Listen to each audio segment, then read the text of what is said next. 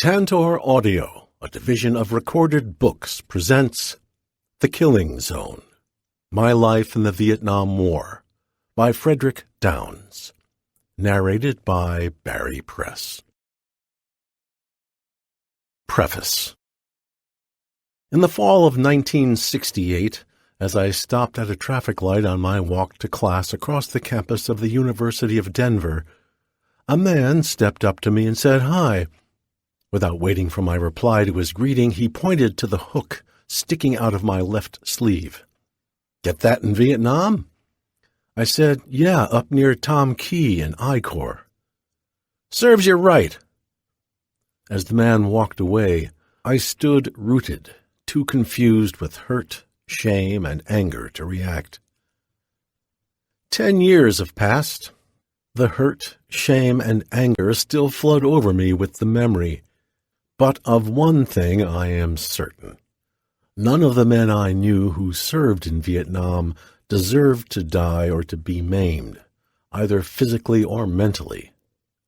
I think it is necessary now to give another view of Vietnam, that of the day-to-day life of an infantryman on the ground. I have always been asked what I thought about Vietnam, but never what it was like to fight in Vietnam. This is the way it was for us, the platoon of Delta 16. Section 1. The Bridges. 8 September 1967.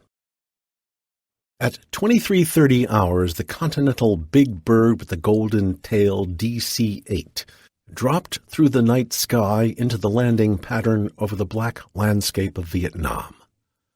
23 hours earlier, the 165 of us had been crammed aboard the commercial jet at the airport near San Francisco. I looked around the cabin at the officers and enlisted men who had come from all over the United States to catch this flight from San Francisco. How would they return? How would I return? I had graduated 6 months earlier from the U.S. Army's OCS program at Fort Benning, Georgia, and now I was soon to be leading men into combat. I was 23 years old, and I had been trained to lead. Physically, I thought I was ready. Mentally, I was as confident of myself as any young officer could be. But underneath my confidence were the ever-present questions, worry, and curiosity about war and my role in it. I was eagerly looking forward to finding answers. I would not have long to wait. I was surprised at the number of lights below. I had always thought that a war zone would be blacked out, yet the jewels of lights spread haphazardly through the dark. I expected tracers to rip the night as the enemy tried to shoot us down, but the landing at Tan Son Nhut was uneventful. We exited the aircraft in a long khaki line to stand apprehensively under a series of large open-sided tents with tables lined up under them. The oppressive heat and humidity was filled with the smells of dust, machinery, and rotting vegetation. Everything was lit up. I wondered when the mortars would start dropping in. How could the enemy miss a target as tempting as that plane and all of these men? The plane was being refueled for takeoff. Opposite our naive line stood another line of soldiers waiting to go home. The soldiers hooted disparaging remarks at us. "It's a lick, motherfucker!" "You'll be sorry." "New cannon fodder." "You guys short yet?" "Only 365 days to go?" "Shit!" We had no comeback to those veterans. After all, hadn't they just completed a tour of war duty? We suffered our ignominy in silence. We were checked through rapidly. As we were directed to the buses that would take us to the disbursement center, I looked back. Spotlights shone on the airplane that had brought us here. Pretty stewardesses in pert uniforms smiled and chatted with the boarding soldiers. The crew was inspecting the underside of the plane in a pre-flight check. I turned around to stare into the blackness in front of me. What was there? We walked to the convoy of buses sitting in the darkness with their motors running. The windows were fogged from the air conditioning which the drivers had turned up full blast. As we got close, one driver opened his door, releasing a blast of cool air and the sounds of the country and western music his radio was getting on the Armed Forces station. Man, I wasn't expecting this cushy treatment. This wasn't anything like a war zone. After a short ride through some checkpoints, this was more like it. We were unloaded and told to hit the sack. Barrack-like tents with wood sides halfway up and canvas for the rest of the wall and roof were our first homes. After our 23-hour flight, we plopped down to sleep on the cots lined up along both walls. There was a crowd around the bulletin board the next morning. Men were laughing or bitching as they discovered their new units. I pushed through the crowd to look for my name and found it with 4th Division next to it. 4th Division, hey, anybody ever heard of the 4th Division? Where is it operating? I never heard of it. A grizzled career sergeant was standing next to me. That's a good outfit, Lieutenant. They're stationed out at Pleiku up in the Central Highlands. I never read about them anywhere in the papers back home. Are they doing much fighting up there? I don't want an outfit that's not in action. The sergeant turned to look at me. They're spread out in I Corps and 2 Corps in the Central Highlands, like I said. Not everybody doing the fighting is in the newspapers. You'll never ever see a reporter up there. It's too rough for them. He looked at my youth. You'll get a belly full of fighting up there, son, if that's what you want. Thanks, Sergeant, I mumbled as I pushed to the back of the crowd to return to my tent. I didn't care whether I seemed anxious or not. I was waiting beside the road with my duffel bag and flight bag long before transportation arrived to take us to the airport. A C-130 leapfrogged north from one airfield to another on its journey to Pleiku. The procedure was the same each time we took off and landed. We sat in rows on the bare floor of the airplane. Long canvas straps hooked from one side of the plane to the other supposedly acted as a buffer against bumps and jolts. Actually, the straps were worthless for protection, but the colorfully dressed crew chief always made certain they were fastened each time new passengers walked up the tail for loading. I was interested in the crew chief's uniform. He was wearing a tiger-striped jungle fatigue outfit. He had a pistol on one hip and a knife on the other. He even had a knife strapped to his leg. Maybe he never did any fighting, but he sure looked the part. Sitting on the floor of the military aircraft was just one stretch of a pain in the ass. I exited the C-130 at Pleiku, glad to have it over with. We loaded aboard Deuce and a Halfs to ride across town to the camp, a huge, sprawling base on the highland plains from which the war in that zone was run. Vietnamese were everywhere, on the roads and in the camp. They were in places I thought would be taboo on a military base. As the driver navigated between the neat military tents, he explained that Americans used the gooks for all the dirty jobs. The lucky ones were the hooch maids, who had the plush job of making the beds and cleaning up the tents. "You mean every soldier has a maid, regardless of his rank?" I asked. "Yep, sir. They work real cheap, 30 to 35 piastres, or P a day, about 28 cents. It's easy living for us. At evening they have to be outside the gates, but the next morning they're lined up ready to come in again. Of course, they have to have a card to get in. Security, you know." I didn't know. From everything I'd been taught about the enemy, that would be a perfect way to get information. A camp this size must employ hundreds of Vietnamese. It would be impossible to check them all. I decided not to question that line of reasoning further and asked him something I was curious about. "I noticed you called them gooks. I thought that would be what we called the enemy. Does everybody call them gooks?" "We do around here, sir." He was enjoying his status as teacher. Different units got different names for them, but it don't make no difference what you call them, you know. Friendly or not, they're all called the same. Look at them. They don't even know what good living is. They're ignorant as owl shit, you know. He blasted his horn at a group of Vietnamese to get them out of the way. Wait till you get to Sin City. Of course, you're an officer and they aren't allowed in, but you can take your rank off. It won't make no difference, you know. What's Sin City? That's a little town outside the camp near Pleiku. The Army tries to control prostitution and VD by keeping an area over there where you can go and fuck your eyeballs out if you're an enlisted man or, being an officer, can sneak in. It's guarded by MPs and everything. The American doctors check the whores 3 times a week for VD, but you got to be standing first in line after they get through to be sure you don't get the clap, you know? I was beginning to think I didn't know anything. You mean the Army supports something like that? Sure. They know they can't stick your ass over here for a year and not expect you to fuck something. So they must have decided that since they couldn't stop it, the least they could do was control it, you know? They even make sure the whores don't overcharge you. Here you are, sir. Just report in that building over there, he pointed. Thanks. I pulled my bags out of the back of the truck and carried them over to the doorway he had indicated. There might not be much fighting around here, I thought, but there seems to be plenty of action. I reported to the sergeant, who told me to report to the supply sergeant for my equipment.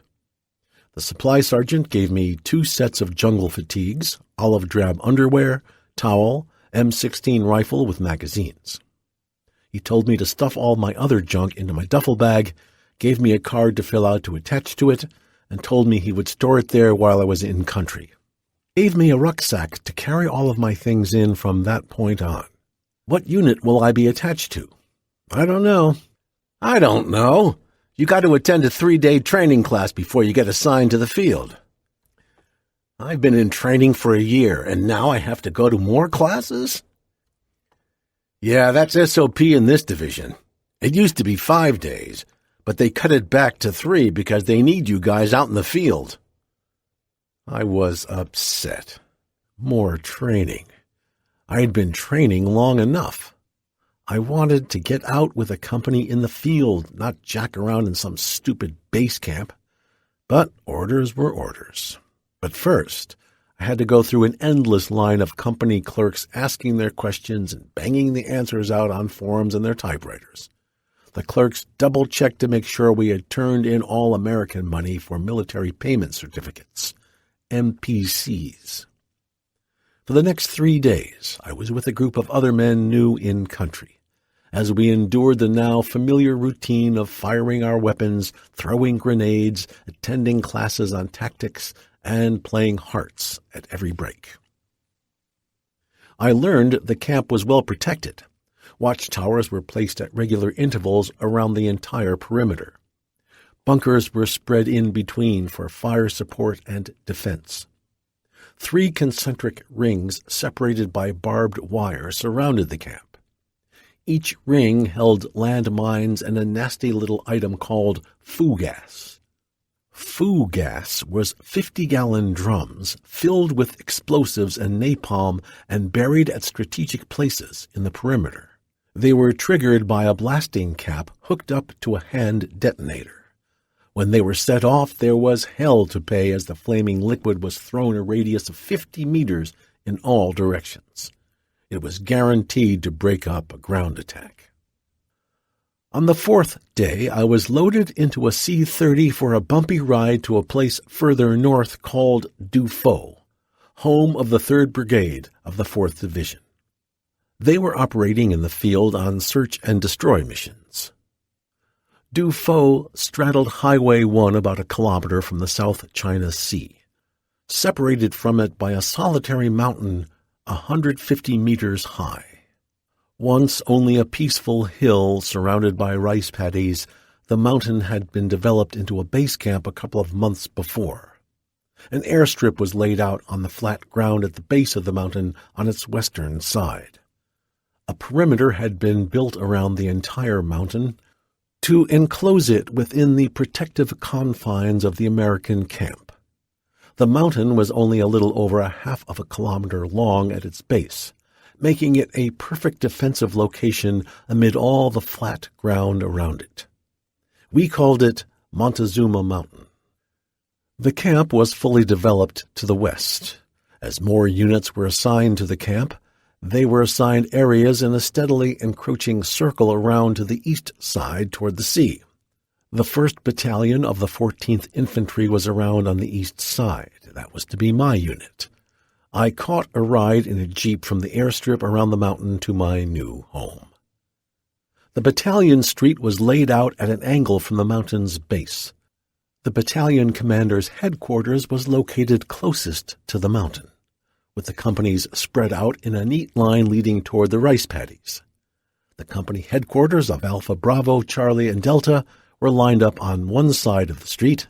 A latrine for the enlisted men was located at the end closest to the perimeter. The latrine, a 4-holer, closed off the company area. Behind each company headquarters was the supply room for that company. Off to the side, farther behind the company headquarters, were the large half-wood, half-tent barracks to house the men when they returned from operations for stand-down. The company headquarters buildings were the same type of construction, but they were divided by mosquito netting into an orderly room and individual cubicles for the officers. Between the supply room and the back of the company headquarters was a garbage can shower for the officers. Behind the battalion commander's headquarters was a 2-holer for the officers. Spread throughout the area were piss tubes for everybody. They were constructed by digging a small hole in the ground near a discreet place like a bush, sticking a packing tube used for rockets, about 3 feet long and 4 inches in diameter, into the hole so that 2 feet of it stuck out of the earth at an angle, and pouring rocks in the hole around the tube to hold it in place and to act as a drain. As a finishing touch, a wire screen would be fastened across the end. These tubes were very convenient, and lest anyone had trouble figuring out what they were, there was always a sign next to them with "piss tube" written on it. Across the area to the side of the battalion headquarters was a large mess hall shaped like a T and constructed out of the half-wood, half-tent buildings. These buildings were used for every purpose. They were built up off the ground, had wood floors, and were mostly dry. An old airplane wing tank across the company street served as the enlisted men's shower. A landing pad with room for 1 helicopter was marked out in front of the mess hall. The company area was L-shaped.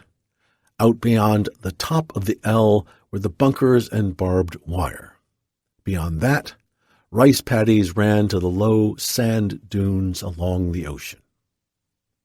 That evening, I wandered into headquarters company looking for company and information. The company clerks were only too happy to tell the lieutenant new in country all about the best damn outfit in Nam. It was SOP to salute in the company area, but not in the field. When an enlisted man saluted, he would say, "Golden Dragon, sir." The officer would return the salute with, "Right of the line." I asked about this. They told me that the 1st of the 14th was an old infantry regiment steeped in tradition. During the Boxer Rebellion in China, the unit had fought bravely. Afterward, they had adopted the symbol of a golden dragon. The other part of the salute came from some battle in the Civil War. Right before a large battle, a staff officer asked a general where to put the 1st of the 14th. The general had roared back, "Put them to the right of the line, where they belong." The right of the line is where a leader traditionally puts his best men and units. This comes down through military history because when a man fought with shield and sword, the right arm or sword arm was unprotected. The best fighter was put to the right to protect the sword arm of the man on his left. Only the most trusted and best fighters held the position to the right. A radio call broke up our discussion. I listened to the companies calling in their action report for that day. 2 men had been killed, a number of others wounded. After the radio call, under the harsh light bulbs, I watched the clerks struggle with the ever-changing figures of the most important document in the military, the Morning Report, DA Form 1. With this report, the Army kept tabs on every man under its command, everyone from the AWOLs to those killed in action.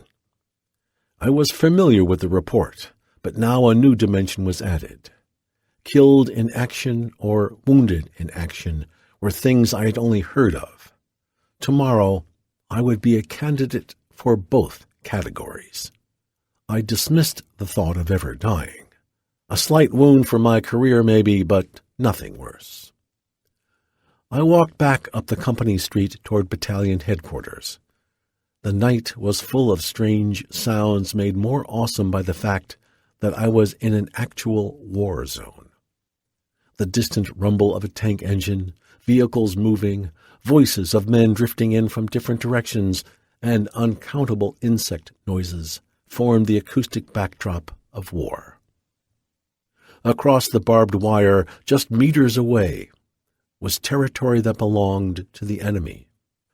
I had been warned many times already that we only controlled what was within our barbed wire perimeters, no matter where we were in Vietnam.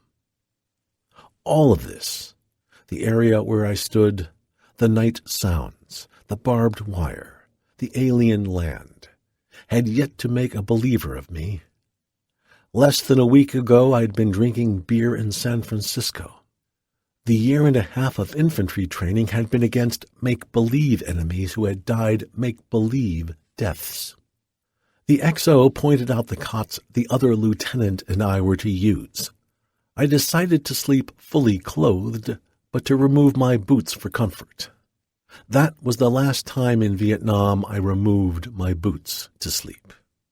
If anything happened at night in the field, we didn't have time to fumble with bootlaces. Too pent up to sleep, I lay on the cot staring through the screened upper half of the hooch at the dark sky. Suddenly an artillery gun fired from somewhere close above me. It must have been from the top of the mountain. A flare lit the sky as a 4-deuce mortar fired an illumination round. I sat up in the cot, then walked to the doorway to look at the eerie, flickering landscape around me and out beyond the barbed wire. I knew I shouldn't, but I glanced at the flare. Smoke left a corkscrew in the air behind the slowly spiraling burning phosphorus. I could hear the hissing of the burning. The light reflected slightly against the miniature parachute supporting the flare, and against the bottom of the stretched-out spring of smoke which marked its descent. I followed the corkscrew of smoke upward, but it disappeared in the darkness far above the flare. I pulled my eyes away, squeezed them shut for a second, and opened them to stare out again over the area. Deep shadows moved in elongated orbits over the ground in concert with the spiraling swinging of the flare. The shadows grew longer as the flare dropped lower. The open area not covered by the deep, dark shadows seemed harshly bright by comparison. The flickering light was strange because it did not allow for colors but made everything a contrast of light and dark, of shadow and substance.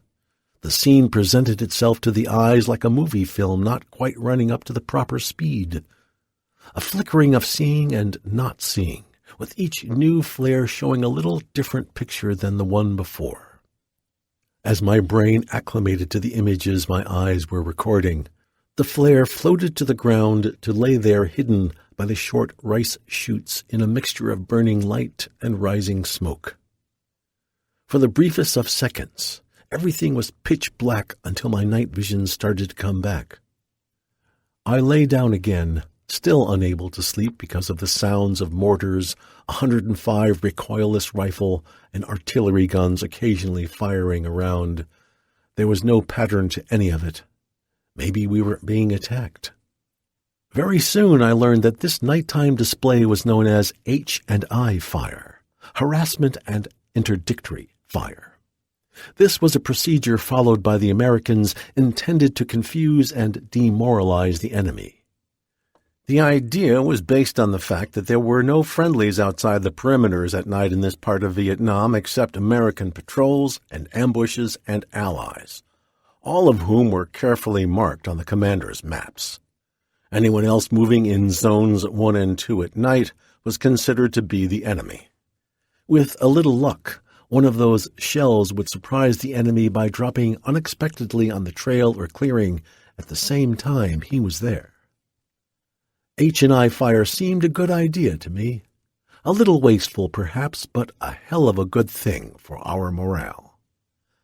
I finally allowed my mind to become adjusted to the different sounds and intermittent light, and fell asleep. 13 September 1967.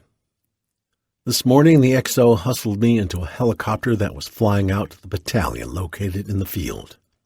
I jumped aboard with my rifle, web gear, and rucksack, and sat on one of the canvas seats in the middle of the helicopter. It was a style called a Huey, or a slick. It was called a slick because it didn't have any weapons fastened on the outside of the fuselage. It only had 2 door gunners, one on each side, armed with M60 machine guns mounted on a swivel. The slick was used for transport of supplies and men. It had a pilot, co-pilot, crew chief, and 2 door gunners. This allowed the slick to carry 6 fully equipped infantrymen into an LZ. The 2 side doors were always fastened open or removed. It was rumored that any enemy soldier who shot any aircraft down was promoted on the spot. If so, the helicopters helped quite a few enemy soldiers along in their careers. To supplement the firepower of ground troops and protect the slicks, the gunship was developed. This was a slick converted to a weapons carrier by adding multiple rocket launchers and machine guns. They all carried plenty of firepower and were excellent in ground support, but they were still only converted slicks. The Cobra, another fire support helicopter, had recently arrived in Vietnam. It had a narrow 3-foot-wide fuselage, was a faster fighting machine, and carried a weapons system classified as light, medium, or heavy. All 3 weapons systems consisted of various amounts of multiple rocket launchers and machine guns. Some Cobras had multiple feed M79 grenade launchers mounted in the nose. There were only 2 crewmen, one seated above and behind the other in the narrow cockpit. The Cobra was half again as fast as the Huey and a formidable weapon. The pilot landed on one of a group of small hills that marked the boundary line between the flat rice paddies that spread to the sea and the mountains that were the beginning of the ranges that covered the interior leading to the Central Highlands. The battalion had set up a fire base on one low hill from which the battalion commander directed the operation. The major introduced me to the colonel, who walked out of his CP. The colonel welcomed me and told me that I would be assigned to Delta Company as an observer, so that I would have a chance to become familiar with how the company worked in the field. He would send me out in a chopper later that afternoon. I wandered around the fire base observing the men in their different activities. I particularly noticed the 4-deuce mortars set up in the middle to provide fire support. Each tube was surrounded by sandbags. The ammo supply was next to each tube. Men lounged around their guns, smoking cigarettes and joking with each other. Most of them were stripped to the waist in the hot sun. Mud was everywhere. I stood on a rock to get a better view of the rice paddies to the east. Below me, the edge of the lush green paddies gave way to irregular flat areas of bright green, spreading as far as I could see. Clumps of trees stood out like little islands in a sea of green. Every once in a while, a HE, high-explosive shell, would be fired from the tubes behind me to explode among the trees. Off to the north, thin columns of white smoke marked the leading edge of the company's movement through the rugged foothills. Each column of smoke represented a hooch on fire. I could see small groups of black pajama-clad people moving out of the hills. They were loaded down with belongings carried on their backs or across their shoulders, balanced on the long bamboo poles so prevalent in the Orient. Several pushed heavy loaded bicycles. The people streamed out of the foothills from the direction of the rising columns of smoke, following paths along the edges of the rice fields, making their way across the large open areas toward a destination on one of the large islands barely seen across the immense sea of green.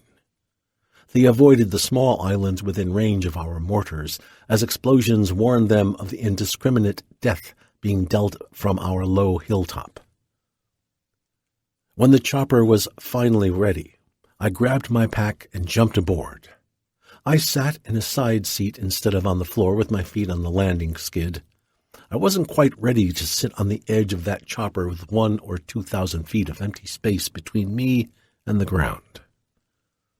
We flew north along the foothills until the chopper started circling. Far below me I could see purple smoke marking the landing spot for the pilot. The chopper pilot lowered the aircraft to within a few feet of the ground and then settled in. I jumped off as a group of disheveled-looking soldiers stepped out of the thick brush. I ran in a crouch out from under the rapidly turning rotor blades as the crewmen threw out some cases of sea rations and ammo. Bugs swarmed around my face. I swatted and looked at the men who looked right back at me. It was my first view of American GIs who had spent several days in the jungle. I stood there in sparkling, crisp fatigues, brand-new boots, new rifle, clean-shaven, fresh haircut. I even smelled clean. My helmet camouflage cover didn't have a mark on it, nor did I. The two men opposite me were filthy. Their fatigues were torn. They had scratches all over their skin, 2 or 3 days' growth of beard and dark circles under their eyes. They looked tired, and they smelled to high heaven. One of them introduced himself as Sergeant Schaldenbrand. His radio operator, RTO, was named Man. Schaldenbrand was about my size. Man was taller and thinner. Some other men were hauling away the supplies as the chopper lifted up out of the small landing zone. Schaldenbrand told me to follow him, as the company was located in the small hill behind him. The other men called over to say they were ready. I followed Schaldenbrand and Man into the brush. We wound and twisted, and the sweat started pouring off me. The sun was beating down. The humidity must have been close to 100%. The brush wasn't much taller than we were, so it provided no protection. The bugs started to bite in earnest. The aftershave lotion I had used that morning was an obvious lure to every mosquito within 100 meters. They all homed on me, trying to suck out my blood before I reached the top of the hill. Halfway up the hill, we pushed through tall elephant grass, whose sharp edges cut my exposed skin. I couldn't tell how far we had to go. My pack straps were cutting into my shoulders. My fatigues were wet with sweat. Where was the company? A voice next to me said hi. I jumped from the sound of a voice speaking out of the elephant grass. Right next to me were a couple of men barely visible in their position at the edge of the company perimeter. They were so close. I swallowed hard and returned the greeting. Schaldenbrand led me through more elephant grass to the small inner circle of the perimeter where the CP was located. He introduced me to the individual who would be a dominant figure in my life for the rest of my tour in Vietnam, Captain Harold Sells. Captain Sells was an ROTC officer, 26 years old, the son of a father killed in Korea. He was my size, about 5 feet 10 inches tall, and medium build. He had light brown hair and a no-nonsense air about him. He introduced me around the company CP group, and then assigned me to the 1st platoon led by Lieutenant Smart. Lieutenant Smart was a tall, red-haired guy who had brought the company over from the States with Captain Sells when the battalion had been transported en masse by boat. He and the captain were good friends, and he expected to be the XO for the company as soon as I was ready to take over his platoon. Captain Sells pointed out the location of the other company in the area, on the next low hill to the north of us. By stretching up on my toes, I could see across the top of the elephant grass to the other hill, a twin to the one we were on and also covered with elephant grass. The hill was only a couple of 100 meters away. Charlie Company was there. The enemy, I was told, was all around us, not in great force, but in small units of snipers and attack groups. It was hard for me to take seriously. It was still like an OCS exercise. Lieutenant Smart said I could share his and Schaldenbrand's hooch that night. Smitty and Snodgrass, the CPRTOs, showed me how to fill my canteen when it rained, as it surely would later. The sun cooked us during the day, but it seemed to rain every night. Since we never knew when we would be able to get water, we collected the runoff from the slick sides of our hooches. The hooches looked dirty as hell to me. I made sure I had my iodine tablets ready to sterilize the water in the morning. After the RTOs were satisfied that my canteen was set up properly, I went over to Captain Sells to find out what our mission would be the next day. He explained the mission to me as he and the men warmed their sea rations for the evening meal. He informed me that his radio signal was Delta 6. Lieutenant Smart, the first platoon leader, was Delta 1-6. The second platoon leader was Delta 2-6, etc. Sixes were the commanders of their units. Their seconds in command were known as fives. For instance, Delta 1-5 was the first platoon's platoon sergeant. Sells asked me about my family. I explained that I had a wife and 2 little girls back in Illinois, right across the state line from Indiana, where my family lived and where I had grown up on a farm in Kingman. I was telling him about the latest news in the States when automatic rifle fire shattered the stillness of the early evening air. The men around me instantly threw themselves into defensive positions, their eyes searching outward in an attempt to pierce the elephant grass. All of them clutched their weapons. Spilled cans of sea rations lay next to the burning Alka-Seltzer-size heating tablets of compressed solid fuel used to heat our food. Delta 6 grabbed the horn from one of the RTOs. He called Charlie 6 to ask what had happened. Delta 6 had a bitch box on the back of the CP radio to amplify any incoming calls, which allowed us to listen. We all heard the excited, tense voice of Charlie 6's RTO report. A dink had fired a BAR into the hilltop, firing blindly through the elephant grass. The unexpected burst had shattered the face and lower jaw of one of the sergeants. The same burst of bullets had passed through the sergeant, hitting a lieutenant, who was standing behind him across the shoulders. Charlie 6 thought the lieutenant might live, but the sergeant was in a bad way. They had to get a dust-off in quick if they were to save him. I was stunned. Not 200 meters away from me, a group of men had been doing what we had been doing, and now 2 of them were badly wounded. Jesus!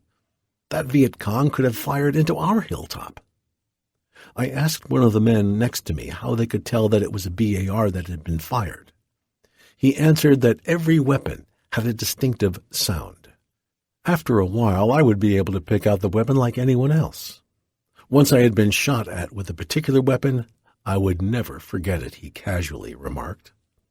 Delta 6 passed the word not to give away our position unless we had a positive target. We heard the dust-off coming. Everyone tensed. The chopper would offer a perfect target. I spotted it coming from the south, a blot against the now cloudy gray sky. It would be dark in a few minutes. I wondered what would have happened had it been pitch dark. Could they still land? For the first time, I felt the odd sensation of willing my soul upward to assist the chopper crew coming for my fellow soldiers. My body strained as if I could leap upward to the chopper to add my strength to its survival. I prodded the chopper with my thoughts.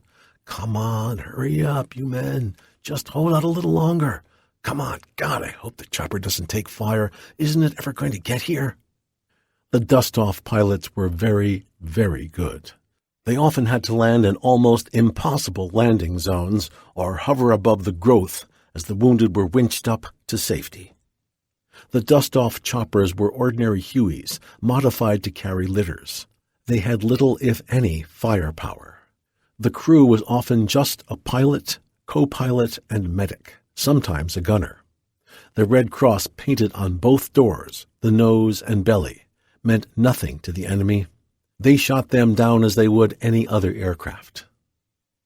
The chopper circled once to identify smoke, then dropped rapidly downward.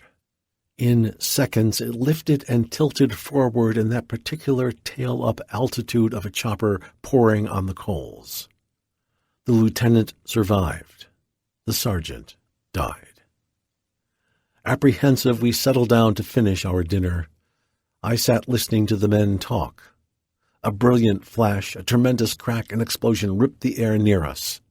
With only reflexes guiding me, I slithered across the ground, only to note that the men had not even moved from their positions. They were still squatting over their sea rations and chuckling at me. What the hell was that? Only lightning and thunder, said the captain. The lightning had struck the hill we were on, drawn by the metal of our equipment. I didn't think it was as funny as they did. A guy could get killed around here. Darkness quickly engulfed us. My hooch mates watched in astonishment as I pulled out mosquito netting and spread it over my poncho liner and air mattress. They were aghast that I carried so much extra weight. No, I answered, this is all good stuff. Their amazement grew as I revealed 3 changes of underwear and fatigue clothes.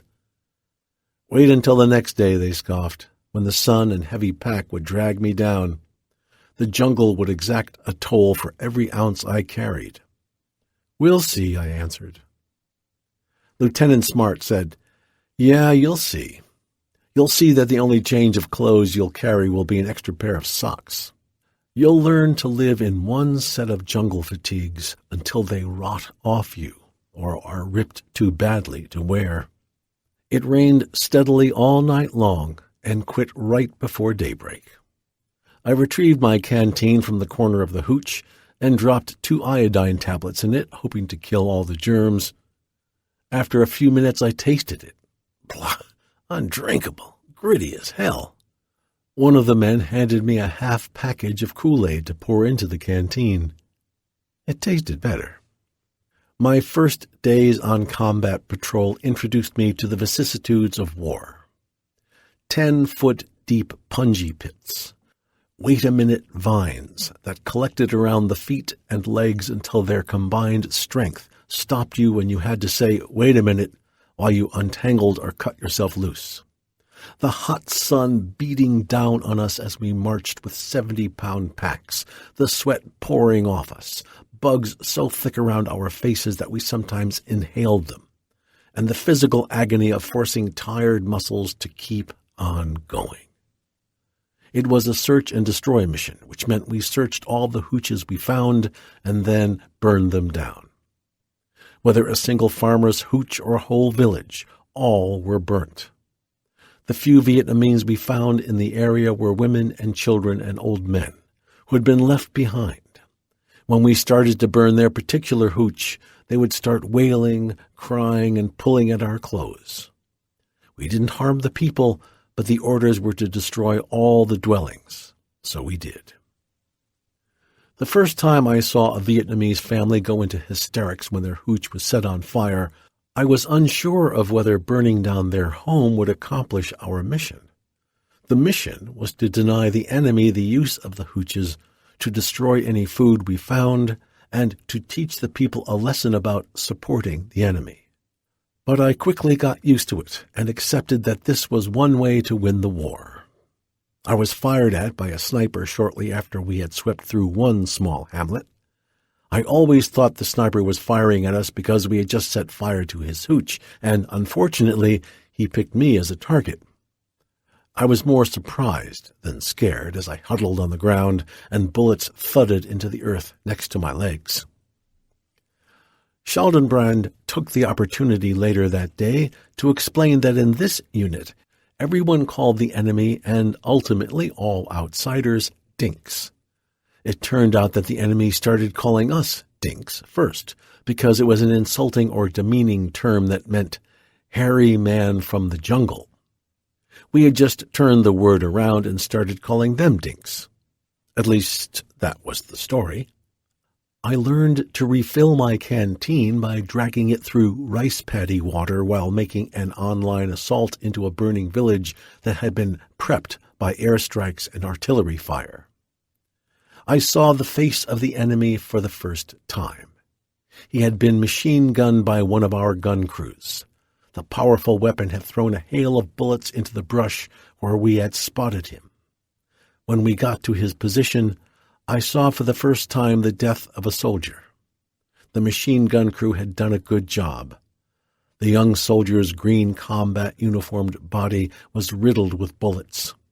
He was sprawled across his bicycle with his face toward the sky. At last I had before me the enemy I had been trained to destroy. He was a young man for whom the war and life had ended. One evening, a jet was returning to base and needed a target to get rid of its unexpected bomb load. The captain called the forward air controller and gave him the coordinates of a sniper 300 meters away who had been pestering us on and off for 3 days. As the jet pulled up after dropping napalm on the sniper's position, we could hear the pop-pop of the sniper firing at the jet. The men talked about the gall of that sniper as I watched the napalm burn itself out. I wondered what would drive a man to stand up to death in so remarkable a manner. I saw bravery on our side, too. 19 September 1967. Early morning. More of the search and destroy mission. The 3rd platoon was moving diagonally across a small hill 70 meters to the south of us, a long, ragged line of men with misshapen backs bowed by rucksacks, inching toward the top of a small ridge. An occasional curse drifted across to us as a man stumbled on the hillside. I was watching the point men approach the top when a cloud of dirty gray smoke enveloped the 3 men on point. The sharp rumph of an explosion broke the beauty of the morning. Screams pierced the air. 4 or 5 men in line behind the point dropped to the earth in a reflex motion, then jumped up to run forward. I watched as they bent over the wounded men. Across the 70 meters of open space between our 2 units, a small drama of war unfolded. Captain Sells radioed the platoon leader for a report on the condition of the men. Meanwhile, some of our men had run forward to the edge of our hill. They yelled to ask if anyone had been killed. One of the men bending over the wounded raised his head. He yelled back that no one was dead, but 3 men were pretty badly wounded. Captain Sells had received the same information over the horn from 3-6 and had told his other RTO to call in a dust-off. In the gully between us was a small, dry rice paddy. It was surrounded by tall, thin palm trees, but the paddy was just large enough to allow a helicopter to set down. Captain Sells sent 2 men down to the paddy to pop smoke when the dust-off arrived. They would guide the chopper in. The platoon across the way was carrying the wounded men down to the paddy. They reached the edge of the paddy as the sound of a chopper's rotor blades came toward us from the south. One of the men in the paddy popped a smoke grenade to guide the pilot's attention to our proposed LZ. The man stood with his legs spraddled, holding his M6 horizontally above his head with both hands.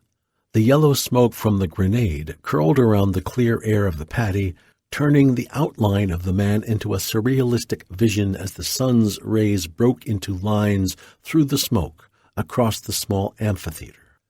The pilot circled our position to orient himself on the guide-on man. The man would be facing the direction he wanted the pilot to come in from. He was facing a narrow gap that seemed large enough to admit the helicopter on its sharp guide path. We held our breath as the pilot skillfully slid his craft between the dangerous sentinels of trees. He settled the chopper to the ground. the rotor wash causing the thin trees and bushes to whip violently back and forth. We were on a level with the rapidly turning rotor and could feel a slight movement of the disturbed air. The olive-drab clump of men rushed their wounded comrades aboard the dust-off. They ran back and waved to the pilot, who increased the speed of his rotors. The ungainly-looking craft rose slowly upward a few feet as the pilot pivoted the chopper to weave out through the same gap he had come through. The heavy laboring of the motors reverberated through our bodies as the pilot moved forward. We held our breath, but to no avail. A misjudgment of air currents caused the craft to drift sideways a few feet. A terrible whop and crack of a blade striking the tree on the right side of the craft grabbed our attention. A section of the blade and wood chips flew in all directions. The chopper rocked and shuddered violently as the pilot fought to maintain control. For a brief instant the chopper slid sideways. "Look out, he's going to crash!" someone yelled. The men around the paddy ran in all directions, frantically trying to escape the impending doom above their heads. With a supreme effort of flying ability and adjustment of his controls, the pilot regained control as he fought to gain altitude. There was no place to bring it down. He had to make it fly. The uneven distribution of weight in the two rotor blades shook the helicopter unmercifully, as the twin forces of physics and fate were overcome by the pilot's determination to fly the stricken craft.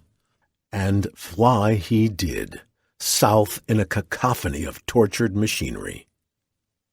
We waited to hear on the horn if the pilot made it back. Finally the call came.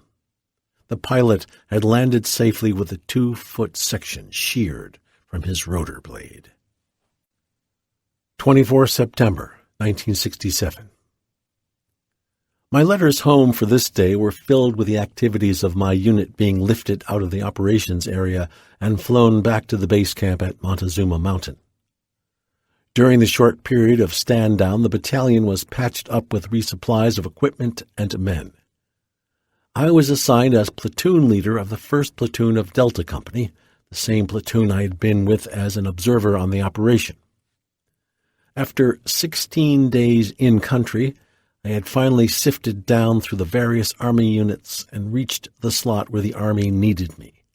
My complete address was a historical trek which every replacement soldier must make, and is always his record of travel.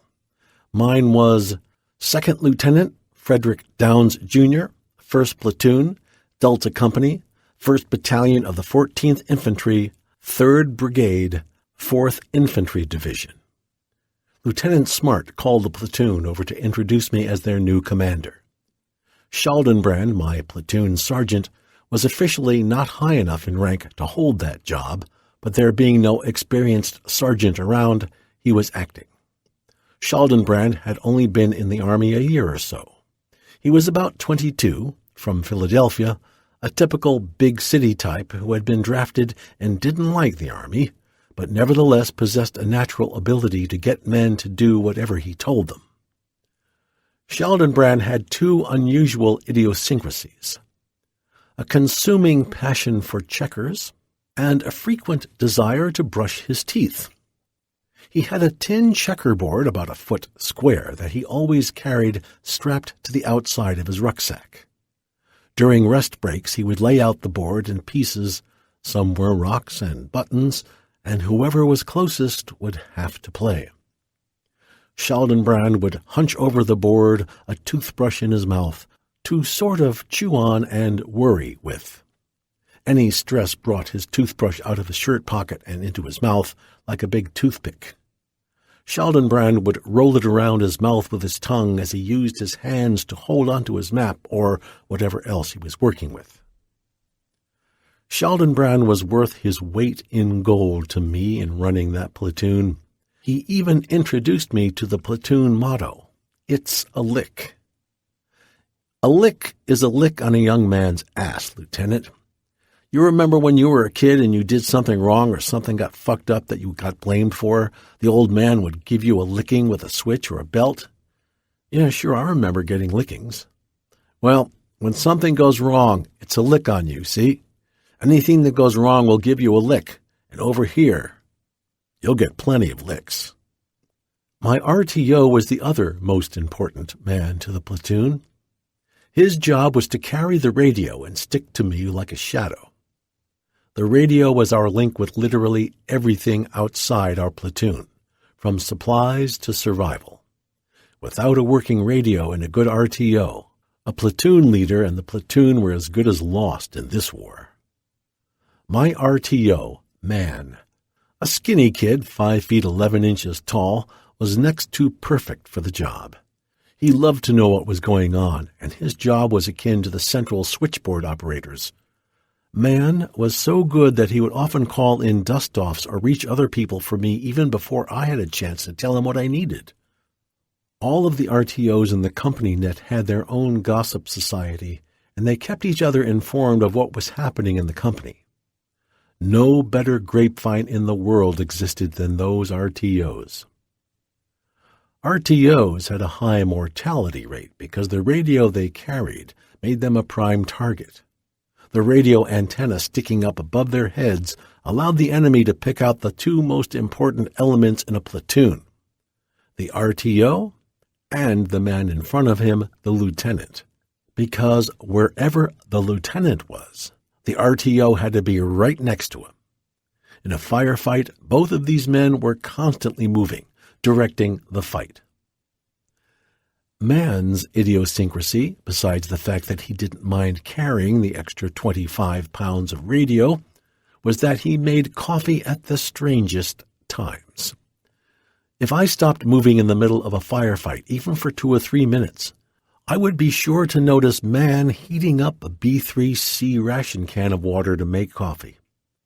The first time this happened, I was surprised that anyone could calmly heat up water for coffee with bullets flying all around us. "What the hell are you doing that for?" I asked. "Coffee helps my nerves," man replied, handing me my cup. I was probably the only lieutenant in Vietnam who got hot coffee served him in the prone position. Many times, man would no sooner have the coffee made than we changed positions on the run, forcing him to leave it behind.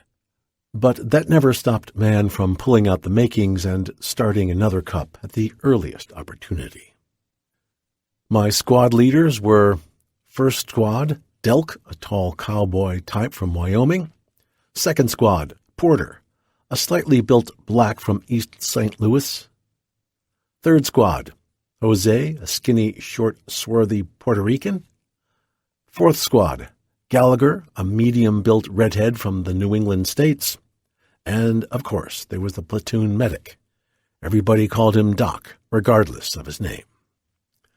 The platoon makeup was whites, blacks, Puerto Ricans, Mexican-Americans, an Indian, and a Japanese-American, all of them from 18 to 20 years old. In a combat platoon, we were evaluated by our peers on our ability to help the platoon survive, and not on our racial backgrounds. A combat platoon pulled together and was tight with each other, with no room for the soldier who wouldn't do his share. 25 September 1967.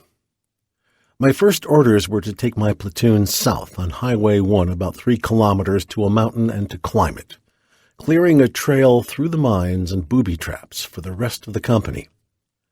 The mountain belonged to the enemy, but the Americans were going to take it and make another base camp from which to operate. This was my first command. The captain eliminated the chance I would miss the mountain by pointing across the rice paddies to a large hump. Even a second lieutenant couldn't miss it. 2 deuce-and-a-halfs and a 3/4-ton truck were laid on to carry us south to the mountain. Everyone had been resupplied with new jungle fatigues, a new issue of ammo, and sea rations. We traveled out the front gate onto the highway leading through Dufault. Dufault was typical of the villages I was to become familiar with along the fringes of the American Army. It consisted of scroungy mud, straw, and cheap tin hooches located on both sides of the highway. Vietnamese of all sizes and descriptions moved incessantly along the muddy road through the village. On a tin roof I saw the only cat I was ever to see in Vietnam. He looked tough and wily, crouching on the edge of the roof, watching. ARVN and American soldiers were spread through the crowd, their distinct OD uniforms marking them as different. My 3/4-ton truck was the lead vehicle. Like the captain of a ship watching a pilot take his vessel into a narrow harbor, I nervously watched the experienced driver weave through the shoals of people and vehicles. Dufo was not very large, and we were out of the village in a few minutes. I noticed a sign on the right side of the road proclaiming this section as the Seahorse Highway, compliments of the American Army's 19th Engineer Battalion. The old, narrow French highway ran straight as a die into a small cut through a ridge 1/2 kilometer ahead of us. The open rice paddies spread out on both sides of the road made me feel relatively safe against the chance of an ambush. I thought of landmines, however. My feet rested on the layer of sandbags covering the floor of the little truck. They would offer some protection from a small mine the vehicle might run over. I scrunched up in the seat, sucking in my abdomen and pulling my balls a little closer to my body. Guiltily, I glanced over to the driver to see if he had noticed. He seemed to be holding his breath, too. As we approached the cut, I forgot about the sandbags and began to worry about the high sides along the road through the cut. I had read a lot about the French being ambushed in narrow passes such as this one.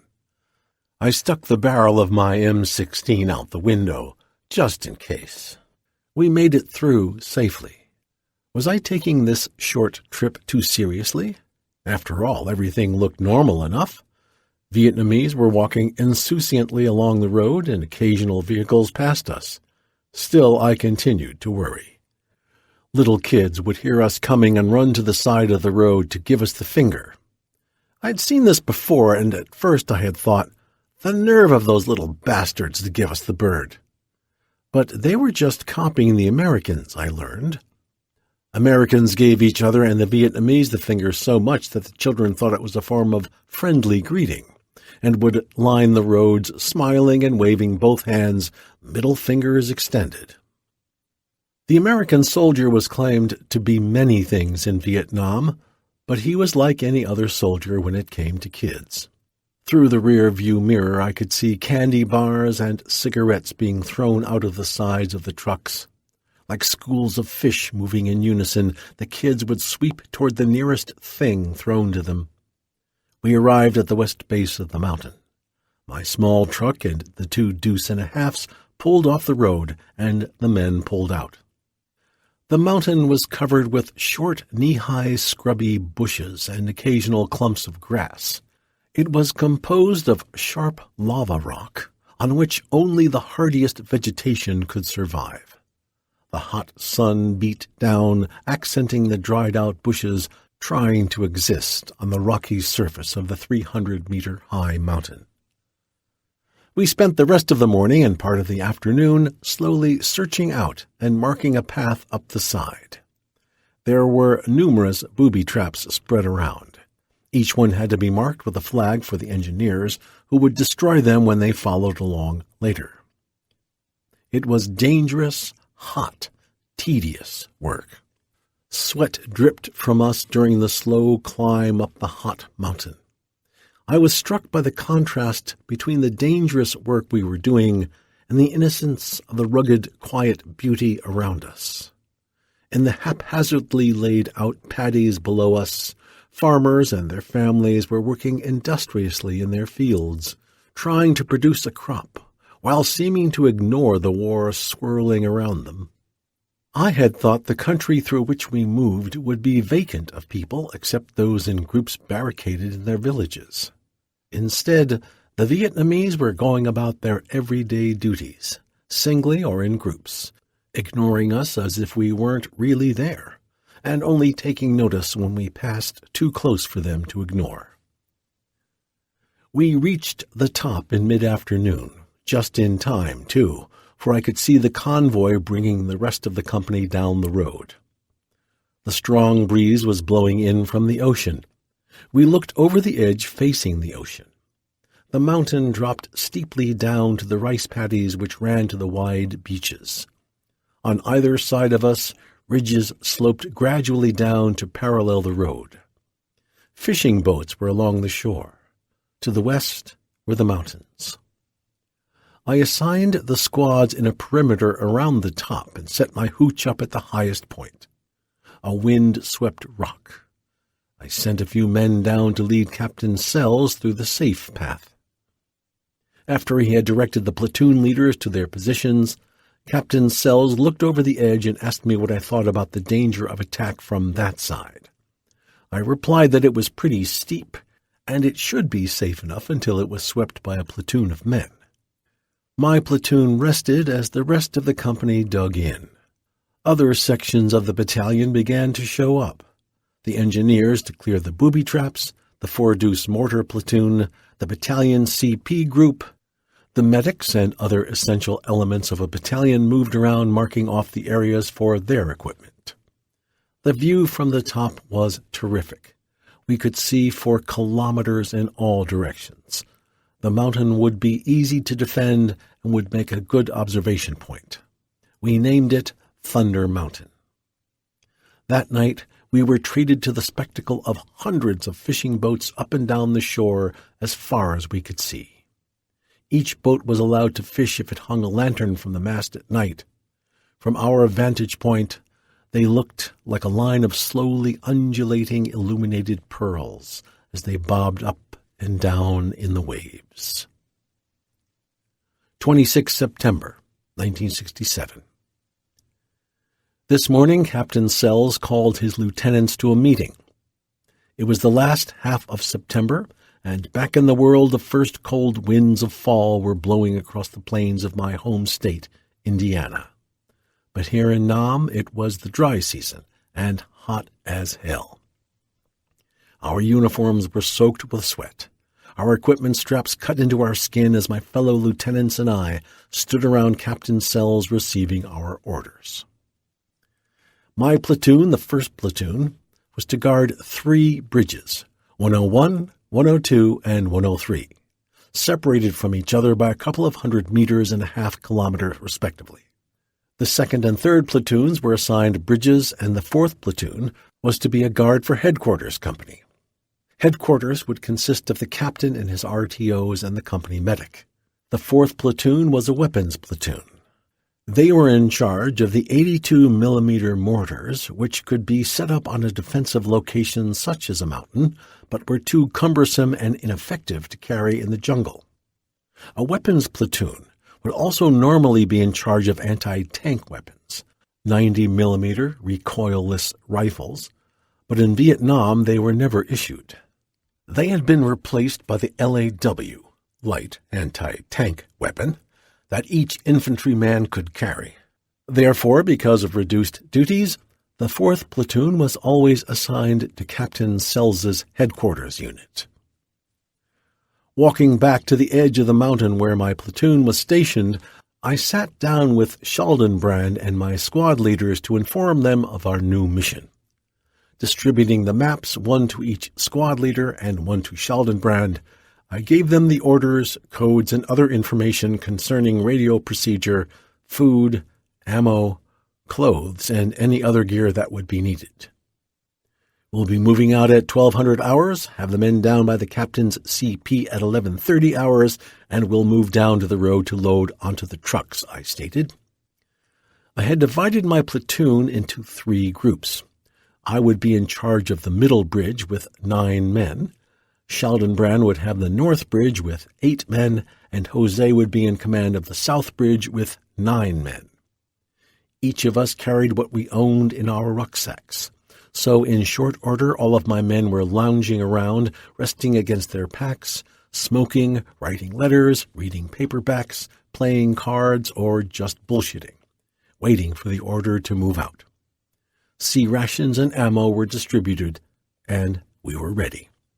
Many thoughts rushed through my mind as I chain-smoked Pall Malls. The bridges were only 3 or 4 clicks down the road, but it would be my first time in command. I was responsible. I had joined the company out in the field as an observer, so I knew most of the men. I had been under fire, but I had not been responsible for anyone but myself.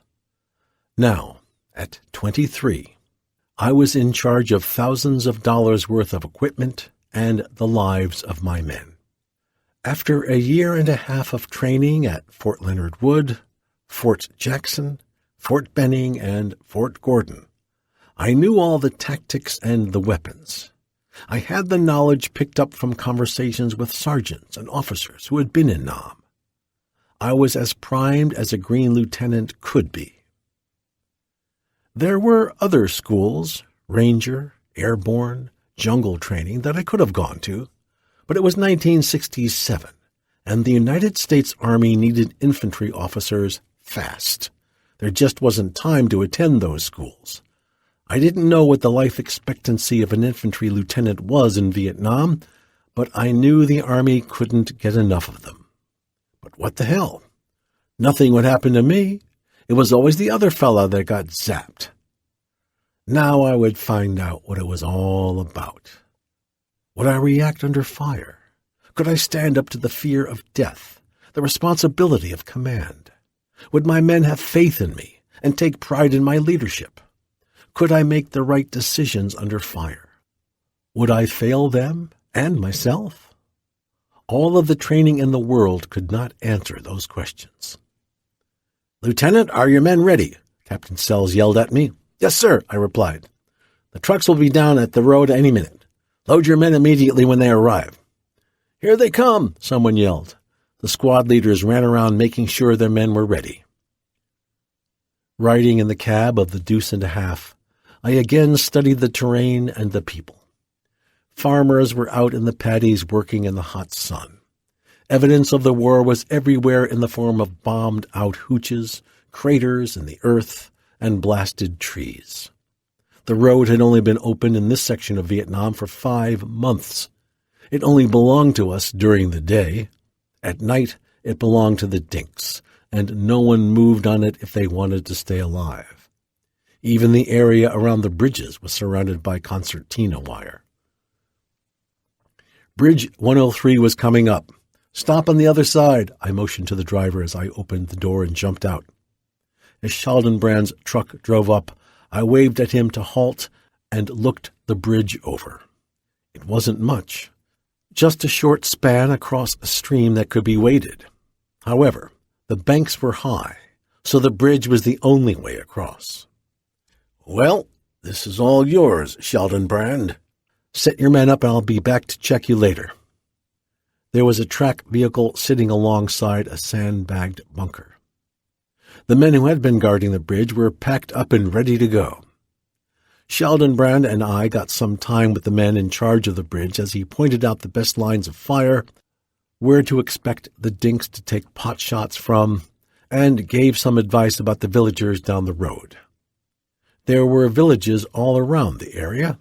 As my men got off, the unit we were relieving got on the trucks, and we drove down to my bridge, 102. The lieutenant in charge was glad to see me. His men were ready, and he walked around showing me his old positions, the dangerous areas, and telling us about the villages down the road 25 meters. There was one track and a tank at his bridge. "Jesus," I said to him, "don't tell me you have trouble with all that firepower sitting there." "Don't let that fool you," he replied. "The Dinks hit us a week ago with a coordinated infantry and rocket attack. They hit from the front of the tank that was here before this one. The rocket exploded on the front slope, sending the force of the blast upward. The driver got most of his head blown off, and the tank lost the use of its main gun and xenon searchlight. They just about overran us. Also, you'll notice this is a Bailey bridge. The unit before us did get overrun, and the old bridge was blown up. That's it over in the field." He pointed to a pile of twisted wreckage. "Thanks for the warning," I murmured. My respect for the Viet Cong went up a few more notches. "Have fun," the lieutenant said as he swung up into the cab. "Yeah, sure, thanks. Hey, set my men up on that last bridge, will you?" "Sure, I'd be glad to," he said as he lit up a cigarette. "It's only a culvert, though." "Hey, Jose," I yelled, "go with this other lieutenant and get set up. I'll be down later to check up on your position." "Okay, Lieutenant. I'll call you on the radio when we get set in," he answered. "Roger." Sheldon Brand also had a radio, so all three bridges would be in communication with each other. I surveyed my new command as the trucks moved on down the road. The tank commander came over and introduced himself. "How you doing, Lieutenant? I'm Lieutenant Knudsen, and we'll be staying on. Those are my tracks on the other two bridges, so coordination will be easier. We were assigned here a week ago after the other tank outfit got zapped." I introduced myself and my men. He did likewise. He had been in Vietnam almost 2 years and was up for captain. While I was new in the country, he certainly was not, and looked on us with a critical eye. Track units provided the firepower, but they needed the infantry to protect them, especially in static positions. Undoubtedly, he was wondering how good a job of protecting them we would do. From my point of view, I certainly welcomed all that armor and firepower. On the other hand, the armor always made a wonderful target. Dinks would be drawn to this bridge like bees to honey. Lieutenant Knudsen had a first sergeant who had been in the Army a long time and had his own ideas about how things should be. Infantry and armor soldiers were clannish and tend to look on the other as something to be put up with. The track units on the other two bridges got along well with my men, but on our bridge we were together, but not close.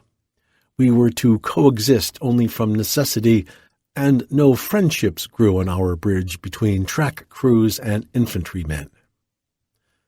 The next morning, Captain Sells called me as I was eating C's. "Delta 1-6, this is Delta 6, over. This is 1-6, over. This is Delta 6. The weather reports from Dragon 6 show a storm moving into this area by tonight. Be prepared for it. Also 1-6, the area you occupied last night was attacked by 3 Viet Cong who crawled up the side of the mountain. They threw grenades into your old location and zapped 2 men. Before one of the men died, he was able to kill 2 of the dinks. You're lucky. 1-6 out." A shiver passed through me at the thought of how close I had been to death. One more night, and I would have been one of those dead men. I had been lulled by the steepness of the mountain. 30 meters to the east of the bridge was an old bunker. I decided to make that my command post. It was located close to the barbed wire that ringed the eastern side of the perimeter and commanded a reasonable field of fire. There was a low parapet on the other side of the stream, 20 meters away, but it could be covered by the bunker located at the south end of the bridge in case of attack. It was not an ideal situation, but the parapet could not be destroyed, and the tank was located at the bend of the stream as it turned under the bridge. The track crew sat close to the tank on the sand, which had been laid down over the last 2,000 or 3,000 years. Plenty of firepower on this side, but what about the west side? When the French built Highway 1, they had built a narrow-gauge railroad parallel to the highway. It was only 30 or 40 meters away, and the built-up rail bed formed a perfect place to launch an attack. With only 9 men to guard an area that should have had 30, I put 3 men on the old rail bed. If we were attacked, they would have to pull back to the highway bridge, but at least they would provide protection against a surprise attack. 27 September 1967. My first day on the bridges. This and the following days would be a maturing time for me. Mann and I were busy preparing the bunker for defense. My men had just put 2 claymore mines in front of the barbed wire and had run the detonating wires back to me. Evening thunderstorms were blowing heavy, low clouds in from the sea. The wind increased in intensity, bending the trees at its whim. The atmosphere had a surrealistic quality, imparting a sense of impending doom to the fields and rice paddies around us. I hooked the hand-squeezed detonators to the claymore wires and laid them on the sandbags next to me. 3 of the track crew lugged concertina wire past us to reinforce the concertina wire already in place.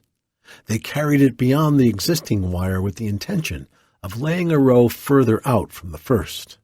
I glanced over my shoulder and asked what they were doing, since I thought we had enough of a defensive line.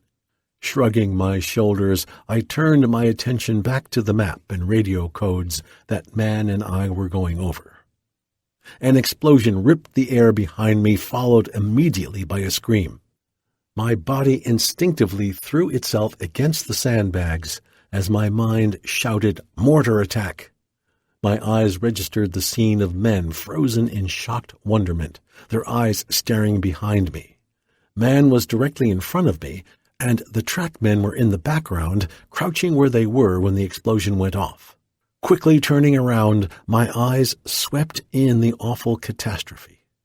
One of the claymores had gone off, shattering forever the lives of 3 men in front of it. Jesus Christ, was it a mortar? No, one of our claymores went off. Get those men, quick! No, wait, there's another claymore out there. What the fuck set it off? What about the other one?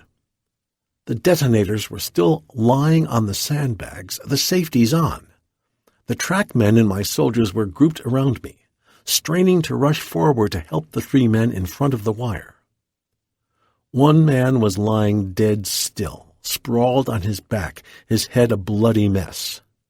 One was on his knees with one arm dangling, the other hand clutching his neck and shoulder, blood streaming down the front of his fatigue shirt. The 3rd man was standing, bleeding, in a shocked daze, aware of the danger still existing in the other claymore. "Shit, it's the static electricity in the air that set it off," I exclaimed. The charge used to set off the blasting cap on the claymore was generated by squeezing the fist-sized detonator. The electricity in the air around us could certainly be capable of setting off the blasting cap.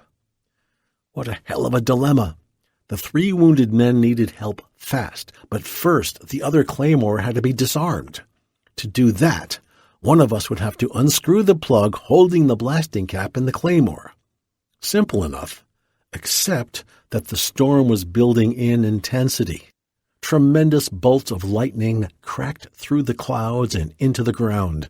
The air was charged with electricity. Explosion of the other claymore could be imminent, resulting in death to the men in front of it.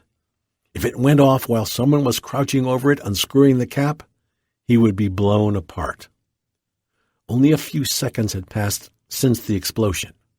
One of my men and I dashed to the claymore, frantically fumbling, unscrewing the plug holding the blasting cap, throwing it away from the claymore.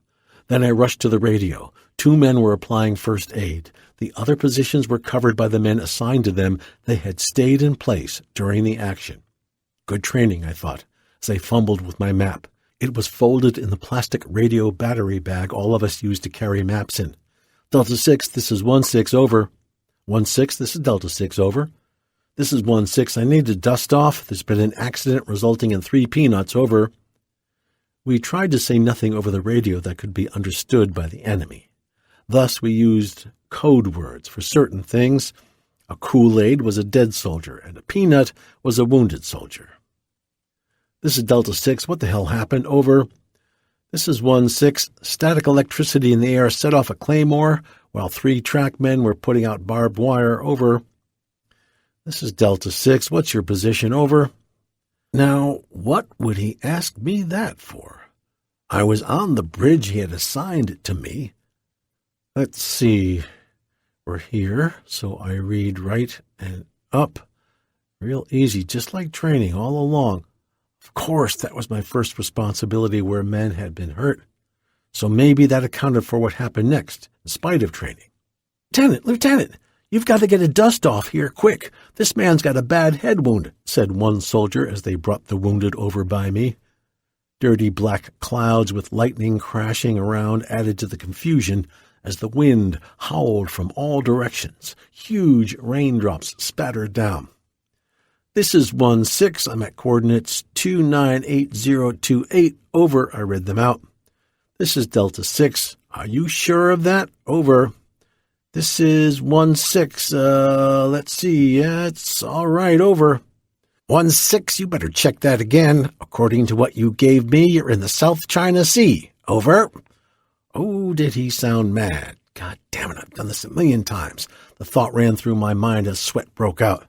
The wounded were groaning, the storm was reaching gigantic proportions, and the track sergeant was demanding to know what the fuck that dust-off was.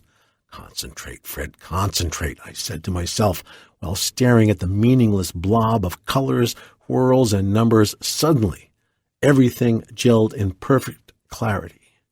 Delta 6, this is 1-6. You're right, my coordinates are 288028. I need to dust off fast. Over. 1-6, this is Delta 6. I know where you are. Just wanted to see if you could figure it out. I've already called the dust off, and they've just reported the storms are too dangerous for flying. One pilot tried it but had to come back. Over. This is 1-6. Wait, what? The dust off can't make it through the storm? Lieutenant Knudsen, can that man with the head wound wait? No way. If he doesn't get help fast, he'll die, Knudsen answered. Well, put him in a track and run the wounded back to Thunder Mountain on the road, the old sergeant growled. Hell, you'll lose that track. It's almost dark. The dinks have that road mined by now, I argued. Hell, we'll make it. I'll drive the tank ahead of the truck, the sergeant boasted. What do you think, sir? The sergeant directed this to Lieutenant Knudsen.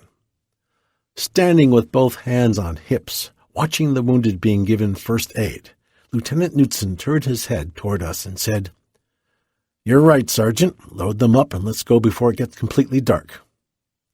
I'll radio ahead to let them know you're coming, I told Lieutenant Knudsen. Delta 6, this is 1-6, over. This is Delta 6, over. The track crew is going to take the wounded back in a track. The tank is going to lead them in, over. This is Delta 6. I'll notify the other units on the road and mountain so they won't be blown to bits by any friendlies. Out! The tank was crawling onto the edge of the road, its motor bellowing, its tracks clanking and grinding as they sought purchase. The armored personnel carrier followed behind.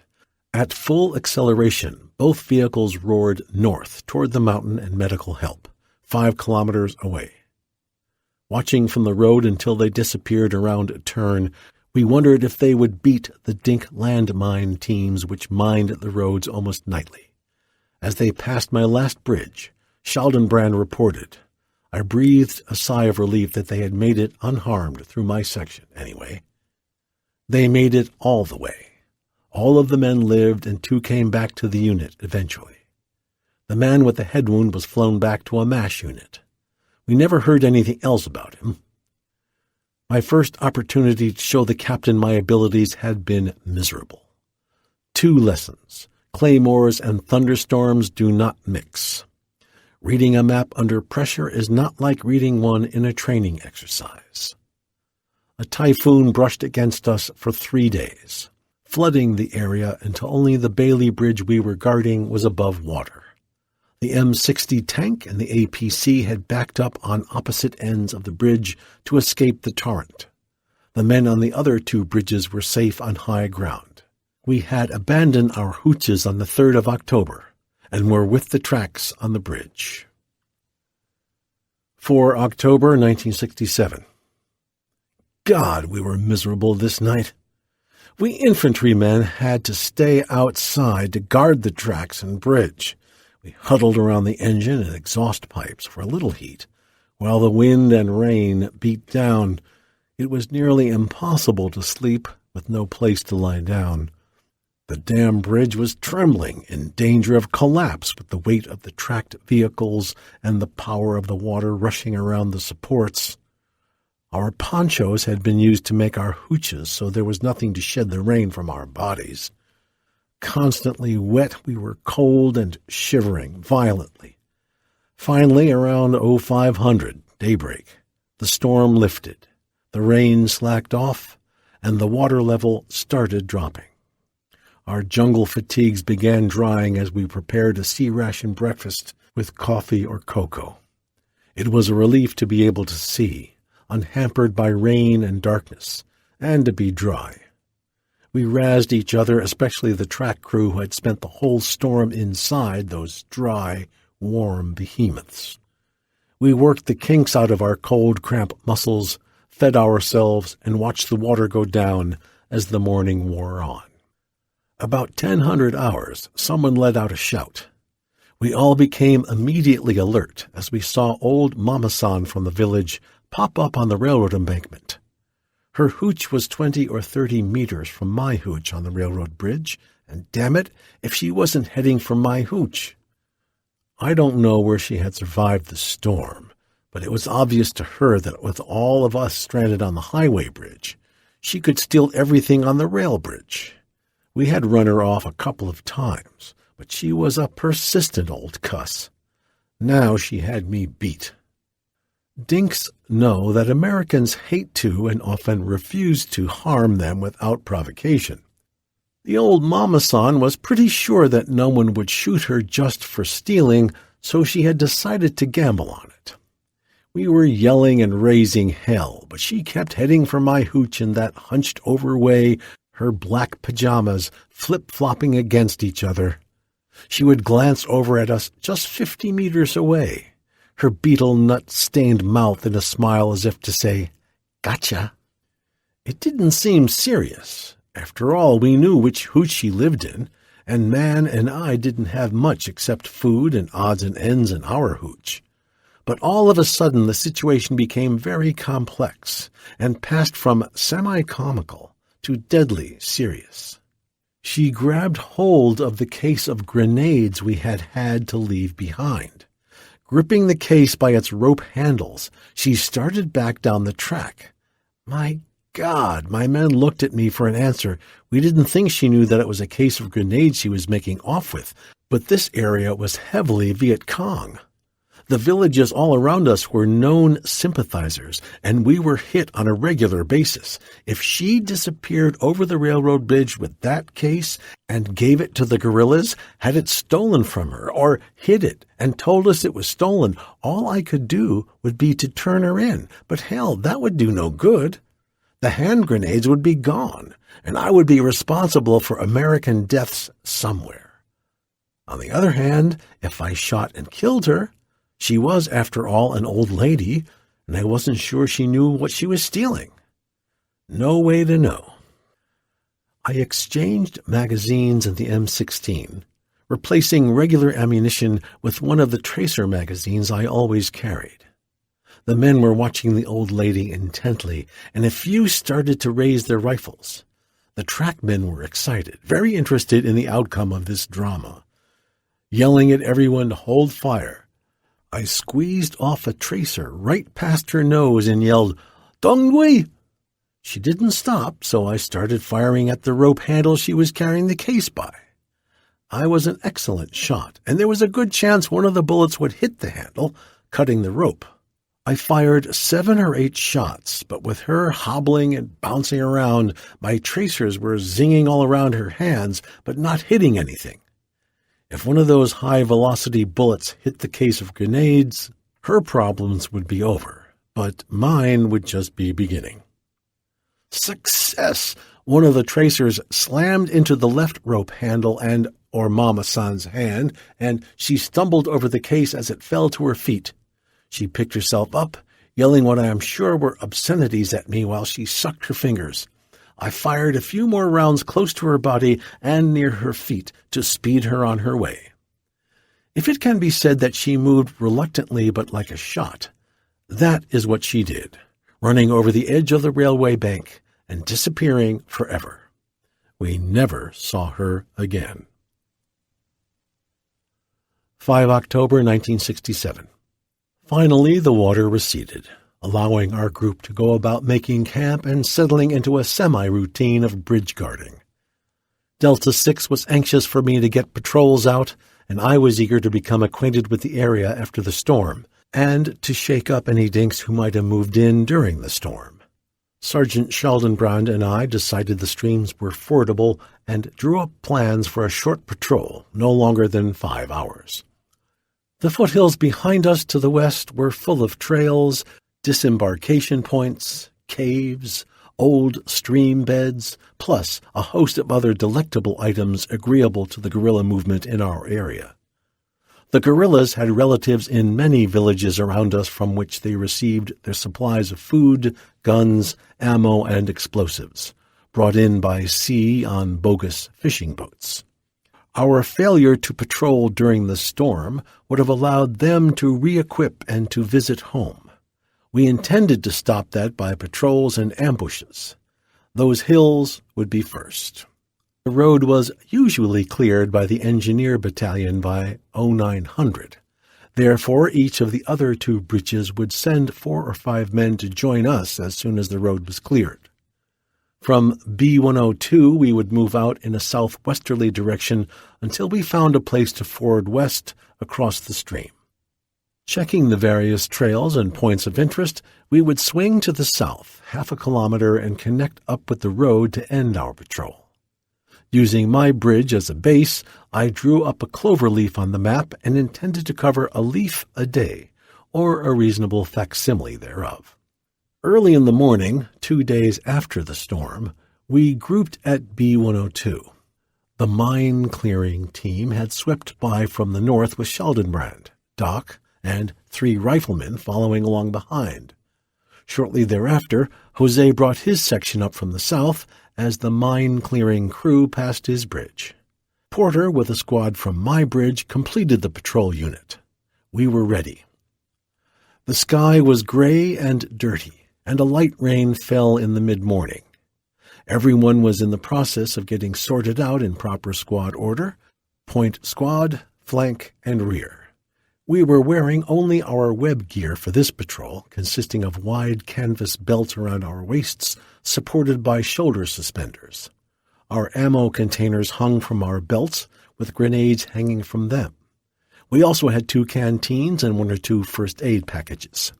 From the suspenders hung smoke grenades, another first aid bandage, plus we all wore 2 bandoliers of ammo crisscrossed over the chest, a few M79 rounds, and an occasional belt of M60 ammo.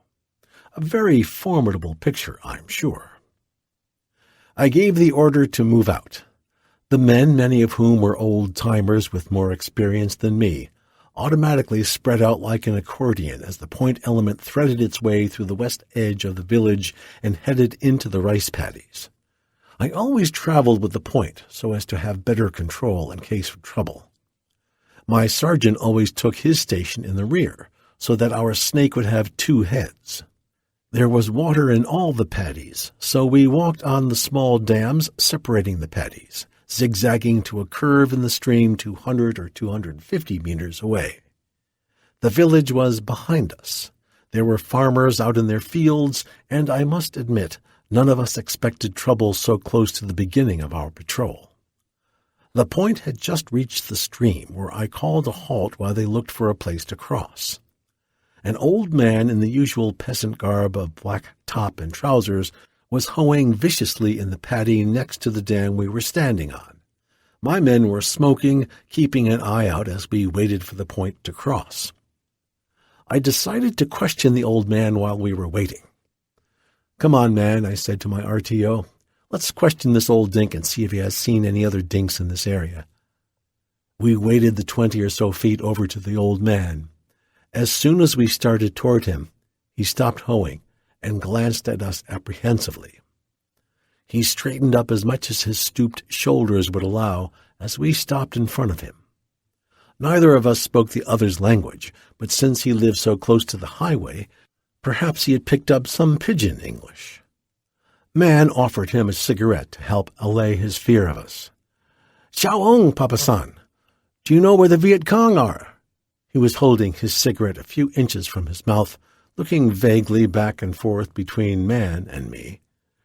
Well, I thought to myself, these old cats don't lower themselves to speak to soldiers on the road like the young ones who are always trying to con GIs do, so I'll have to try to pantomime with him. Hell, if he didn't catch on to Papa-san, he wasn't going to know any pidgin English. I would have to act out my questions. I held my M16 up and pointed to it, then pointed toward the hills. "Weapons! Weapons, same.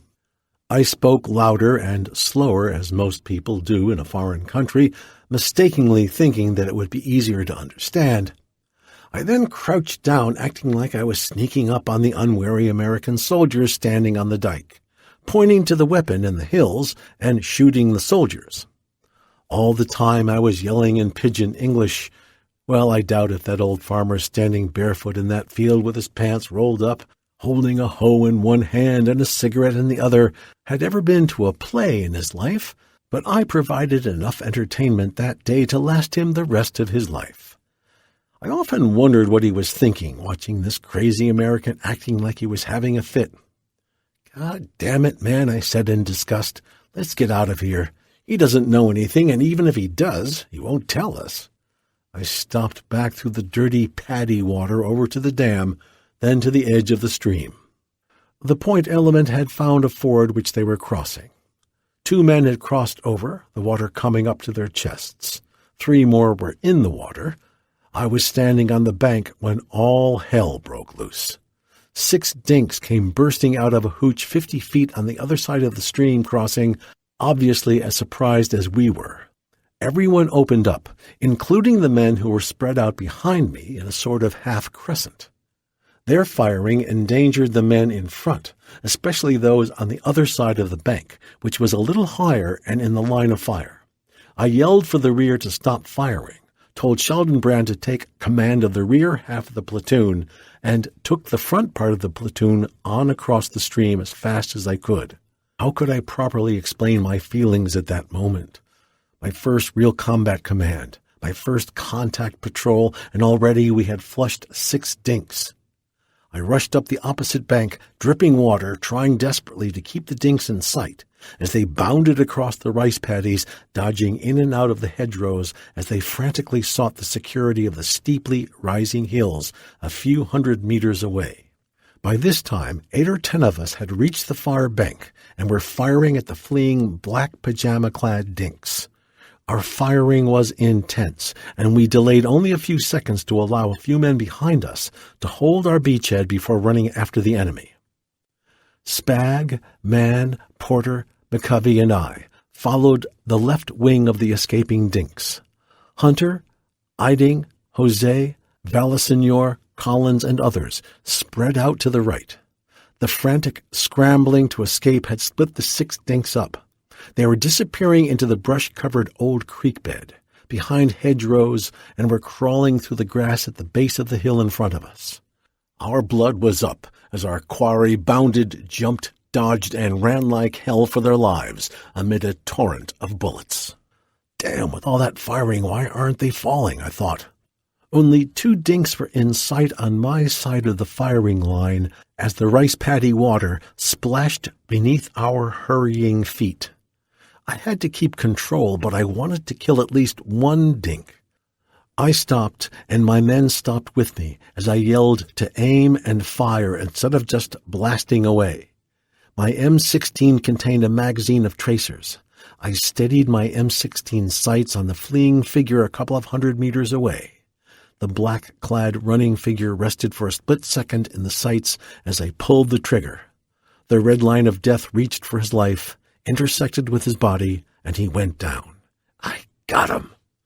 Unbelievably, he jumped up and ran with a listing, jerking movement. I fired desperately, trying to hit him again. After 5 or 6 shots, he went down from my bullets or someone else's. I didn't know. We ran forward, Spag firing the M60 machine gun from his hip. "Stop that, Spag," I barked out as we ran to the spot where the dink had gone down. "You can't hit anything firing that thing like John Wayne. Wait till we get to that dam and use it for our base." The firing on my side had pretty well stopped because no dinks were in sight. Heavy firing was taking place on the right, with an occasional head or body briefly coming into view as the right side moved up. They were 100 or so meters to our right, pushing up the hill we had just reached. "Where the fuck is that dink I shot?" I wondered as we frantically beat the small bushes and grass for his body. Torrey found a blood trail and a couple of Ho Chi Minh slippers where I had first shot him, but we couldn't find anything else. The edge of the hill was mostly grass 12 to 18 inches high. and these 2-foot-high bushes didn't look thick enough for anybody to hide in.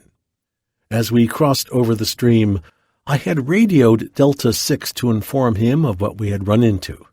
Knowing he would be raising hell wondering why I hadn't contacted him since, it was time to make another call. Just then, I heard an explosion over on the right and a scream. Then the dreaded call, "Medic! Medic!" Running quickly along the base of the hill, I burst through a hedgerow to see one of my men, a young man of 18 by the name of Williams, lying on the wet ground, his right knee shattered. The scene is frozen in my mind. In a split second, my eyes and ears recorded on my brain the horrible consequences of command. Rain was lightly falling, sprinkling the small pools of water lying in a small 40 to 60-foot field surrounded by small hedgerows. Williams was lying on his side, clutching his knee as his blood stained the water he was lying in. His helmet was lying about 10 feet away, upside down, with his letters from home tucked up under the webbing. I ran over to him, knelt down, and lifted his head out of the mud and water. The medic started working on his knee as I cradled William's head in my lap. The pain and shock were causing tears to run down his face as he bit his lip to keep from crying out. "Did I get him, sir? Did I get him?"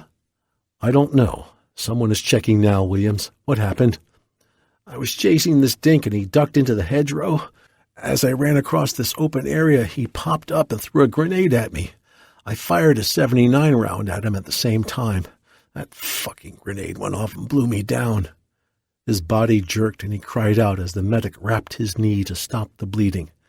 "I think I got him, though, sir." "Good job, soldier," I said as I felt my own tears well up at the impact of seeing one of my men, a man I was responsible for, hurt and bleeding. I couldn't keep my eyes from glancing at the water turning red around us. "Where the fuck is that dust off?" "He's on his way, sir," man answered back. "Delta 6 wants to talk to you, quick." Okay, I'm coming." "Hold on, Williams. The dust-off is coming. I've got to leave you now." "Okay, sir, I'll make it," Williams replied. I laid him down and ran over to man, standing a little way off with a big 10-foot antenna sticking up out of the radio. "Delta 6, this is 1-6, over." "This is Delta 6. What the hell is going on down there? Over." "This is 1-6. We surprised 6 dinks in a hooch, and we're chasing them. One of my men is hit, but not bad. Over." "This is Delta 6. Did you get any of the dinks? I can't hear you. You're fading. Over." "This is 1-6. I think we got 2. Over." Static. "Delta 6, I can't hear you. 1-6. Over." Static. "Fuck, we've lost contact. Call the track units, and we'll relay through them, man." Everyone was wanting to know what happened. Delta 6, the tracks anxiously waiting on the road, and the battalion commander. I had lost contact with headquarters thanks to the weather and the high ridge between us. Jesus, what a time to lose contact. The dust-off would be coming in, and Delta 6 couldn't tell them where we were because I couldn't tell Delta 6 where we were. Meanwhile, the firefight was still going on. "Man, you got those tracks yet?" "Yes, sir." "Have them call Delta 6 and tell them there's a ridge between us so we can't talk. Also, tell them to radio our position for the dust-off." As man was doing that, I turned to my men and told them to watch out for the right side, still advancing up the hill. I bellowed at the top of my lungs for the right side to stop and hold until we got straightened out and got the dust-off in and out. "When that dust-off gets here, be ready for dink fire," I yelled. Meanwhile, I heard Delta 6 still trying to call us. Madder than hell because we wouldn't answer. Over on the road, the tracks were pacing back and forth, anxious to do battle. Lieutenant Knudsen, the track commander, relayed the situation to Delta 6, who in turn relayed to me the dust-off frequency and Delta 6's recommendation that we search the area until we found the dinks. A nice open area, flat, perfect for the dust-off to land, was right next to where Williams lay. My smoke grenade was in my hand. The men were searching around, and the rain was lightly falling as I nervously awaited the dust-off.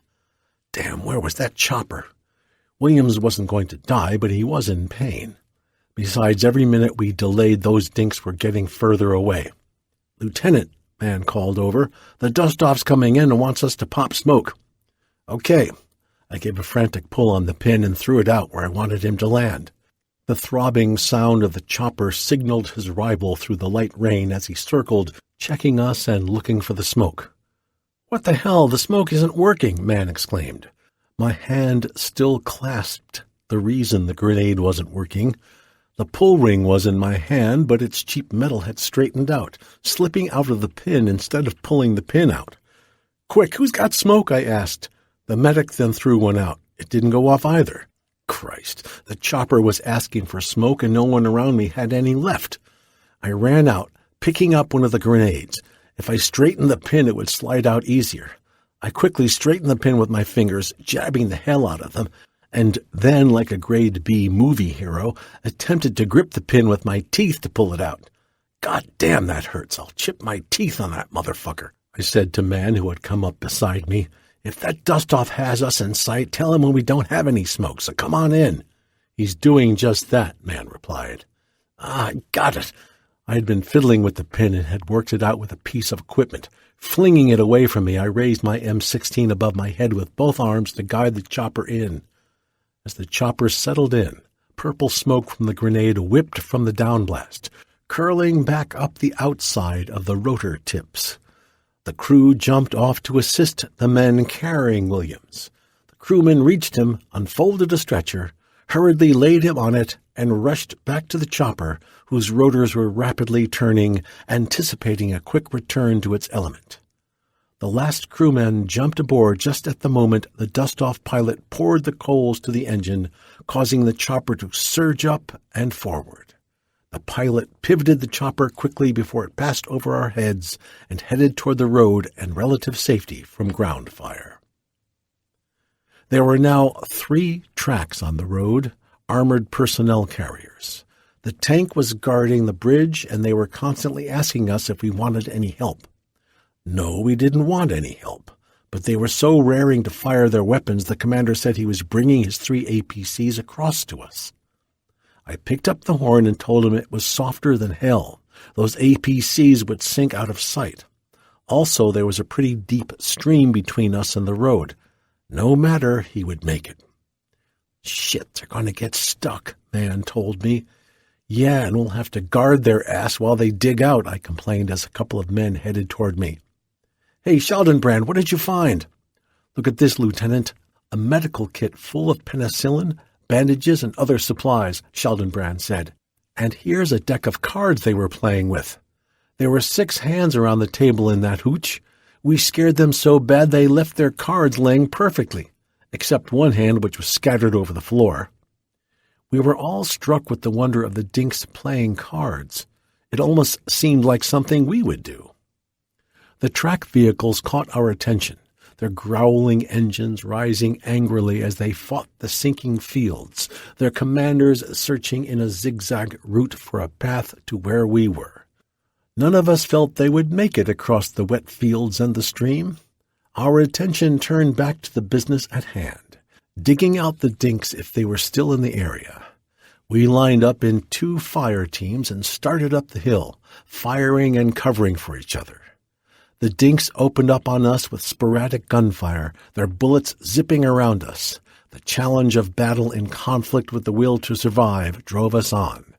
We would stop and fire while the right side rushed forward a few feet and dropped to provide us with covering fire.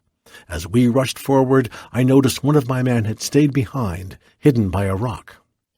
This young man had had his mother write a number of letters to his senator to investigate the Army's cruel treatment of him. He was a constant malingerer and had no friends in the platoon. Combat platoons pulled together with no sympathy for a soldier who did not pull his share. Now the son of a bitch was hiding behind a rock? I hollered at my men to hold their place until I got that malingering coward up with the rest of us. In a running crouch, I dashed back to the man hiding behind the lava rock. Dink bullets continued to fly haphazardly around all of us.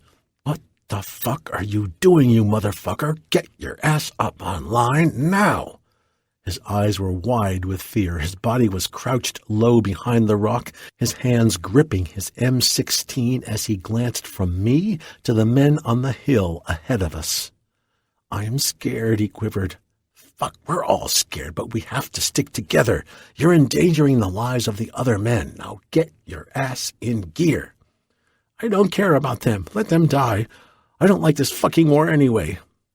"Listen, you chicken shit son of a bitch. None of those guys likes the war either, but they're not hiding behind some rock, letting someone else die for them.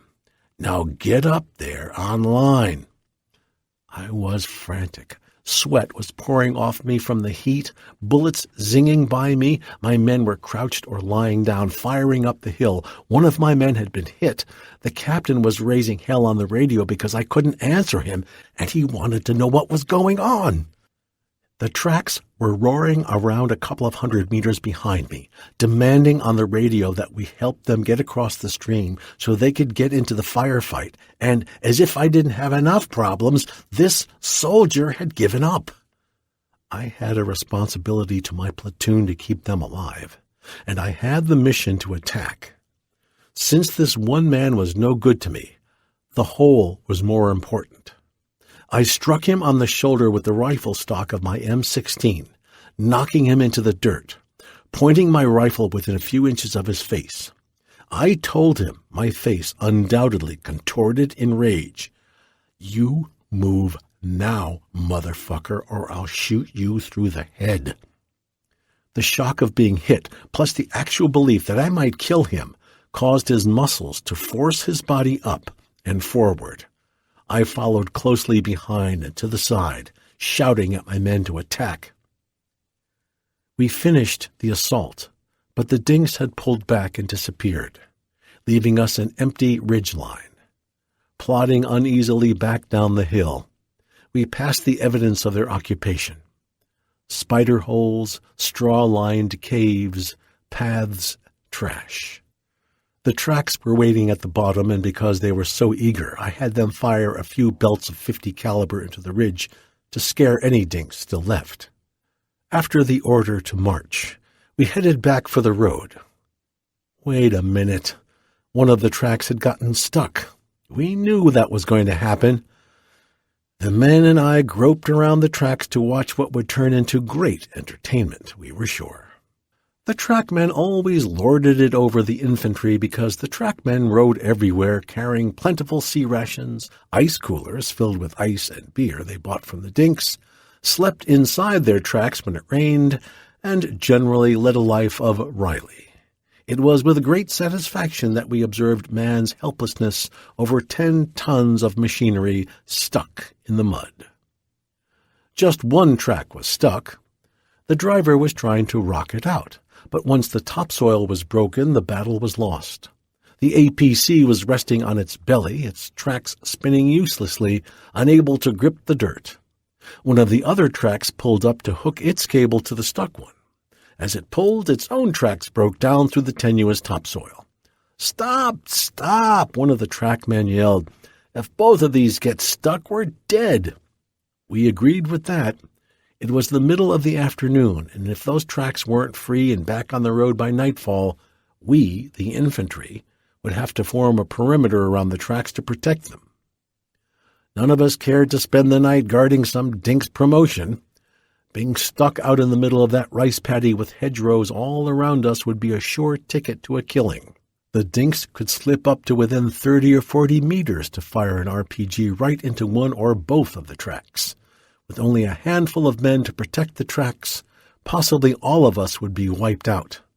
The track crew had spades out and were digging frantically to free both machines. The third track had crept carefully up to the ridge of the paddy, and its crew had hooked its cable to a second, partially stuck track. Finally, all three were hooked together like railroad engines, with only one having a certain purchase to earth. The other two were vice versa, as the earth had purchased on them. The digging was finished with all manner of rocks, shrubs, and tree limbs thrown under the tracks and along the probable route to freedom. The crews, muddy, stripped to the waist, backed out of the way as the drivers of each vehicle revved up their engines. The track on solid ground brought up the tension on the cable as it visibly hunkered closer to the earth under the strain. The middle track slowly rotated its drive mechanism, trying to retain what slim purchase it had, to gain a bigger bite of solidarity. The third track, buried to the belly, could only rev its engines in hope of gaining freedom. As the strain increased on both cables, the third track slowly rotated its tracks. As the track moved, the crews threw rocks, shrubs, anything under the tracks to form a base. Everyone tried to keep free of the area that would be wiped clean if a cable broke, but it was nearly impossible since it took close work to throw items under the tracks.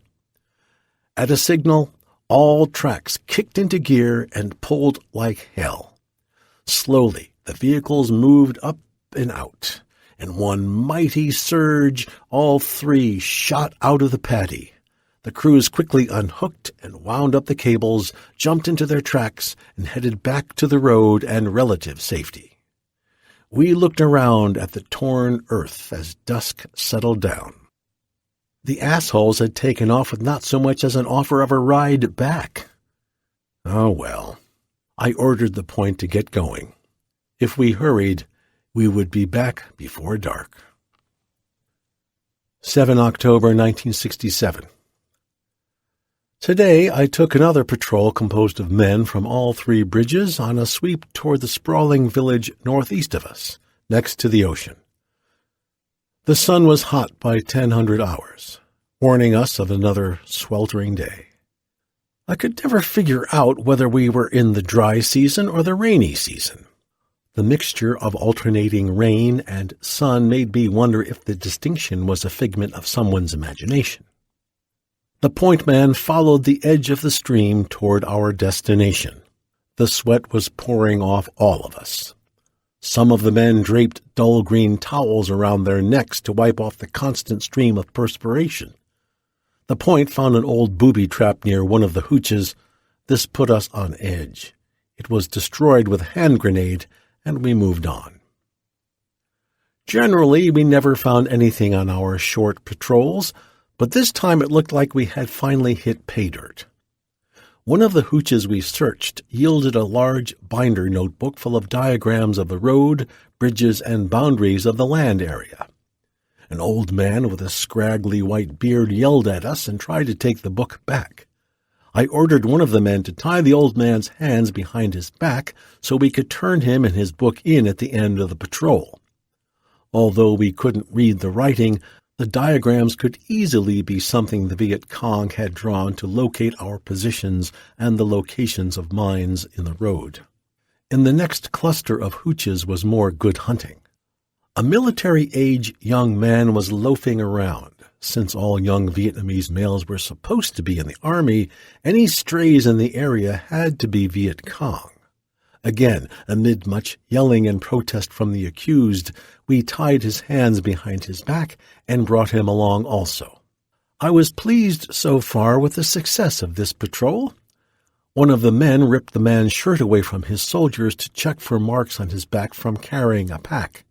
This would be a sure sign that he was a Cong. We all knew the Cong transported rice and ammo on their backs. I was never sure this was a good idea. We also carried packs, and we never had any marks from them, but we always checked anyway. You never could tell. The two men were put in the middle of our patrol and went from village to village with us. When the villagers spotted them, they would start talking very fast, and some of the women would start wailing.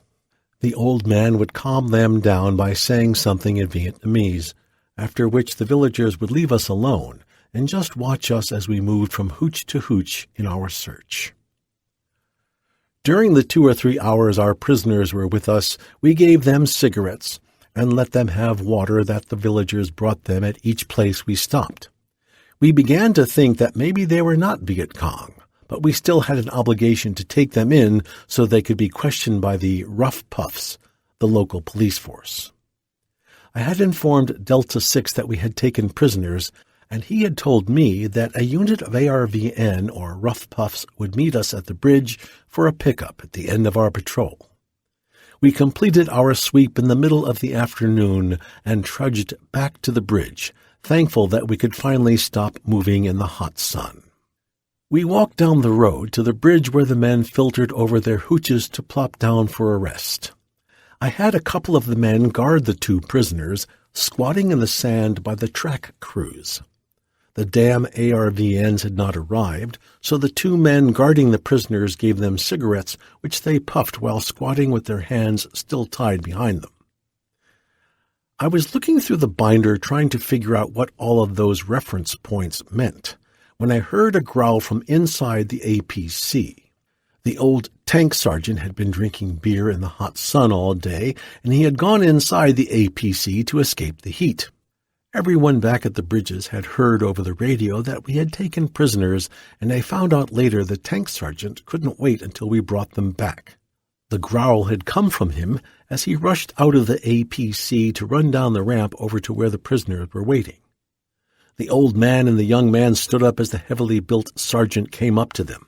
"So, you're the fuckers that zapped my buddies in the tank," the old gray-haired sergeant snarled. Without warning, he swung a heavy fist into the face of the old man, knocking him down. The other fist swung into the face of the younger man, knocking him down beside the old man. The sergeant was screaming and bellowing as he pummeled the two men in the sand. They rolled into balls for protection but were hampered by their tied hands. I ran from the road, yelling to my two men to pull the sergeant off the prisoners. They grabbed him by the shoulders as he fought them to get back to the Vietnamese. He lashed out with his foot at the prisoners, catching one of them in the side. "What the hell are you doing, Sergeant? Those men are my prisoners," I exclaimed. His face was red with fury as he yelled back at me. "You had no right to take these stinking Kong prisoners." His breath smelled of the beer he had drunk. "You should have killed those motherfuckers like they killed that other tank crew." "Fuck, these men are tied up. We don't know who they are," I yelled back. I was saved by the sound of Lieutenant Knutson's voice breaking over the argument. "Calm down, Sergeant. Go back to your tank. What's going on here, Lieutenant?" I explained what had happened. While Lieutenant Knutson and I were talking, the ARVNs drove up and loaded the prisoners on their 3/4-ton truck. They didn't treat the prisoners much better than the sergeant had. We all cooled off, but the sergeant never really forgave me for bringing those prisoners back alive. That night, we were shot at by a sniper. He didn't hit anything, but we were nervous and jumpy all night long. The next day I was surprised to see the two men we had taken prisoner the day before standing in a group of men. As they told their story, the village men kept glancing in our direction. I called the captain to find out the status of those two men. He told me that the old man had been the records keeper in the area for the land boundaries, sort of a county clerk. The young man had been on leave from his ARVN unit. All the villagers, from the women going to the market in the morning to the kids harassing us during the day, started to avoid us. It's a hell of a thing, I thought, to try to fight a war with all these goddamn civilians around. Who was the enemy and who was not? 9/10 October 1967. Engineers and all the AOs were busy working on the road, strengthening the roadbed and widening it in preparation for someday paving the whole damn thing clear to the DMZ. Someone in some headquarters thought the road would be harder to mine if it were paved. We infantry soldiers didn't think it would make much difference since the dinks would just burrow under from the side, but no one asked our opinion. Besides, it might help a little bit. The road would be able to carry traffic more safely, and more importantly to us, it would keep the dust down. To the south of us, past Bridge 100, the road bent around an outcropping of rock. A group of engineers were working to widen the road at that point by blasting the rock from the cliff edge. One evening, after I had finished my bath in the stream, I was standing on the railroad bridge next to my hooch when all of us had our attention drawn to an unnatural sight. A small convoy of vehicles was coming toward us from the south with their headlights on. We couldn't believe anyone would be dumb enough to travel the road at night. The twilight was just ready to give way to the full darkness of night. I ran across between the two bridges to the Bailey Bridge to stand with my men who were watching through their gun sights, the convoy coming toward them. It could be a trick. The first vehicle was a 3/4-ton truck, followed by a deuce-and-a-half, a payloader, and a tank-like vehicle used to haul paving tar. I waved at the convoy to stop and asked who was in charge. Second lieutenant opened the door of the 3/4-ton and said that he was. "What the hell do you think you're doing? Don't you know the dinks mine this road all the time? You'll get the shit blowed out of you." "Yeah, well, we're engineers working on widening the road, and we just worked a little late to try to make up some lost time," the lieutenant answered. "Well, you'll just have to stay here tonight. It's too fucking dangerous on this road. You'll never make it back to Thunder." "Bullshit, we're going on. The dinks haven't had time to mine this road. We've got to get back and get something to eat." "This is my AO, and I say it's too dangerous. Besides, we got food right here." Lieutenant, get out of the way. We're going on. I'll run my operation, and you can run yours. Get out of the way. Move it, driver." "You stupid fucker," I yelled at him as he drove into the darkness. "You'll get zapped for sure." The convoy ignored me as it drove on up the road, their headlights blazing just like it was Route 41 back in Indiana. Dumb, I muttered, and I called Sheldon so he would know who was coming. Then I called Delta 6 to tell them about the nut who was ignoring my warning. He said I had done all I could and that he would tell the battalion commander. I listened intently until the sounds of the convoy faded in the night. Delta 6 called me later to tell me they had made it. The next day, the M60 tank let out a large crack and settled abruptly into its tracks. After much deliberation, the tank crew decided a suspension bar had broken.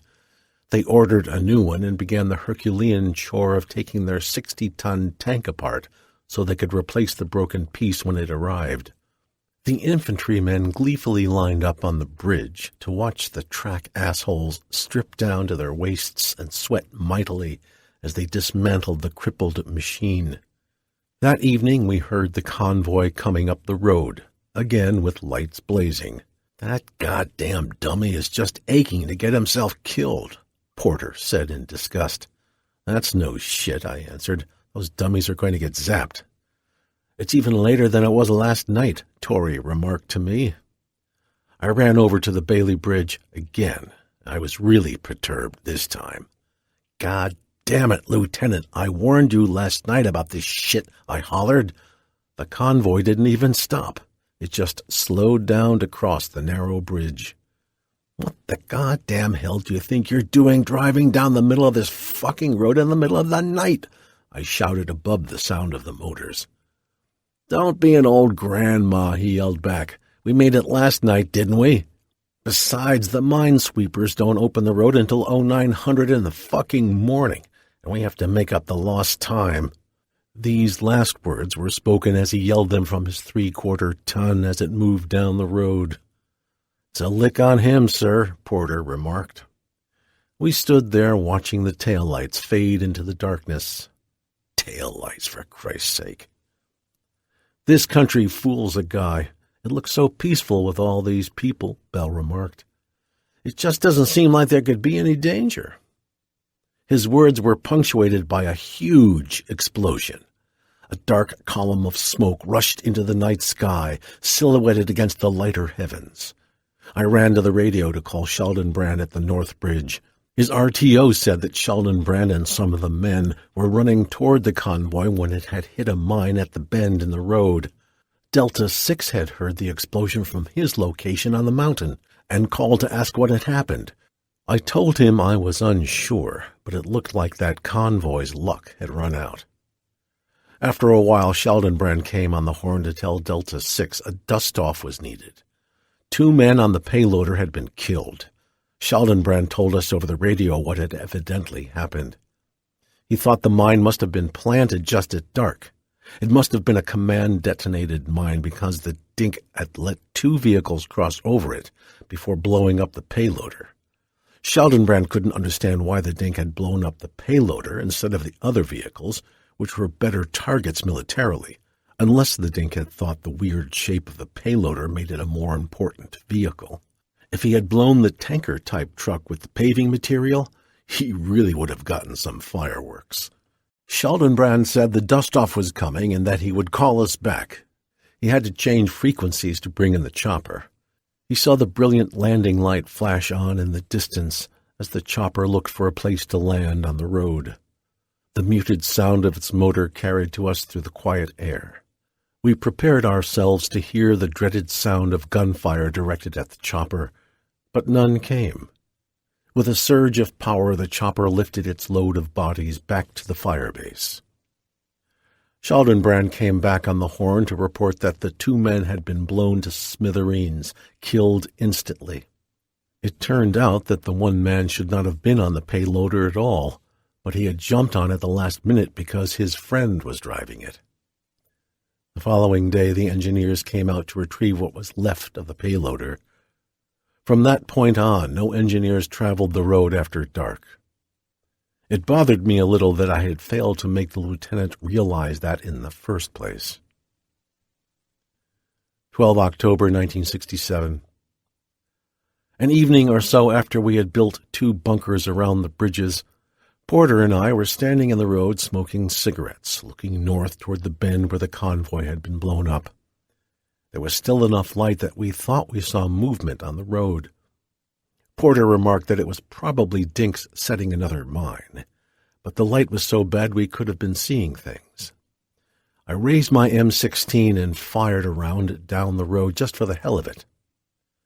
Not really expecting anything, we were both shocked when the road erupted in a tremendous explosion. A mushroom-shaped cloud rushed into the sky. The shock wave hit us as we saw clouds of dirt falling into the rice paddies with little splashes of water and onto the road with little wisps of dust. As the last clouds of dirt fell, man yelled to me that Delta 6 was on the horn and wanted to know what the hell that was. I explained that I wasn't sure, but I thought I had startled a Dink landmine team and they had blown themselves up. Delta 6 told me to take a team down there before first light to see what had happened. By 0400 hours, we were ready to move out. I was determined to move up the road in the best tactical maneuver possible. If we were attacked, I wanted us as spread out as possible, so 1 volley wouldn't wipe us out, and yet close enough together to launch a successful counterattack. I split my unit into 2 elements and put 1 unit on each side of the road. At my signal, we moved slowly forward through the ditches. Scheldenbrand radioed from his bridge that he would wait until my signal before he moved his men forward since they were so much closer. We thought it was important that we arrive at the same time so that we could provide mutual support in case of a firefight. At the halfway point, I radioed Scheldenbrand to move out. I also moved the unit on the other side of the road back to my side because of the terrain. Enough light was available to allow us to see the bend as we approached. We could see nothing out of the ordinary from where we were. I was disappointed. Scheldenbrand and his men approached on the road itself. Suddenly his point man stopped and dropped to 1 knee, the men behind him following his movement. We continued forward in a crouch.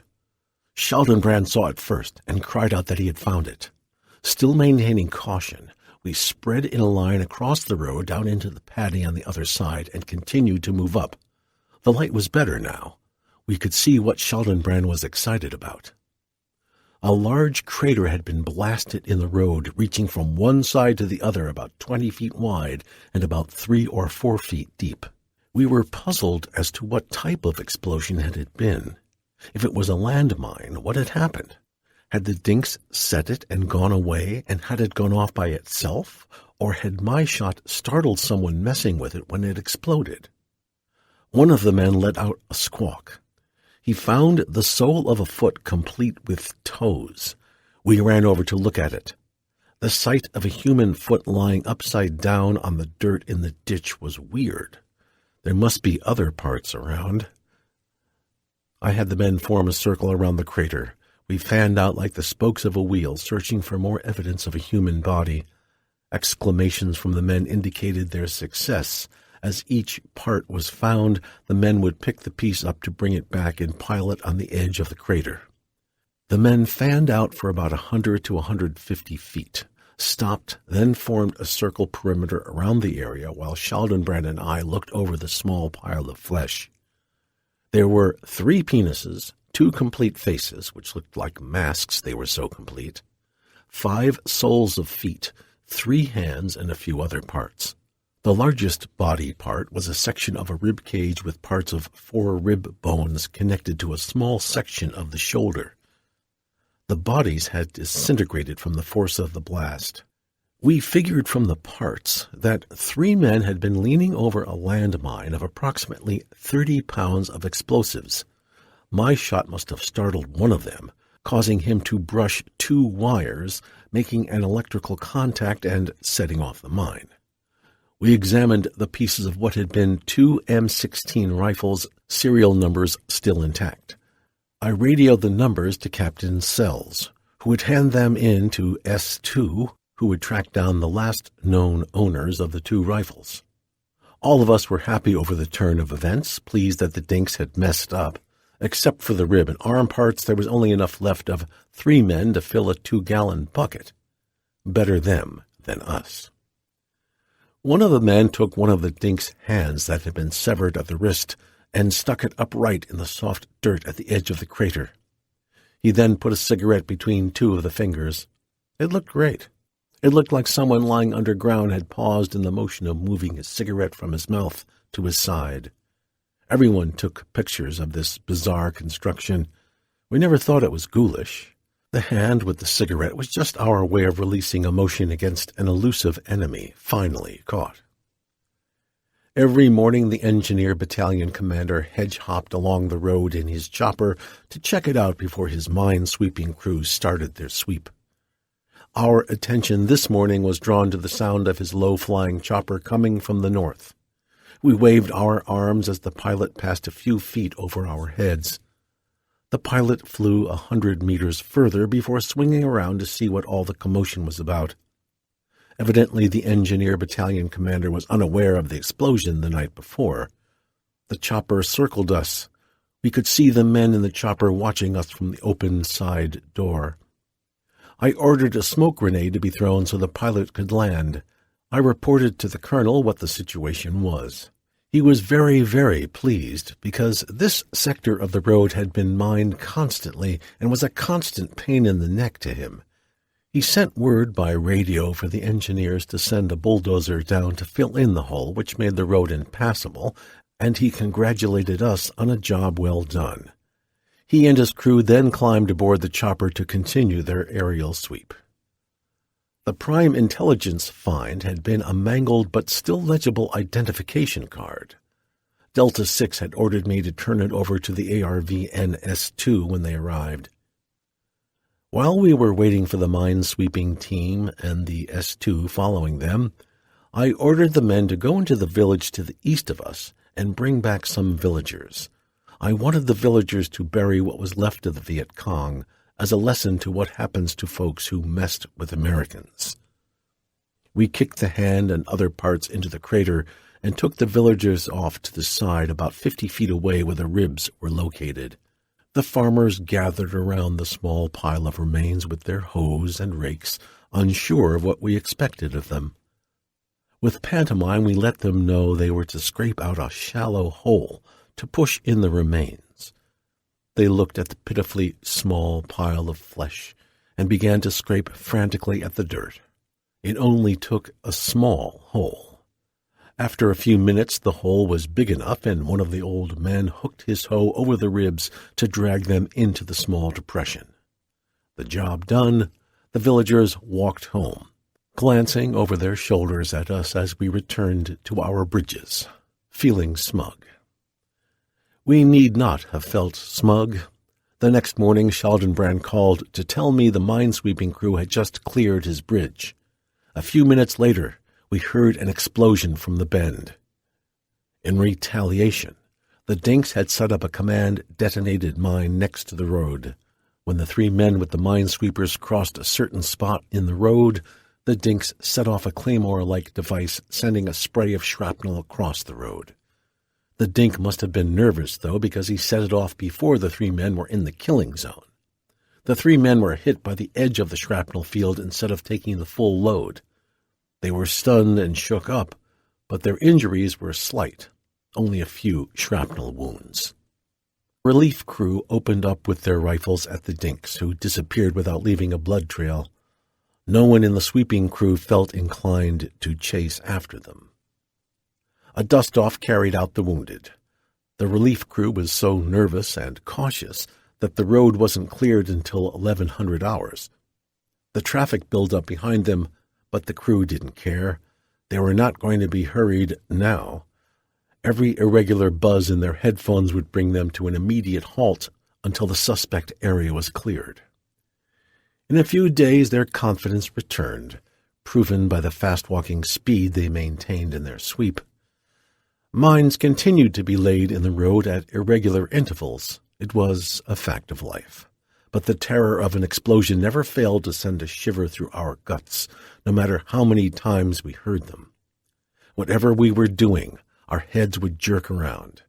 It was terrifying to hear the explosion, see the ugly gray and black cloud as it ripped into the air, see dark pieces of metal, canvas, machinery, and human beings flying in a blossom of death out from the center of destruction. A week later, a 1.5 loaded with artillery shells and with 2 men in the cab stopped at our bridge to shoot the breeze. They started the truck with a grinding of gears, heading north toward Thunder. Shortly after they crossed Sheldonbrand's bridge, there was a terrible explosion. I stood in the bright sunshine watching the black cloud. Sheldonbrand reported what had happened. About 200 meters north of his bridge, a landmine had exploded right under the cab of the truck. The cab was completely demolished as the heavy truck was blown in 2. The top of the 1.5 was made of canvas. The passenger was thrown through the canvas top 50 or 60 feet out into a rice paddy. One of his legs was blown off at mid-thigh, but he was still alive when the dust-off arrived. The driver took the full force of the blast. He was completely mutilated, his body intertwined in the mangled, twisted wreckage of the cab. He was killed instantly. The artillery shells lay scattered in a rough circle around the smoking wreckage. By some miracle they had not gone off. I approached the twisted wreck.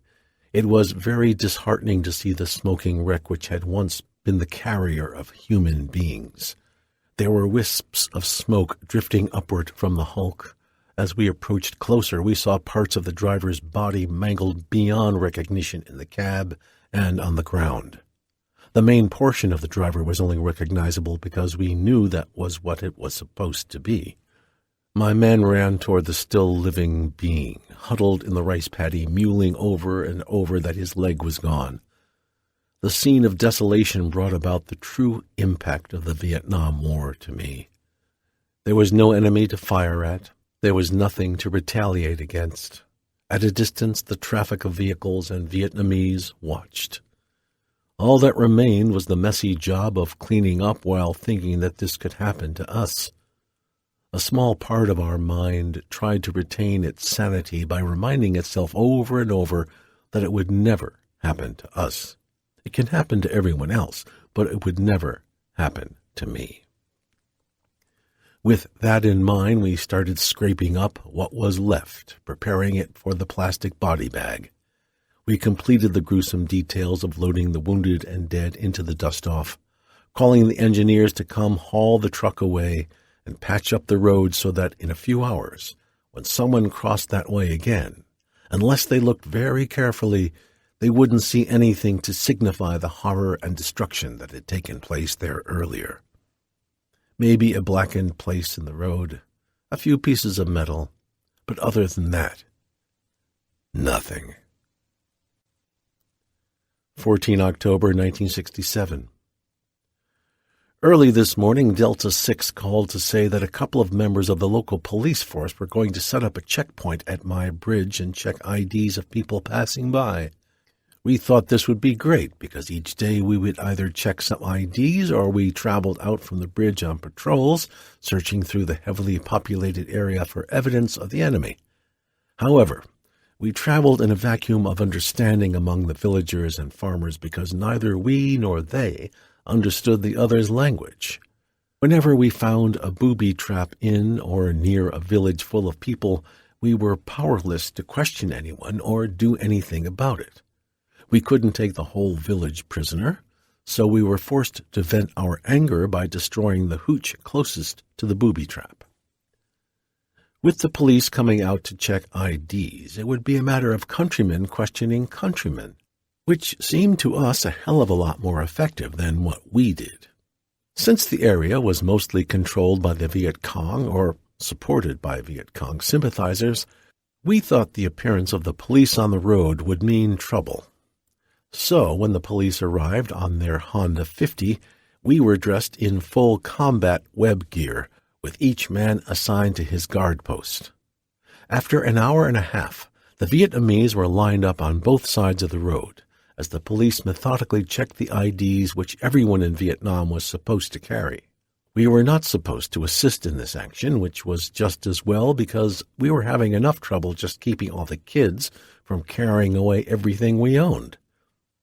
About noon, the hot sun seemed to have slowed the police down even more, and traffic continued to back up. About that time, a burst of automatic rifle fire from an AK-47 shattered the air as puffs of dust flew up from the road around the police and the civilians. The effect was much the same as throwing a snake in the middle of a flock of chickens. Vietnamese men, women, and children ran in all directions, yelling, screaming, and waving their arms, abandoning their Honda 50s, Labradors, trucks, produce, and whatever else they were carrying. The two policemen dived behind their Honda 50, then crawled into a ditch. We were surprised but prepared. We turned in our positions toward the ridge behind us to the west and returned a blistering wave of fire toward the area where the shot came from. Another burst of AK-47 fire swept the road, but still no one was hit. A small squad of my men who had already been assigned this duty ran toward the ridge. No more shots rang out as the squad maneuvered up the ridge. I reported the episode to Captain Sells. While he and I were talking on the horn, a motorcycle engine started up behind me. The men had just reached the top of the ridge when I turned to yell at whoever started the cycle that it still was not safe to move. I was surprised to see the two police officers leaning over their Honda 50 as they frantically weaved in between the belongings and vehicles on the road in a frenzied effort to escape the area. They looked pathetic. Man yelled at them, "Chicken shit sons of bitches!" The civilians slowly returned from their hiding places to recover their belongings. In a few minutes they were gone, and traffic on the road returned to normal. We never heard of the police conducting an ID check in the area again. 16 October 1967. It was another blazing hot afternoon. Distinct figures bent over in the fields to the east. I was leaning on my elbow against the bridge railing when one of the dogs from the village started chasing something in and out of our barbed wire. He quickly became a nuisance as he tripped first one flare, then another.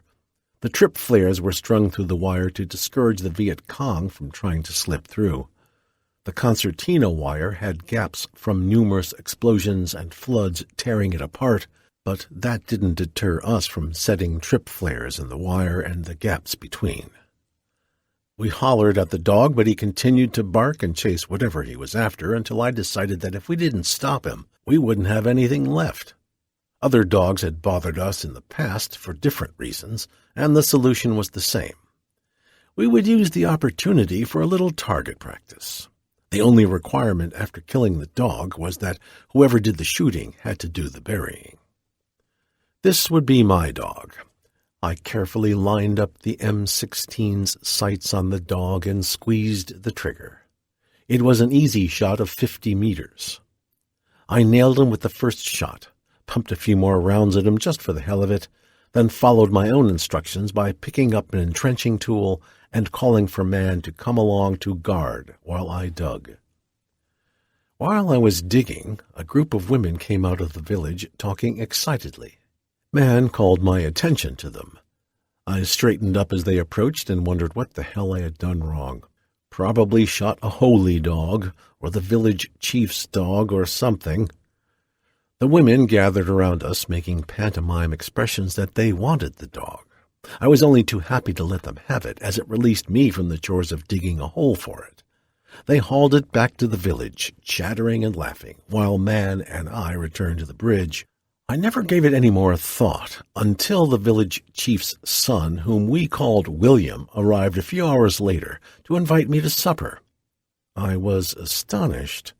Never had the Vietnamese extended an offer of this nature before. I was not sure what to do, but I didn't want to offend the village chief, and after all, we were supposed to win their hearts and minds. I could hardly turn the invitation down. As evening approached, I put together a packet of sea rations as a gift to the chief. The Vietnamese loved Army sea rations, so I knew the seas would make an excellent gift. I told Yoder, one of my riflemen, to accompany me to stand guard outside the chief's hooch. I wasn't about to go by myself into a Vietnamese village at night, no matter how close it was to my bridge. We approached the chief's hooch with trepidation, not knowing what to expect. The chief, his family, and guests were waiting for us. I left Yoder outside as I entered the murkily lit hut. It was like every hooch I had ever entered in Vietnam. It smelled of humans, animals, old food, and rotting vegetation, all smoothed over with the smell of dirt. The floor was packed dirt, the walls were a mixture of mud and grass, and the roof was a series of overlapping grass tied in bunches. Next to a wall, I saw two women turning the dog on a spit. Uh-oh, I thought, what have I gotten myself in for? It was too late to back out, but I didn't like the looks of that dog. The chief entered the hooch behind me and indicated I should sit on the floor in front of the dog. I began to think that maybe I was not the one to win the hearts and minds of the people, as I graciously handed the chief my little gift packet of sea rations. He seemed pleased with the gift and gave it to one of the women who secreted it in the back of the hooch. The others, perhaps 20, seated themselves in a rough circle in front of the cooking dog. "Yoder, you still out there?" "Yes, sir. What's going on?" "I'm not sure. You just hang in there. I think it's a lick on me. They expect me to eat that dog I shot this afternoon." "Shit! Good luck, sir," Yoder laughed. I kept nodding and smiling to the Vietnamese crowded around me to show them I was enjoying myself. They nodded and smiled right back to let me know they were enjoying themselves too. I was served a piece of the dog meat along with some rice and vegetables with parts of fish in it. I looked at it as portions were served to the other people in the hooch. Food was very precious to the farm people. It would be a great offense if I refused to eat it. I decided to wait until someone else stuck the food in his mouth so I would not be the first one poisoned. They passed around a little bowl containing evil-smelling nuc mam to spread over the rice. Nuc mam was made by putting out a layer of fish, then spreading salt over it and repeating this until there were about 10 layers of fish and salt. This was allowed to rot in the sun for 3 weeks, as a greasy, oily liquid ran off into bowls. We could smell it downwind for 3 clicks. I hadn't been sure that the people really ate it. I put 1 or 2 drops on my food, then passed the bowl to the next person, William, who I thought was our friend. He was grinning like I was his long-lost brother. The whole meal turned out to be pretty good. Candles threw distorted shadows against the walls as everyone talked or laughed during the course of the meal. Afterward, I stood up to offer a small speech as to how gratified I was that I had been welcomed into their house. I hoped that we were doing a good job of freeing their country from communism. They did not understand anything I said, but they seemed to enjoy it anyhow. and the village chief gave a little speech to which I nodded ignorantly. He could have been saying that now that they had fattened the American pig, everyone could stab him to death. Still, I was pleased with the whole evening. The people had been very friendly. I had responded in kind. I left after shaking everyone's hand. I couldn't help but notice that one of the women was wearing a new blouse of parachute silk made from our artillery flares. I touched the material, nodding my approval. They all got a kick out of that. They could have been anything, including Viet Cong, but that night was one of the few times I ever saw friendly Vietnamese faces.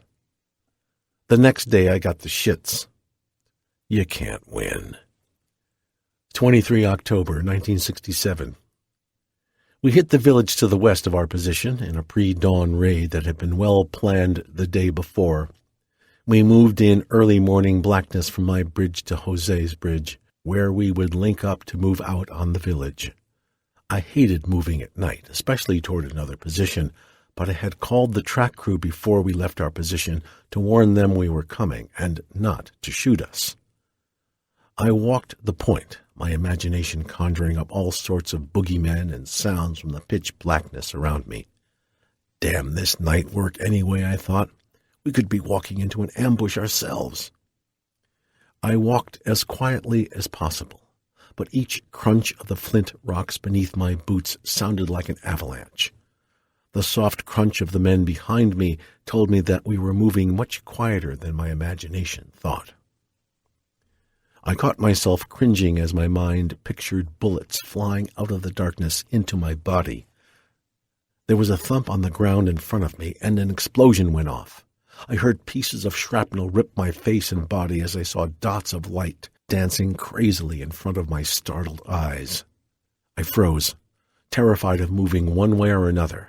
The thought flashed through my mind that whoever was on guard duty had followed SOP for hearing enemy activity in the night. He had thrown a hand grenade so he wouldn't give away his position. I knew with dread certainty that either an M16 on full automatic or an M60 machine gun was pointed right at me. The only reason he hadn't fired was because he was waiting for some sound to fire at. The grenade had landed practically at my feet, but miraculously, we had not been hit. Everyone behind me was deathly still, thinking the same thoughts I was. I couldn't understand why the man didn't fire at the sound of my heart. It was thumping away so loudly inside my chest. I pictured the man crouched over his weapon, ready to spray the area immediately in front of him. I remained frozen, my mind running through possibilities of what I should do. I was going to die by the guns of my own men. A voice behind me bellowed out, "Who the fuck threw that grenade? You stupid son of a bitch, it's us out here, you crazy motherfucker!" My RTO angrily spelled out all of our sentiments. I tried to make myself as small a target as possible at the first sound of man's voice. "Who is that?" We recognized Jose's voice. "Is that you, man? Lieutenant? Who the fuck did you think it was? Jesus Christ!" Man started yelling in the darkness. "Okay, man, hold it down, hold it down. We don't want to wake the dead for Pete's sake."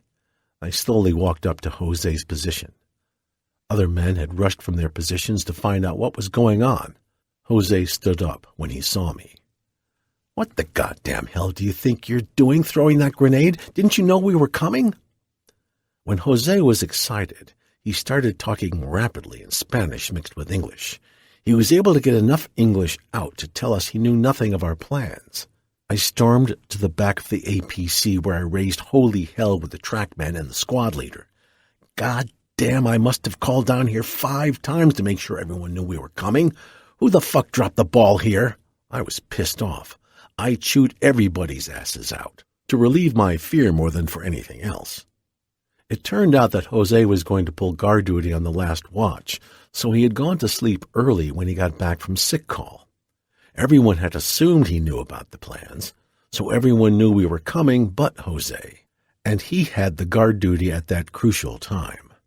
The trackman had received my call before we started out, but he had just woke up one of the men to ask him if everyone knew we were coming. He had assumed that the positive answer included the present guard, so he had reported everything was ready. The attack was unsuccessful. The VC escaped the village before our unit was properly set up. Shots were exchanged, but there were no casualties.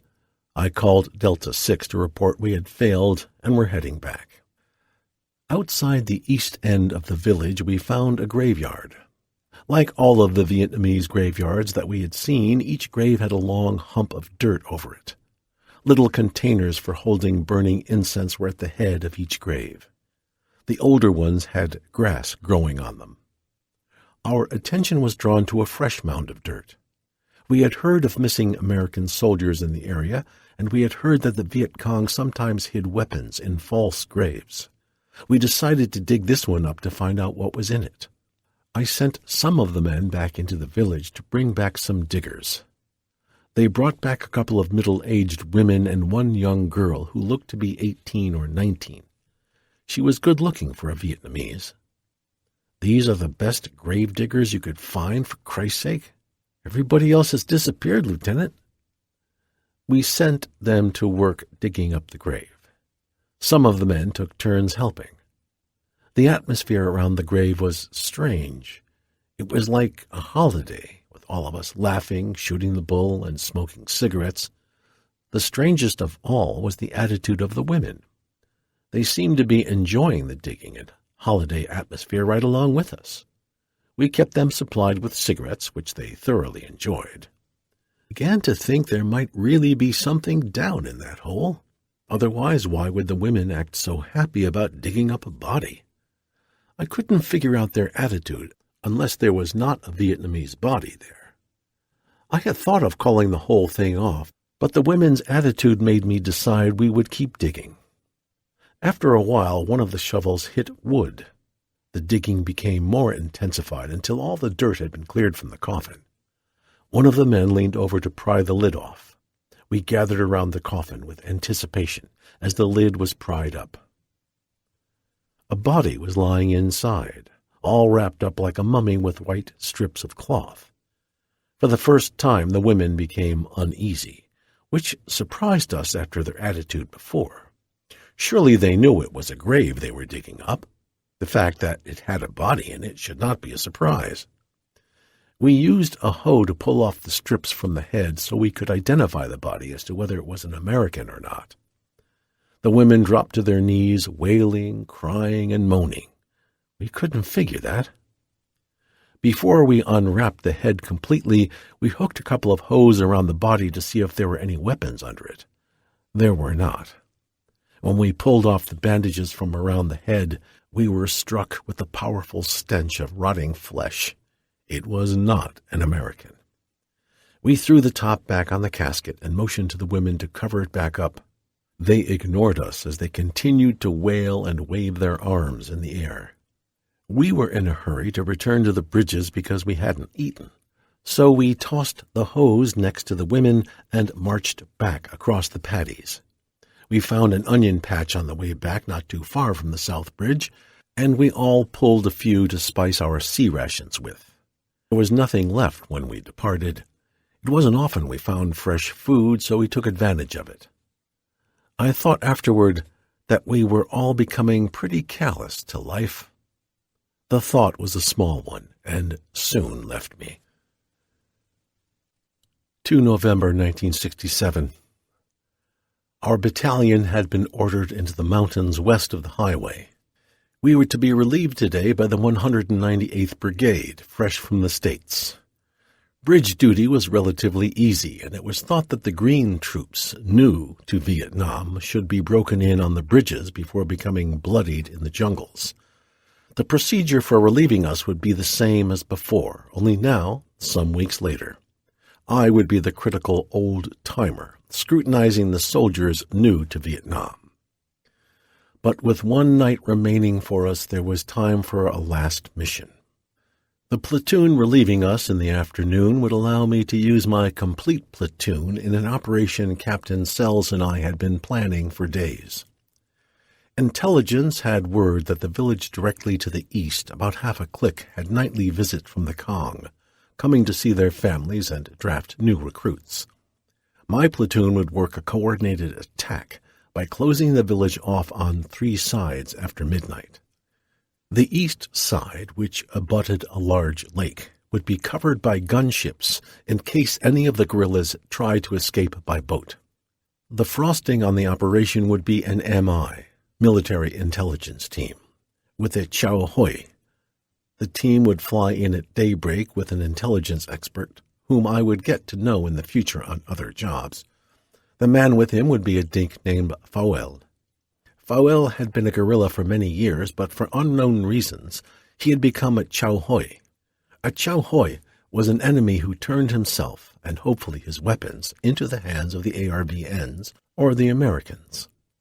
Our Air Force dropped millions of yellow leaflets urging the enemy to give up by waving the yellow papers at us. When the distraught enemy soldier gave himself up, he would be welcomed by smiling South Vietnamese soldiers into the fold. At least the Chow Hoi leaflets showed smiling South Vietnamese soldiers welcoming the enemy soldier. Somewhere there are records which show how many Chow Hois came in. I was always skeptical of their effectiveness, but they did work to some extent. If the enemy were getting beat pretty bad, they were more likely to turn themselves in. We never wholly trusted the Chow Hoi. There were many rumors circulating among the American soldiers stating that many Chow Hoi came in only to get information for their commanders in the field.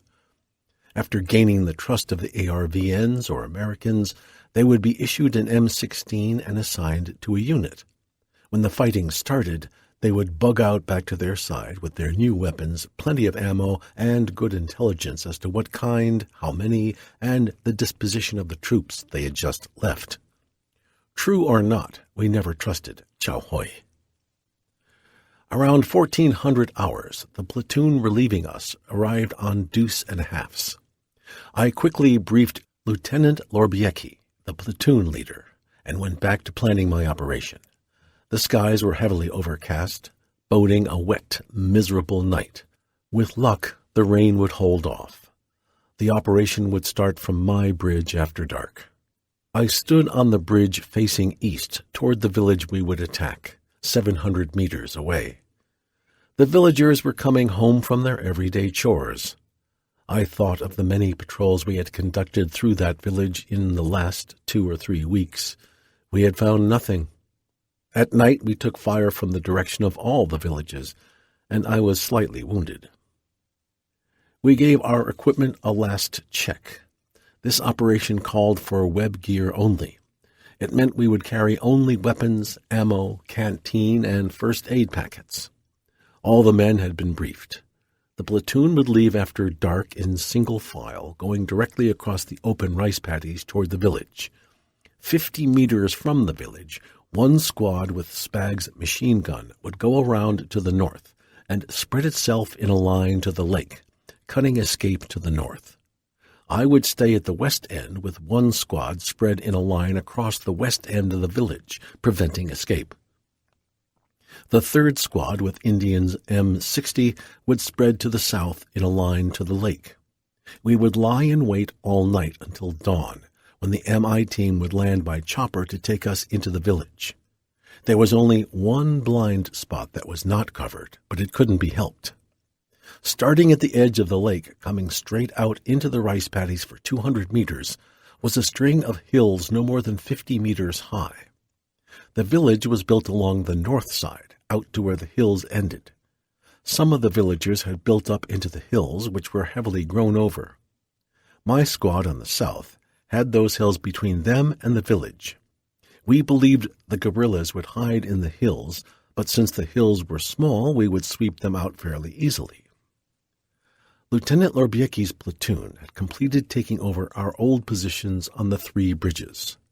My platoon had all gathered at my bridge, now Lorbiecki's bridge, where the relief men would guard our packs until we returned the next day. It was dark. Lorbiecki wished me luck. "Saddle up," I called. Then I gave the order to the point to move out, and we filed into the darkness. The point was zigzagging through the paddies, following the small paddy dike so we could stay in the dry paddies. The flare was totally unexpected. 1 second we were dark ghosts drifting through the night. The next second our bodies stood out in stark relief. Our shadows sifted into the knee-deep rice. Down, our voices rasped to each other, needlessly. Our bodies had responded the instant the light flared into existence. I was terrified that we had triggered an ambush.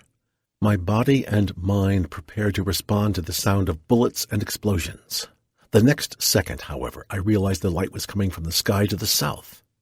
We all lay hidden in the rice fields watching the pyrotechnic show. Puff is working, we suddenly realized, as 2 solid red lines reached from the sky to etch the earth. This explained the flares. Above Puff was a flare ship. They were far enough away so their sound didn't carry to us, only the sight of flares and the red lines of tracers. We didn't dare move because the flares would point us out to the guerrillas in the village, who were undoubtedly also watching the show. The RTO had gotten the captain for me and handed the receiver over. "This is 1-6. What the hell is going on? We were caught out in the middle of this rice paddy and almost gave ourselves away. Over." "This is Delta 6. Dragon 6 said that one of the new units is being attacked by a battalion of dinks. I don't believe it, but their Dragon 6 got Puff called in anyway. Just lie low until the show is over. Then get into position before any of those guerrillas escape. Out." "Those assholes down the road there are going to get us killed," I whispered to the men around me. The word was passed to let the men know what was happening. I informed the point to move out as soon as the flares quit and those flyboys went home. Puff the Magic Dragon was a C-47 loaded with thousands of rounds of ammo with mini-guns or Gatling guns bolted to the side door. It was said that a 10-second burst would cover every square foot of a football field. The twin red lines we saw were tracer rounds, every 5th round in a belt of machine gun ammo. Puff was firing so fast that the tracers were 2 solid lines in the sky. It was a pretty sight, but hardly conducive to our plans. The flares finally died, and darkness returned. Our night sight was also gone, but it would come back. Unfortunately, as we moved forward, Puff also came back. As the first flare lit the sky, we hit the dirt.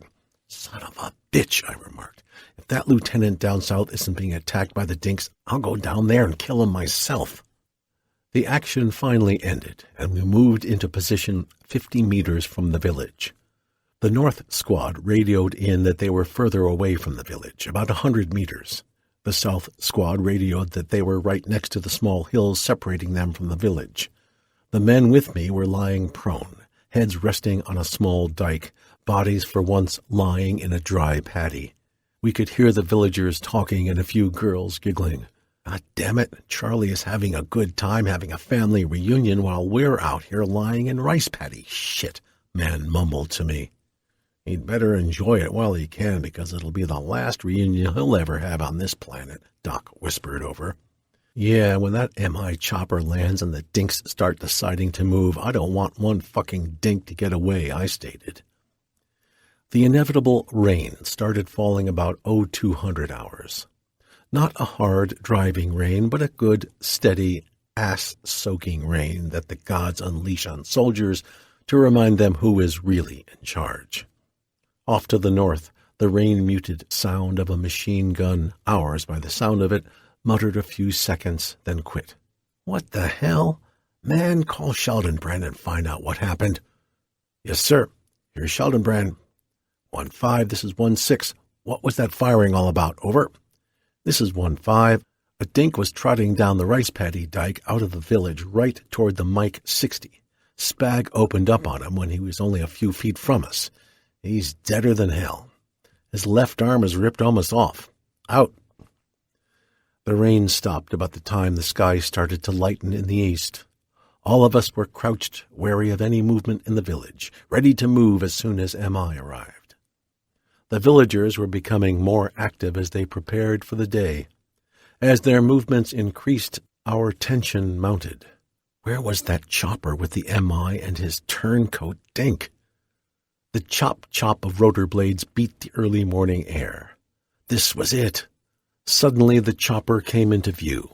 The noise within the village became excited, and the dinks started moving faster. The hell with them. My men could hold them. I would set the chopper down. The funny burbling voice of the chopper pilot came over the radio. Delta 1-6, this is Early Bird with Hawk. Pop smoke, over. This is 1-6, affirmative, out. The man who had popped smoke stood facing the direction the chopper would come from, holding his rifle in a horizontal position with his hands over his head. The pilot would read on the man holding the rifle. As the pilot drew closer, he would watch the rifle to correspond the altitude of his chopper with the altitude of the rifle. Since the man on the ground would be aware of hidden rocks, holes, or obstructions the pilot couldn't see, it was the soldier's duty to act as a guide in. As the chopper approached the exact spot on which he should land, the soldier would begin to lower the rifle straight out in front of his body. When the set-down spot was reached by the chopper right in front of the soldier would crouch down, bending both elbows together, and act as though he was laying the rifle down at his feet. The pilot would then settle in. As the chopper landed, the field agent and Fuel jumped out. The pilot immediately headed back to base. I shook hands with the agent, and he introduced me to Fuel. Fuel was a typically built Vietnamese, 5 feet tall and starving. He was wearing black pajamas and carrying an M2 carbine. He looked just like a Kong in that outfit. I called the other 2 squads to warn them not to shoot our own man. One of my men yelled and pointed toward the village with all the activity. It looked like someone had kicked an anthill. Hot damn, there were dinks in there for sure. We moved on line through the west edge of the village. The villagers stood in groups. This was not going to be just another patrol designed to show strength. This time we had something definite in mind. A man went into each hooch, ripped apart the rooms and belongings, looking for guns, ammo, anything which the dinks used for weapons or war. The Chow Hoi, Fuel, was a fanatic. He knew the people in this village personally, and he was grabbing certain men and talking to them very rapidly, pointing his gun at their heads, waving his arms, and just generally stomping around. Action! The squad on the north side had intercepted about 10 or more dinks trying to escape. The dinks had run back into the village on the side facing the lake.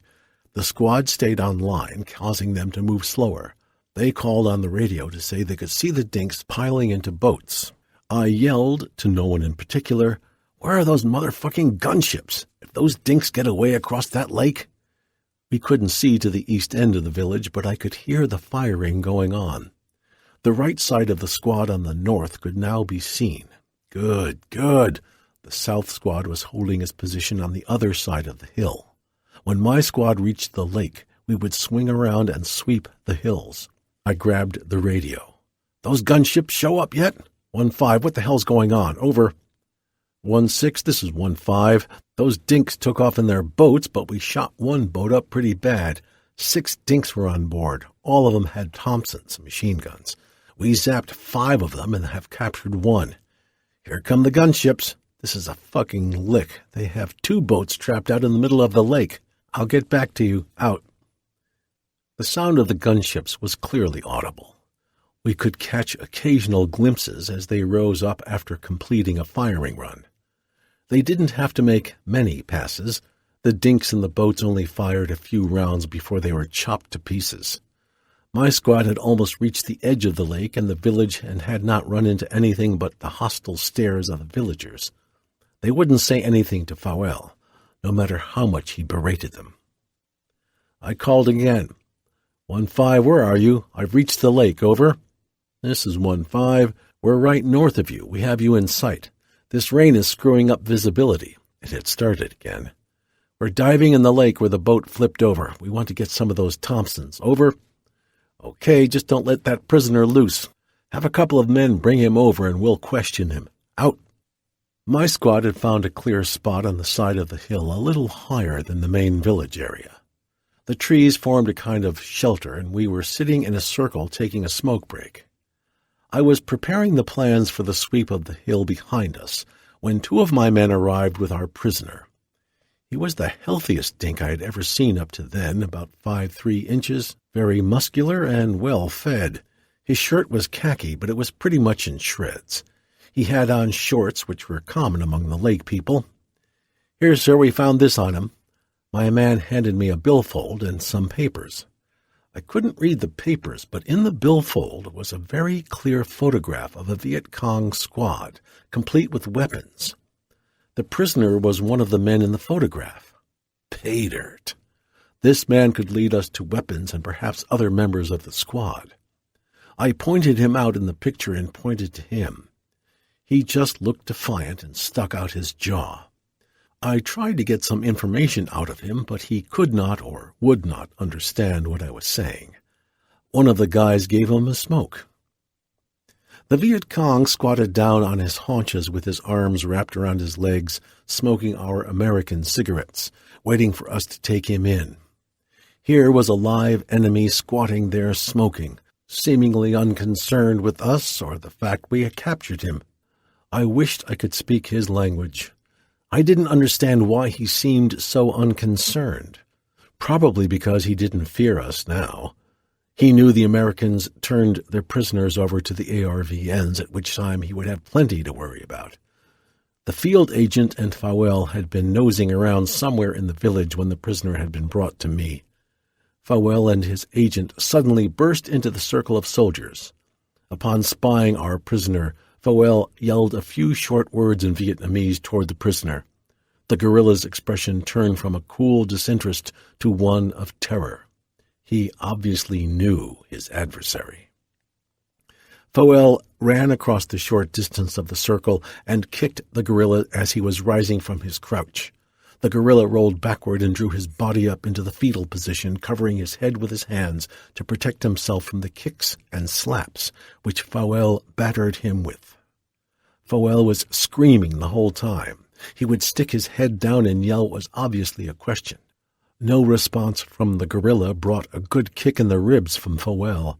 The guerrilla would roll on his other side, and Fowell would kick that side for a while. This shock treatment went on for a few minutes to loosen him up. Then Fowell got down to business. The first squad had given up diving for the Thompsons and had joined my squad.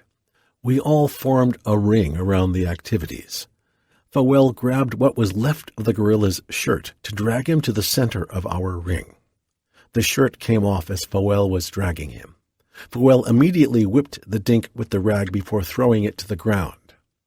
Fowell made the guerrilla sit up. Fowell's voice had dropped to a serious, businesslike manner as he began to question the guerrilla. The black pajamas Fowell was wearing made the scene look eerie, as if one Viet Cong were questioning another Viet Cong. The only difference was the ring of soldiers, American instead of Oriental. In fact, it was Viet Cong questioning Viet Cong. Fowell had come from their ranks and obviously knew this man. Fowell had made his hand into a fist, developing a steady, rhythmic beat between the guerrilla's eyes with his knuckles. I had seen the dinks use this on other prisoners.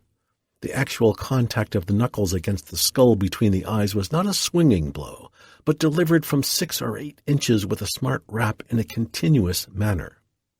We had tried it on each other enough to know it quickly became a painful and irritating process. After a few minutes, Fowell changed tactics by abruptly lashing out with his foot, kicking the guerrilla in the head.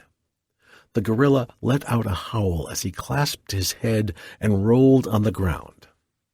Fowell was methodically hitting the guerrilla with the butt of his rifle. Knee, back, kidneys, head, chest, arms, legs. It didn't make any difference. The field agent finally noticed we were taking pictures and ran out into the middle of the circle, yelling, "Hey, no pictures of this."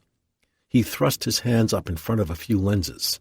We put our cameras away with no squawk. What the hell? We could understand his not wanting pictures to go back home, showing an MI interrogation team working over a prisoner. We continued to watch the prisoner. After having a few rounds fired at us in the past, perhaps he had planted the landmines. We didn't care if Fowell killed him. My concern was an information that he could give us. Eventually, Fowell ripped his clothes off him, and he was naked. Not much blood was on him, but quite a few knots were rising up on his body. He was muddy, bruised, tired, scared, and he started talking. Every time he slowed down, Fowell would rap him between the eyes. Translated, his story was this. He had been recruited into the Viet Cong in 1960 from this area.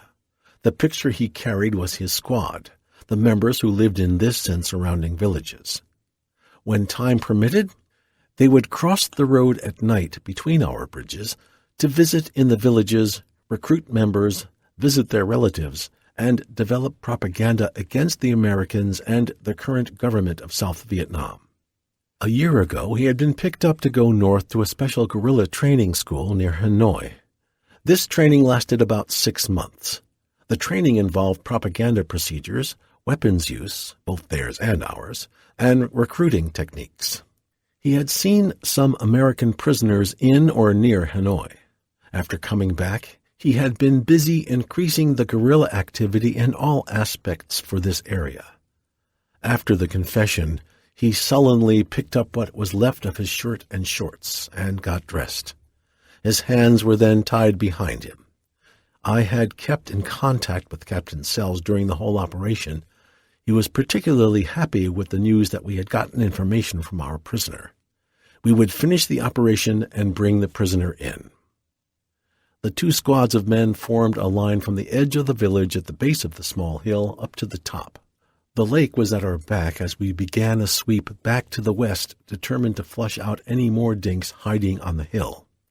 The south squad was still holding firm at the bottom on the other side. I glanced in both directions to observe that the line was fairly even, cautiously moving forward, halting whenever a hooch or cave opening had to be inspected. The jungle growth of thick bushes, trees, and grass broke us up and also provided an infinite number of hiding places for the dinks. Woods, a black man who was an excellent shot, held up his hand. Our section of the line stopped, the anticipation of action guiding our every movement. Woods moved stealthily forward from his position on my left. After advancing about 5 meters, he stared intently to his front. We stared forward, trying to penetrate the thick growth to see what was in front of him. Suddenly he whirled to his left, bringing his rifle up and firing in one motion. 2 meters to his left, a dink flopped backward, a bullet through his head. Woods cautiously approached the dink and reached down to search the body. Woods stayed alive by being cautious. Jesus fucking Christ, Woods! How did you see that son of a bitch? I thought there was something in front of you, not sitting in your left side pocket. Yeah, that's what that motherfucker was thinking, too. That motherfucker figured if he kept quiet, I'd pass him by since I was staring in another direction.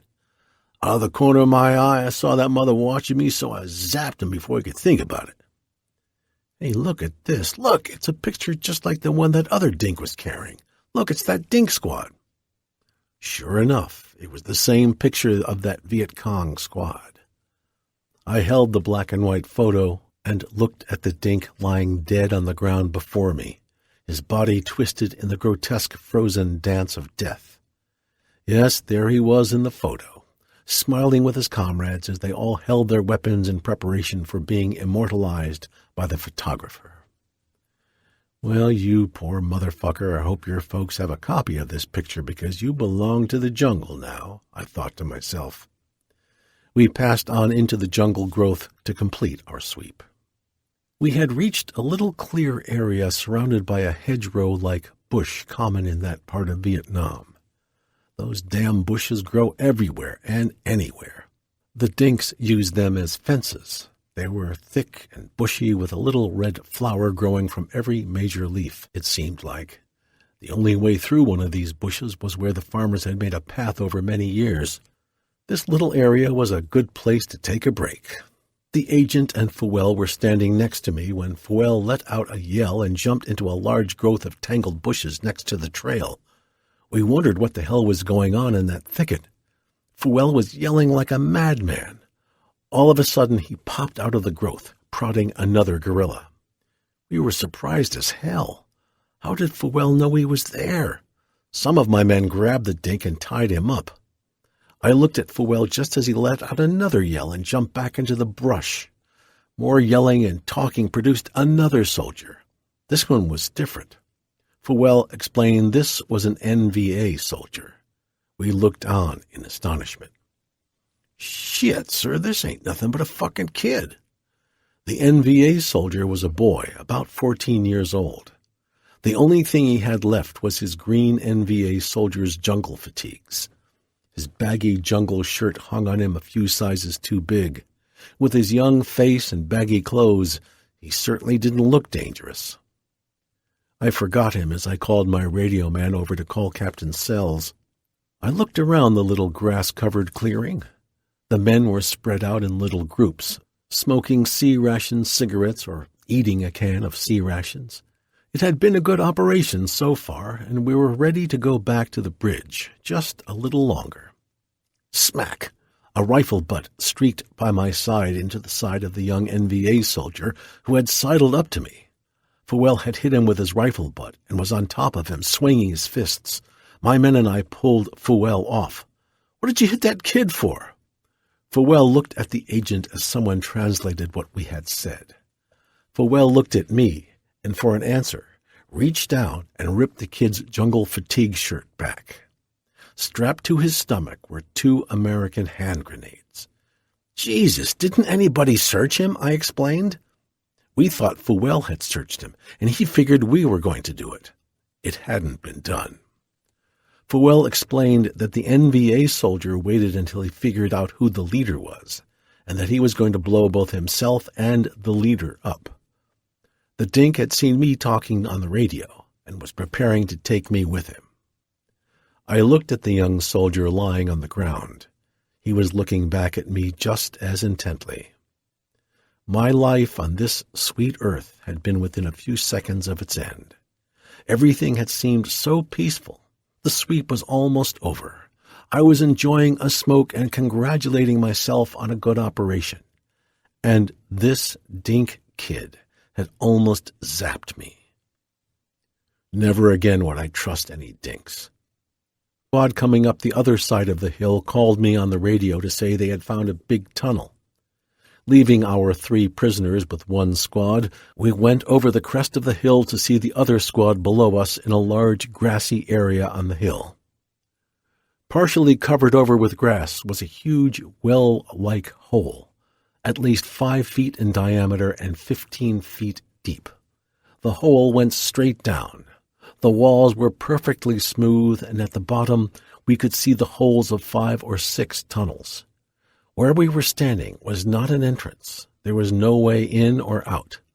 This hole was an air hole for the tunnel systems which honeycombed the little hill. None of us was going to lower himself to the bottom to explore the tunnels, so I called Delta 6 to report the find. We were not too concerned, since Vietnam must have had 1,000,000 miles of tunnels under everything. I had only been in country a short time, and already tunnels were a feature of the landscape. We completed the sweep and prepared to go back to the bridges. We wanted to get out of this miserable rain. The agent informed me that Fouel had convinced the young boy to lead us to a hidden weapon. It would be a very good way to end our operation. Fouel and the kid took out ahead of us, heading for the village next to the bridge. We hurried to catch up, as I was anxious to see where a weapon was hidden around here. We had conducted so many patrols without turning up anything. The kid led Fouel across the road. I told Sheldon-Brandt to take most of the men with him back to the road while I took a squad with me. The kid twisted through the farmers in their fields, crossed the stream, and pointed to a pile of wood we had passed many times in our patrols. "That's one of the few wood piles we never pulled apart," Man said to me. "Yeah, we had better be careful of booby traps." Fouel did the work for us, throwing the wood out of the pile as he dug down. With a yell of discovery, he pulled out a rifle wrapped tightly in plastic and tied with cord. The rifle was unwrapped, revealing a dilapidated M1 carbine and magazines with ammo. We trudged back to the bridge through the rain with our find, proud of the success of the patrol.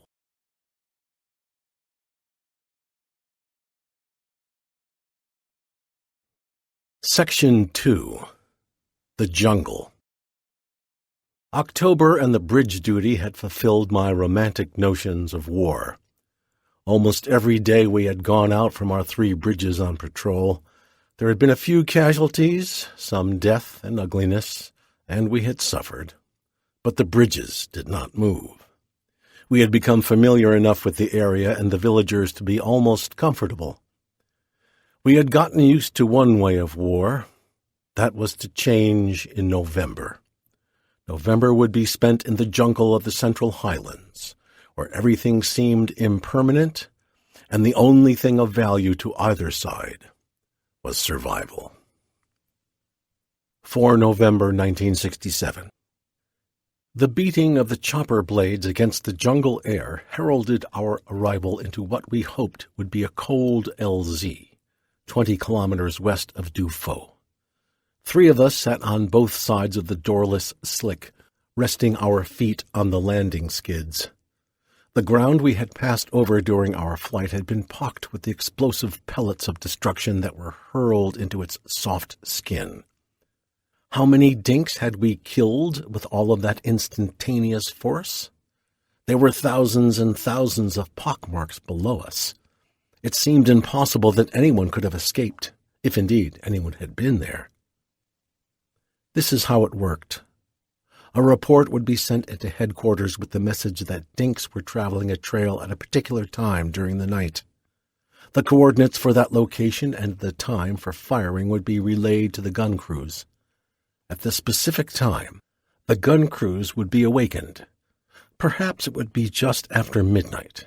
As the minutes ticked closer to a time set by an unknown intelligence, the men would load the artillery pieces, anticipating the release of their impersonal death, into a grid. The gun commander would give the order to fire, and the night would explode with man's lightning and thunder. After the prescribed rounds, the guns would cease. The cleanup would begin, and the men would go back to their bunks. Thinking what? Within the range of those guns, within a specific area, the Central Highlands had for a brief moment changed from the jungle it had been for thousands of years into a particular insanity of man. As the gun crews wandered back to their bunkers to settle down for the night, the jungle would also begin settling down for the night to begin healing the new wounds. If all had gone well, the dinks would be using that particular trail at that particular time, and we had blasted them all to hell. If not, well... Suddenly I recognized our LZ. My left hand clutched the door frame, and the first adrenaline entered my arteries. My platoon was to be the first in, my chopper the first down. The sky was filled with slicks, a massive swarm of hornets prepared to attack. We circled as the gunships swept in on their runs to prep the LZ. The artillery guns had worked it over while we were en route. Then the gunships took over, firing their rockets and machine guns in a methodical pattern designed to destroy likely enemy positions or to draw fire from those positions. The ballet of helicopters over an LZ is beautiful. Gunships work in duets, one peeling off as the wingman follows, both firing into the tree line surrounding the small ridge, which represents the LZ stage. Other duets of gunships crisscross the LZ. The noise of their rockets and machine guns overpowers the roar of the choppers. The main players are poised in the wings, circling as the gunships complete their prepping. An order is given and our flight separates to begin the first phase of the ground attack. 6 of us, 3 on each side, stood up on the landing skid so we could jump off as soon as we got close enough to the ground. We made a wide sweep over the mountainous terrain, losing altitude as we went toward the LZ on a heading of about 90 degrees. We were most vulnerable now. The chopper crews knew it, the soldiers knew it, and the enemy knew it. Our feet were on the skids, our hips resting against the bottom of the door jamb, one hand holding onto the soldier in front, the front man holding the door jamb, our free hands holding our weapons. The noise was tremendous. The wind from the rotor blades whipped down on us as the speed of the chopper pushed the wind past. 70-pound packs plus extra ammo, canteens, bug juice, cigarettes, miscellaneous crap, and weapons. We balanced it all as the LZ rushed toward us. Suddenly the gunships rushed by on each side, rockets and machine guns roaring into the earth as they made another attempt to help get their comrades down safely. Then the ultimate noise blasted away 6 feet from us as the door gunner on our chopper opened up. The noise startled us so much the first time we heard it, we practically jumped out of the chopper. My blood was pounding through my body. Every sense was alert to the action around me. No incoming rounds. Good. We were coming in, the chopper barely slowing down as it hovered 5 to 10 feet from the ground. "Hey, motherfucker, get lower!" we all screamed, but it was useless, and we knew it. The chopper, which had never really stopped moving, was going forward. We jumped, aided by our friendly door gunner who kicked our asses off the skid if we didn't go fast enough. All the soldiers tumbled to the ground from the first chopper.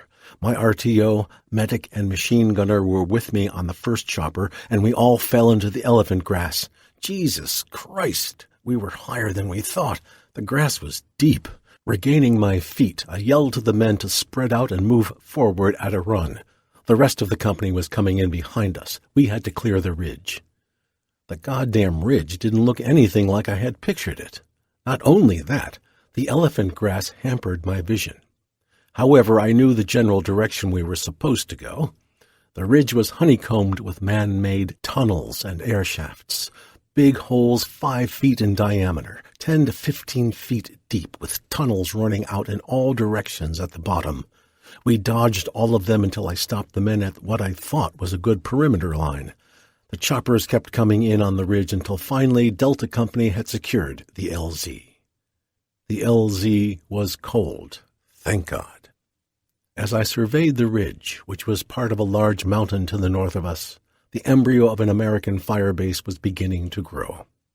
Chinook helicopters sidled in with the 105 artillery guns slung under their mammoth bellies and the ammo slung under the guns.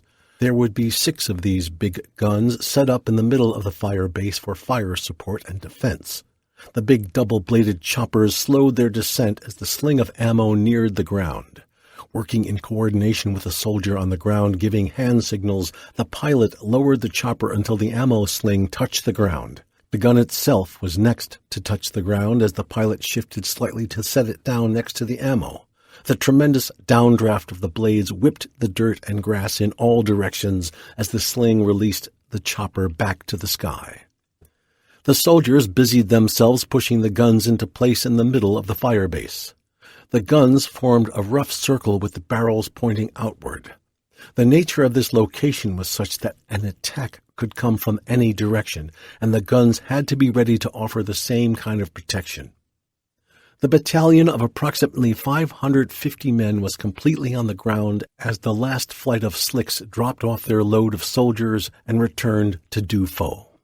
Alpha, Bravo, Charlie, and Delta companies were linked in an uneven circle, with the ridge making a rugged, ragged spine through the middle.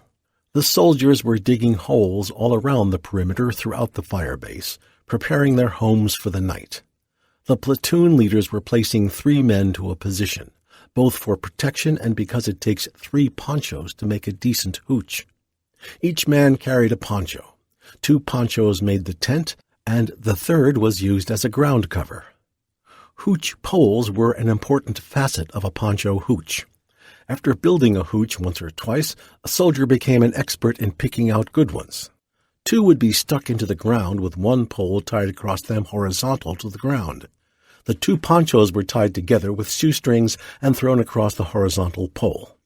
The corners and edges of the ponchos were fastened to the ground with any sticks that were handy. 1 more pole was needed to lay at a 90-degree angle across the horizontal pole. The hood of each poncho was fastened to the end of that pole to hold the sides of the tent out straight and keep the rainwater from running through the hood into the tent. Each company was assigned a particular section of the perimeter to protect. The company commander would then parcel out a section of his perimeter to each platoon. I had pointed out the section my platoon was to protect to Schaldenbrand. My command post was set up a few meters behind my platoon for better control in case of an attack. The engineers were in little teams investigating the many tunnel shafts and air holes. As soldiers within the perimeter discovered new holes, they would mark them for the engineer teams. The engineers would police around the entrances, checking for booby traps and recent occupation. I watched as one engineering team threw a rope down an air shaft. A sergeant rappelled down the rope to the bottom but found nothing. After planting C4, plastic explosive, in the entrances of the tunnels, the sergeant climbed back up the rope, stringing out the fuse behind him. All through the area, cries of "Fire in the hole!" spread. The explosion in the air shaft sent a smoke ring into the misty sky. The grunting and swearing of the artillerymen drew my attention. Each gun crew was stripped to the waist for relief against the muggy air. The objects of their exertion were the big guns that had to be wrestled into position. The area of grass the guns originally sat on had been churned into one large mud hole. The 105s were mounted on 2 wheels for mobility, but they were still heavy, clumsy pieces of equipment to move by hand. Silhouetted on the ridge was one gun cocked at an odd angle. One wheel sat in a small hole, and the other was chunked up with mud with grass sticking out. 5 sweaty, muddy, completely frustrated men were leaning almost horizontally into different sections of the gun as they strained mightily to get it to move. Some of the men held the weapon a few inches as they gained, while a few of the others ran around to the other side to dig frantically at a path they were trying to get the gun to follow. One of the men who was leaning his shoulder into the gun while the others dug was obviously near exhaustion. He slowly lowered the side of his head to the mud-caked wheel a few inches in front of his nose. At the same time, he let his arms drop. His hands dangled in the mud.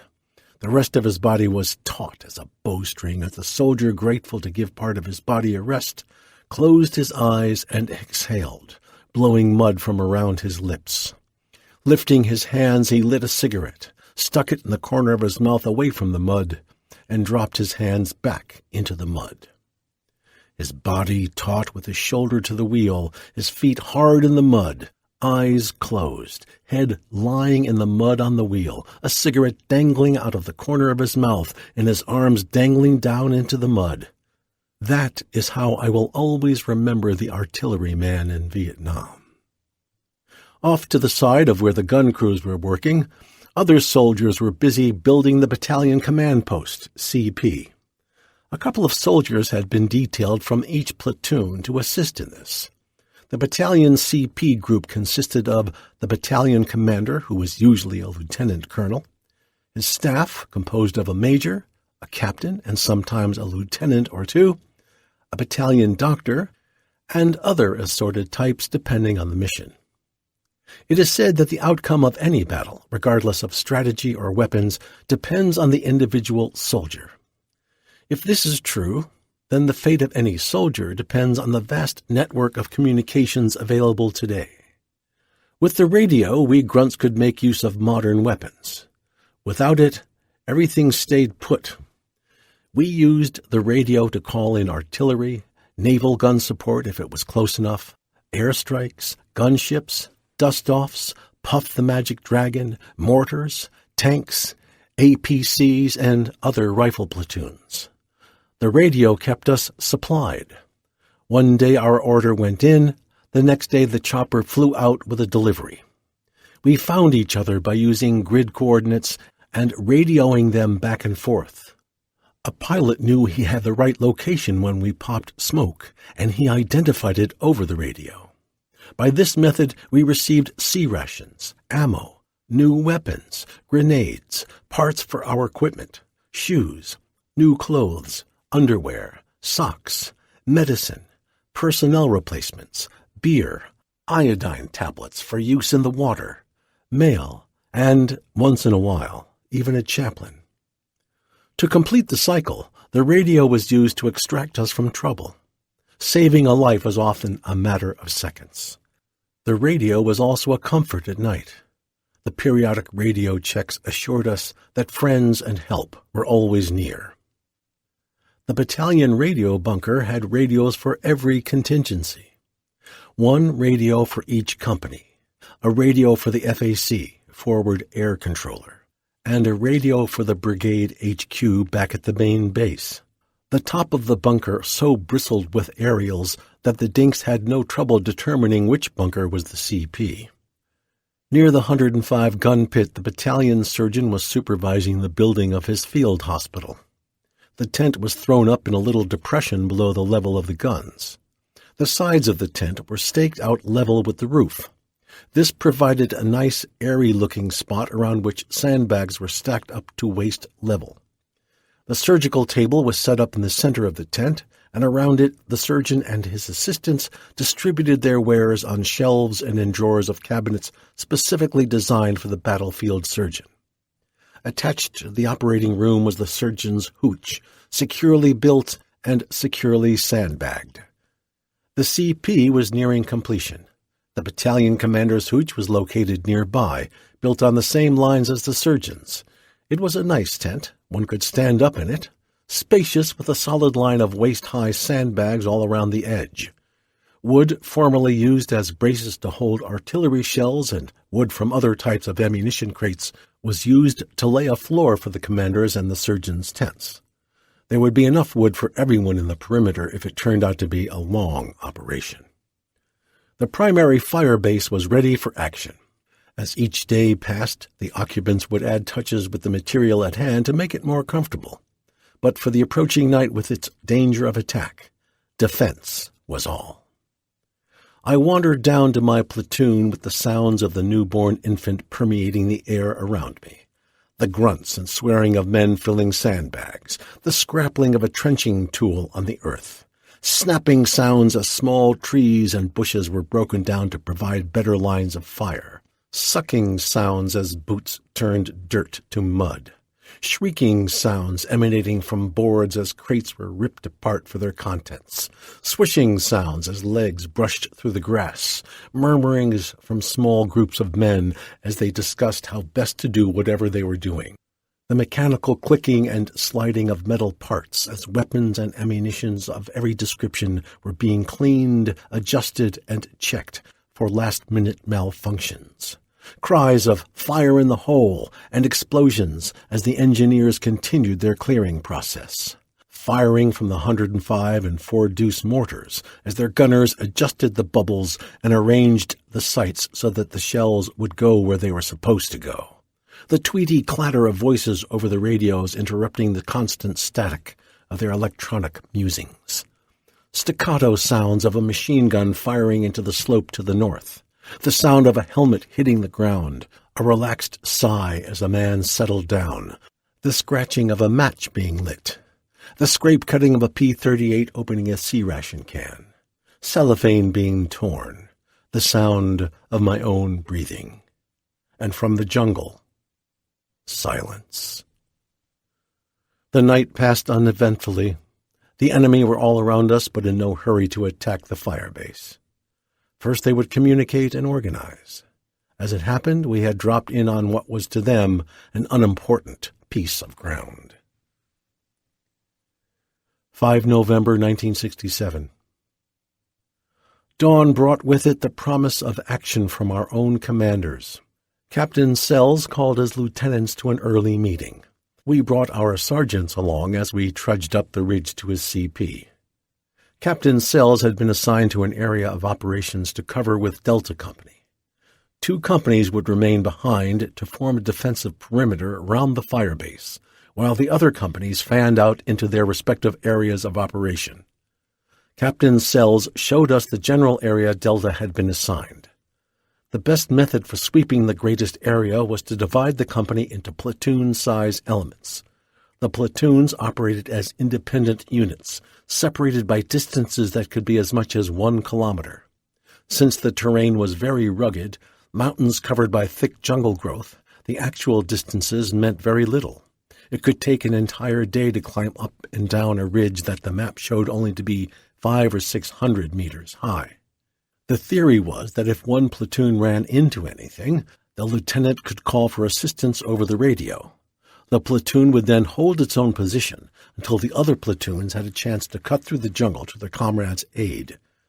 The mountainous jungle resisted this type of maneuver, and hours would elapse while the contact platoon strived mightily to hold its own. When the other platoons arrived to form a company and a real battle started to develop, the other companies were diverted from their AOs to assist the contact company. Meanwhile, artillery and gunships would be brought into action to aid with their superior firepower. Unfortunately, the Dinks were as familiar with our theories as we were. After a platoon had been enveloped in a furious firefight and it was obvious that reinforcements were beginning to arrive, the Dinks would break contact. The majority of the time this was exactly what happened, but woe to the platoon that ran into an enemy unit that was prepared to make a battle of it. The exception to the rule resulted in a bloody fight that would go on for days. The platoon that had initiated the action would take a lot of casualties before it could pull back. The jungle was neither an enemy nor a friend in its attitude toward the opposing forces. It was just there. The secret was in learning how to put it to one's advantage. The enemy always used the jungle to their advantage, while we often just cursed it for getting in our way.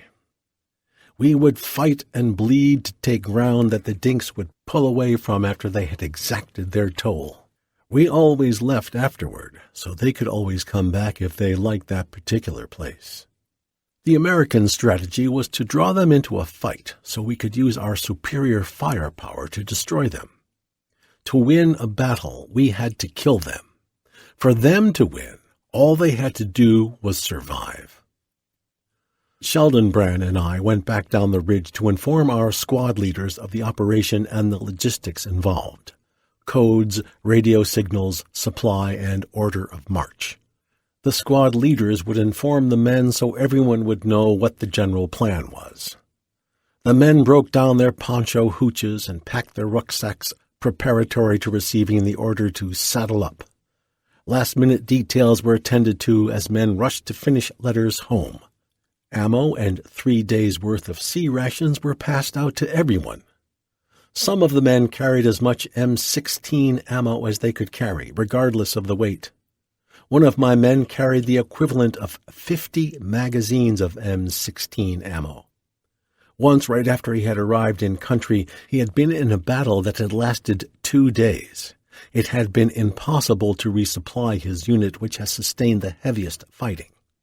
Before reinforcements had arrived, he and many others had run out of ammunition. He had resolved it would never happen again. The order of march remained basically the same my whole tour in Vietnam. The point squad, the flank squad, the tail-end Charlie squad. The squads were rotated every day. Because of the thickness of the jungle growth and the steep terrain, the flank squad usually just stayed in single file between the point and end squads. As soon as everyone was in position, I gave the order to move out. The point element and I checked our compass heading and maps as we entered the thick jungle. I looked back once more at the ridge. Firebase, Tempest. Soon the only sounds were grunts of exertion, as the realities of a jungle march made their demands on our bodies. I tried to set a routine of rest breaks on my watch, but the terrain quickly destroyed that idea. The only sane way to march in the jungle was to glance at the watch and gauge the time elapsed against the condition of the men and the area to be covered that day. Shortly after I called the third break, Mann suggested I call a leech check. A leech check? Hell, we haven't crossed any streams yet, I remarked. In this fucking jungle, you don't need a stream to have leeches, Mann replied. It's wet enough that the mothers crawl all over the fucking place. Whenever I think of leeches, I picture Humphrey Bogart dragging the African queen through a river delta neck-deep in slimy water, with Katharine Hepburn watching apprehensively. Hell, we certainly had not been through anything like that. However, I consented because Mann was an old-timer and knew more than I did. "Ah, there's a motherfucking leech on me," I hoarsely whispered.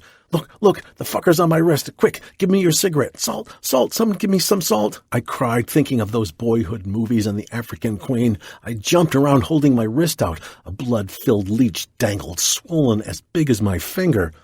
Goosebumps ran all over my body, and my stomach felt queasy as my eyes took in the ultimate degradation of having a werewolf-like slug sucking my life's blood from my body. Ugh. Wait a minute, sir. None of that shit gets leeches off. Man tried to calm me. Here, let me put some of this on it. He took his bottle of bug juice off his helmet and squeezed a few drops on the leech. The leech started withering and dropped off, whereupon Man put a few more drops on it and watched it die as he squatted down on his haunches to watch its last movements. Fucking bug juice doesn't work worth a damn on bugs, but it's hell on leeches, he mused. Blood continued to run out of my wrist from the hole the little motherfucker had bored in it. I wondered how anything that slimy and creepy had managed to crawl up my body and attach itself to me without my feeling it. Better check some more, sir. There may be more on you. I stripped out of my jungle fatigue jacket so fast it got hung up on my gun. Oh, fuck, there's one, Jesus, there's another one, I moaned as I spotted 2 more leeches sucking on me. Oh, Christ, where's my bug juice? I've got to get these fuckers off me. The guys around me were nonchalantly looking themselves over and applying bug juice whenever they found a leech. They had already been initiated to leeches in their first operation, so it was no big deal to them. Just another uncomfortable part of the jungle to deal with. Squirt some of that shit around your fatigue pants when you tie them at the top of your boots, Man told me as I observed him methodically examining his boot tops. That way the bug juice acts as a barrier to the little fuckers as they latch onto your boot and try to crawl up to where the meat is. It doesn't stop them all, but it helps a little bit. I resolved never to let my platoon run out of bug juice. I would order beaucoup on every supply chopper. We continued on our way, hacking through the jungle when it was impossible to slide through. The rest of the day was an endurance test, as our muscles tightened up from their period of languid bridge duty. Up ridges, down ridges, over ridges, wading through rocky streams, hacking at jungle growth, breathing in and hopefully breathing out some of the constant bugs that continuously swarmed around our heads, watching our skin as it quickly deteriorated from the numerous bites, scrapes, cuts, tears, thorns, and other abuses of the environment that attempted to beat our bodies into submission. The clothes and boots forming the inanimate part of our body protection were quickly drenched with sweat, dirt, mashed bugs, and the mixed blood and juices from both the bugs' bodies and our own. Covering everything was the smell of slimy, rotting vegetation. Our clothes and our bodies were beginning the rotting process of the jungle. Every scratch was a breeding spot for bacteria which could result in the rapid growth of jungle rot. This was the essence of a jungle patrol. Evening was drawing near as we reached a relatively flat top on a ridge which would make a good night location. The only formation for a night position or any defensive position in the jungle, or an area without definite lines of battle, was a circle on high ground with everyone facing outward. An attack could certainly come from any direction or from many directions at once. My platoon fluctuated between 23 and 30 men. I always put 3 men in a foxhole so they could build a hooch and set up a proper guard at night. This meant we would have 7 to 10 positions to form our circle. The medic, radio man, and I represented the hub in the middle of the circle. We were not in the middle for protection, but to maintain control. If our position was in line when the attack started somewhere else, I would have to pull out to where the fighting was to direct our defensive efforts. My RTO would have to stick with me like a shadow with his radio, and of course, the medic would be needed when someone was hit. With all 3 of us out of position, there would have been a gap in the line. My position in the middle provided better control and a roving reserve of 2 extra rifles to add strength where needed. The medic carried a rifle, but after the first man was hit, the medic's firepower was cut as he attended to the wounded. Every American defensive position in Vietnam was set up on a similar basis, whether it was my small platoon in the middle of the jungle, a battalion fire base, or a main base camp such as the one at Pleiku, which was composed of 3 or 4 brigades. The trouble with Nam was that we didn't control anything that we were not standing on at the time. Anything that moved outside our perimeters at night was fair game because the night belonged to the enemy and both sides knew it. The reality of only owning the ground you stood on meant making sure you continued to stay on that ground. 6 November 1967. Muto, a Japanese-American from San Francisco, was on point this day. About 2 hours after we had started patrol, he reached the top of a small ridge and immediately went to the ground, using a hand signal which meant we were to do the same. The file of men immediately crouched down, roughly every other one facing to the right or left, intensely alert for possible enemy action. I crawled forward to where Muto and his squad leader were kneeling behind a growth of tree roots. Muto turned to me. His facial expression puckered up into a sound of silence. Pointing forward down the gentle sloping ridge toward a small stream making quiet burbling sounds, he directed my attention to a slight movement in the stream. Suddenly my eyes separated the jumble of growth as a man's figure came into view. He was a dink in uniform, his pants rolled up to his knees, and he was wandering slowly upstream, while a female dink strolled next to him holding a towel. His rifle was leaning against a tree bordering a small ring of camouflaged hooches next to the stream. I gave the signal to the men behind me that dinks had been spotted. Muto, the squad leader, and I raised our rifles. There was a lot of growth between us and the target 30 meters away, which might cause the light M16 bullets to be deflected. Muto, however, was carrying the one M14 with its heavier shell in my platoon. I tapped him on the shoulder and indicated he should fire first, aiming at the dink soldier. "Fire!" I yelled. Muto fired, hitting the dink high up and spinning him around. The squad leader and I opened up on both the enemy soldier and the girl. The dink soldier was stumbling through the stream on all fours, trying to get to his rifle, as the girl ran screaming through the jungle on a trail we had not seen from our vantage point. All three of us concentrated on the dink soldier, hitting him a number of times and driving the life from his body. He collapsed short of his rifle. Leaving the main body of the platoon, the point squad and I ran in a crouch down to the stream. The dink was sprawled out, his body half in the stream. We formed a defensive group as the next squad in line behind the point squad ran down past us and across the stream into the small ring of hooches. They were empty. The girl had escaped.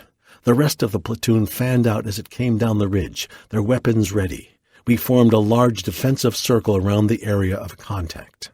Nervousness gave way to relief among the men when it became evident the camp was deserted. We had killed one dink with a weapon without ever working up a sweat. The guys started to smoke, and a few started heating water for coffee. I called the captain to let him know we had had contact. "Delta 6, this is 1-6, over. This is Delta 6, over.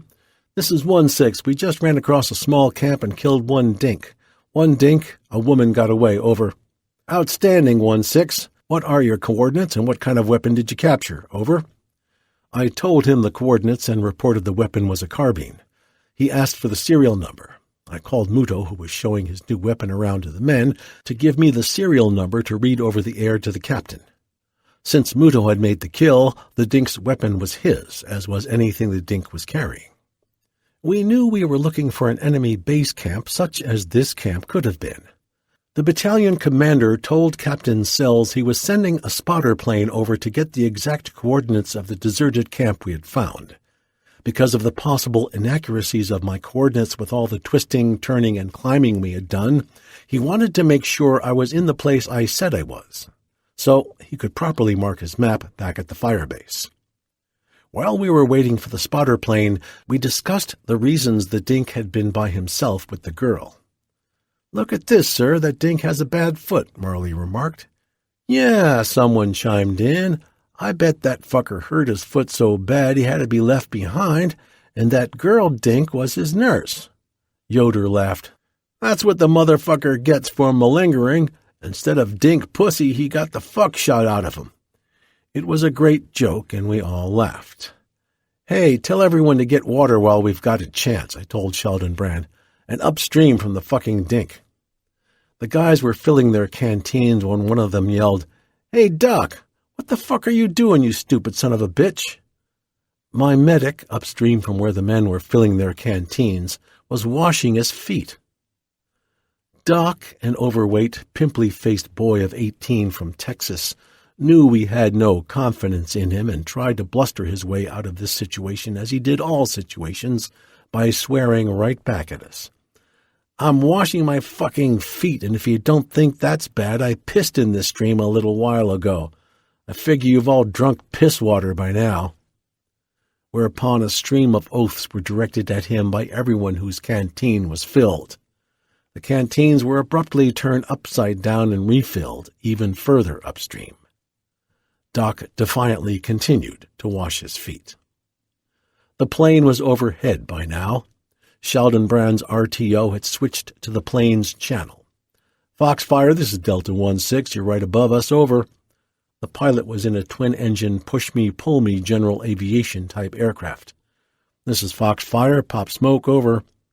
One of the men was ready as he received the signal from me. "This is 1-6. Smoke popped, over." "This is Foxfire. I don't see anything, over." The jungle canopy was so thick the plane couldn't see the smoke, which had floated up to drift leisurely along at a temperature level under the canopy. After a few fruitless attempts to get the smoke above the canopy, I had to radio the pilot we just couldn't get it through. "Foxfire, negative on the smoke. However, you are circling in the right spot, so radio in your position. That'll have to do, over." "Roger on that, 1-6. Good luck, out." The plane droned off with all of us thinking the same thought. What if we really needed that spotter for support or a chopper? How the hell could they get to us to provide air cover when they couldn't see us? They could drop their ordnance on us by mistake. "Saddle up." Everyone put his rucksack on. We hadn't marched very far when we ran into evidence of a bombing raid. The jungle had been torn to smithereens by big bombs. Trees had been ripped from the ground, forming an abatis of twisted, interattached, splintered branches, vines, and roots that was more impenetrable than the worst the natural jungle had to offer. The point element stopped, looking for a way through. Muto voiced the sentiments of all of us. "Fucking bombing raids. That's the goddamnedest mess I ever did see. We get in there and the dinks hit us, our asses as grass." "Yeah, but fuck, we can't go around. The damn thing could be a mile long," I remarked.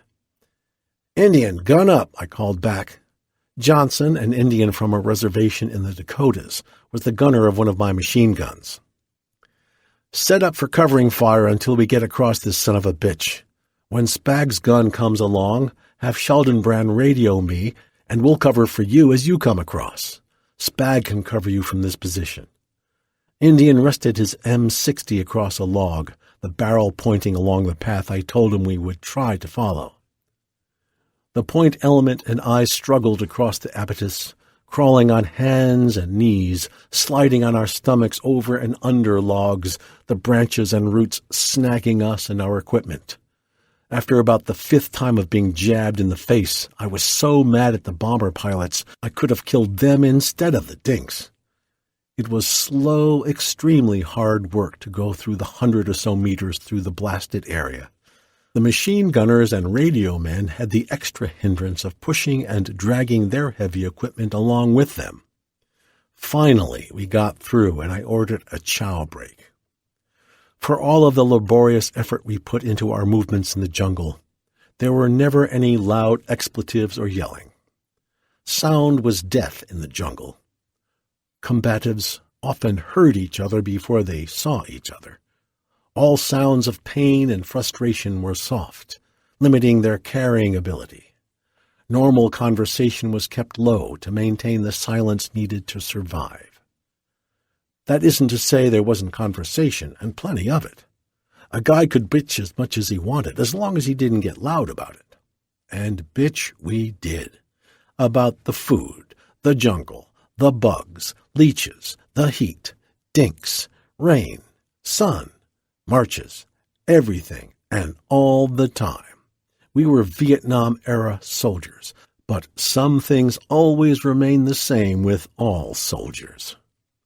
While everyone was bitching about the bomber crews, I received a call from Delta 6 to angle back toward the firebase. A last cup of coffee and cigarette after chow freshened us up. We marched down until we reached the valley floor, which marked the spot where we turned toward the firebase. Uphill, naturally. By late afternoon, we reached the last stretch of mountain to be covered before we reached the top, our proposed night location. Elephant grass towered over our heads, but after the jungle we had just exited, this would be a snap. How wrong I was. The elephant grass was too green and thick to go through, so we had to push it down. Elephant grass has razor-sharp saw edges and a flat blade, which, when pushed down, turns into a slide. As our jungle boots slipped from under us as we struggled uphill, we would instinctively grab at the grass, ripping our fingers to shreds. Wiping the blood off on our jungle fatigues turned us into smorgasbord for every bug within a kilometer. The bugs loved us. After innumerable falls, I swore, God damn, what kind of fucking idiot would do this for fun? Those fuckers that go on safari must be nuts. Porter, a black dude from East St. Louis, gazed up at me, blood and sweat covering him from head to toe. After you, Bwana. Finally, we broke through near the top of the ridge. A comparatively light growth of trees and shrubs covered the top, a perfect place for a night location. We could see the fire base 300 meters down the ridge from us. 7 November 1967. We left our night location and skirted the west edge of the fire base down the ridge. The men on the perimeter paused to watch us pass. Word of our brief action the day before had spread to everyone in the battalion. We had drawn first blood early in the game. We were building a reputation. My line of men glanced up at the men on the perimeter with mixed feelings. We were proud of killing the dink the day before and were anxious to kill more. But to do so meant we had to root them out by traveling in their territory and fighting on their terms. Our risk would be great. The men in the perimeter, on the other hand, had to wait until the dinks came to them. They were safer, but the firebase's static position limited their ability to kill dinks unless they were attacked. The perimeter men were on the defense with their dug-in position, strong manpower, artillery and mortar positions, and good lines of fire. They were relatively in a better position to survive than the platoons searching for the enemy in the surrounding area. Hence the mixed feelings. Was it better to be on the offense, looking for dinks to kill, while suffering the wearing conditions of the march and placing oneself in extreme danger? Or was it better to be on the defense in comparable comfort, waiting for an attack? An actual fight on either situation could result in death. Regardless of what was on our minds as we brushed by the perimeter, we were powerless to change the reality of our position. On the large map in the battalion commander's CP in the firebase, we were represented by a small arrow marked Delta 16. The battalion was marked on the brigade map in base camp as Dragon 6. The brigade was marked on the division's map in Pleiku headquarters as 3rd of the 4th. The 4th Division was marked as part of the Army on the map in the Pentagon as being in Zone 1 and Zone 2 of Vietnam. The White House and the Congress had us marked as battles or votes won or lost. The American public had us marked as patriotic soldiers or murderers and fools. Our kinsmen and friends had us marked as alive or dead. Our personal thoughts meant nothing. We continued to march. We rendezvoused with the company at midday. Captain Sells had the platoon spread around a small meadow with a mountain-fed pool at one end. My platoon slipped into its perimeter location and we took turns swimming in the pool while we waited for the resupply chopper. Captain Sells walked up as I finished getting dressed. "The battalion surgeon is coming in on the resupply chopper to speak to your medic, Downs. Do you still feel your medic is no good?" "Yes, sir. The guys haven't trusted him from the time he joined us. I don't know what kind of shit they fed him down at Fort Sam, Houston, but he thinks he doesn't have to listen to anyone but the battalion surgeon. He thinks he doesn't have to do any of the work the rest of us do, and I have enough on my hands without having a smart-ass medic. The son of a bitch has to earn his respect just like the rest of us. Just because he's our doc doesn't make him God. Besides, the guys, me included, don't trust him. We need a medic we can depend on in this jungle." "All right, we'll see what a talk with the surgeon will do for his attitude."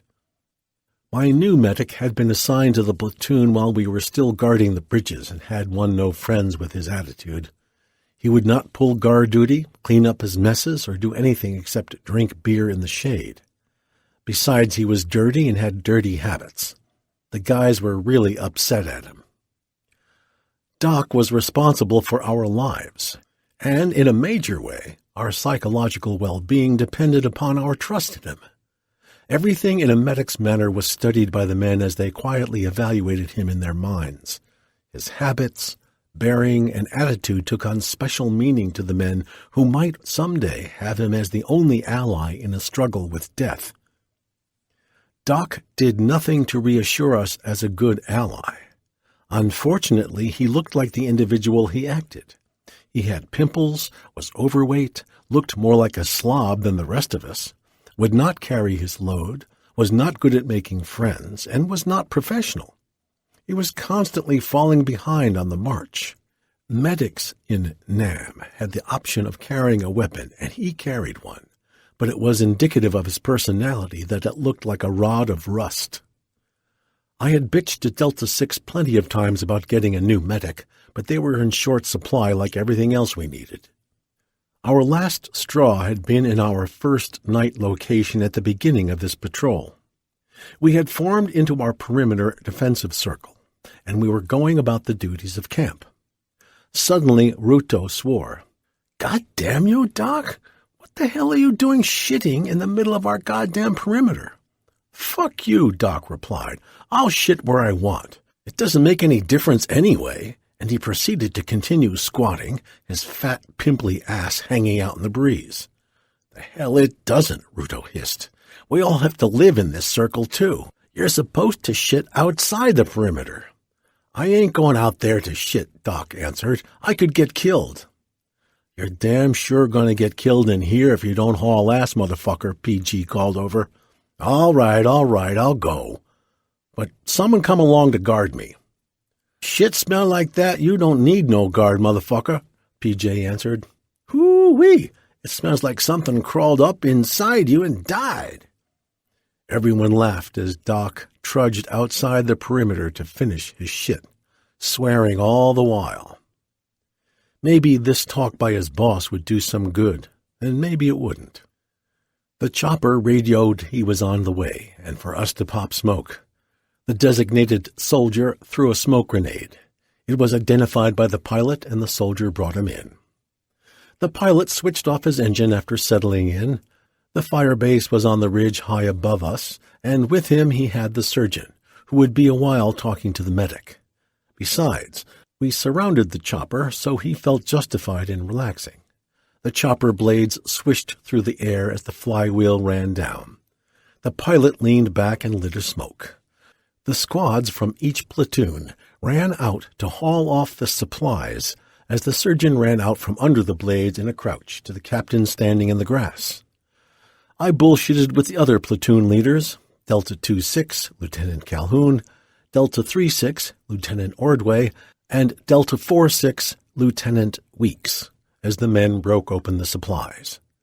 The older M16 had an open-ended muzzle flash guard which was handy in twisting and cutting the stiff wire holding the C-ration cases together.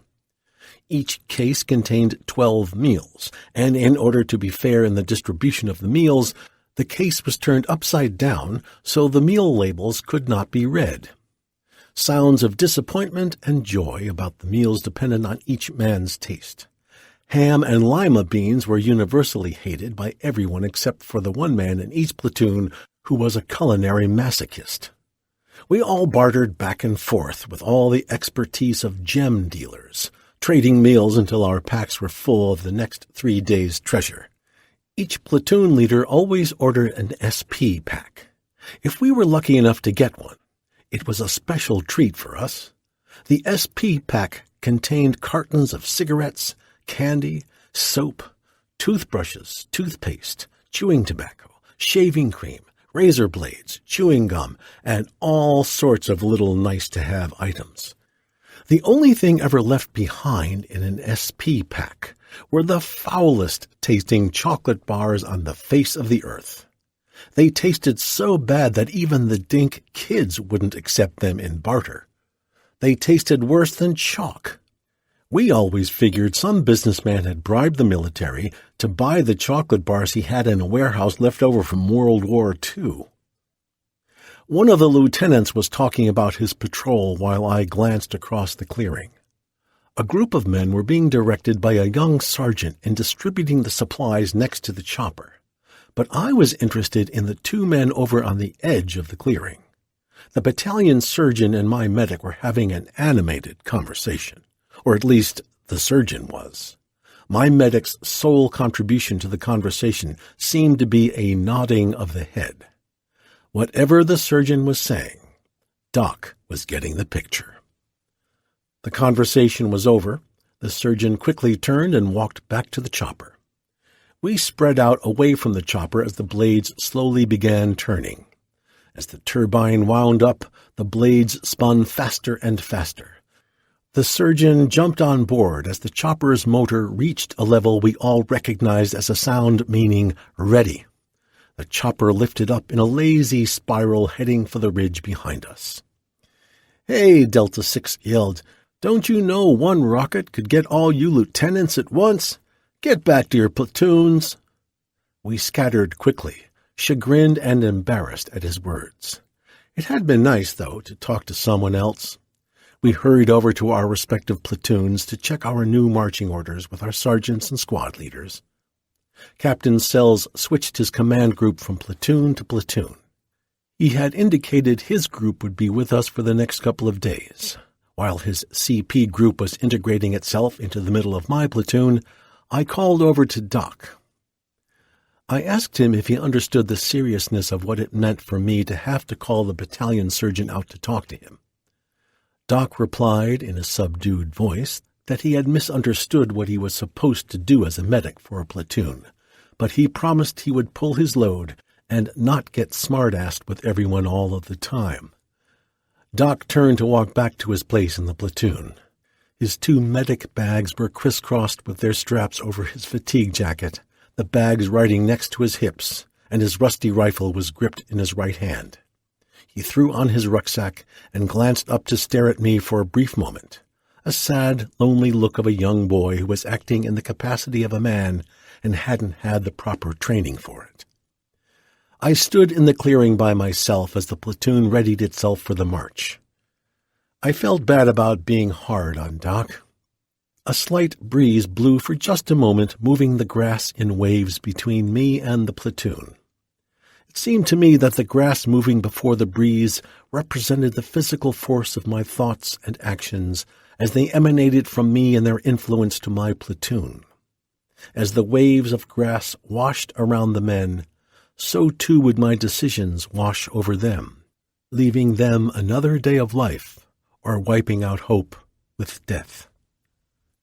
Delta 6's command group was composed of his 2 RTOs, the company medic, various attached elements, and the 4th platoon, which, under a conventional setup, was the heavy weapons platoon. In Delta Company, 4-6 was responsible for the security of the company headquarters group since we didn't have heavy weapons. Delta 6 shifted his headquarters group between his 1st, 2nd, and 3rd platoons, and would travel with that platoon for a few days so we could observe that platoon leader in command. This enabled Delta 6 to command his company more effectively, because he got to know the men and their weaknesses and strengths. Delta 6 and his group would travel in the middle of the platoon, and he would not interfere with the platoon leader's decisions even in a firefight, except in obvious foul-ups or actual need. Delta 6 would guide and direct the company, but he left the running of the company to the platoon leaders for the most part. However, he was always quick to chew the platoon leaders out if he thought they needed it, and he thought that quite a bit. He was a good man to have in command. When we left the clearing, it was my turn to have the headquarters group.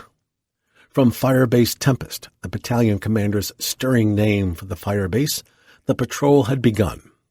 The ground we had chosen was no less difficult to get over for being unimportant to the enemy.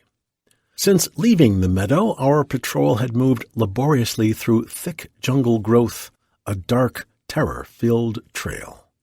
The strain of constantly staying alert while moving through enemy territory was a drain both mentally and physically. There was evidence of the enemy everywhere. Bulletin boards standing along the trails with propaganda leaflets tacked up, punji pits, fresh spider holes, fresh bunkers, tracks. We were very jittery because it was only a matter of time until someone would die. Brief, furious firefights would unexpectedly break out as we crossed trails with small units of NVA soldiers and Montagnard mercenaries. Rain had been falling constantly over 72 hours, which delayed our resupply chopper, cutting us short on food. This only added to our misery. 9 November 1967. We were resupplied late today. Captain Sells took the company down along a river with orders for us to follow in an hour or so.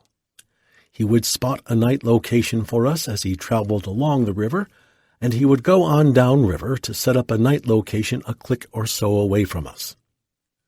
Delta 6 radioed the location where we should be that night, and close to evening time we reached it, a bluff. We had been following the river where the walking had been easy along the tree line bordering the small valley through which the river was running, but the night location looked like a bad spot. A thick growth of small trees was bunched on the uphill side of a grass-covered bluff. Those damned trees would provide excellent cover for an attacking enemy, so a full third of the platoon had to be put along the edge of the grove. I couldn't set up in the grove itself because it was too thick. None of us would be able to see to protect each other, and the thick growth would have seriously decreased the effectiveness of our firepower.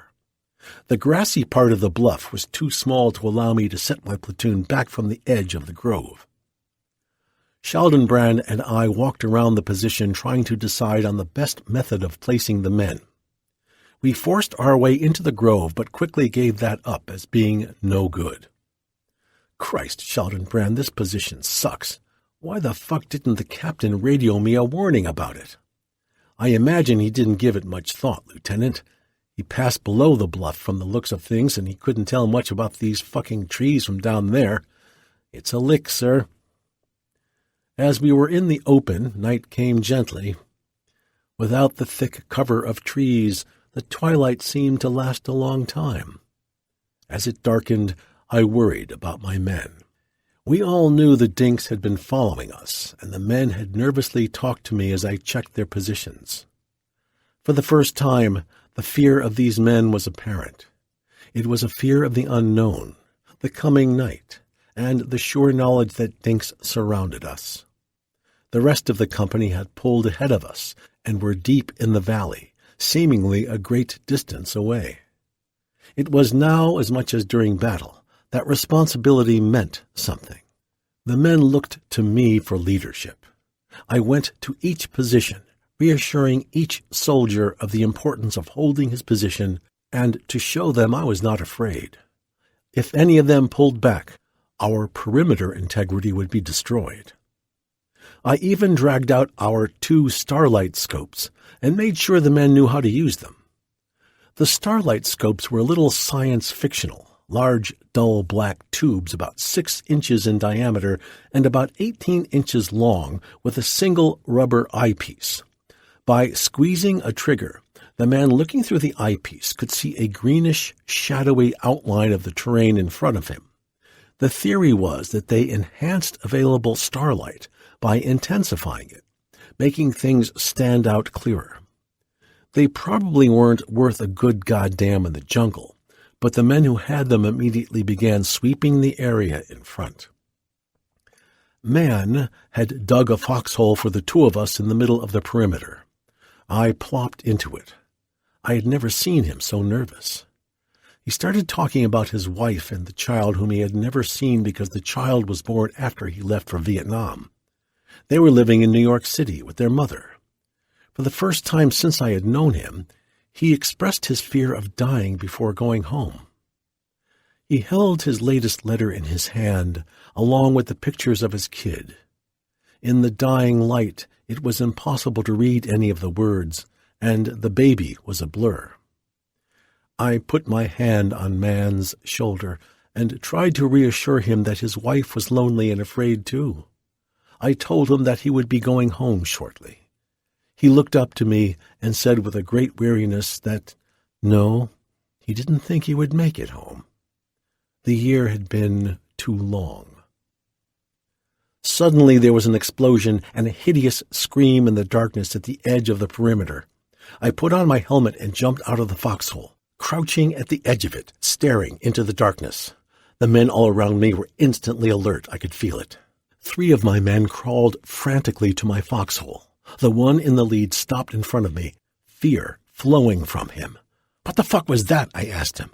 The screaming continued outside the perimeter, tearing our nerves to shreds with its piercing wail. "I heard a sound in front of us and popped a grenade out there. That's a fucking dink I hit. They're all over us out there." "Settle down," I told him. "You men in the perimeter, hold fast," I yelled, hoping my voice sounded steadier than I felt. "What are you guys doing out of position, for God's sake? Who the fuck is guarding that end of the perimeter with you guys out of position? Don't you know that without you there's a gap in our defense?" I hissed. "Go on, get back over there before the dinks come through." Nobody moved. "I need you guys to hold that end of the perimeter. Now get back there before it's too late." They looked at each other and stared at the black hole in the jungle from which the screaming was coming. I gripped the arm of the man closest to me and, in as calm a voice as I could muster, explained once again how much I needed him. We all needed them to hold the perimeter. Turning to each man, I gripped his arm to assure him of its importance. I turned in a crouch and said, "Follow me. I'll sit over there for a while with you until we figure out what the dinks are going to do." Hesitantly, they turned and crept back to their foxhole. I lay along the side, talking to them until they finally calmed down. The screaming had stopped, which helped settle their nerves. After a few minutes, I felt I could leave them, but I explained that I had to check the other positions and that I would be back. All of the men were nervous, undone by the sudden, terrible screaming. After speaking to all the men, I returned to my foxhole to find Man quietly crying in the bottom, huddled up in a ball. Man, what's the matter?" I whispered as I crouched on the edge of the foxhole. "Sir, I'm scared. I'll never see my son. I know it." I crawled into the hole and put one arm around his shoulders to comfort him. "Hell, man, you're an old-timer. You've made it this long. There's no way you won't finish out your tour." He talked about his family for a while as I sat next to him, with my arm around his shoulders. I listened until he seemed to come out of it. Then, jumping up, I told him to call Delta 6 while I checked on the platoon. When I got back, he was his old self. "Sir, I'm sorry I broke down on you a little while ago." "That's all right, man. I needed the time myself. Besides, you owed it to yourself. It doesn't do a man any good to keep it all bottled up for so long." "Yeah, you're probably right. Fucking A." Morning was a welcome relief, washing our fear from us with its shower of light. We had survived the glance into our souls. "Sir, there's a blood trail out here where that dink got hit last night." "Good. Any sign of the dink?" "No, sir, just a lot of blood and some flesh. That fucker died for sure." "All right," I answered. "Man, call in 1 for a body count. Whatever's left of that dink isn't enough to bother us anymore." 10 November 1967. This day I moved my platoon to a place shown on the map where a stream ran into the river and 3 trails met. When we reached the location, we could see that it was a perfect spot for an ambush. I spread the men along the path leading out of the jungle along the stream. I sent 1 squad of men across the stream to set up an ambush spot along the road around a bend in the river. My platoon formed a rough triangle, with the river acting as a hypotenuse and the stream intersecting its middle. We waited there until evening and then climbed to the top of the ridge behind us to set up our night location. This was the first of many ridges stair-stepping up the mountain range. Its other side sank down into a small ravine before reaching up to the next step, a higher ridge. I imagined the whole process was repeated until the top was reached. Trails along our ridge to bring the enemy to us as we straddled its jungle growth. Sheldon and I decided it would make a good night location for however long the captain decided to leave us in the area.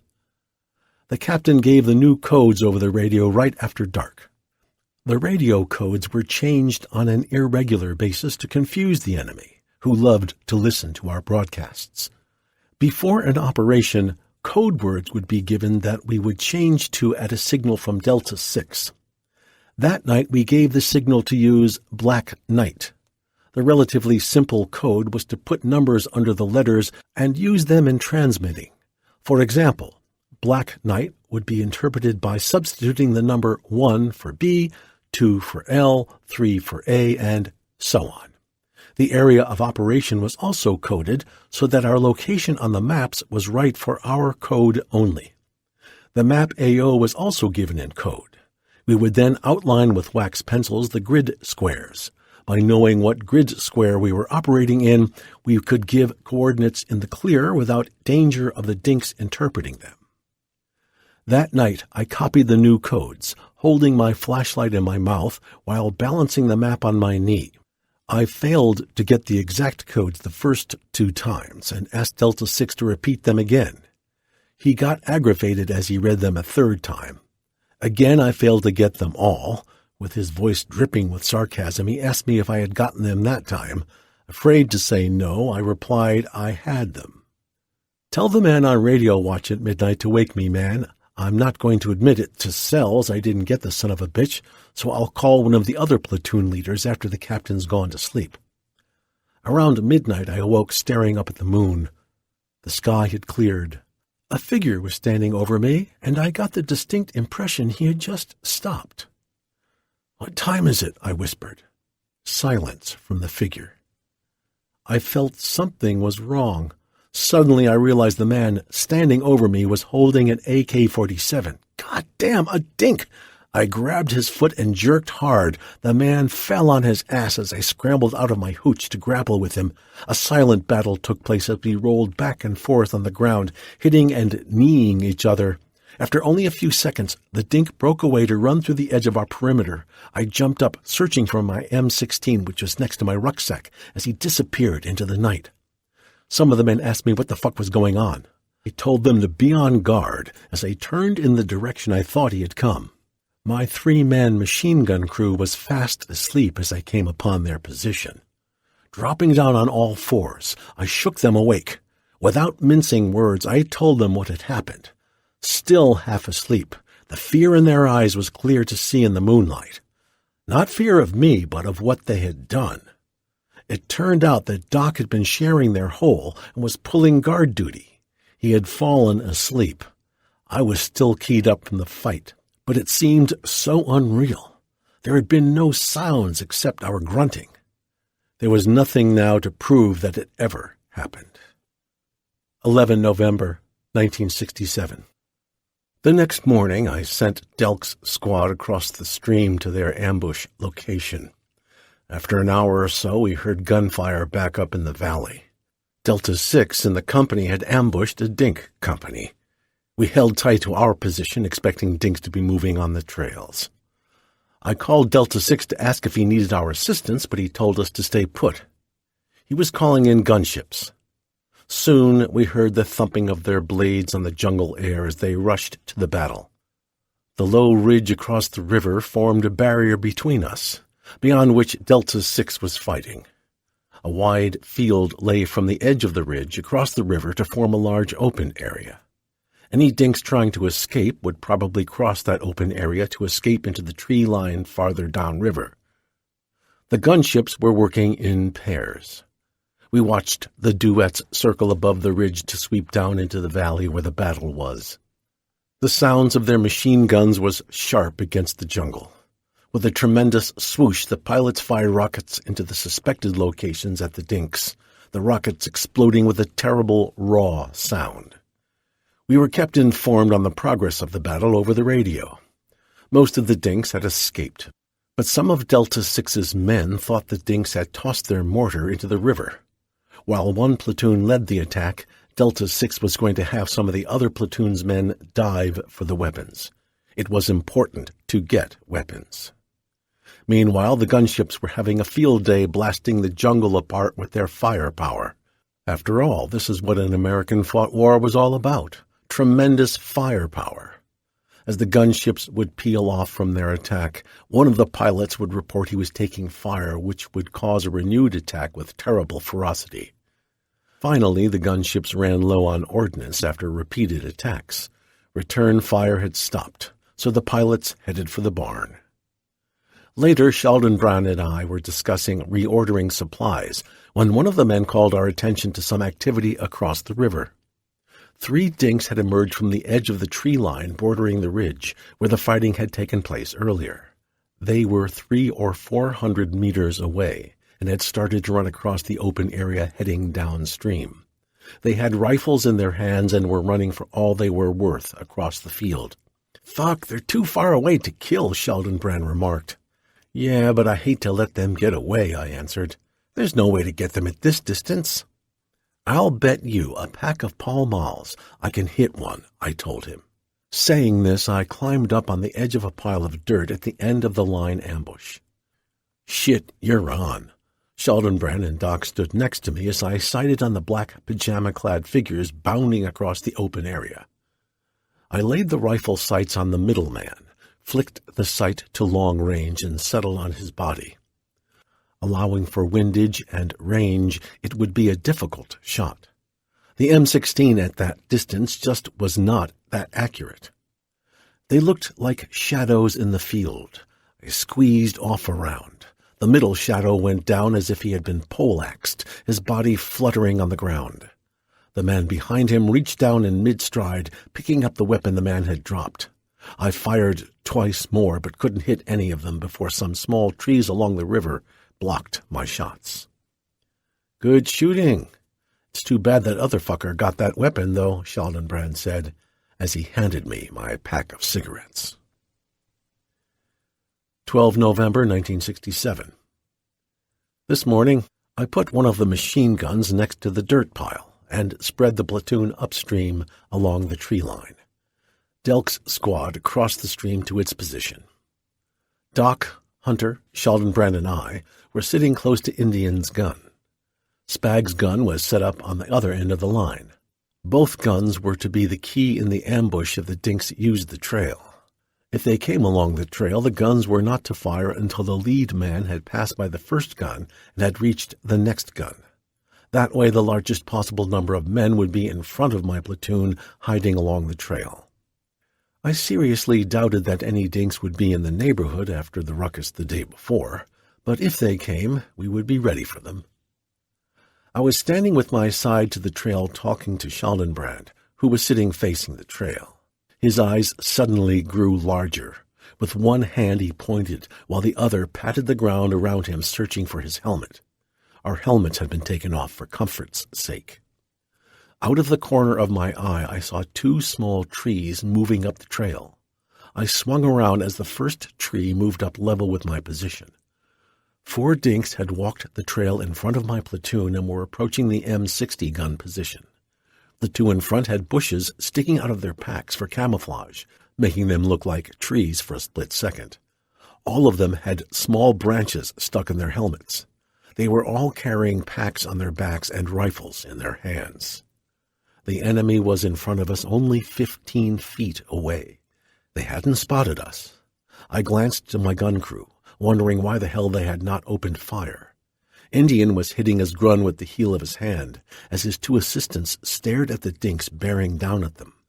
The platoon was waiting for the signal from the M60, and the son of a bitch had misfired. I brought my rifle up and yelled fire at the same time as I pulled the trigger. My first shot hit the second dink in the neck, practically ripping his head off. I immediately fired at the second man, hitting him in the body as a tremendous volley from the rest of the platoon cut the dinks down like a scythe. There was nothing to see anymore, but the platoon kept firing. "Cease fire!" I yelled. "Cease fire!" I walked through the grass out onto the trail, my helmet still lying on the ground behind me. The adrenaline was pumping through my body at the excitement of the brief firefight. Turning to the M60 crew, I asked Indian why his gun had misfired. He looked at me in a horror-stricken way, realizing his gun had failed him at a crucial moment. "Indian, you better get that thing fixed. I was counting on you to trigger this ambush, and the whole fucking thing about went down the tube." "What happened to the lead dink?" I asked the man behind me. "All of you stay in position a second until we find the son of a bitch." Sergeant Kirkpatrick, an old mortar sergeant attached to our platoon because the company was not carrying mortars, followed me along the trail. The jungle was deathly quiet after the firing. Only the sound of the stream and river broke the silence. Something was wrong, but I didn't know that. "Sheldon, how many dinks were there?" I asked. "There are only 2 dinks here, and the lead dink is missing." "Was there another one?" "I think so." I turned up the trail and found myself looking at a dink lying in a depression next to the trail.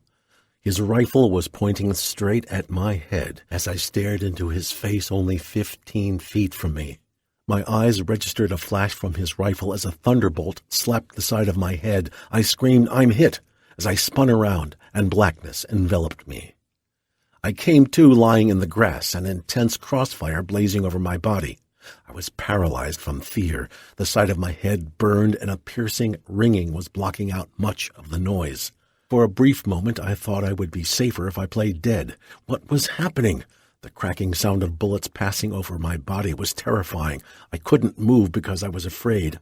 I have got to move, I thought. Everything was black. My eyes were clenched tight. I opened them to find I was staring through the grass at the dink who had shot me. He was blazing away at the platoon behind me. The blades of grass closest to me were out of focus because of my concentration on the dink. He looked at me, saw my eyes open, and jerked his rifle toward me. I screamed, "Cover me!" and jumped up, running back to my platoon. It was a wonder I wasn't shot by my own men in that crossfire, but I made it, stumbling and falling. I turned and fired with the rifle I had never let go of, into the depression where the dink was.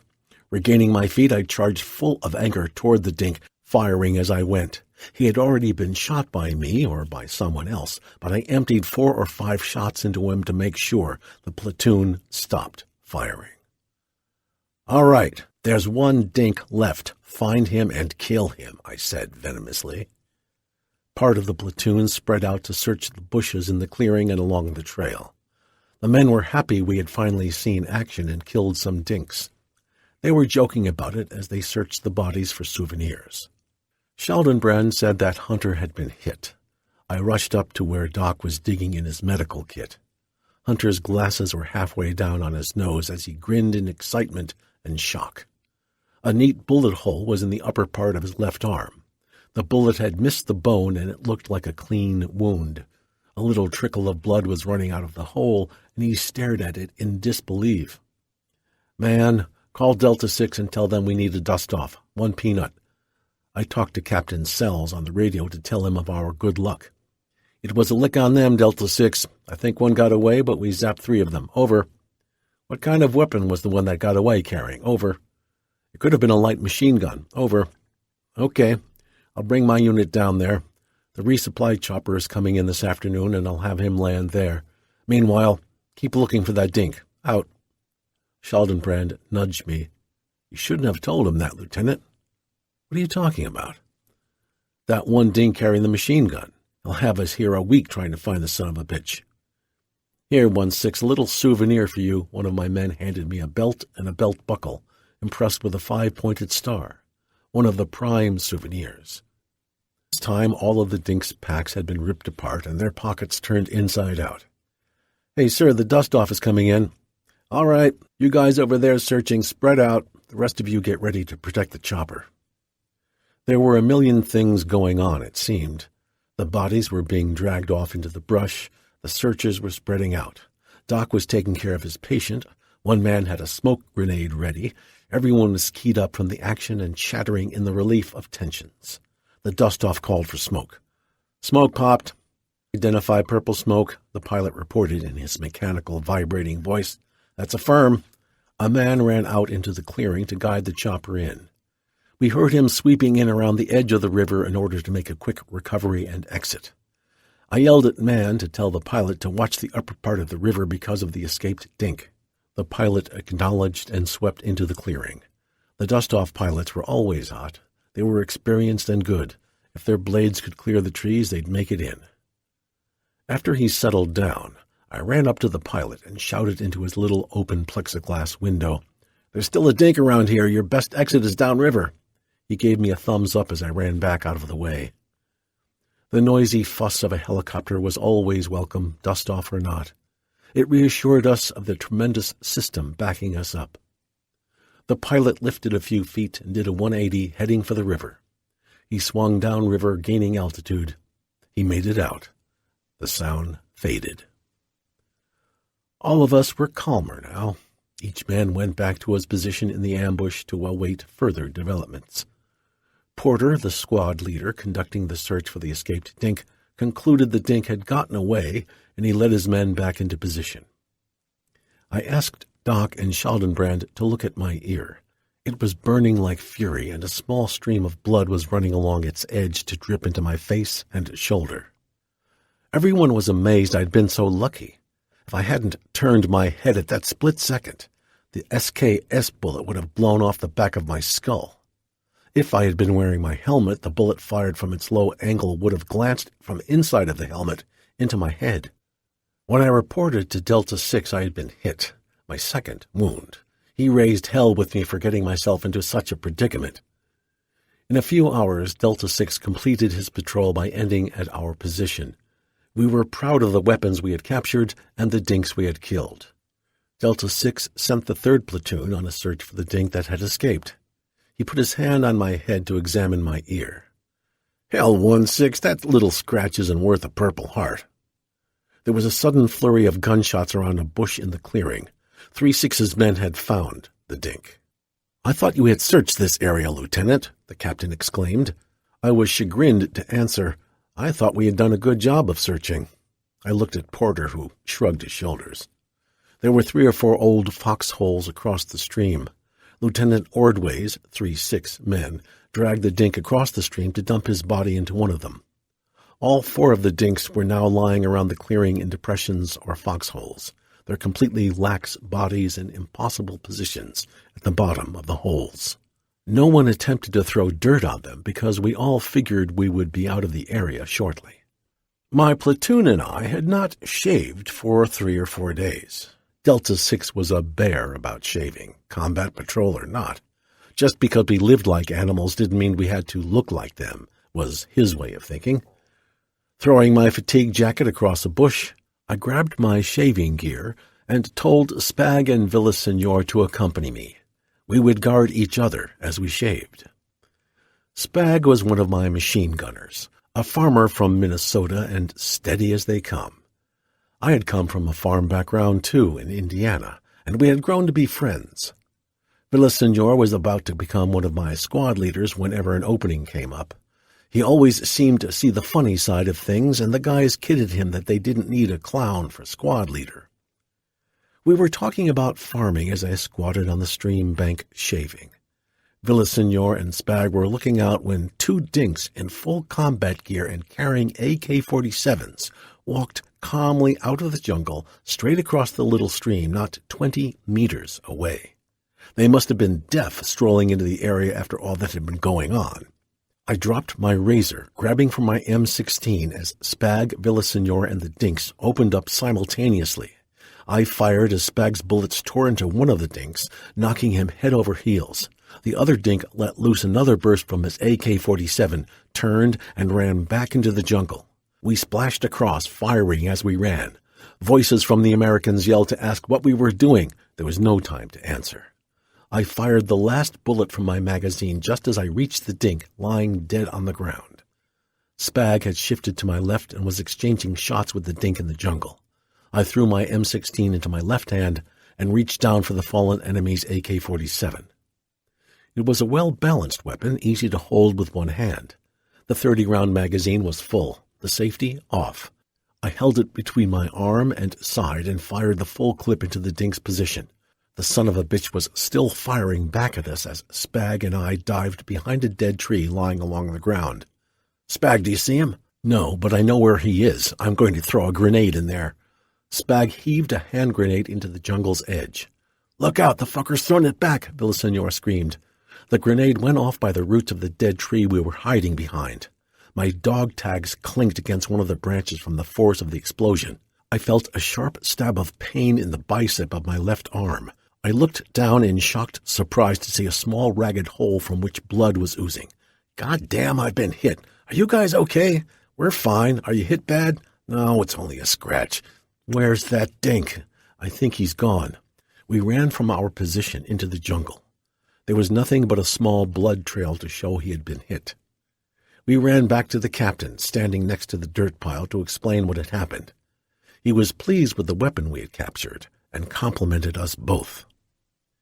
He was concerned over my wound, though, and asked if I wanted to be sent in on the resupply chopper.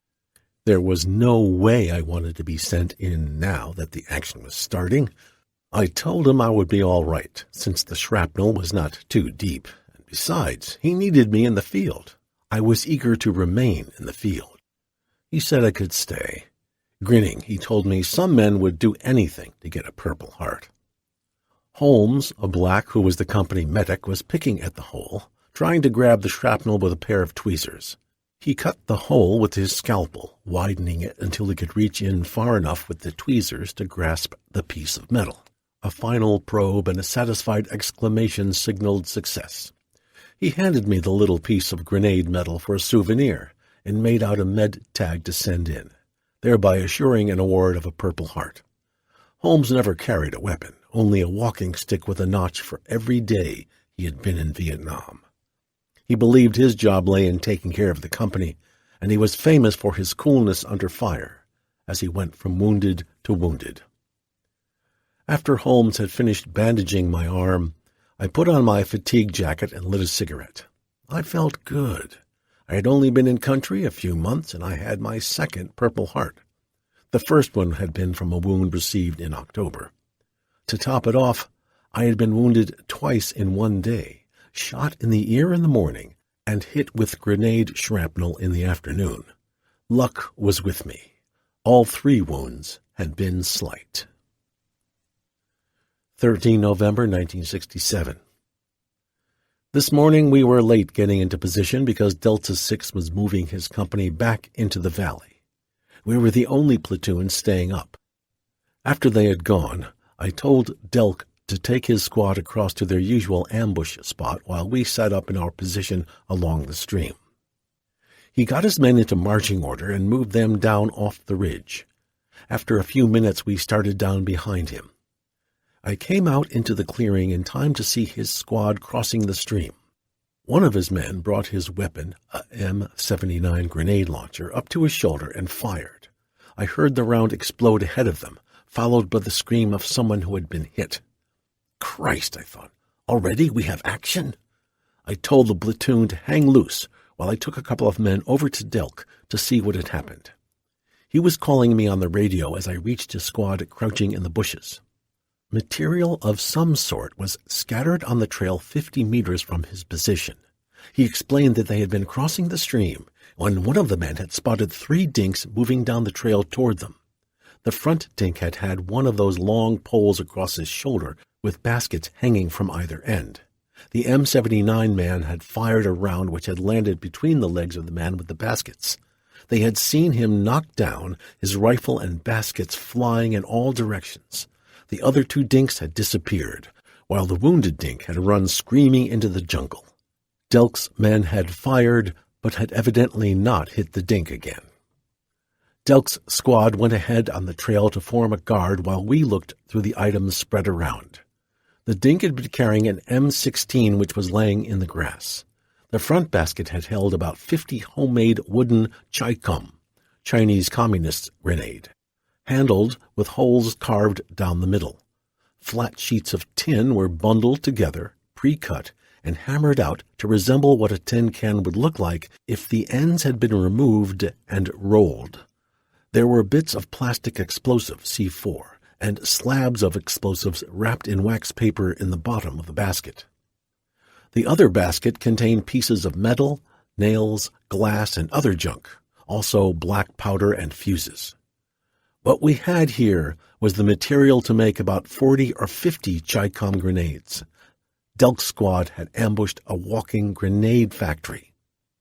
The sheets of tin would be rolled into the shape of a tin can and stuffed with explosives and junk for shrapnel. The ends would be sealed with a wooden handle sticking out of one end. A black powder fuse would be run up the middle of the hollow handle, which would then be capped with a wooden plug and sealed with wax. They resembled a potato masher. When a dink wanted one to work, he twisted the plug, and a abrasive surface would spark the black powder which would burn down to the blasting cap set in the explosive, setting off an explosion sending shrapnel in all directions. Crude, but effective. Chicom grenades were unreliable as hell, though. Sometimes a dink would twist a cap only to have the damn thing explode in his face. Other times they would throw them into our lines, and the black powder fuse would be wet, delaying the explosion or turning them into duds. Americans wouldn't touch one because they were so unpredictable. I had the engineer sergeant take the stuff and dump it in one of the holes. We would destroy it. As the tail-end man crossed the stream going back to the platoon, I assisted the engineer sergeant, guarding him as he carefully buried his charge in the mound of explosives. He waved me back and lit the fuse. We yelled, "Fire in the hole!" ran across the stream, and turned to watch the explosion. There was no explosion. The minutes ticked by. I asked him if his charge ever failed to go off. He replied they hardly ever did, but this one didn't look good. The fuses he had been carrying could have gotten wet, causing them to burn out. Worse, the fuse could only be slightly damp, causing it to burn slower, in which case the damn thing could go off in his face if he went back too soon. We waited. One of the dinks we had killed earlier was lying in a foxhole next to us. Thousands of ants were crawling over his head and hands. All over his body, I imagine, but his jungle fatigues hid the others. I moved a little farther away to make sure none of them crawled on me. "Oh, shit, it looks like the goddamn thing isn't going to go," the sergeant announced. We waded the stream and warily approached the explosives. I was afraid the mess could still go off and asked the sergeant if we could just throw a grenade in the hole. He wasn't anxious to stick his nose in the mess and agreed that a hand grenade would probably set off the other explosives. I unhooked a hand grenade from my web gear and pulled the pin. Tossing the grenade in the shallow pit, I whirled and ran after the sergeant, passing him at the stream. A tremendous explosion ripped the air behind us. We both turned to see an ugly cloud of dirt and smoke pushing into the air. Clods of dirt and other junk fell into the jungle and clearing, the sound of their hitting the earth drowned out in the rumbling of the explosion echoing up the river. I reached the front of the platoon just as Delta 6 called to ask what the hell the explosion was all about. I quickly explained as we started the march. The sooner we got out of the area, the better. We marched up the ridge, and after an hour, I called a halt, and we set up our night location. 15 November 1967. Our company had not been the only one to make enemy contact. The battalion radio net crackled with reports of fighting the other companies were going through. This morning my platoon was working a ridge that we had followed up from our ambush location at the river. Man had been listening in, and he told me it looked like Alpha Company was going to run into something big. Alpha Company was working the ridge right across from us when they ran into heavy fire from the enemy, who was dug in. We heard the distant pops of rifle fire and bursts of automatic fire as the sounds of the fight drifted across the valley. A little before noon I called a halt for chow as the battle heated up. It was possible we would run into the same thing on our ridge. This might be our last opportunity to eat for a while. The battle was shaping up to be a big one. Gunships had been called in to soften up enemy troops dug in on the mountain opposite us above Alpha, giving us a ringside seat. Shortly the gunships arrived, and we caught glimpses of them through the trees as they flew their duets of death. It was obvious the enemy was going to make a fight of it. One of my OCS classmates was leading one of Alpha's platoons. I wondered how he was faring. The battalion commander was up in his chopper directing the battle below. The trees kept him from seeing anything clearly, but the radios were full of traffic as he attempted to maneuver the elements of his battle. A bird dog arrived, which meant more air firepower was on its way. Delta 6 radioed for us to continue along the ridge and to be careful. The air power was a flight of ARVN pilots in propeller-driven attack planes. Jesus Christ, that meant as much danger to us as to the dinks. The ARVN pilots would routinely shoot at anything. The bird dog pilot, an American, would radio instructions about the strike area back to an interpreter at the ARVN headquarters. The interpreter would then issue orders to the ARVN pilots. By the time this cycle was completed, the ARVNs could empty their whole ordnance load in the wrong spot. I passed the word back that the ARVN Air Force was coming and to be ready for anything. We pushed on up the ridge to the sound of approaching propeller-driven aircraft. "The fucking dinks are firing at us," someone yelled. The ARVN dinks were kicking their rudder pedals as they flew up the valley, firing their machine guns into the ridges on both sides. We dived for safety. This is it, I thought, but the flight zoomed by in the valley on the level with us so close we could see the pilots' faces. They must have been clearing their guns, not knowing we were on the ridge, for they soon peeled off toward the enemy mountain, firing their rockets and machine guns into the enemy positions. We breathed a sigh of relief. Delta 6 called, 1-6, you move down the side of the ridge into the valley, set up a blocking force for any dinks trying to escape in your direction. Out. I gave the order to move out, and we broke into the heavy jungle, forcing our way down through the rugged growth. The terrain was tortuous, cut through with steep ridges running in all directions. Sweat poured from us as we pushed our way down for a little way, then climbed up steep embankments to stumble down the other side. The sounds of the battle were intense. Aircraft overhead, the rockets and bombs exploding, and the steady chatter of the infantry rifle fire. After 15 minutes or so, we were approximately halfway down the ridge. The captain gave me a call. Dragon 6 had decided it would be better if I halved my platoon, marching the two elements in opposite directions in order to cover a larger area. I was dead set against this. My platoon was below strength, and dividing it would be asking two reinforced rifle squads to defend hundreds of acres of jungle against a foe of unknown size. But orders were orders, especially from Dragon 6. I passed back the word for Scheldenbrand to come up. I was poring over my map and compass when Scheldenbrand reached me. The battle was full-blown. Its sound provided background noise as I briefed Shelley on the situation and our orders. "Shit, I don't like it, sir." "I know, I don't like it either, but it's a lick." "You got your map and compass? Good.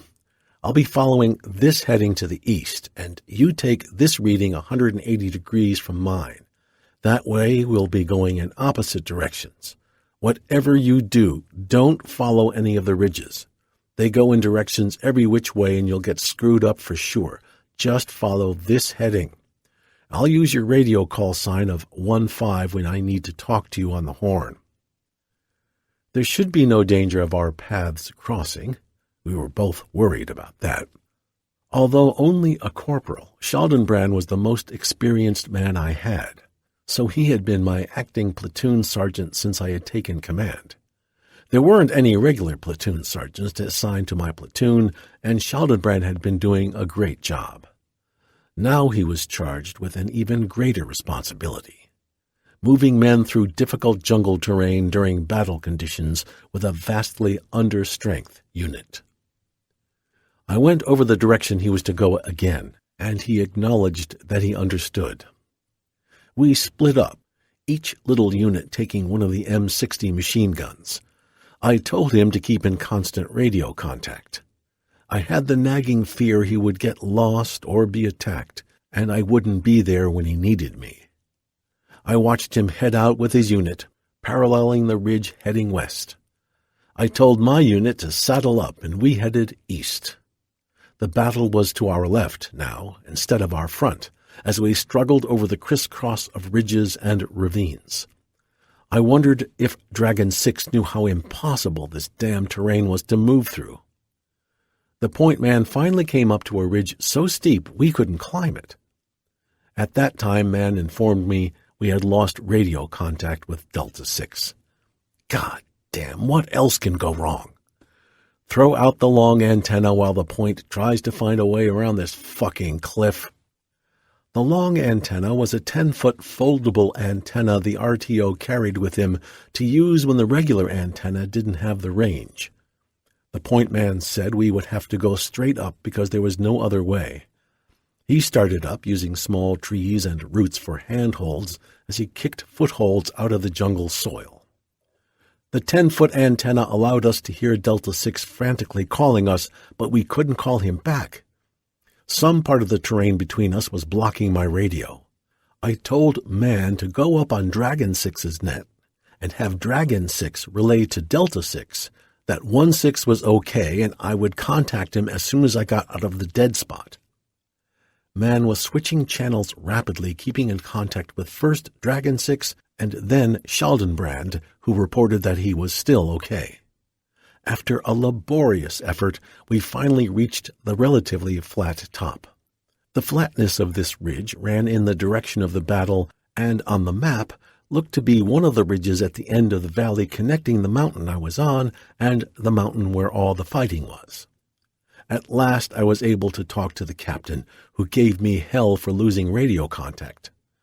I wondered how the fuck I could have foreseen a radio dead spot, but instead I just reported we had reached our position. I was in constant contact with Shelley now. He said he was still on the move, but he was unsure of where he was. We discussed his compass readings back and forth, but to little avail. Meanwhile, my unit had set up a defensive position. The M60 was on the lower end of the perimeter facing across the flat area toward the enemy mountain. All of us were keyed up, expecting dinks at any time. Dragon 6 had reported from his chopper that he had seen dinks through the trees heading in our direction. Schaldenbrand was on the move again, obviously worried. Another flight of aircraft had arrived to replace the first flight, which had fired its ordnance and gone back. The battle was now directly across from us, no more than 600 or 700 meters as the crow flies. The sounds of the fight permeated everything around us. 1-5, this is 1-6. Have you figured out where you are yet? This is 1-5. Negative. Porter scrambled on all fours from his position near the M60 crew up to where I was kneeling, on one knee with the radio. "Lieutenant," Porter whispered as he reached my side, "we hear noises to our front. Men are moving across in front of us in the jungle." "Hold on a second, Porter. 1-5, this is 1-6. The sounds of the battle should be on your right if you're going in the right direction. Where are the sounds? Over." "This is 1-5. Negative on the right. The sounds are on the left. Over." 1-5, did you say the sounds are on your left? I was squeezing the handset so hard my knuckles were white. "Affirmative, affirmative. Jesus Christ, 1-5, I hoarsely whispered intensely into the mouthpiece. You're heading in our direction. I could hear the sounds of men moving through the jungle below us. I whispered to Porter, Get back down there and tell your men to hold their fire. They may not be dinks after all. Hurry! Porter had heard my conversation with Sheldon and quickly turned to carry out my order. He couldn't yell because if the sounds were coming from dink soldiers, his yell would put us in jeopardy. As Porter started toward the crew, the machine gun crew opened fire. The harshness of the gun's multiple explosions ripped across my thoughts as its sound echoed through the handset I was holding next to my ear. The sounds of Americans swearing and screaming rebounded from the jungle below and from my handset. "Cease fire!" I screamed. "Cease fire!" Porter and I were running to the gun crew, both of us yelling, "Cease fire! Cease fire!" the sound of their gun blanketing the screams in front of them. Abruptly, the gun quit firing. I yelled into the jungle, "Sheldon, is that you?" Yes, stop firing, don't fire," I was answered by many voices. I stood there an instant. The horrible realization that I had fired on my own men swept over me like a wave from an ice-cold hell. The gun crew looked at me, their faces filled with shock. I ran, leaping and falling down to the brush line where my men were, asking the question, "Anybody hit, for Christ's sake?" Gallagher yelled back as I burst through a small clearing. "One man, the point man, Fonseca." The clearing had been chopped out of the jungle some time in the past to allow a chopper to land. Short, vicious stubs of trees and bushes a foot or so high were thickly spread all over the man-made clearing. The men were strung out in a ragged line, some of them getting up from where they had dived when the firing started. Fonseca, the man in front, sat staring at his foot. Shelley and the squad leader were just reaching his position. Doc, who had followed me, rushed to Fonseca. The toe of one of his boots was a mangled, bloody mess. Doc cut the boot off while I asked Shelley how the fuck he had gotten turned completely around. He explained he had been following a ridge running in what he thought was the right direction. He just could not understand how that ridge had turned around. "Shelley, I told you above all else not to follow a goddamn ridge. We could have killed you guys. Why didn't you do like I told you?" "No, sir, I'm just glad it was you guys and not the dinks. When that shit started flying out of the jungle, I thought it was a lick on us." He nervously smoked as he went on to explain what his men had been lucky to live through. "How's Fonseca, Doc?" I kneeled down to Fonseca. "Hey, fella, you're lucky. That's $1 million wound. No more field for you." His big toe was held on by just a piece of skin. The two toes next to it were mashed meat.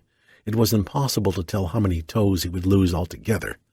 The whole mess was covered with blood as Doc carefully wrapped the foot, gingerly pushing what was left of the big toe tightly into the bandage as he wrapped.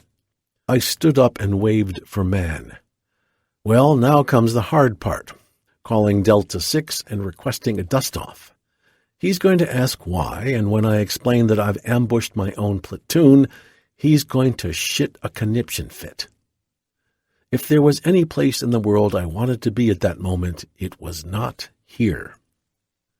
Screwing up my courage, I pressed the handset button. Delta 6, this is 1-6, over. This is Delta 6, over. This is 1-6, I need a dust-off for a peanut. We've run into a little action, over. This is Delta 6, what do you mean a little action? What's going on? What happened, over? My knees felt weak and my stomach was sour. This is 1-6. We had a little difficulty with the terrain, and I ambushed 1-5. Over. What? How the fuck did you do that, 1-6? You mean you ambushed your own men? What kind of an outfit are you running up there? That's the most asinine thing I've ever heard of. You get your head out of your ass, 1-6, and get that platoon straightened up. You got that? Over. This is 1-6. Affirmative. Over. 1-6, give me your coordinates. The dust-off's on its way. How bad is your peanuts? Over. This is 1-6, not too bad. He'll lose a couple of toes, but everybody else is okay. Over. All right, 1-6, settle down. Out. He was more gentle with the last transmission because I'm sure my voice had showed the strain I was feeling. Whatever the reason, I welcomed the sound of his voice. Perhaps he understood better than I thought what had happened. The dust-off arrived shortly and asked us to pop smoke. One of the men threw a yellow smoke grenade into the clearing. The pilot identified it, and one of the men cautiously guided him into the tight clearing. Fonseca was loaded on hurriedly, and the pilot pulled out immediately. I trudged back up to my position, 1-5 and his men following. Man handed me a can of coffee. I chain-smoked my cigarettes and drank coffee while the platoon expanded into a larger perimeter. I stood, facing the mountain, the battle still raging on. 1-5 walked over to me, still shaken from his experience. He told me how sorry he was that he had gotten me in Dutch with the captain, and we discussed the operation, going over his mistake while we attempted to figure out ways to keep it from happening again if we were ever split up. Shelley and I had been through too much together for me to blame him for what had happened. I told him so, and we let it go at that. We had been lucky. Besides, I blamed myself for what had happened. The responsibility for any unit's action ultimately rests with its commander. The leader got the glory when things worked out, and he took the blame when they didn't. That went with the job. When it came right down to it, the men were my responsibility, and I had failed them today. We were to make contact with Alpha Company that day to assist them, but the terrain hindered us so much that night fell before we could reach them, and we were forced to logger in. 16 November 1967. We were awake early in the morning. Alpha 6 reported that the Dinks had withdrawn during the night, allowing his company to secure the hill without opposition. All of Alpha's men had been warned we were on the way, but we were to move cautiously anyway. Shortly after beginning the march, we ran into evidence of the battle. Giant trees had been blasted apart or uprooted to be blasted again during the bombing and strafing attacks. In deep bomb craters, smoke still drifted out of the dirt. The jungle had been torn into jagged edges, the damage more intense as we fought our way through to the top. Dink bodies lay about in various postures of death. The American dead and wounded had been flown out during the battle. Americans never left their dead bodies behind. I spotted a friend of mine. He was 3-6 for Alpha, a black lieutenant I had met when I first arrived in country. We swapped war stories as we heated coffee. "Hey, Down, let me tell you something.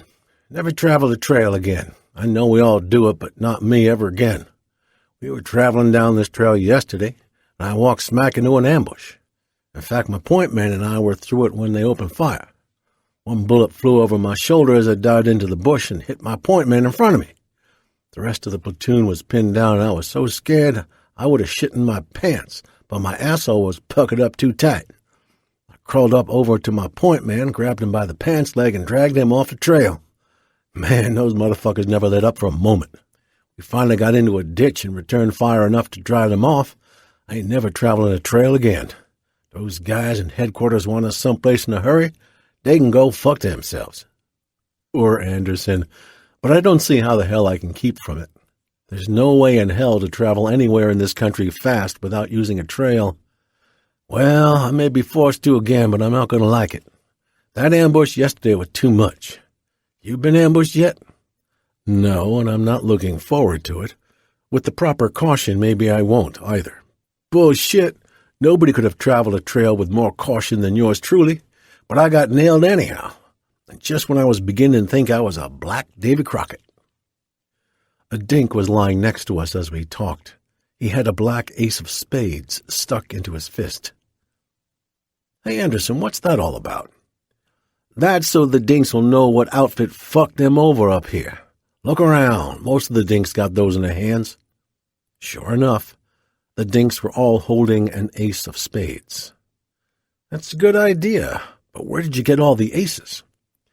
"One of the guys has a mom who works in a card store, so he wrote home asking her to send him a couple of packs of nothing but the ace of spades." Why did we want to kill Dinks? After all, we had been mostly law-abiding citizens back in the world, and we were taught that to take another man's life was wrong. Somehow the perspective got twisted in a war. If the government told us it was all right, and in fact a must, to kill members of another government's people, then we had the law on our side. It turned out that most of us liked to kill other men. Some of the guys would shoot at a dink much as they would a target. Some of the men didn't like to kill a dink up close. The closer the killing, the more personal it became. Others in the platoon liked to kill close in. A few even liked to torture the dinks if they had a prisoner, or cut the dead bodies with knives in a frenzy of aggression. A few didn't like to kill at all and wouldn't fire their weapons except to protect their buddies.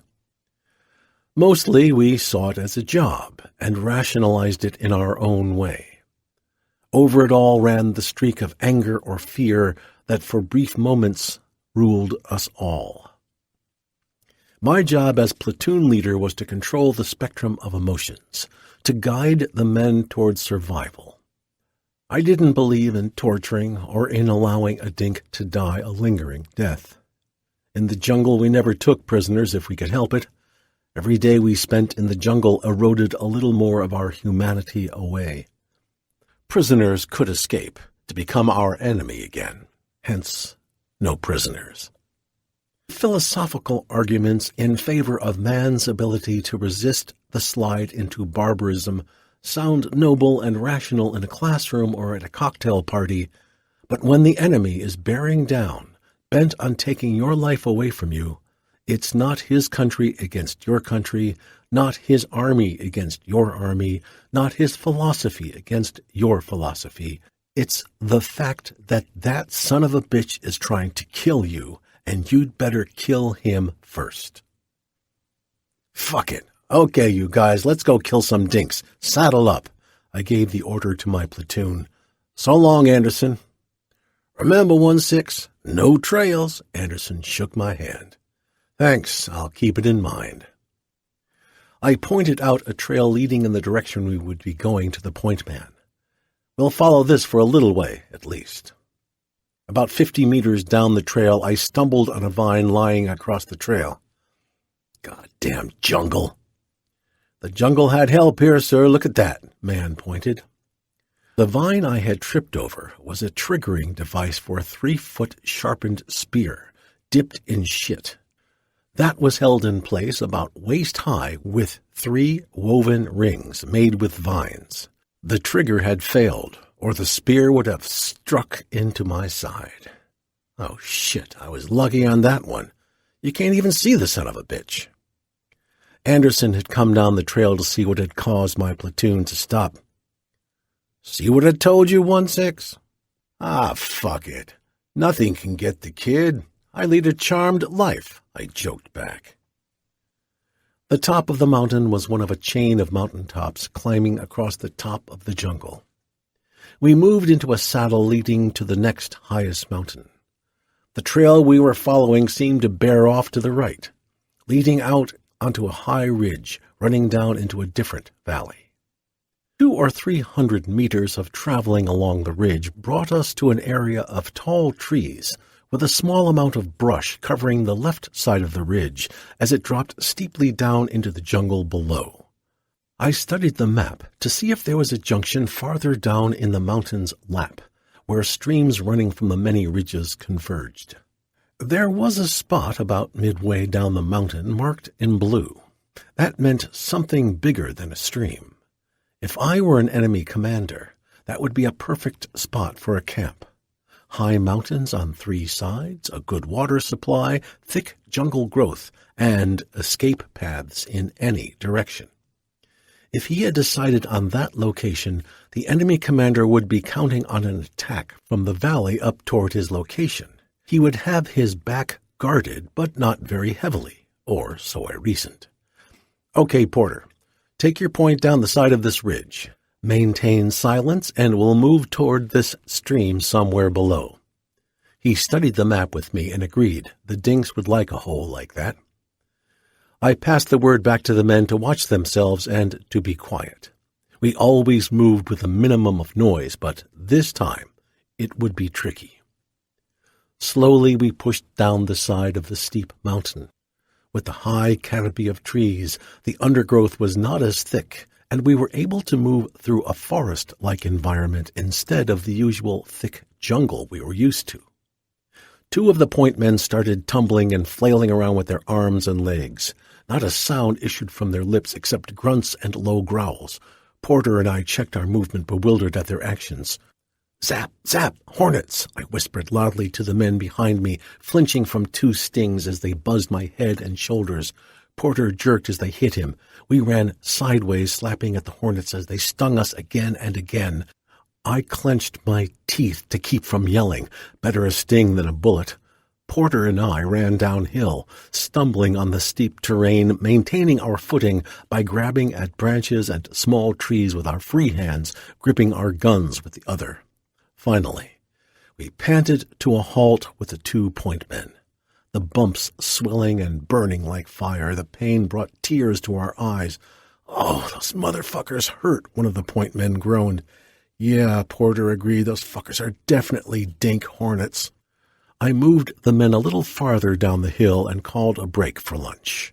Soon after we had eaten, we were on the move again. Shortly, Porter held up his hand, signaling a stop. We discussed the leveled-off area we had come upon and decided to follow it. During a heavy rain, water would flow down it to the stream. A little ridge ran along our left, and the steep ridge we had just deserted was on our right. As we neared the possible location of the area we thought might have dinks, the ground gently sloped downward until the level area we were on turned into a small ridge itself. The point stopped and waved me forward. I got out the map, studied it, held my finger to my lips, and pointed ahead. Nodding, the point crept forward, guns ready. The point stopped abruptly and waved me up. Watching where I put my feet, I crept forward cautiously. To our left, a small ravine had formed, a meter below our position, with a small stream running down its middle. Across the stream, a small ridge, 10 or 15 meters high, rose up to drop off into another ravine on the other side with the stream. The two ravines ran together, forming a Y a few meters to our right. I could see around the corner of the ridge a little way up into the other ravine. Suddenly, Porter grabbed my arm hard with one hand and pointed with his rifle across the stream. Not 10 meters from us, a man was emerging from a large bush set a little above the stream on the other side. No, not a bush, but a hooch. Like an ink blot that changed totally in design, the whole scene became recognizable. My God, there were dink hooches set up and down both ravines. Camouflage underwear and clothes hung on lines. Men were moving around at camp duties not more than a few meters away. They were totally unaware of our presence in the middle of them. Surely they would notice us soon. The word was passed up the line by men touching their comrades and pointing. No one made a sound. We moved a little further down the ridge toward its end and stopped above a bunker built into the bank below my feet. The men crept after me, all eyes on the enemy camp. Finally, the men were spread out along the ridge, every weapon pointing at the enemy. It was incredible. They still hadn't noticed the platoon. The camp was at least company size, meaning we were outnumbered 3 or 4 to 1. This had to be done right, or we'd all be dead. I pointed to a couple of men to face the other side of the ridge we were on to guard our backs. I looked along the line of my pitifully small number of 26 men, their weapons pointed into the enemy camp. Fear and anticipation filled their faces. They kept glancing at me for a signal. My stomach was full of butterflies, my knees felt weak. The adrenaline pumped through my body. I was struck with the realization that there was no way out. We were trapped, just as they were. We would have to fight. For just a split second, I thought of the consequences of my next order and was afraid. "Open fire!" I bellowed, and at the same time I pulled the trigger, dropping a dink 10 meters away. A tremendous cacophony of sound exploded into the jungle as hundreds of bullets tore into the camp. Hand grenades and M79 rounds exploded amid the smooth sound of M60 machine gun fire and the rapid firing of semi-automatic and automatic M16 rifle fire. One dink was ripped apart as he attempted to dive into a bunker. Others died where they stood, and many were wounded. The wounded ran away if they could, following their comrades who had escaped the initial burst of gunfire. They must have thought a whole battalion had dropped right into the middle of their camp. Our surprise had been complete. Man and I ran in a crouch down the ravine across the stream to huddle next to a bunker. I popped a grenade into one of the entrances. The grenade must have set off other explosives because one wall of the log and dirt bunker blew out on top of us. Our blood was up. Some of the men ran into the camp, clearing bunkers as Man and I had done. Others stayed on the ridge to provide covering fire. Man was so excited he forgot how short in country he had left and dropped into a bunker. He poked his head out, grinning, and held up an enemy rifle he had liberated. There was no more firing. We couldn't believe it. We had pulled it off, and not one of us was hit. God damn, this was the way to kill dinks. Men were running through the camp now, exploring hooches and discovering all types of things. Scheldenbrand was up on the ridge, calling the captain when one of the men let out a shout. The bunker I had been standing next to at the outset contained 2 Russian 82mm mortars, complete with base plates and sights. I yelled to Scheldenbrand to tell him to report this find to Delta 6. God damn! No one in the battalion had yet captured anything like this, and we had 2. I was tickled pink. The camp was complete. It had officer hooches, a barber shop, mess hall, bunkers, and hooches for enlisted men. Everything was made out of the materials in the jungle. Each officer hooch was a small part of the stream diverted into a little pool in front of the hooch, so the officer could wash his hands and shave. We were amazed at its completeness. I examined the mortar's lethal tubes of steel and called the serial numbers of the weapons to Scheldenbrand, who repeated them over the radio to Delta 6. By this time, Dragon 6 had been informed, and he was as excited as any commander could be at the success of the operation. Yoder, Eiding, and Torrey from the 2nd Squad had started to climb the other side of the far ridge. Shots rang out, followed by the tumbling of the men back down the hill. They had not been hit, but the dinks were starting to form up in the jungle above us. Occasionally they sent blind shots down into the camp. We returned their fire with a ferocity intended to belie our small numbers. It was time to get out while we still had our asses. Let's get the fuck out of here, Scheldenbrand, before everything goes to hell. It's a lick, Lieutenant. Dragon 6 is sending Alpha 36 down to assist us, and we're supposed to wait for him. Shit. We don't need any assistance. We need to get our young asses out of here before dark. I know it, but Dragon 6 said to wait. There was nothing to do but wait. So I started looking through the pack of intelligence material we had captured. The dinks never failed to amaze me. Included in the papers we had put together in the pack was an American publication entitled The Hippie Handbook of Love. Son of a bitch! Now where do you think the dinks got that? And why would they have it out here? One of their agents probably stole it out of a trash can. The dinks out here probably use it to show the troops how decadent Americans are, Scheldenbrand mused. Yeah, I suppose so. Hey, look at this! Big as life. The 3 bridges my platoon had been guarding before the operation were traced out on tablet paper. All of my gun positions and bunkers were clearly marked as to location and type of weapons. Look, sir, they've even got your name down as the lieutenant. Yeah, that would be easy to figure out, but this is what I don't get. They even got that machine gun marked in the right position. I took pains to keep it covered up during the day so they couldn't guess its location.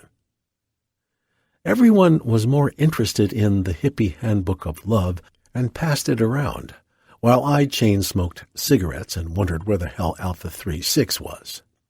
In an hour or so, Delta 6 called me on the radio and told me that Alpha 36 was in the area but couldn't find us. Would we pop a cap? That was all we needed.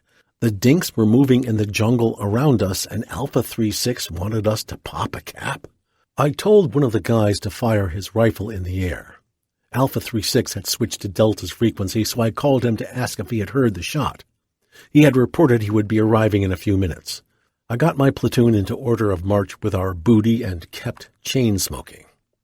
Finally, one of the men yelled that Alpha 36 was spotted. Anderson's tall, lanky black frame materialized out of the jungle, his face all smiles as he came over to me. "Hey, Downs, good show. We heard you had captured a couple of Russian mortars. The whole battalion is talking about it." "Yeah, I know. Delta 6 told me the fire base was mortared last night, so the battalion commander is really pleased. We got the whole shebang, mortars and mortar shells. I was inordinately pleased. Let's get this fucking show on the road. It's getting late, and I want to get out of here before the dinks figure out they've got us outnumbered. My platoon will take point. We're going down this creek until we reach the river. Delta 6 will be waiting for us there."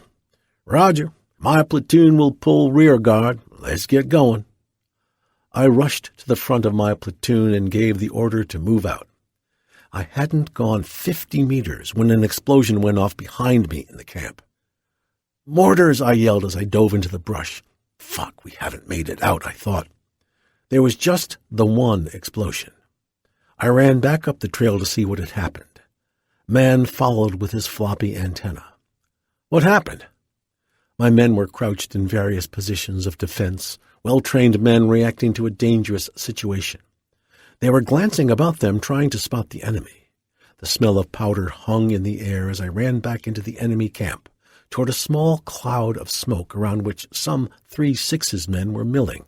One of my men yelled to me as I ran by that it was 3/6's platoon. He thought it was a mine. At the fork of the Y was the bunker Man and I had blown up. 3/6's men had walked down the middle ridge around the bunker and hooches when they first arrived. Since they were in single file, most of the platoon had still been spread up the ridge while 3/6 and I were discussing our moves. They had waited until my platoon had filled out of the camp. 3/6 had then fallen in behind my platoon, waving for his men to follow him. His platoon had slowly filed out of the jungle, following in their platoon leader's footsteps. 3/6's point squad had been with him when he had first stepped into the camp and had been filling the platoon's canteens at the stream when 3/6 waved the rest of his platoon on. The point squad was tossing the canteens up to the men as they filed by with the intention of falling in behind the end squad as it passed. One of the men in the file had stepped over to the edge of the ridge to catch his canteen, as one of the men standing in the stream had tossed it up to him. The spot he had stepped into was level with the head of the man below him in the stream, but that spot contained a landmine. Quicker than thought, a mine had exploded, blowing one of his legs off about 3 inches above the top of his boot, throwing his body up in an arc over the stream to land on the other side. The man who had been standing in the stream tossing the canteens had taken a load of shrapnel in the head. 2 other men were knocked down by the force of shrapnel flying into their bodies. A scene from hell greeted me. The men around the explosion were still in shock, just beginning to move. The man who had his leg blown off was sitting on the bank, rocking back and forth, clutching his stump with both hands, trying to stop the bleeding and holding the bloody end out of the dirt. His face grimaced in pain, the muscles in his face outlined as he gritted his teeth to keep from screaming out. His boot with the bloody, mangled stump sticking out the top was standing a few meters from him. A white bone glistened brightly in the flesh. No, 2 bones. My eyes traveled to the stump the man was holding to match the separate pieces.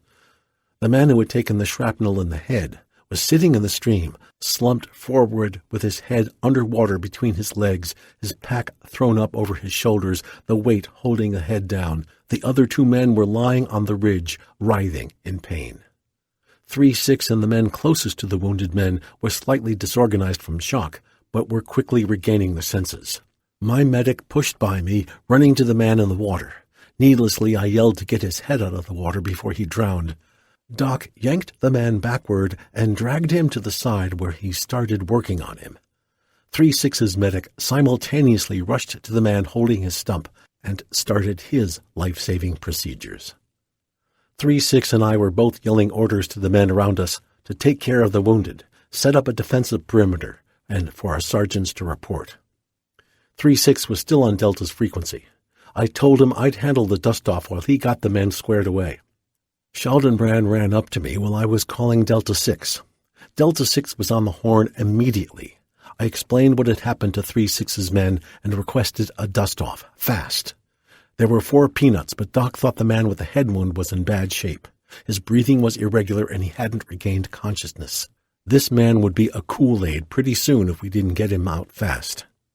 I told Schaldenbrand to get me some men with machetes to chop out a hole in the canopy so the dust-off could lower a sling to lift the wounded out. One of my machine gunners, Spag, overheard and volunteered. We only had a couple of machetes, so the men worked in twos. The trees were close together, and when one was cut, it would tilt only a little before it caught on another tree. Chopping through the thick trunks was hard work with the machete, but the men worked frantically, racing against time. I wondered at my platoon's luck that we had not stepped on the damn mine. I had walked that very area many times that day, as had my men. Who would expect a live landmine in the middle of a camp? Leave it to the dinks to think up something like that. Christ, sometimes you just couldn't figure out the goddamn dinks. They did the weirdest things. The dust-off pilot radioed he was coming and to pop smoke. I told him we would pop it, but it probably would not get up through the trees. This is 1-6. Try to find this fucking hole. I grabbed a machete from one of the men. With quick, frantic chops, I worked on one side of a tree, while Spag chopped on the other side. When it started to fall, 3 or 4 of the men pushed against it to force it as far over as they could. The hole still was not big enough. The sound of the chopper blades brought on a frenzied renewal of chopping on the tree that seemed to be holding the others up. I threw the machete to another man while I ran to the radio. "This is 1-6. Do you see anything yet?" "Yeah, I think so. Stand by while I hover over. If it's the right hole, I'll drop a life vest through." The immense bug shape of the chopper slid into view, silhouetted against the sky in the small hole above us. A couple of the men started waving. "This is 1-6. You got the right place. Lower the sling. We're running out of time. One of the peanuts is fading fast." A man leaned out of the chopper's door 50 feet above us and threw down a couple of vests. 3-6, get those men up here, I yelled. The 2 walking wounded were helped over to the space. The other men helped them put on the nylon vests, while the crewman swung out the arm of the sling and lowered the cable. My men had stopped chopping as the tree fell over a little more, widening the hole. One of the men grabbed the cable as it came within reach and hooked it to the ring in the vest of the first man. I gave a swirling signal with my hand to the crewman above. The wounded man was pulled off the ground as the cable was winched up. The dust-off pilot was good. The sweat must have been pouring off him as he manipulated the controls of his craft, keeping the man centered in the hole as the winch drew him up. When the man reached the top, the crewman swung the arm in, bringing him into the chopper. After unhooking, he swung the arm out and lowered the cable again, throwing the vest back down. The procedure was repeated for the other walking wounded. The third man to go up was the guy with his lower leg blown off. We fastened the harness on him as the medic hovered around him like a mother hen. A tourniquet had been tied around his stump and was held in place with a 2-foot stick. The medic told him to hold this stick for all it was worth. One of the men lit a cigarette and stuck it into the wounded man's lips. The signal was given, and the cable pulled him off the ground. About halfway up, he waved to all of us, grinning like a Cheshire cat. Blood dripped on us. It was a picture I shall always hold in my mind. A man dangling from a cable, holding a stick fastened to a tourniquet on the stump of his leg, waving at his comrades with his other hand, the cigarette dangling from his lips. 1-6, this is getting hairy up here. We're starting to take rounds, the pilot reported. Hold on, there's just one more. Spag and I lifted the unconscious man up while we slid the vest onto him. Someone handed me the cable which I hooked into the ring. The unconscious man was winched upward, dangling like a limp doll at the end of the cable. Spag and I stood underneath, watching this final exodus. As the crewman reached out to grab the man, something went wrong. The man had become unhooked somehow and fell through 50 feet of sky toward us. We jumped back as the man fell in a heap at our feet. The medic and I pulled the man over. Fuck, he stopped breathing. The man's skin was bloodless, but maybe we could make him live. Hold his head, Lieutenant. I'm going to give him a trach. Quick, someone give me a knife. Spag handed the medic his large sheath knife. The medic ran his fingers along the bones of the man's throat while I held the head. Satisfied he found the right place, he stuck the tip of Spag's knife into the flesh. He cut smoothly through the flesh of the throat, beneath the bones and into his esophagus. The naked darkness of the man's throat was exposed to light. Pink shone wetly through the bloodless cut. That's all I can do. He's breathing again, but I think he's already dead. Haul him up, the medic said to me. Jumping up, I arched my head toward the chopper as a man hooked the ring. I gave the signal, and once again, the man was pulled into the air. As he was safely pulled inside, the pilot put his chopper into motion and sailed up and away. 3-6, it's almost dark. We've got to get out of here, and the only way is up the side of this ridge my platoon was on this morning. We'll go as far as we can, but if we don't reach the top, we'll just have to stay strung out in a long line till morning. I gave the point orders. We started up the steep side, the men of 1-6 dragging the heavy mortars and other captured goods with them. We spent the night clinging to the side of the mountain and fought our way to Captain's cells the following morning. We continued to patrol the ridges and jungle trails for days, searching for and fighting the enemy. Sometimes one of their soldiers would wait next to a tree lining a trail. When our point man was almost upon him, the NVA soldier would whirl around the tree, spraying a full 30-round clip from his AK-47 into the point element. Sometimes they would fire at us from hidden bunkers and spider holes.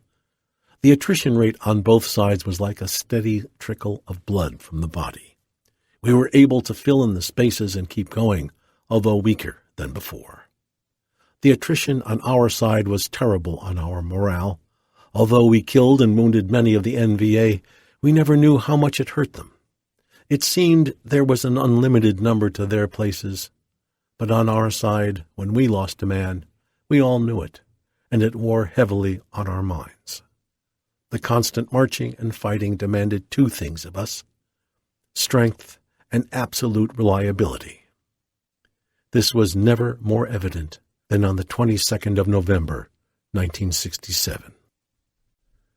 22 November 1967. Early that morning, Captain Sells marched us up the trail a couple of 100 meters to one of our former night locations. He was going to stay there with the 4th platoon, while the other 3 platoons moved down the trail to cut off left on heading down the ridge toward the stream at the bottom. We were in need of water, but were tired of fighting, so we were not to look too hard for dinks. Just travel to the stream, top off our canteens, and head back to Delta 6. We would leave our packs, thank God, with 4-6. Lieutenant Weeks, 4-6, promised us that no one would raid the packs while we were gone. Everything would still be there when we got back. Well, maybe not everything. 4-6 kicked my pack and asked if I still had any fruit. He laughed as we kidded each other. Lieutenant Cahoon, 2-6, Lieutenant Ordway, 3-6, and I joked with 4-6 about the easy job he had just sitting while we did the work. We were not kidding each other, though. Even with our joking, we knew the danger he would be in by staying behind. His platoon was smaller than any of ours. If we were attacked, he would be hard put to hold off an attack of any size. 4-6 was up to the task. He informed us that he had to protect Delta 6, or there wouldn't be anyone to chew our asses on a regular basis. 3-6 left first, since he had the farthest to go. Next was 2-6. They were going to hike down the trail, then cut down the ridge about 100 or 150 meters apart, thereby sweeping a large section of the ridge. My platoon was going to go down the ridge from 4-6's position. Each platoon would be far enough apart to cover a large section of the jungle and yet close enough to lend a hand if one of the other platoons ran into trouble. My point element that day was Delk, Jesse, Yoder, and Bell. Mann and I would be traveling between Delk and Bell in the point.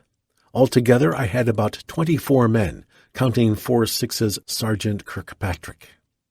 We moved off the ridge, Delta 6 and 4-6 told us to be careful. There were dinks everywhere. Yoder was the point man. He was experienced and full of good humor due to his promotion to door gunner. A good man to have on point any day. He was aggressive and unafraid.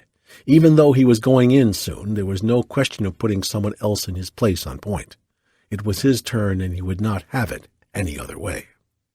It had been overcast and slightly rainy the past few days, but the sun broke through the clouds as we moved cautiously down the ridge. I called for a halt for chow about 1100 hours, figuring we were approximately halfway. After eating, I rested on one arm while talking to Yoder. We had gotten to know each other pretty well over the months I had been in country, and I had come to depend on him as a man to get the job done. He reminded me of a hillbilly with his coarse language, mannerisms, and humor. I was always asking him when he was going to get that front tooth replaced. That missing tooth made him look more like a hillbilly than anything else. He always laughed and said, "Fuck, sir, I ain't about to let them fucking army dentists work on me. Shit, no, that would be a lick on me." "All right, you big dumb fucker," I would reply. "Let all your teeth get crooked, and then say you should have listened to your old, wise lieutenant." He always got a kick out of that. Today I razzed him about his tooth again and told him I wouldn't be able to worry about his dental health since he was leaving me. I again congratulated him on his promotion and new job. "That's right, sir. I'll be flying above all you poor humpers, shooting up the dinks in style, while y'all are swearing like a goddamn preacher in a whorehouse." I took one last drag on my cigarette, offered him one, and then lit them up for both of us. We sat in silence for a few minutes, lost in our thoughts. I was watching a couple of brightly colored birds perched on a limb a few feet away and wondered if everything in the jungle had been discovered and classified by the scientists. Probably not, I reflected. No scientist had ever been this far back in this jungle. Oh well, back to work. "Saddle up," I told the point. The word was passed back up the file of men. We all grunted as we stood up and adjusted our web gear with all our ammo and other equipment. Yoder had moved only 20 or 25 meters when he stopped and waved me up. He pointed to a narrow, muddy trail twisting down the ridge in the general direction we were going. Yoder whispered, "Fresh dink trail." I nodded and reached for the handset.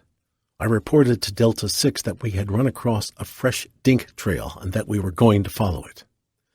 "This is Delta 6. You follow that trail, but be careful. We've been in this area long enough that every dink in the jungle knows we're here someplace. Watch for an ambush. Out." "Okay, Yoder, follow this trail, but move slow and cautious. This trail can't be more than a couple of hours old," I whispered. He nodded affirmative and moved out in a low crouch. We moved very slowly down the side of the ridge, aware of the tremendous danger. Soon we reached a flat area with a little gully running next to it on our left. The undergrowth was very thin along the flat area we were on. Yoder waved me forward and whispered that he thought he had heard movement in front of us.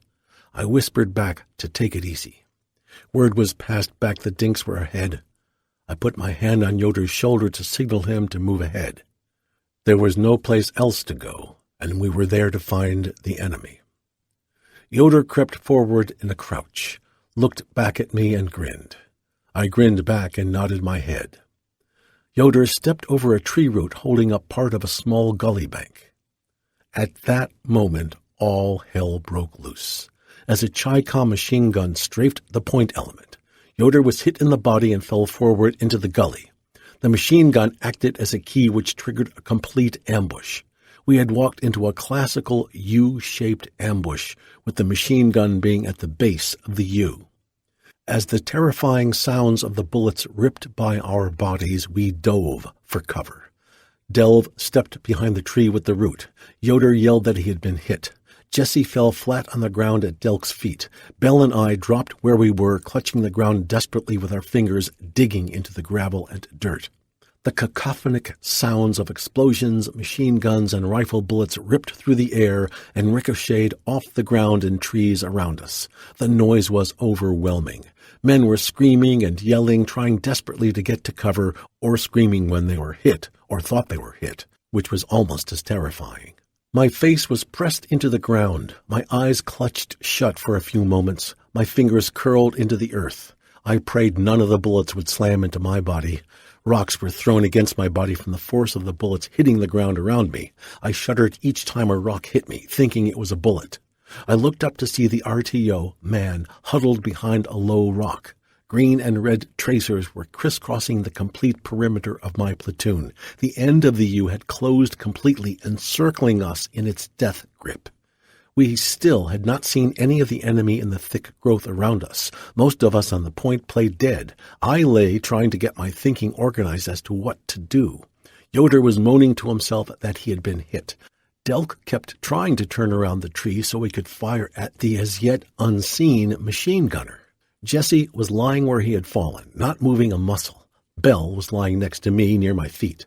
I could hear Yoder crying on the side of the route where he had fallen. He cried out for me to come and get him. "Lieutenant, I've been hit bad. I'm dying. Please come and get me. Please come and get me." Oh.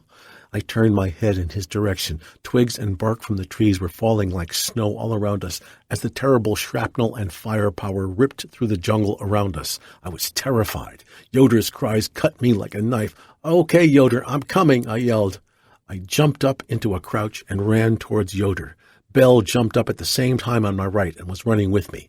We were going to pull Yoder back up from the edge of the gully into what we hoped would be a more secure area. In 2 or 3 steps, we were at the edge of the gully.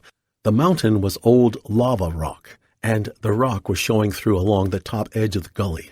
The machine gun bullets struck the rock at our feet, throwing rock shrapnel into our faces and bodies.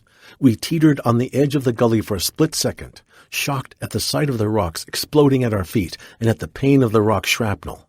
Another burst of machine gun fire raked Bell and me from right to left as the machine gun bullets swept across Bell. One of them hit the M79 grenade launcher he was carrying at port arms across his chest. It exploded, and the force of the explosion knocked us down. I lay stunned, sprawled along the edge of the gully, facing in the direction of the machine gun. Bell was lying in the bottom of a small depression to my right, his face a bloody mess. He was curled into a ball as he tried to make sense of what had happened to him. The machine gun raked us a few more times. As the bullets hit the rock in front of me, the rock shrapnel dug into my face. My lips and cheeks were burning fiercely, and I thought I had been wounded more gravely than I was. I lay absolutely still, pretending to be dead. My eyes were looking right at Yoder lying a few feet below me. His hands were fumbling with the first aid pack in his web gear as he tried to staunch the flow of blood from his body. I looked up in a daze, forgetting I was supposed to be dead. I saw the machine gunner pull back the bolt in his machine gun. He was dug into the opposite bank only 15 or 20 feet away. He must be reloading, I groggily thought. Then he lowered the barrel of his machine gun a few inches and fired a burst into Yoder's moving body. Yoder's body shook from the shock of the bullets. I pushed myself to my knees, knowing I was next. He fired at me as I fell backward, and I felt a powerful blow in my hip. Oh, fuck, I've really had it this time, I thought. I hugged the ground as flat as I could. I yelled up to the main body of the platoon to ask how they were. The platoon was sort of shaped like a figure 8 with the point element forming the bottom circle. We were separated from the platoon and were in the killing zone of the ambush. I couldn't believe we were still alive.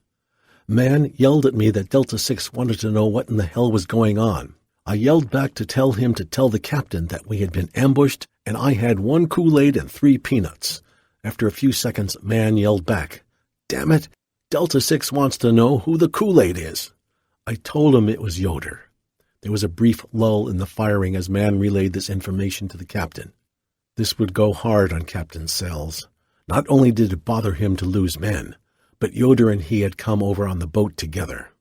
Man yelled down that Delta 6 wanted to know my exact position.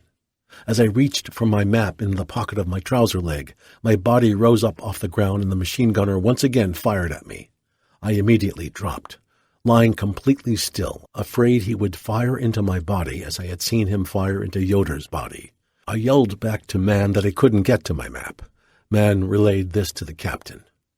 The captain knew I was in serious trouble, and the only way out was for me to take direct action. His deep concern for our well-being, coupled with his strong personality, came over the horn.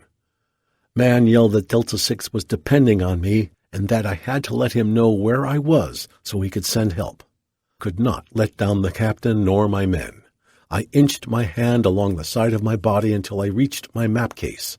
I unbuttoned the leg pocket and slowly inched the map up until it was next to my face. With the map between my nose and the ground, I read off the coordinates which Man relayed to Delta 6. Man yelled back that 3-6 and 2-6 were on their way. 4-6 had taken some rounds, but so far they were still okay. Man yelled down that Schaldenbrand had taken a round through the armpit of his rain jacket, but was okay. Everyone else was in good shape up there. I didn't know why we hadn't taken more casualties, but that fucker with the machine gun had been shooting at me the whole time, and I wasn't hit bad yet. If we couldn't see them very well, maybe they couldn't see us. I looked up at Delk and asked him if he had seen that fucking gun yet.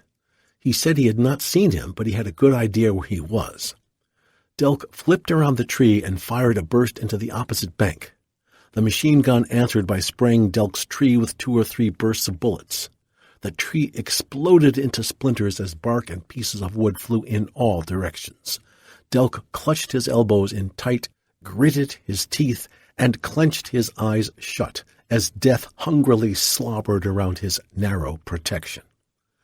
"Well, he ain't going any place," Delk dryly remarked. "We ain't either until that son of a bitch decides to call it quits." "Fat chance," Jesse spoke up. "Hey, Lieutenant, Delta 6 just called. 2-6 ran into an ambush and their point man was killed. 2-6 is heading back up the ridge. He says he can't get to us," Man yelled. 3-6 is still coming, though. 1-6, Delta 6 wants to talk to you.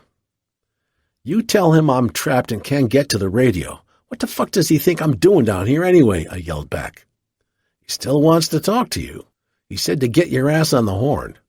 Fucking captains. All right. Tell him I'm coming. "You guys give me covering fire. I'm going to slide along this hill and then run up." I was pissed. I immediately stuck my hand into a pile of dink shit. There's shit all over this place. This is a fucking dink latrine," I exclaimed. What a hell of a note, to be ambushed in a dink latrine. The machine gunner started firing at me again. I ran on all fours and finally stumbled next to Man and his low rock. There really wasn't much room for both of us, but it would have to do. "Delta 6, this is 1-6, over." "This is Delta 6, about time you got on the horn. What's going on? Over." I explained my predicament through bursts of gunfire. We were still surrounded. Occasionally I caught glimpses of the enemy moving in the jungle around us. Sergeant Fitzpatrick and I fired on 3 dinks, and they dropped out of sight. It was impossible to tell if we hit any of them. The firing was too intense, so Man and I crawled up to a larger rock. Delta 6 called to tell me that 3-6 Lieutenant Ordway had run into an ambush and was stopped. They hadn't sustained any casualties, but they would be a while fighting their way through. Delta 6 said our best bet was to pull back. I said I couldn't. I still had people on the point element trapped in the area below us, and I couldn't leave them behind. He started to say something, and I handed the phone back to Man. I lay bareheaded behind a rock just tall enough to conceal me as long as I was laying flat. My helmet had fallen off and had rolled down the hill during the initial contact. A hand had reached out to grab it for a souvenir. Some souvenir, I thought. Someday that fucking dink will be a grandpa with my helmet setting on his mantle. My helmet covering was camouflaged jungle green with my name and rank inked in. There were a few other items written on it that would embarrass his womenfolk if they ever translated it. Examples? Fuck Nam, FTA, written on by one of my men, which meant fuck the army, and other assorted goodies. I hoped the son of a bitch tried to drink the bug juice that was fastened to the helmet with a large rubber band holding the helmet cover. It would serve him right. I yelled down to the point element and asked them if they could make it back up to us if we provided covering fire. Delk and Jesse said they could. Bell yelled back, "No, sir. Help me, I'm blind." I let out my breath. "Bell, can you make it back if I can get you?" "Yes, sir, I think so." Fuck, I'm going to die, I thought. I yelled back that I would come get him. Delk, Jesse, when I give the word, everyone will start firing to give you cover. Belle, I'm going to run down and guide you back. I laid my rifle down. There was nothing I could do with it. I would need both hands to drag Belle up to the clear space. I actually thought I was going to die. There was no way I could get down across that open area to Belle and back safely. But I felt I had an obligation to him and to my men to get him out of the situation I had gotten us into. Besides, there was no way I could live with myself if I left him down there. I might as well be dead. Porter looked over at me. I'll go after him, sir. He laid down his rifle and started forward. No, Porter, you stay here. I want all you men to give me covering fire. Throw grenades, smoke grenades, fire your rifles, machine guns, scream and yell. Do everything you can to keep their attention away from me and try to keep their heads down. Porter and the men looked at me. Without sounding melodramatic, I could see in their eyes and expressions that they thought I was going to my death, that I was going to get killed for doing this. I lay flat behind the rock and took a deep breath. I looked at the open area I had to cross, and butterflies knotted my stomach up. Damn, what was I doing? I said, "All right, now when I yell fire, give it everything you've got. Yell and scream as loud as you can." I was trembling and I was scared, yet at the same time, I was calm, because I was thinking that there was nothing else I could do. I yelled to Belle that I was ready to come and get him, and I told Delk and Jesse that when the firing started, they were to take off as fast as they could. I bolted upright, yelling, "Fire!" Everyone started firing, yelling and screaming and throwing smoke grenades. I took off running. The machine gunner started on me as soon as I leapt out from behind the rock. As I ran in a crouch, zigzagging toward Belle, tracer bullets from the machine gun and other guns zipped all around me. As they zinged by me, I knew there were 4 or 5 that I couldn't see. After an eternity, I reached Belle. I grabbed him by the back of his fatigue jacket and literally jerked him out of the small depression he was in. As I was pulling him up, one of the machine gun bullets grazed across the back of my left hand, ripping off the skin. It really didn't hurt, but it burned like hell and surprised me. It was almost like I was in another world. The blood rushed from the back of my hand. I threw Belle's arm around me and put my body between him and the machine gun. I started back up the hill with bullets flying by us and ricocheting off everything around us. Belle was able to help me, but he couldn't see anything. He limped and crawled. I pushed and swore. As we continuously fell in our flight back up the hill, I said, "Come on, boy, we'll make it." In the middle of all that, I immediately regretted the use of the word boy. I had not meant anything by it, but Belle was a black from Atlanta, Georgia, and probably couldn't stand the word boy. To my dying day, I will regret that word. Although it was said in innocence, Belle might have taken it wrong. As I pulled him up the hill, one of my feet was shot out from under me. I had been shot in the heel, one of the bullets knocking off a piece of my boot heel, and the force had knocked me down.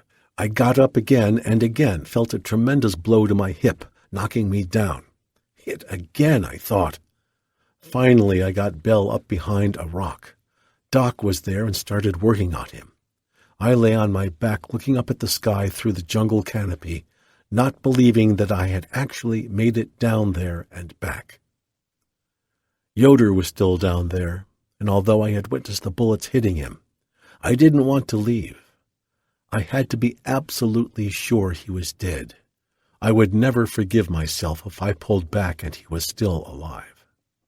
Meanwhile, 3-6 was moving closer. They had hit another ambush but had fought their way through and weren't too far away. We were getting low on ammo, about 1 magazine of M16 and 100 rounds of M60s. We could see some of the dinks as they moved around us. Oddly enough, some of them were wearing uniforms that looked white. We kept firing, but only at sure targets. Was ready to call artillery in on our position if we were overrun. After an undetermined amount of time, the firing began to taper off. We returned fire conservatively. Finally, 3-6 said he was entering a Dink camp which had been vacated. His unit was now below us on the ridge. There had been no firing from the Dinks for the last few minutes, and we thought they must have pulled out. 3-6 confirmed this by entering the empty enemy camp. They were moving up the gully toward us. We heard voices as they neared our position, and we began to believe the fight was over. We saw their point man come into sight, moving cautiously up the gully. 2 or 3 men came into view and waved at us. We were safe. That American unit was a very welcome sight after the ordeal we had just been through. We all stood up. A couple of my men and I ran down to where 3-6's point was standing over Yoder. I leaped over the edge of the gully and stopped at Yoder's body. Kneeling down, I turned his body over. He had died with his head lying downhill. His face was a dark blue from the blood which gravity had pulled into the downhill portion of his body. There wasn't much blood on his body, but numerous bullet holes were cut into his fatigues, covering his stomach and chest. His eyes were closed. I looked at him for a moment, my thoughts running back to our many conversations in the past. Once we had discussed whether we would go to the aid of one of our fellow soldiers if he was in trouble. I told him I would always respond to one of my men if he needed help. He replied that it would be a lick on me. I wonder if he had known that I tried to get to him. He was the first man under my command to die. Through his pockets, recovering his watch, ring, and other personal items, I checked to see if his dog tags were around his neck. Graves' registration would need them for identification.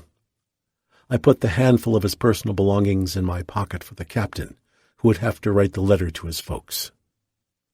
I looked up to see some of my platoon and 3-6's platoon standing over a Dink body lying in the gully. 3-6 had an Indian in his platoon, and I had an Indian in my platoon. They drew their knives and slashed the enemy's body in frustration. This was the only dead Dink the men could find. One lousy Dink for all that pain and suffering. At least we could take our hate out on that son of a bitch. 3-6 had taken one Dink prisoner in the enemy camp. Delta 6 radioed to blindfold him so he couldn't see that his comrades had killed one of us. I told Sheldonbrand to have some of the men get Yoder's body ready for traveling.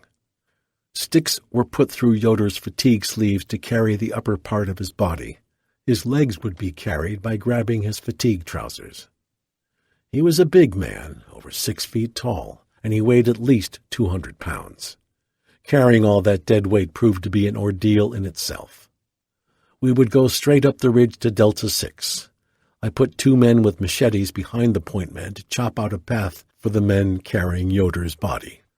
As I directed my platoon into marching order, I turned to find the blindfolded prisoner standing next to me with his hands tied behind his back. I had forgotten about him, and I was surprised. The NVA soldier was dressed in neat green jungle fatigues. He was young, about 5 feet tall, and of small build. "You lucky son of a bitch," I said to him. "If Delta 6 hadn't ordered us to bring you back, I'd kill you where you stand." "Let's go," I headed to the point.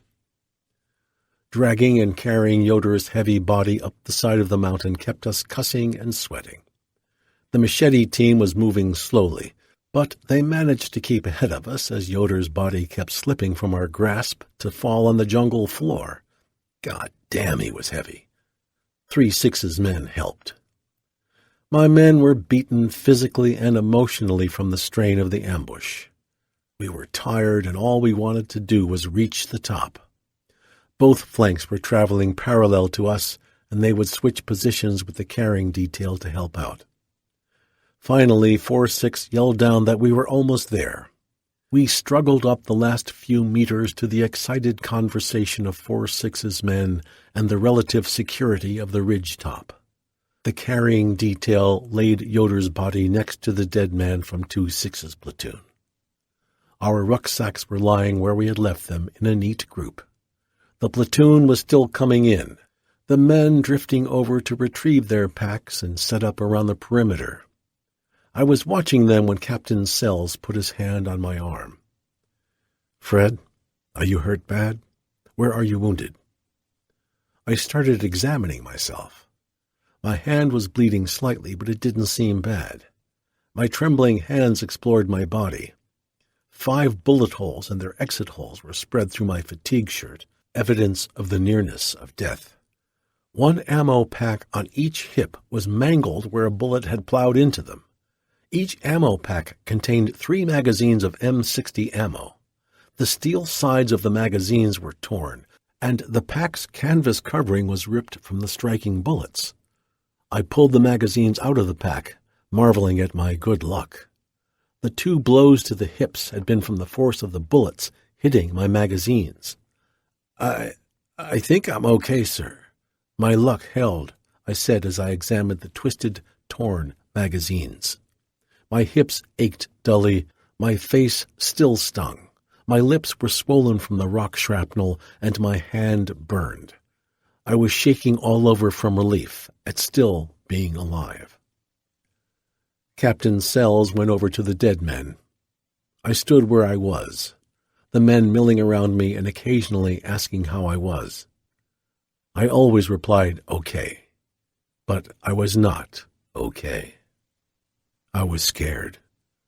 God damn, that had been close. I had almost bought it that time.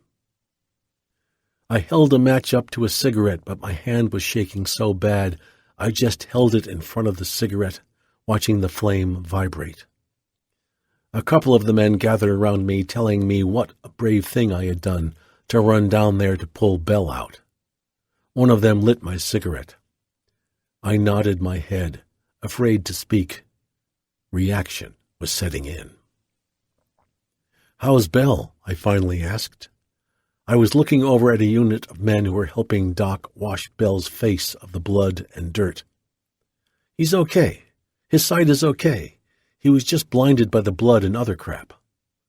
"Thank God," I murmured. Doc was wrapping a bandage around Bell's head. Bell was sitting on the ground smoking as Doc worked on him. This is it, I thought. I've been wounded 4 times in battle. I had done my job. Captain Sells had asked after my 3rd wound if I wanted to be sent back. Anyone with 3 wounds was due that. All it took was 2 wounds to get you out of the field. Surely 4 would let me live with myself. What was I trying to prove? But I answered my own question. The men depend on me. It's my job to keep them alive by giving them good leadership and looking after them. They need me. Yeah, but shit, what did I owe myself? I had a wife and 2 little girls who needed me. The $10,000 in insurance money wouldn't do them much good. Where did my duty lie? I was still shaking. I couldn't go through this again. Reluctantly, almost against my will, I started walking toward the captain. "Captain?" "Yes, Fred?" "You asked me once if I wanted out of the field after I had been wounded for the 3rd time." He turned and looked into my face. "Yes." "Well, I think... would you think I was letting you and my men down if I did?" I stammered. "No, I wouldn't. You've done your job. I could get you a good job with S2. I think I want out. I don't know if I can do this again. Maybe I can't cut it." "That's nonsense. You're a hell of a fine officer, and the men will understand. But you think about it." "Okay, I will. Let me think." A little bit of confidence returned at his words. I handed Yoder's things to him. I wandered back to the packs, thinking I should find Yoder's pack. Bell had stood up and was coming toward me when he saw the blindfolded Dink. In one motion he swung his fist into the Dink's face. He hit him again and again, knocking the surprised Dink down in a burst of fury. Bell started kicking him. It was obvious Bell was going to kill him. The other man and I stood smoking and watching. We were going to let Bell kill the dink. Bell had the right. Captain Sells yelled and ran over to us, pushing me out of the way and pulling Bell off the dink. "Here, what's this? What's going on? We're not going to have this in my company. This man's a prisoner. Lieutenant Downs, what are you doing just standing there?" I looked at him in surprise.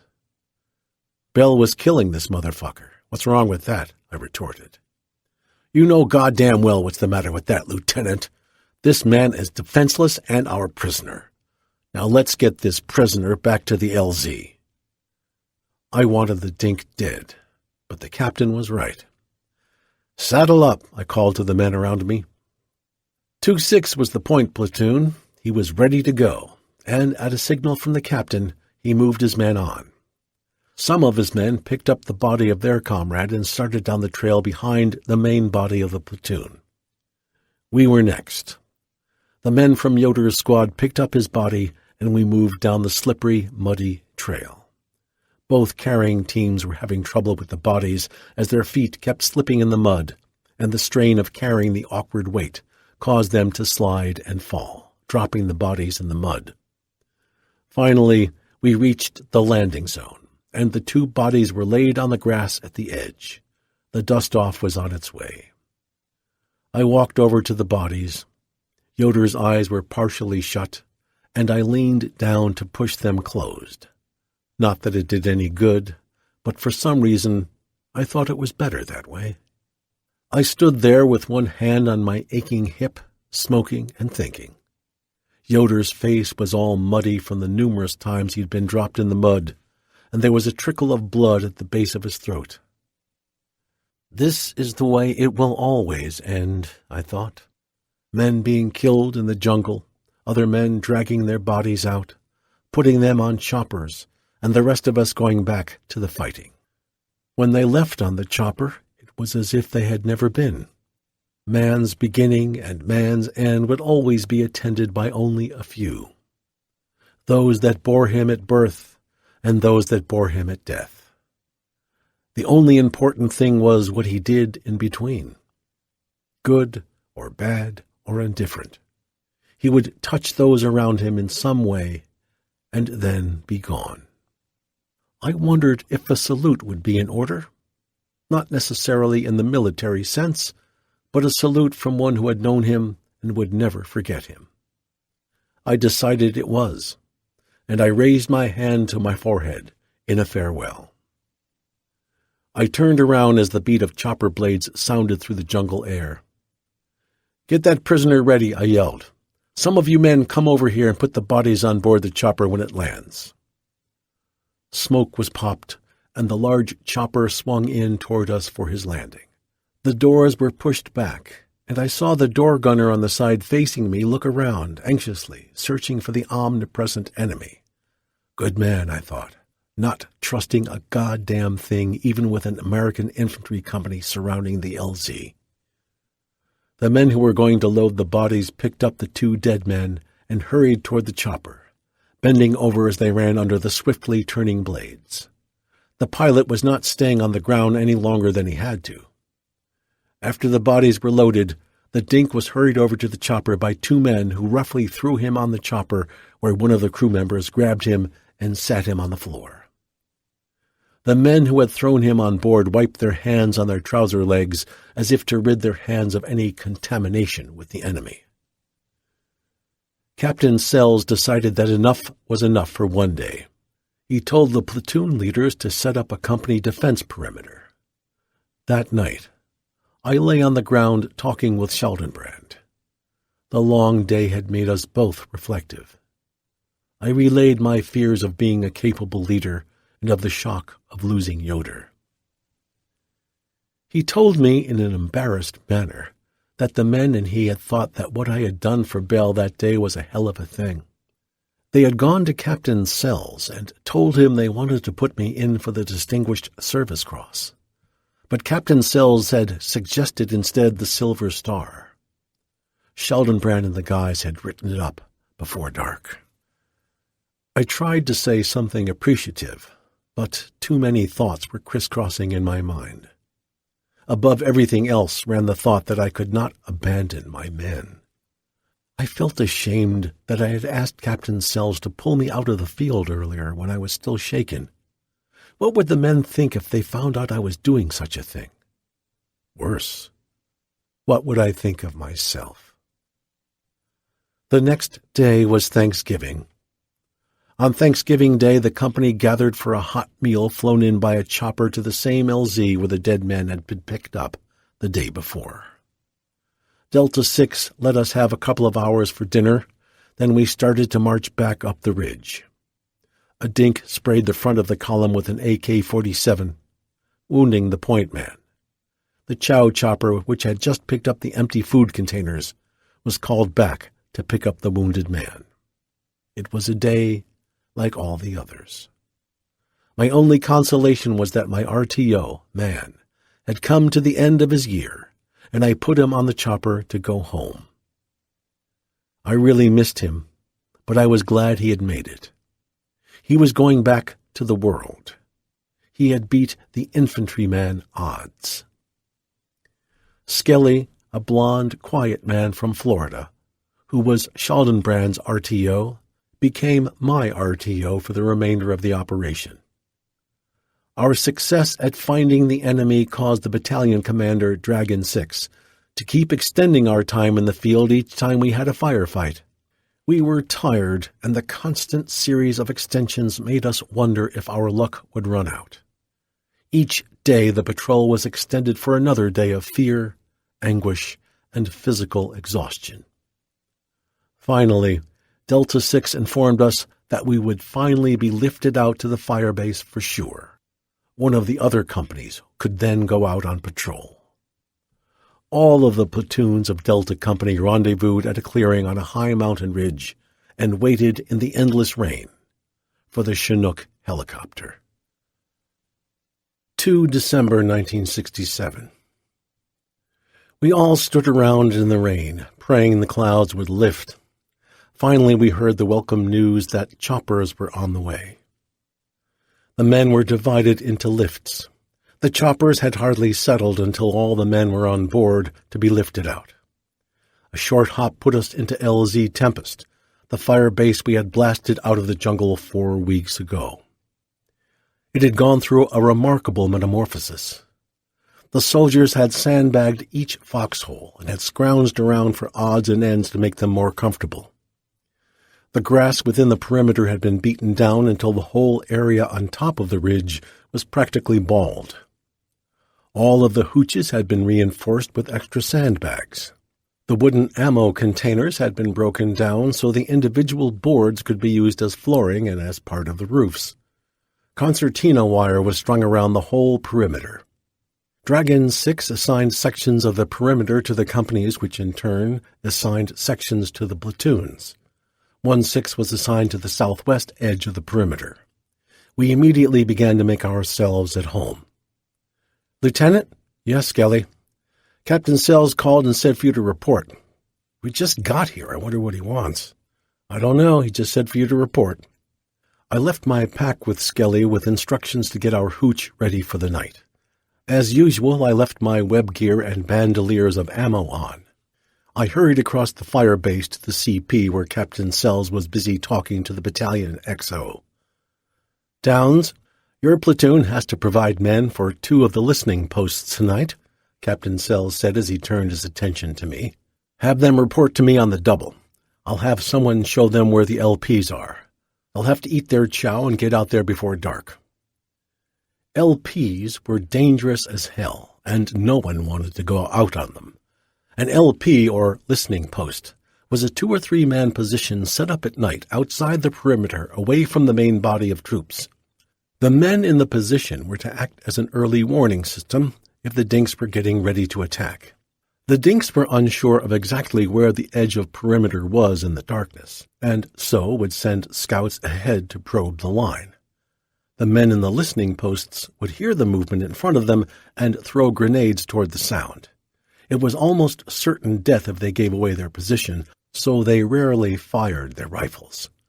Their job was to report movement, throw grenades, and pray the dinks didn't find them. The LP didn't dare try to go back into the perimeter for fear of being shot by their own men. If a fight broke out, The LP was generally caught in a crossfire. Any way you looked at it, an LP was not the place to be. When I got back, I called Delk, Porter, Jose, and Gallagher to give them the bad news. 2 of the squad leaders were to pick 3 men and send them to me. The men all groaned at our misfortune. We all figured we had a rest coming. The men who had been picked gathered around my hooch for instructions. The LP's radio codes would be Voodoo 1 and Voodoo 2. To maintain noise security with their radios, they were told that the RTO would conduct a radio check every hour by clicking his handset once. They would reply by squeezing the handset twice. When we heard the 2 clicks, we would know they were all right. After supplying them with extra hand grenades, they reported to Captain Sells. I had always read about night coming swiftly in the jungle, but up on the ridge, away from the trees, the evening was as gentle as a cloud-covered sky. After a last cigarette, I checked 1/6's section of the perimeter, making sure the ends of our platoon tied in with the ends of the adjoining platoons. Satisfied that evening everything was strack, I returned to my hooch and called the LPs for a radio check. Voodoo 1, this is 1-6, radio check, over. Click, click. Affirmative. Voodoo 1, out. Voodoo 2, this is 1-6, radio check, over. Click, click. Affirmative. Voodoo 2, out. That's it, Skelly. Make sure your relief knows to check with them every hour on the hour. Okay, sir. Skelly was not well known to me, so we got to talking about where we lived back in the world, our families, and other conversations soldiers talk about when cooped up together. Skelly was a good troop, but he didn't make coffee like man. I miss that. We all carried paperbacks to read when we weren't doing anything else, and he and I swapped for new reading material. I lounged back in my hooch for a good night's rest, surrounded on 3 sides by 3 layers of sandbags and the dryness of a poncho for a roof and sides. Even one end, the end facing the inside of the fire base, had a poncho across it. Heaven. I was awakened by Skelly shaking my shoulder. Sir, something's wrong with Voodoo 1. They aren't answering the radio check. Let me have the radio. Voodoo 1, this is Delta 1-6. If you hear me, hit the handset twice, over. Both of us listened intently to the static, waiting for the 2 clicks of recognition. Nothing. I called Voodoo 2 and received an answering 2 clicks. At least they were okay. I tried a couple of more times before calling Captain Sells to tell him something was wrong with one of the LPs. He told me to keep trying and keep him informed. He would alert the perimeter. I felt helpless as I continued to call Voodoo 1. I couldn't go out there, or could anyone else. All I could do was anxiously stare into the blackness as I willed the LP to answer the call. If they had fallen asleep, I would be perturbed, but relieved that nothing had happened to them. Not knowing was torture. My mind conjured up everything that could happen to an LP, the worst being capture by the enemy. The frightful stories we heard about captured Americans were full of enough truths to keep us all leery. It was a fact that American ground troops were executed out of hand. Any time an army fights a war as long as we had without the enemy having more prisoners than they did was proof enough. Click, click. The sound startled me. This is 1-6. Is there movement in front of you? Answer by squeezing the handset twice. Over. Click, click. This is 1-6. Do you think there's dinks out there? Over. Click, click. This is 1-6. Wait, 1. Delta 6. This is 1-6. Voodoo 1 says there are dinks out there. Over. Tell them to throw a grenade. Over. Affirmative. Out. Voodoo 1, this is 1-6. Throw a grenade. Over. Click, click. An explosion broke the blackness. Pure silence followed. The whole perimeter was on alert now. Every commander had called his men, infantry, artillery, and mortars, were all prepared for an attack. Every man was trying to pierce the darkness with his sight, searching for the enemy. 1-6, this is Voodoo 1, over. A barely heard whisper came over the radio. I whispered back, this is 1-6. What's going on out there? Over. This is Voodoo 1. It sounds like the whole dink army is out here. There are all kinds of sounds. We better come in. Over. This is 1-6. You can't come in. Just stay put until daylight. If the sounds don't come any closer, don't throw any more grenades. You might give away your position. When it comes daylight, check out the area to your front. Radio check will be every half hour from now on. Out." Nothing else happened for the rest of the night, but the perimeter stayed on alert, wishing for daylight. After a while, I dropped back to sleep with orders to be awakened before daylight. "Sir, it's time." Shelley shook me awake again. Everyone in the fire base was awake. The best time for the Dinks to attack was at dawn, and we meant to be ready for them. Light gray gave way to regular gray as the sun came up over the cloud cover. Captain Sells radioed to send Voodoo 1 out to see if their grenades had gotten anything the night before. The whole perimeter was waiting. "Voodoo 1, this is 1-6. Check the area out to see if you got anything with that grenade and report. Out." Again, the waiting. Everyone waited. "Delta 6, this is Voodoo 1, over. This is 1-6, over. 1-6, this is Voodoo 1. I think we found something, over. This is 1-6. Well, what is it, over? 1-6, there's a big dump out here that the firebase has been dumping their junk in, and we found out what made the noise last night, over. Well, don't keep me in suspense. What was it, over? 1-6, it's hogs, over. Hogs? Are you shitting me? Over. No, 1-6, it's hogs. In fact, there's an old sow and a bunch of half-grown pigs. We killed one last night. Over. Wait, Delta 6, this is 1-6. Did you get that transmission? Over. I got it, 1-6. Captain Sells' voice dripped sarcastically. You mean to tell me your LP kept this perimeter on alert all night for a bunch of hogs? Over. This is 1-6. I guess so. Over. Well, tell them to get their butts in here before the hogs attack them. Out. 3 December, 1967. The chaplain flew out to hold a memorial service for the men who had been killed on the operation. He set up some C-ration cases to spread his purple cloth across and put his cross and cup on top of the cloth. The sky was cloudy and drizzly as the chaplain prayed for the souls of the men who were killed and for understanding of the fight we were in. Some of the men drank in his words like the desert sand drinks in moisture. To some of us, the moisture fell on bare rock, to be carried away by the empty winds. To others, the water was held in a pool of unknowing.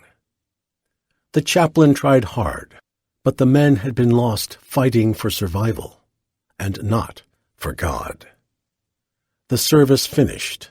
The chaplain climbed back on the chopper to return to the security of the base camp. 5 December, 1967. The word was passed down that the battalion was going to abandon LZ Tempest and return to Base Camp Thunder or Montezuma at Dufaux.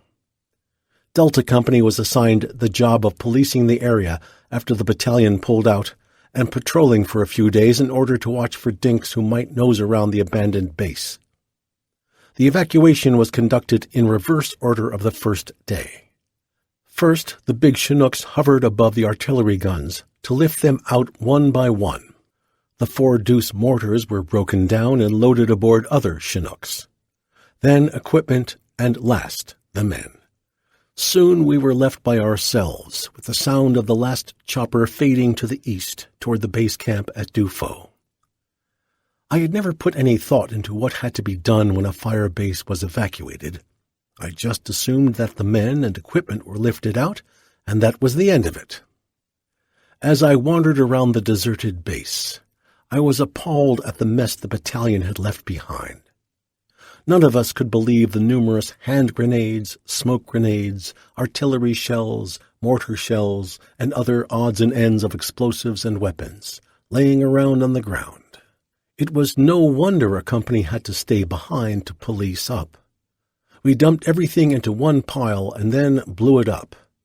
As we moved off the ridge, I looked back and thought how much it looked like a deserted carnival ground, with the earth all churned to mud, with trash lying everywhere. 8 December 1967. From a neighboring ridge we watched the abandoned base for 2 days. Dinks occasionally appeared and prowled over the base. We would call in artillery on them and wipe the ridge clean. But today we were going to be lifted out. The operation was finally going to end. If only the rain clouds would lift enough so that the Chinooks could land. We had been delayed 1 day by the rain already. Sheldon and I played checkers. A breeze was blowing, carrying the clouds over our ridge. Occasionally there would be a break in the clouds and we could see the lowlands. The bottoms of the clouds were below us. If they just lifted a couple of 100 meters, they would clear the top of the ridge we were on. The breaks in the clouds were becoming longer now. The clouds had lifted enough so we could see the ocean off in the distance during the breaks. Just a little more. Delta 6 told us to get into position. The choppers were on the way. We stood nervously in the mist, hoping that we were going to get out this time. We were ready to hump to the ocean rather than spend another night in the jungle. We heard the choppers circling above us, out of sight, above the clouds. We were packed and ready to go. The checkerboard was tied to Sheldon's pack. We were ready. "They're coming. Pop smoke." The big Chinooks appeared during a break in the clouds and settled in. We ran aboard on each side of the chopper. The machine carried us away. I looked over my men sprawled along the sides of the chopper. They had removed the magazines from their weapons before boarding, and now were holding them close to their bodies. The men were dirty and unshaven, their clothes in various stages of disrepair, jungle boots worn and torn with clods of mud between the cleats. There were dark rings under their eyes, and their faces were drawn and tired. Some of these faces were new men, sent out to replace the faces that had started the operation and were erased. We had experienced the worst of life and the most challenging. We had survived. The platoon I took back was not the platoon I had brought out.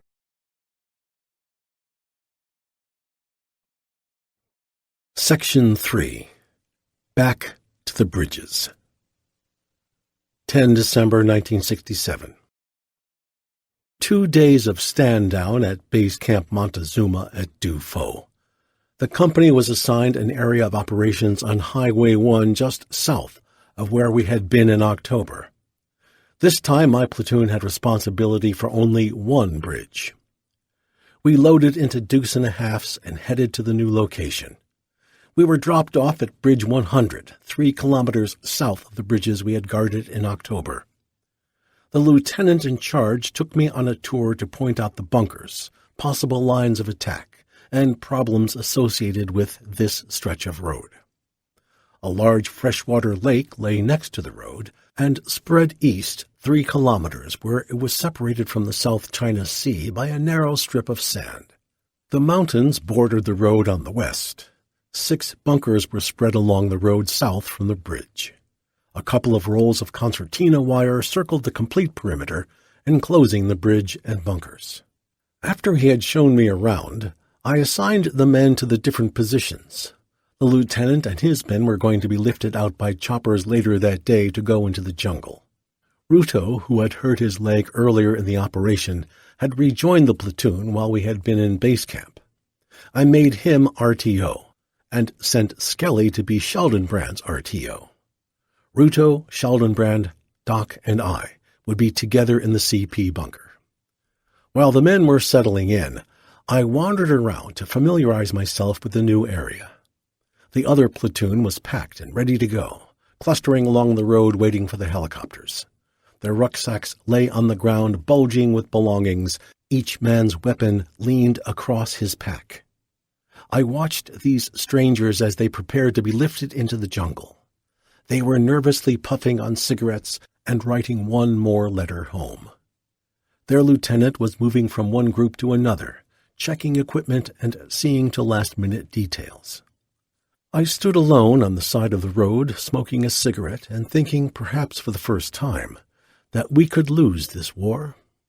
Standing alone under the cloudy sky, I felt alien in this land. We had just finished an operation back in the jungle, and these men now were going out to a different part of the jungle to play the same deadly game of hide-and-seek with the enemy, probably with the same inconclusive result. Why were the Americans doing the fighting?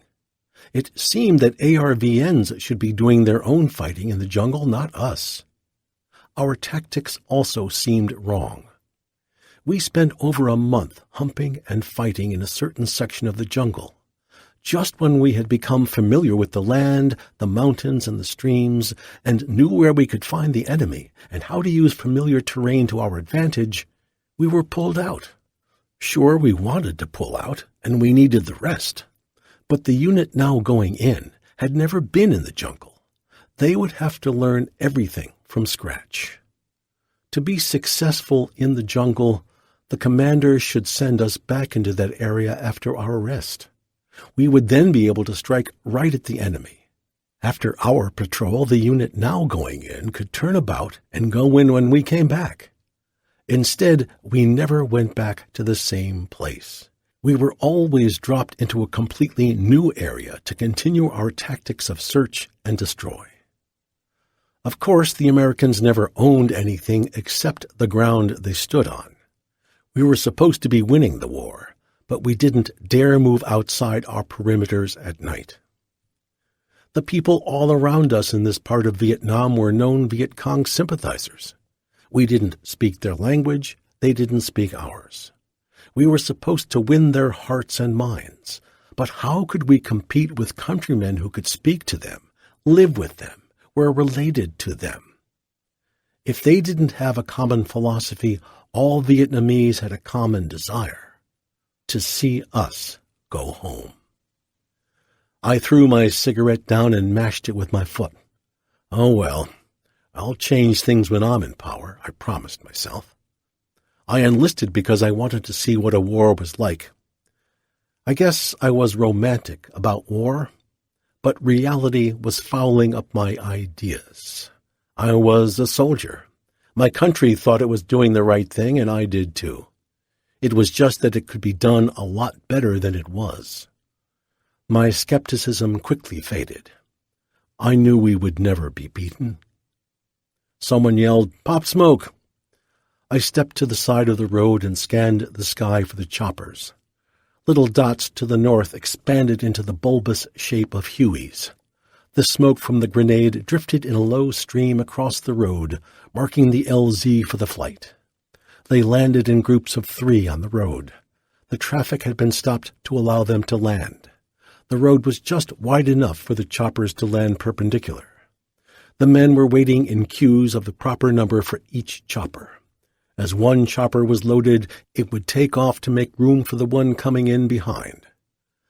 I walked along the ground until I was standing in front of the nearest chopper, looking up at the pilot and co-pilot. Their helmet-covered heads were moving back and forth, their sun-glassed eyes alternating between their instruments and the men loading. At a signal from the crew chief, the pilots increased the speed of the blades, their eyes looking over the path of probable flight. The co-pilot stared at me for a moment. We briefly studied each other. I was squatting on one knee, smoking a cigarette, and balancing my M16 against my body.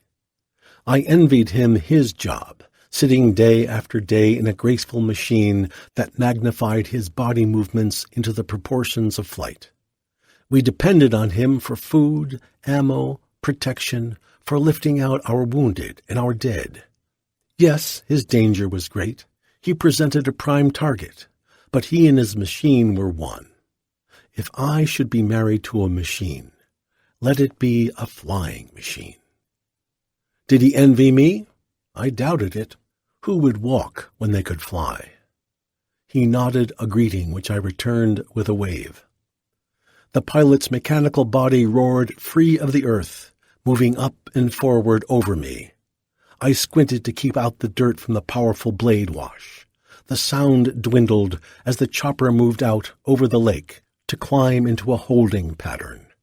God, how I wished I could fly.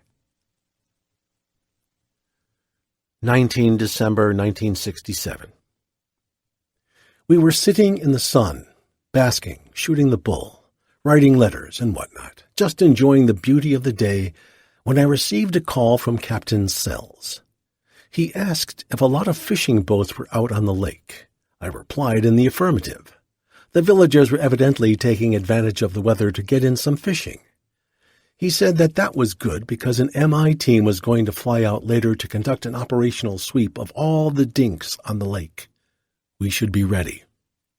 The chopper came from the direction of Thunder Mountain, where the CP was located.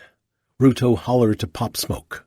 A couple of the men stopped traffic while the pilot brought it in.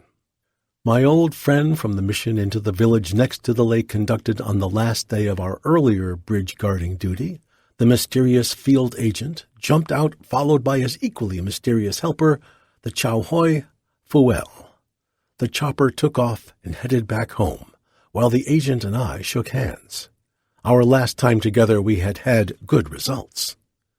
The agent said that his Chow Hoi Fuel, in snooping around the villages in the area, had learned that a lot of the fishermen on the lake were in fact Viet Cong guerrillas.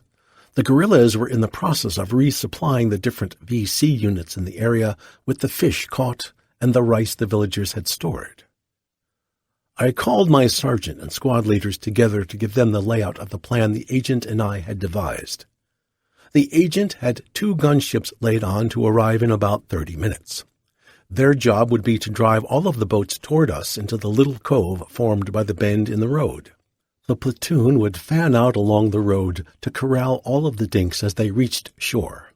In order not to arouse the suspicions of the fishermen, everyone was to stay at his regular location until the gunships arrived. The traffic would be allowed to move until the dinks were driven ashore. Everyone was tense. They checked their ammo, hooked grenades to their web gear, looked for their steel pots, and gave a last-minute check to their weapons. This would be a perfect operation. All we had to do was stand along our own perimeter and collect the guerrillas as they landed on shore. As the agent and I were discussing the operation, someone let out a loud roar.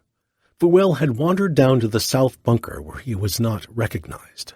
When the men sitting around the bunker noticed a dink in black pajamas and carrying an MI rifle nosing around their bunker, they almost shot him. Ruto hollered down the road that the gunships had called and would be there in a few minutes. The agent ran up the road to get on the horn. He explained to the chopper crews what their job was, as I told my men to get ready.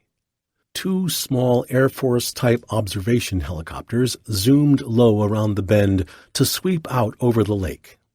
They were not the big gunships we were used to seeing, but they carried some kind of machine gun arrangement. They started at the far end of the lake, spraying the water with bullets as the choppers buzzed like gigantic mosquitoes back and forth across the lake, forcing the boats in our direction. The boats were dugouts holding 3 or 4 people each. Most of the dinks got the message quickly and started paddling toward where our platoon was lined up on the bend in the road. 3 boats tried to go the other way, the men paddling like crazy for the opposite shore. The gunships riddled one of the boats, sinking it. 1 made the far shore, and 1 turned back in our direction. The gunships were very thorough. Their machine guns swept like a sickle across the water as the choppers darted past each other, driving the boats. Occasionally, a stream of bullets would come dangerously close to any boat that lagged behind. The little cove was soon covered with 30 or 35 boats, bobbing gently on the small waves of the lake. The people in them stared at us, lined up along the road and beach with our weapons trained on them. The fishermen were dressed in traditional native garb of black pajamas, some of them bare to the waist. Some clung tightly to the sides of their boats, staring at us, the hate in their faces almost a force. Others showed no emotion at all. Fuel was eager to start. He waded into the water to grab at one boat to pull it into the rocky shore. With his rifle he poked the first boatload out onto the rocks and proceeded to interrogate them. His method was to slap one of them around a bit, questioning him in rapid Vietnamese. Satisfied as to his identity, Fuel would shove him into the group of innocents or into the group he considered Viet Cong. Then he would wave his rifle at another boatload and repeat the process. We were surprised at the large number of gorillas he was finding. Fuel had once been a gorilla in this area and seemed to recognize many of the Kong. Whenever he spotted one he knew, he would yell out, become very agitated, and strike the person with his rifle butt. The Dinka was hit always threw himself on the ground, crying out a loud lament while he held his hands around his head for protection. Fuel never smiled. As each gorilla was pushed into the group, one of my men pulled the shirt down from around his shoulders to check for calluses. As each boat was unloaded, men would search through it to see if they could find anything incriminating. There was nothing in any of the boats except for the usual fisherman's equipment: line, hooks, nets, and bait. Sometimes there might be a small tin box with tobacco or betel nuts, but that was all. The guerrillas would long since have thrown all weapons overboard anyway. The choppers radioed us good luck as they sped back to their base after one more low pass over us. It took 2 hours to empty the boats. The guerrilla group was squatting down with their hands across their knees, staring morosely at us and at Fuel as he relentlessly went through the other group again, checking and rechecking to make sure no guerrillas had slipped by.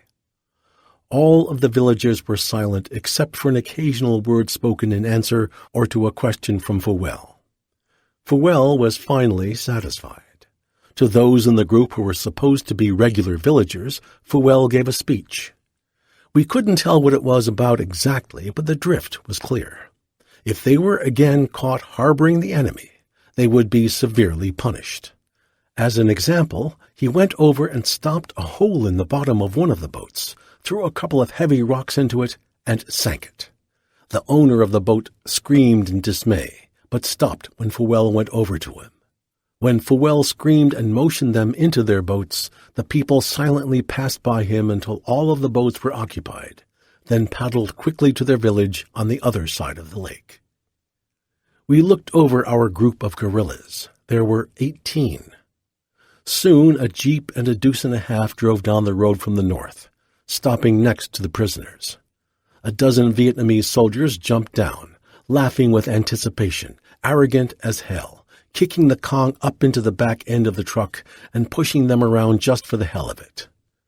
I didn't like them, the lazy bastards. Why weren't they out on patrol instead of us? The ARVN officer in the jeep congratulated us on the capture of the guerrillas. He said they were well known in the area as part of a larger force that specialized in landmines and early morning ambushes. I told him sarcastically, I hoped, how pleased we were to be of such service to his country, and that any time he needed help, just give us a call. As Fuel and the agent boarded the jeep, and the little procession hurried back before dark, I looked at the sunken boat. That boat had taken a lot of hours to make. It was a shame to sink it. 20 December, 1967. Captain Sells called on the horn. He said a chopper would be landing in a few minutes to take me back to base camp.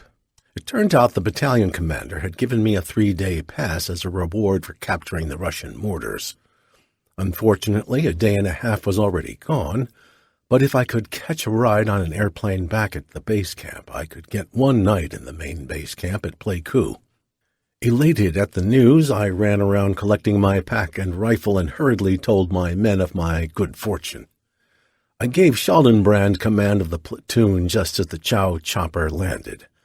I jumped on board and the pilot immediately took off. He landed back at the base camp where I reported to the first sergeant who had a jeep laid on to drive me around to the airstrip. I hitched a ride on a C-123 to Pleiku. At Pleiku, I hitched a ride in a deuce and a half that was going across town to the main camp where I would stay the night. I studied the town as the driver crept through the traffic. Pleiku belonged in the Dark Ages. I had been patrolling through the farming and fishing villages.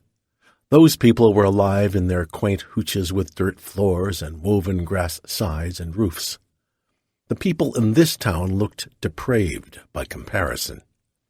I saw them as in a stop frame of life. A toothless, black-gummed woman, a naked baby crawling in the gutter, prostitutes of all descriptions, filthy stands selling black market goods, beggars everywhere, babies barely old enough to walk were smoking cigarettes. God, how could people live like this? Out of the downtown area on the road from Pleiku to the main base camp, some of the people were different. These were the lucky Vietnamese who had well-paying jobs in the camp. They were better dressed and better fed than those who had been on the road between the airport and in Pleiku. Off to the side of the road was a gigantic dump. Hundreds of Vietnamese crawled over it. The driver explained that the dump was the one the Americans had built, and the dinks, or gooks as he called them, routed through it every day for items they thought were important. Plastic, cans, magazines, you name it. Many Vietnamese were carrying suitcases that looked as if they had been covered with stickers from American products.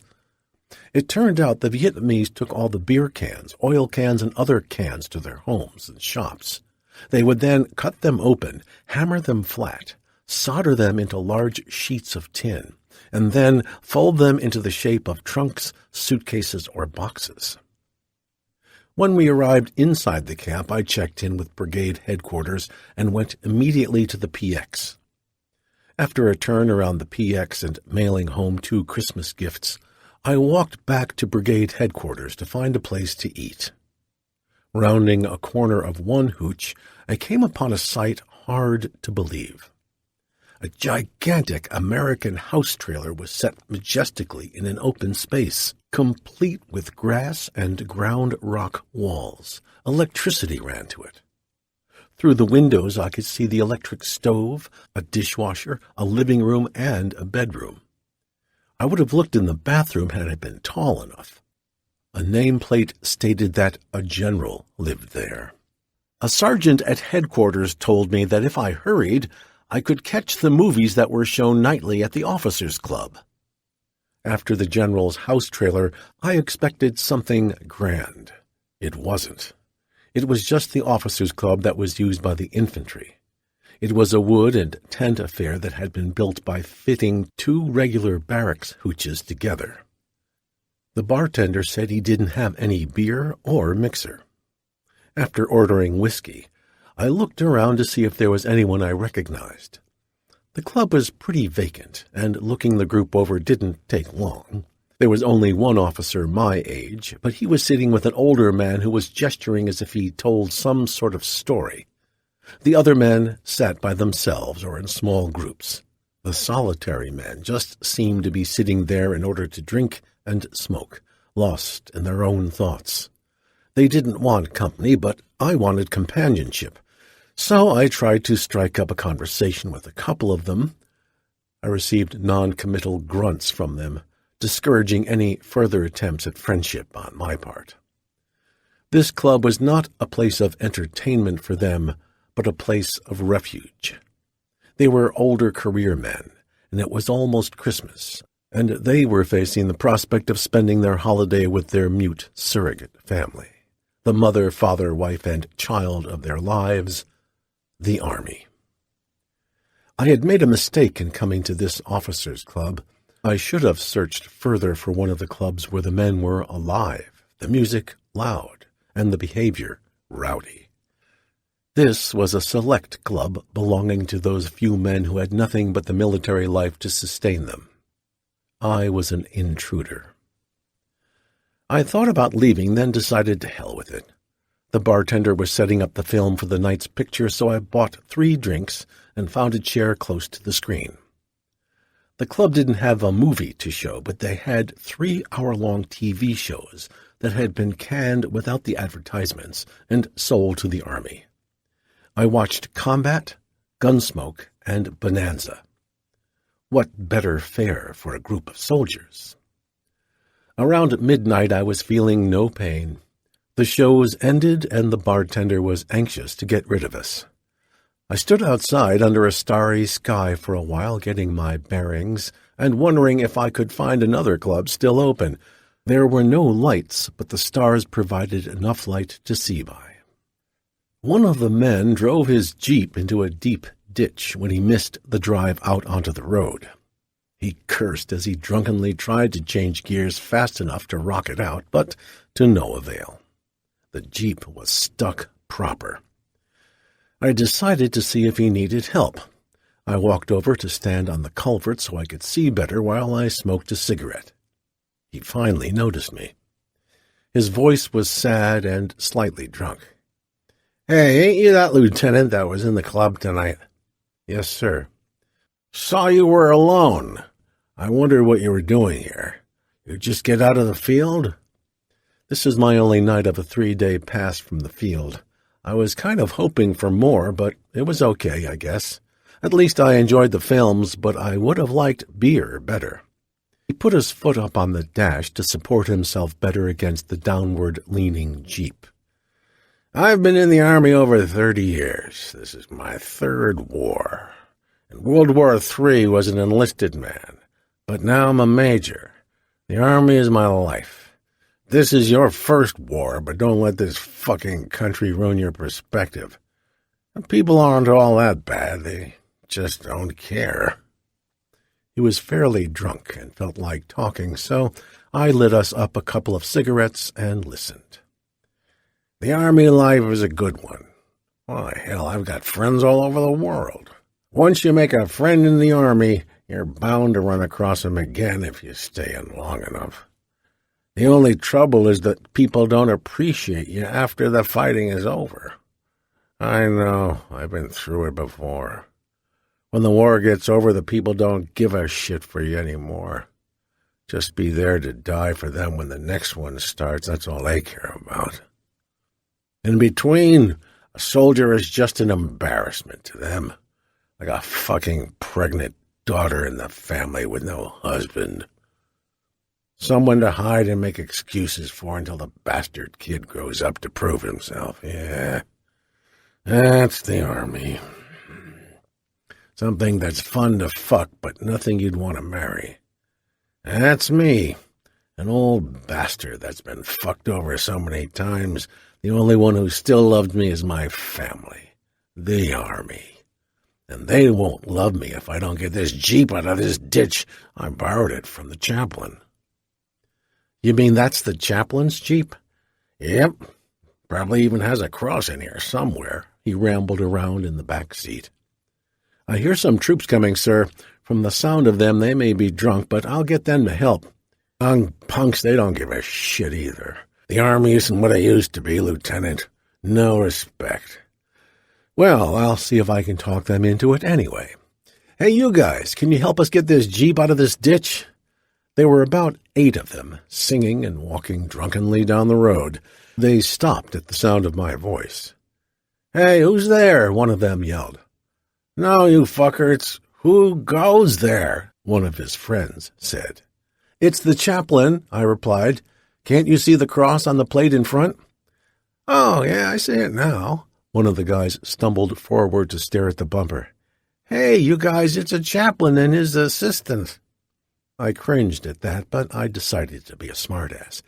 "Yes, the chaplain and I were coming back from a late service when some drunk officers came out of the club and forced us into the ditch." "Fucking officers. No offense, chaplain, but that's just like a fucking officer." They all chimed in. "Yeah, I bet you they came out of that lifers club. Fucking lifers. I bet my captain was one of them." I couldn't see them, but I imagined the major's knuckles were turning white from where he was gripping the steering wheel at hearing this blasphemy. The major outdid himself by jumping up and practically falling. "That's enough, sinners. The Lord has a place in heaven for lifers, too." "Yeah," someone snickered. "He calls it the Army." They all laughed like crazy at that one. "Come on, you guys, help us out of here," I implored. They all rushed behind the Jeep and to its side, yelling encouragements to each other. The major got the Jeep started and let out the clutch with a vengeance. With all of us pushing, the Jeep shot up out of the ditch to run madly across the road, with the major's drunken foot on the accelerator, into the equally deep ditch on the other side. The motor ground to a halt. The major turned to me with a bloody nose as I ran across the road. He was pissed. "Now, chaplain, you just hold on, and we'll have you out of here in nothing flat. I didn't want him to explode, yet he was still stuck. The fire from his eyes looked anything but angelic as he stared ahead, with both hands tightly gripping the wheel. The men stumbled over to our new location and started to push as the Major started the engine again. This time he was ready. He slammed on the brakes before hurtling into the other ditch again. When I saw that he had the Jeep under control, I thanked the men and told them they would be in my prayers that night. They staggered on down the road. "Well, sir, there you are." "Did you hear those snots? They called me a lifer. I've got half a notion to get their names for insubordination." "That's no way for a chaplain to act, sir. Besides, they were doing the Lord's work. You aren't in the ditch anymore." "No, I'm not, am I? Jesus, my nose hurts, though. You think they did that on purpose?" "Now, all they did was push. You ran it in the ditch." "Yeah, I guess you're right. The hell with it. You want to ride?" "No, I'm going to walk back. It's a pretty night." "Well, okay, but remember, the Army isn't bad. It's only Christmas. And I always get lonely on Christmas. You understand?" "Yeah, I understand. You want a cigarette to get back to your hooch on?" "No, thanks. It's not far." It was a beautiful night, and I enjoyed the walk back. Out of curiosity, I walked by the General's house trailer. It was lit up, and I could hear soft music. Damn, he had it nice. It was cold in the Central Highlands at night. The cot felt good. I laid my hand on my rifle to check if it was still by my bedside as I drifted off to sleep. The next morning my head hurt and my tongue felt furry, but I was in good enough shape to catch a deuce and a half heading for the airport. 22 December 1967. Captain Sells called early to say that he wanted me to take a patrol south on Highway 1 for about 5 kilometers. I checked the map to find that we would travel out of my AO into Charlie Company's area. It seemed odd to leave our area, but I didn't question it. I called Sergeant Marley and the squad leaders together to brief them on the patrol that day. I wanted as many men as possible to go. Only a few men would be needed to hold the bridge area while we were gone. We rarely got a chance to travel down roads on patrol, so we reviewed the procedures we would follow. Each man would be responsible for maintaining a proper interval from the man in front of him. We would travel in 2 lines, 1 line on each side of the road. Packs would be left behind, of course, and only web gear would be worn. This would be Marley's first patrol as sergeant. Schaldenbrand had left me the day before. Schaldenbrand had survived his year in Vietnam. 22 years old, and he had finally gotten his sergeant's stripes after acting as platoon sergeant for so long. Before he left, he bought a plastic sack of marijuana cigarettes from one of the dinks that peddled the stuff along the road. At that time, a guy could buy 300 joints for about $5 or 500 p. Schaldenbrand thought he could sell them for $1 apiece back in Philly. He opened a whole carton of cigarettes and emptied the American cigarettes. He then refilled the whole carton with his special cigarettes. He had packages of cigarettes in every pocket and had visions of making close to $500 back in the States. I asked him if he was worried about getting caught, but Shelley wasn't concerned. After a year of combat, sneaking 500 joints back into the States didn't have him worried. Delk had also completed his tour and was going home. As usual, I had mixed feelings about losing my old-timers. I was glad they had made it and were going home, but I hated to lose their experience. Now Shelley was gone. His advice had helped me over many rough spots. I was going to miss him. Marley was my new platoon sergeant. He had been a team leader when I had taken over the platoon. From Utah, he was a good man, and Schaldenbrand thought Marley would make a good sergeant for me. Marley was only a corporal and had been in the Army only a little over a year, but I felt confident in his abilities. I reshuffled my men, making Villaseñor and McCovey squad leaders. This patrol would be a good chance to see these men in their new positions. I told them to get the men lined up and ready to move out. They checked the men's equipment and reported everything was okay. I yelled, "Move out," and led the point south around the bend in the road. About one click ahead of us on the east side of the road on a little hill was a camp of about 600 Dink soldiers being trained by the American Special Forces Group. We never had any contact with these men. The camp was off limits to us, and the Special Forces thought they were a cut above us amateurs, so they never came down for a visit. We occasionally saw them moving up there against the sky, but this patrol would be the closest we had ever been to them. We would go right by the bottom of the hill where their camp sat.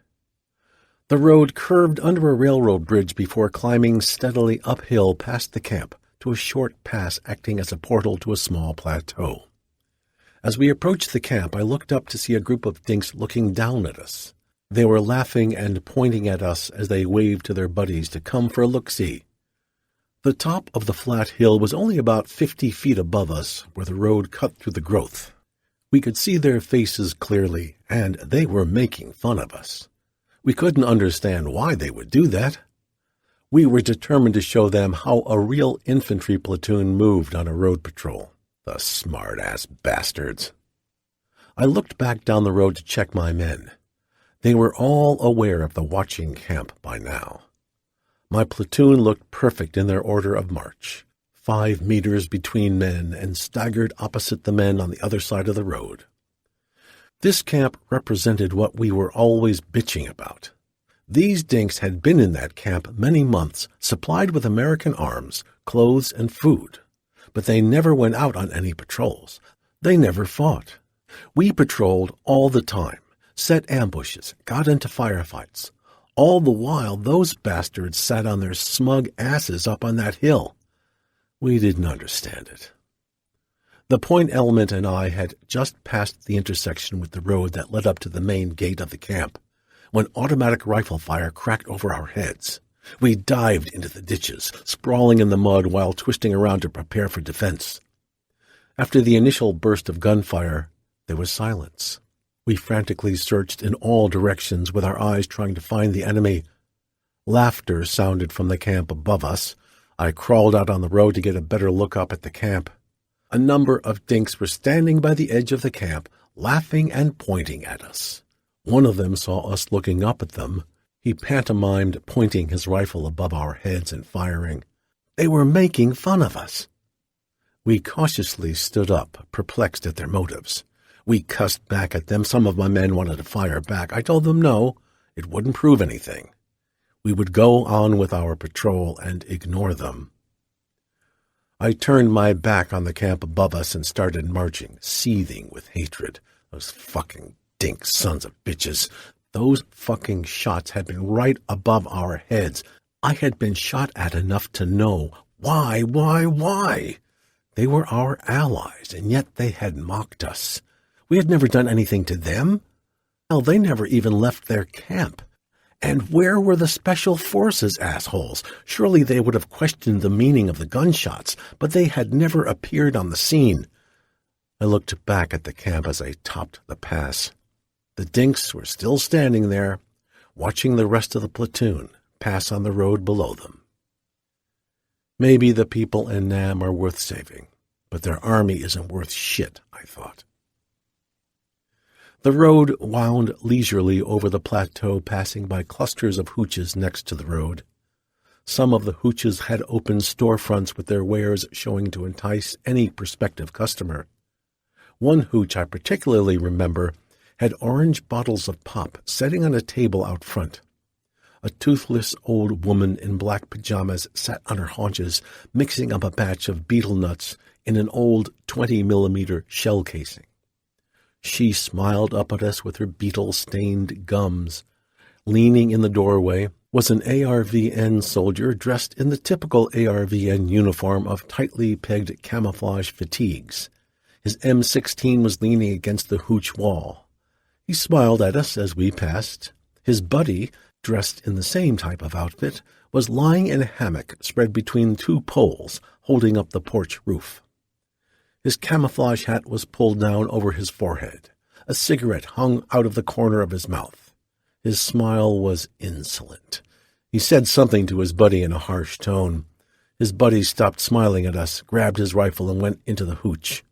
The man in the hammock looked back at us with his insolent smile and put his hands behind his head, as if to flaunt the fact he was resting while we were marching. The son of a bitch. We reached the edge of the plateau. The road dropped gently down to the tidal flats that lay between the edge of the bend where the road ran and a low peninsula from the plateau running parallel to the road about a click to the east. The tidal flat was about 2 clicks long. South, there was a small gap where the southern tip of the peninsula was separated from the land by 100 meters, through which the ocean poured at high tide. We could see the first bridge that Charlie Company was guarding on the road next to a small, low island about 100 meters from where we were. The men guarding the bridge watched us as we marched down the road toward them. The sight of another American sister unit was always a welcome relief from boredom. When we reached the bridge, I called Delta 6 to tell them we had arrived at the farthest end of our patrol. I told him we would head back after a short rest. I sat on the bridge railing watching the Vietnamese in the tidal flats. The tide had gone out, trapping a number of sea animals which made up the stable diet of the people along the coast. Women, kids, and old men gathered up the bounty, carrying baskets in the ankle-deep mud. A young man was sitting on the shore looking out over the villagers working in the mud. I wondered why he wasn't with them. I found out when he jumped up, balancing himself on a pair of crutches. His right leg was missing below the knee. I remarked on it to one of the men guarding the bridge. He explained that the man had stepped on an old mine, blowing off his leg. No one was sure who had planted the mine, according to the villagers, but it had happened about 5 months ago. He hobbled toward the road, planting the crutches and swinging his good leg in a pendulum motion as he moved awkwardly over the uneven ground. I felt sorry for him. I couldn't stand the thought of losing a limb, but losing a limb in a country like this would be the end of life itself, with no hospital and no artificial limbs and no livelihood. Well, it was a lick on him. Everybody around here supported the Viet Cong. I couldn't forget the look on his face as he passed by me. For the first time in my life, I saw the look of total despair. In a conflict of emotions, I got up from the bridge railing. My thoughts were whirling around in my brain. I couldn't sit as this one-legged man with his soul mirrored on his face passed by me. I had to stand to protect my own dignity. This man was trapped forever in a world I could not imagine, and I could not belittle him in mine. His image decreased in size as his black-clad body moved south toward the village. 23 December 1967. This evening we were sitting with the APC crew singing songs. After a couple of hours, Ruto decided to climb up the roadbed to cross over the road to the abandoned bunker to take a piss. He was about halfway across when bullets cracked around him, throwing sparks where they hit the road around his feet. I had been standing behind him, and I heard the whines, close. We both dropped. I looked up over the road to where Ruto was lying. His eyes were wide with excitement and fear. He pointed toward the flooded paddies to the northeast. "Over there," his voice quivered. He crawled rapidly toward me as more shots cracked over our heads and ricocheted off the road. The shots had the same effect as kicking an anthill. All up and down the road, men had rushed out of their bunkers and hooches to take up guard positions. I instructed everyone to hold in position while I checked out the location of the gunshots, then radioed Delta 6.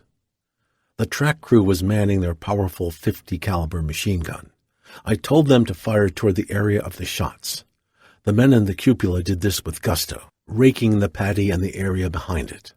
The ugly red tracers flew gracefully through the air to bury themselves in the ground or ricochet at strange angles into the sky.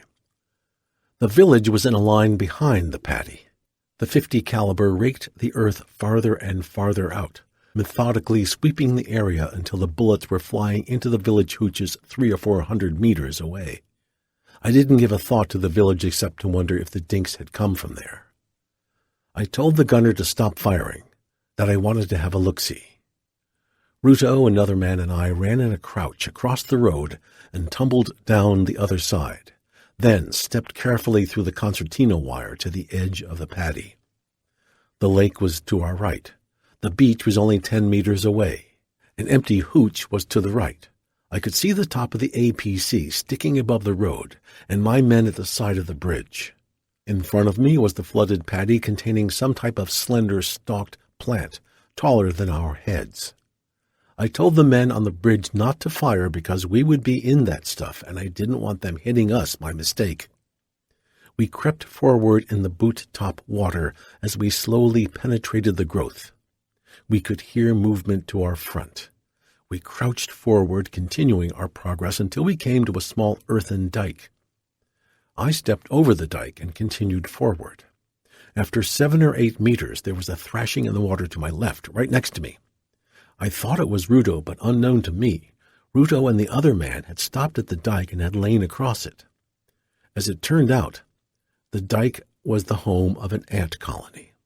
Trapped on the dike by the rising water from the lake, the ants swarmed over them. "What the hell is going on back there, Ruto?" Silence, except for the splashing behind me. "Ruto," I harshly whispered. "Ruto!" "What, sir?" Ruto's voice sounded from the direction of the dam. "What are you guys doing?" They had settled down by now.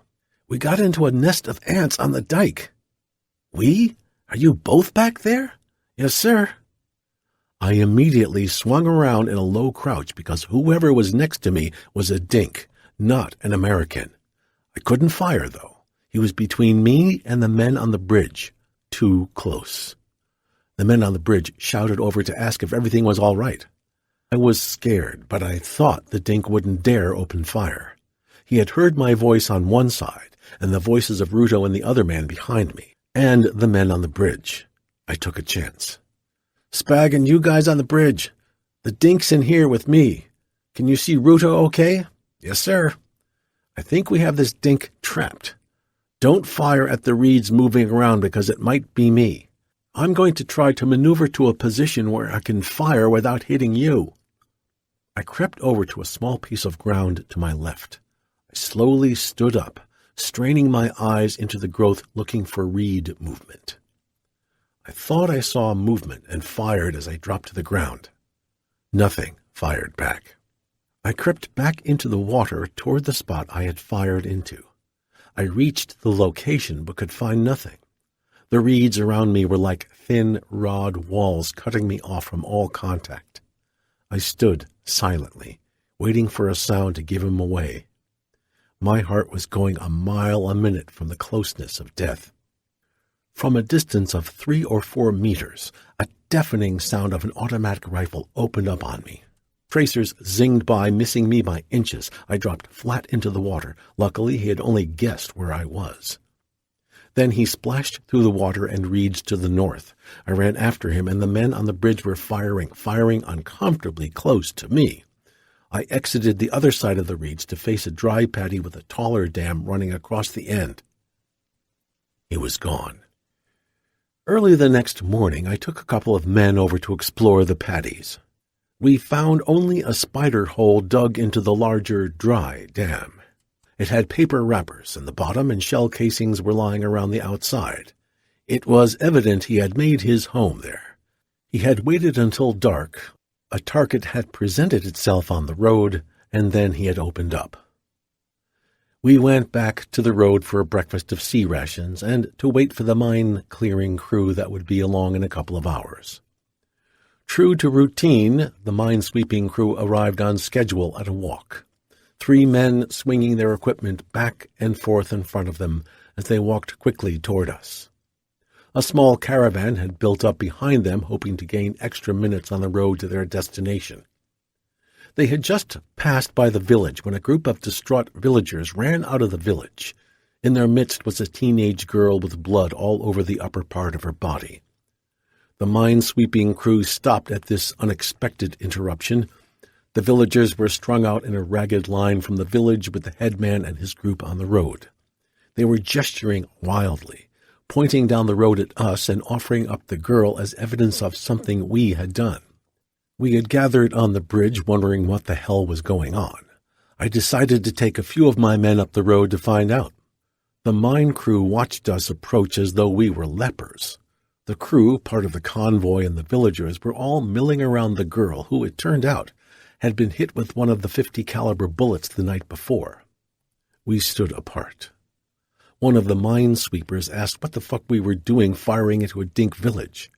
I hotly replied that it was just tough shit the girl got hit. They should have been in their bunkers, and besides, they were friendly to the guerrillas who had fired on us last night. One of the mine crew yelled at me to call in a dust-off, and I replied that they could call in their own dust-off, which they did. Their good deed done, the minesweeping crew swept by us. Both sides exchanged stony looks, each glad to be rid of the other. It makes a lot of difference where you sleep. The mine crew could only see the girl. She wasn't badly wounded, but we remembered the night before. Section 4. North to Tom Key. 30 December 1967. The 11th Brigade arrived from Hawaii to replace us in the area. The 11th was new in country, so when the bridge replacement platoon began to set up, I tried to explain how things were to the new lieutenant. But there would never be enough time to explain. Our battalion flew north to Chu Lai, farther up the coast, a tough area made tougher by the oncoming Tet Offensive, although we didn't know it at the time. Chu Lai was a free-fire zone. I was instructed to shoot at everything not American, ROK, or ARVN. The brutal war of the highlands had come to the flat farm ground of the South China Sea coast. We made a combat assault into a hot LZ. The area was deserted of villagers, and the terrain was the most war-torn I had seen. A steady drizzle fell from low clouds, heightening the scene of destruction and desolation. It was as if a stage had been set for war, and all acts played except the last. Captain Sells led us across a low, wide hill with scattered thin pines. At the bottom of the hill we saw a number of lakes on the east side of a long earthen dike which protected a very large series of rice paddies on the west. The lakes were interconnected by canals. It looked like it once was an orderly arrangement of some type of plantation, but it had long since fallen into disrepair. The whole area was flooded and abandoned. On our side of the dike, the villages were all vacant. We saw no sign of human existence other than the inanimate objects left behind. There was a large village to our left, but there was no one there. A trail ran down to the dike to intersect a trail running along the edge of the lakes and rice paddies. Another trail led from the village. We stood at the intersection, obviously a major point in anyone's travels through the area. The dike was the only connecting link between the two land masses for clicks in either direction. To the west of the intersection, the trail ran along the edge of the rice paddies, passing a large red brick schoolhouse. By some quirk of fate, it had remained standing even though a bomb had passed through the roof and ceiling to explode at ground level. All of the windows were blown out. The doors were gone, parts of the walls were blown away. Some of the 2x4s holding the ceiling were still in place, and sections of the tiles on the roof were intact. The building had been built by the French. Like all of the French buildings, this one had been well built, functional in a pretty sort of way with its red brick and orange tile. I called it a school because it reminded me of a one-room schoolhouse that had been in a corner of our farm in Indiana. Captain Sells decided we would set up a perimeter around the school for the night. My CP group and I entered the building through a hole in the wall. We looked up to determine which section of the roof was large enough to give us protection from the rain. We decided to settle down against the far wall, only 2/3 of which was still standing. It didn't offer much protection from the rain, but for some reason it felt good to be in a building again. 4-6 was a little farther down the trail from us, set up in bushes on the edge of the rice paddy. One of the little dykes ran right up to his position, and a dink squad was following that right toward his position. Captain Sells told 4-6 to wait until the dinks got closer, and then order them to surrender. It was not to be. The dink, acting as point man, spotted something he didn't like, and fired into 4-6's position with a Thompson. 4-6's men opened up on the squad, killing the dink with a Thompson machine gun and wounding a few others. The survivors ran back across the paddy. 4-6's men ran out to the dink they had killed to retrieve his weapon. They didn't find any more bodies, but they did report a couple of heavy blood trails. My platoon turned its attention to setting up a defensive perimeter around the schoolhouse. Spag had set his gun up to cover the large dike. He and one of his men had crawled out on the dike to set up a ground flare with a tripwire. If any dink used that dike in the night and stumbled across that tripwire, he would be cut to ribbons by the bullets from Spag's M60. In a situation set up like that, the men on duty would start firing at the instant the flare went off. Since the gun was already set in that position, the gunner only had to pull the trigger to get a kill.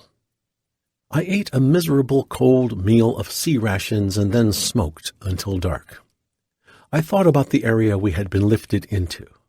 It had once been a very prosperous area, I surmised, with its large fields of rice and many French buildings.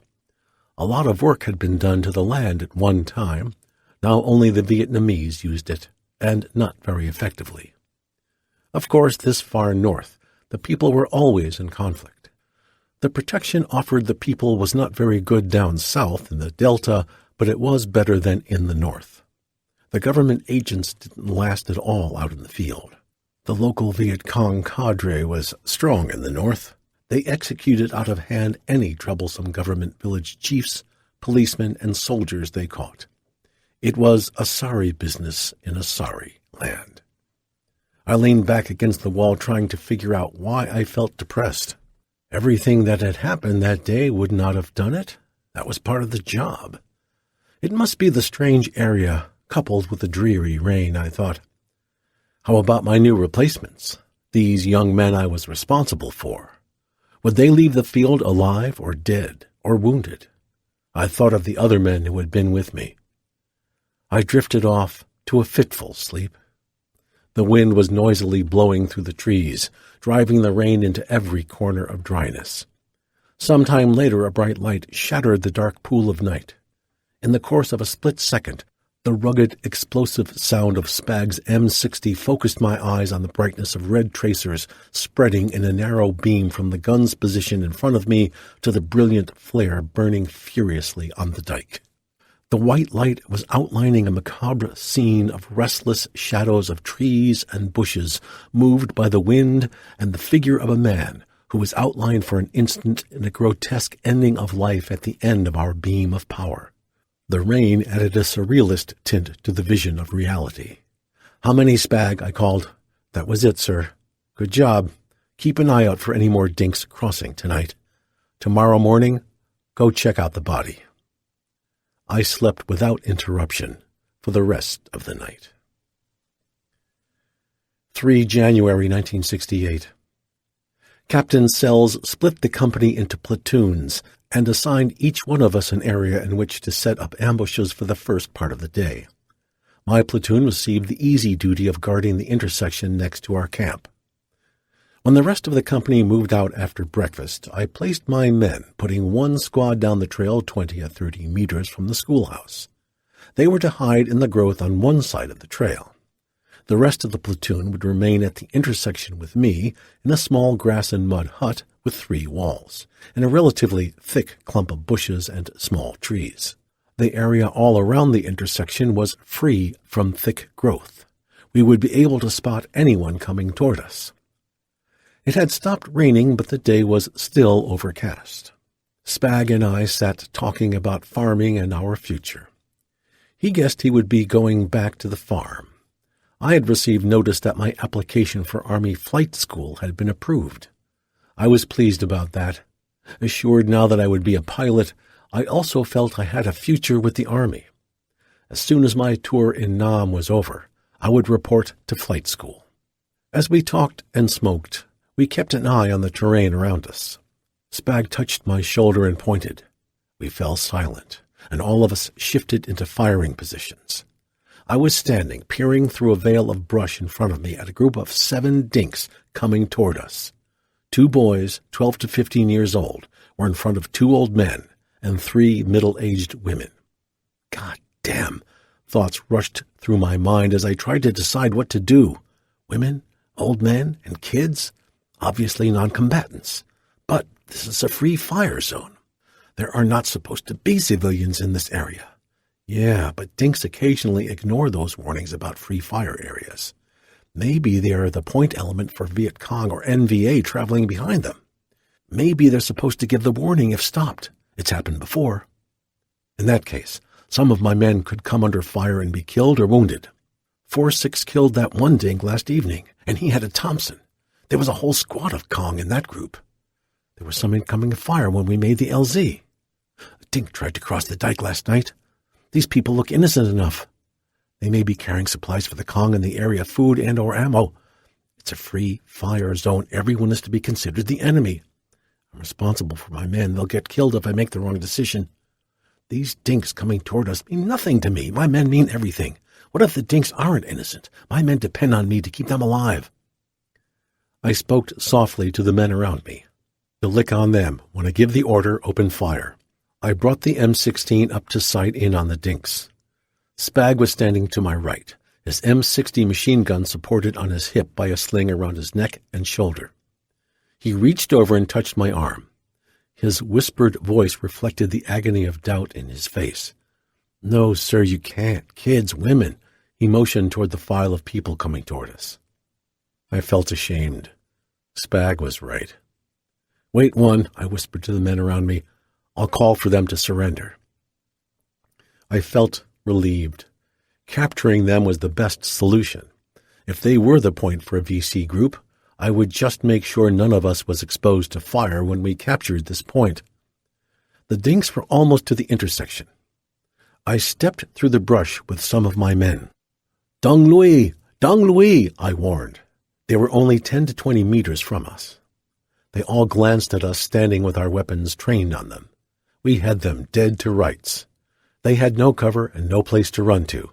A perfect capture situation. Almost in midstream, they all moved with astonishing speed. The 2 boys in the point split up. The front one ran past us, heading down the trail past the schoolhouse. The other boy, the women, and the old men started running back toward the bridge. Stop, stop! Dong Lui! Dong Lui! I yelled to no avail. I could not order the men to run after them. It would be a trap. Neither could I let them get away. Why were they running?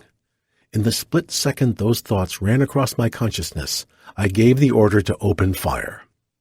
An irrevocable wave of death swept in front of us. After the initial burst of gunfire, I yelled, "Cease fire!" 2 women survived long enough to cross the bridge and enter one of the hooches. 3 of my men crossed over the bridge and threw grenades in the hooches. We hurriedly looked over the bodies on the trail since they were lying in the open, and we had no desire to be caught exposed. The men reported that some of the dead had been carrying hand grenades and ammo in their packs. I felt somewhat relieved. Those supplies could not have been for anyone but the Cong. I received a report from the squad down the trail. The firing had alerted them barely fast enough to fire at the teenager running toward them down the trail. Someone hit him in the shoulder and knocked him down. Surprisingly, the boy had jumped up and run past the squad to safety somewhere in the brush.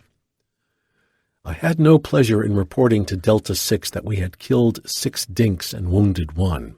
I knew he would ask how many weapons we had captured.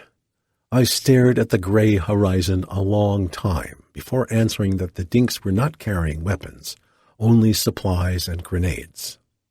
I felt low. This putrid war. I thought of so many ways I could have done it differently. So easy to think afterward. After all, now I knew there was no dink squad behind on the trail. This episode would be the darkest of my career. I called my men together for a march up the slight hill to Delta 6 position, forcing the dinks out of my mind. 4 January 1968. Delta 6 put the company online to traverse a large area crisscrossed by hedgerows, jungle, hooches, villages, trails, streams, and other obstacles. The day was overcast, but the high clouds seemed to indicate a dry day. It was difficult to maintain control moving through terrain like this. The maze caused us to become separated, and some fell far behind. I urged the men to keep in sight. The squad leaders were doing their best to keep marching order, but the growth was too lush, and the trails through and around the villages and hooches funneled groups of men through small areas, while other groups fought their way through thick growth. There were tunnels everywhere. The purpose of the sweep was to flush dinks out ahead of us, but it was obvious to all that the dinks were hiding in those damn tunnels. Every time we passed the entrance to a tunnel, someone would throw a hand grenade into it. Cries of "Fire in the hole!" rang out all around the area. With all of the starting and stopping, the platoon was barely maintaining its integrity. My RTO and I split up to cover both sides of a cluster of hooches. Doc went with Rudo while I inspected a narrow trail leading off in the direction I wanted to go. When I got to the other side of the cluster of hooches, a thick hedge separated me from Rudo and Doc. I called over to Rudo and Doc to continue walking. We would connect up at the end of the hedgerow, which I figured only ran for 20 or 30 meters. The farther I traveled down the trail, the more concerned I became. The hedgerow had developed other hedgerows. Ruto and Doc were moving at an angle away from me. I didn't want to get separated from my radio, but every step forward was taking me farther from it. I glanced back. No chance. Surely the next bend in the trail would connect me up with my men. I was now moving through enemy territory alone. Ruto and Doc were ahead and to my left quite a way. The rest of the platoon had moved far ahead of us. The growth had blocked everyone from view. I hurried to catch up. I glanced at my watch. Only 3 or 4 minutes had passed since Ruto, Doc, and I had headed around that hooch in opposite directions. The trail rounded a bend where an open area off the trail on the right side contained a hooch, an old bunker, and more hedgerows. I kept on the trail for a second, then decided, hell with it. That bunker looked too enticing to pass up. I was already behind, so a few more seconds to throw a grenade in the bunker wouldn't hurt. As I stepped off the trail toward the bunker and started to unhook a hand grenade, out of the corner of my eye I noticed movement. Reflexes took over. I dived to the other side of the shoulder-high dirt hill covering the bunker. The cracking sound of bullets ripped the air next to me as an automatic weapon fired in a descending arc until the bullets tore into the dirt bunker. I crawled quickly around to the other side of the bunker while bringing my M16 up into firing position. There was no time to plan anything. I knew I couldn't stay in one spot, so I was still crawling with the idea of fighting back fast and hard. I jumped to my feet in a crouch, facing the direction I thought the dink would be. I squeezed the trigger in full automatic, but missed him as he dived behind a well next to a ridge of dirt beside a trench. I had gotten a quick glimpse of him, enough to answer my question about the sound of the gun. He was dressed in green fatigues, had on web gear, and was carrying a Thompson submachine gun. He was stocky, too, unlike most of the soldiers we had run across. As these thoughts were rushing through my mind, I was backpedaling toward the hooch with the idea of running around the other side to take the dink under fire. The few seconds I was in the open allowed the son of a bitch the opportunity to open fire on me again. I threw myself sideways through the door of the hooch, landing heavily on my right side. I was frightened. One of the rounds in the last burst he had fired had been a tracer. It had seemed to come so slowly, yet it was traveling a couple of 1,000 feet per second. I was not in control of this fight. I had been on the defensive since stepping into the clearing, and I still was. After falling to the floor of the hooch, I quickly pushed myself back up to lunge out the door. The hooch was a death trap, and I wanted out. My M16 fired about 3 rounds and jammed before I had taken 2 steps. The dink had run from his hiding place by the well and trench to the bunker as I exited the hooch. He fired at me as I hustled back to the hooch, cursing the M16. Mere words cannot describe my will to live at that moment, my fear of dying, or my frustration. I was about to be shot down in a stinking dink hooch because my M16 had jammed. How stupid to have gotten myself into this mess. Without stopping my momentum, I continued on across the hooch in desperation to crash through the opposite wall.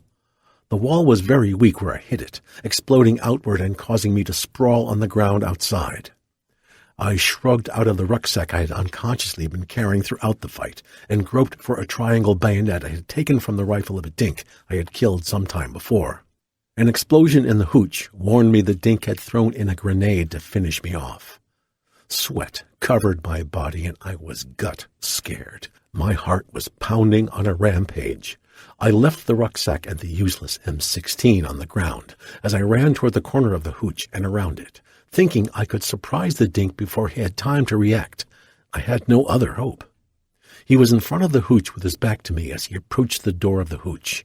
I ran toward him and he heard me, starting to turn just as I ran into him.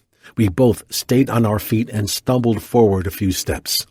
I grabbed his fatigue shirt near the back of his neck with my left hand and jerked back on it as hard as I could, while at the same time I swung my right hand with the bayonet in a short, vicious downstroke into the side of his neck.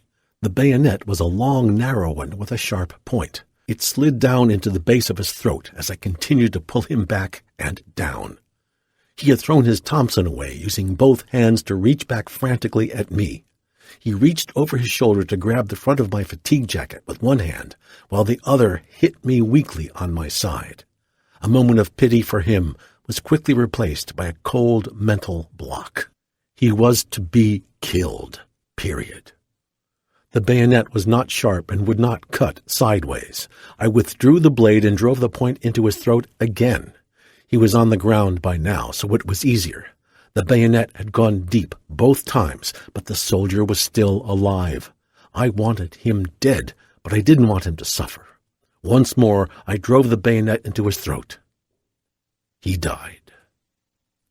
I got up. I wanted out of there. I had never killed a man in that manner before. Where were my men? All of this goddamn firing and not one man had heard it? I retrieved my pack and rifle, shaking, tired, and disgusted with the war. I went through the dink's pockets. In his billfold, protected by a plastic cover, was the picture of a woman with 2 children. His uniform indicated he was NVA. I wondered if his family in North Vietnam would ever know that he had been killed. Did the dinks report things like that to the families of dead soldiers? For a brief moment, I wondered what kind of person the soldier had been. I threw his billfold and his Thompson down the well and staggered in a daze into the trail. I had won. 5 January 1968. The company was lifted out to make a combat assault into what would probably be a hot LZ, near a village by the sea a little farther north, in Tam Kỳ province near Chu Lai. The Viet Cong controlled the area. Our job, as usual, would be to search them out and kill them. I sat in the door of the chopper, observing the terrain below, swinging my feet back and forth above the skids. The South China Sea was mostly to the east of us, although the crooked coastline waved back and forth, sometimes placing us over land, sometimes over sea. My concern was not with the flight, but with the LZ. I leaned out to look ahead, hoping to catch a glimpse of the area. The pilot started dropping rapidly. The door gunner hollered that we were coming in and started firing his M60 at probable enemy positions. We leaned our weight forward with our feet on the skids. We heard incoming rounds. The pilots of the choppers were going to land in a field next to a hedgerow lining the southeast side of the village. As the chopper settled, I could see that the village lay next to a large cove and was built up over a long, low, sandy ridge that ran through the middle of the village. Both door gunners were firing as we jumped off the skids and ran toward the hedgerow. Men were crouched along its edge looking for places to push through to a trail on the other side. My platoon sergeant, Marley, the squad leaders, and I found places in the hedgerow where we pushed through to regroup on the other side. The dinks kept firing at us and the choppers. The choppers were landing in a steady stream behind us, forcing us to go forward to make room. The lower end of the village was to our left. We moved across it until we formed a line. Captain Sells joined us and gave the order to sweep forward up the sandy ridge to the village. The other platoons were scattered to the right of the line. Mine had the left side. We moved forward cautiously. The village was abandoned. Hooches were set haphazardly with footpaths running between all of them. There was no growth to speak of, so it was easy to move steadily forward on line, rather like moving up a beach dotted with small shacks and tunnels everywhere. A couple of the new men dropped down to explore a few of them, but hurriedly backed out after crawling into the pitch darkness. Men new in country were much more willing to crawl into tunnels. I never ordered anyone into one of those stinking holes, nor would I go in myself. Of course, I occasionally asked for volunteers, but I never had any from the old-timers. We were content on this sweep simply to drop explosives down.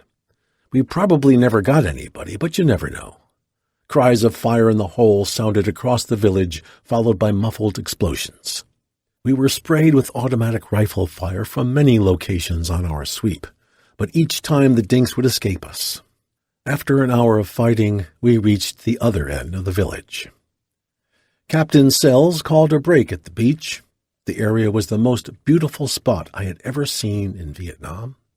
The village was behind us and of course did not look too nice, but the land ran out on a wide, grassy point into the sea to the east of us. The beach to our left was a beautiful sandy strip running in a wide curve in an almost perfect half-circle to the north. We could barely see the other side of the opposite point. Big rows of sand dunes paralleled the beach, rising in height to 70 or 80 or 100 feet before dropping back down to the level of the fields 200 or 300 meters back from the shore. Tall, skinny pine trees covered the dunes all around the cove. Next to where I rested smoking a cigarette was a small enclosed fence with short, ornamental black iron stakes. In the middle of the fenced area was a stone structure a little taller than a man. On the side facing the sea was an enclosure with a religious figure inside, looking toward the South China Sea. The gate in the iron fence was locked. Although the fence was only a couple of feet high, no one jumped it for a closer look at the figure. If anyone had thought about it, Captain Sells reminded us that he would have any man's ass that he caught inside that fenced-in area. All of us were sitting or standing on the slope above the beach when someone yelled to call our attention to 2 helicopters flying toward us over the land at a high rate of speed. 5 dinks suddenly broke loose from cover 100 meters down the beach from us and frantically ran north along the beach away from us. Somehow the choppers had flushed the dinks. Why the dinks ran into the open none of us could guess, but it was to be their last mistake. The lead chopper bore down on the running dinks. The machine guns opened up. We saw the bullets spraying the sand around the dinks at the same time the sound of the guns reached us. The roar of the lead chopper changed in pitch as the pilot completed his run in a circling turn preparatory to strafing them again. The wingman opened up as the lead chopper climbed.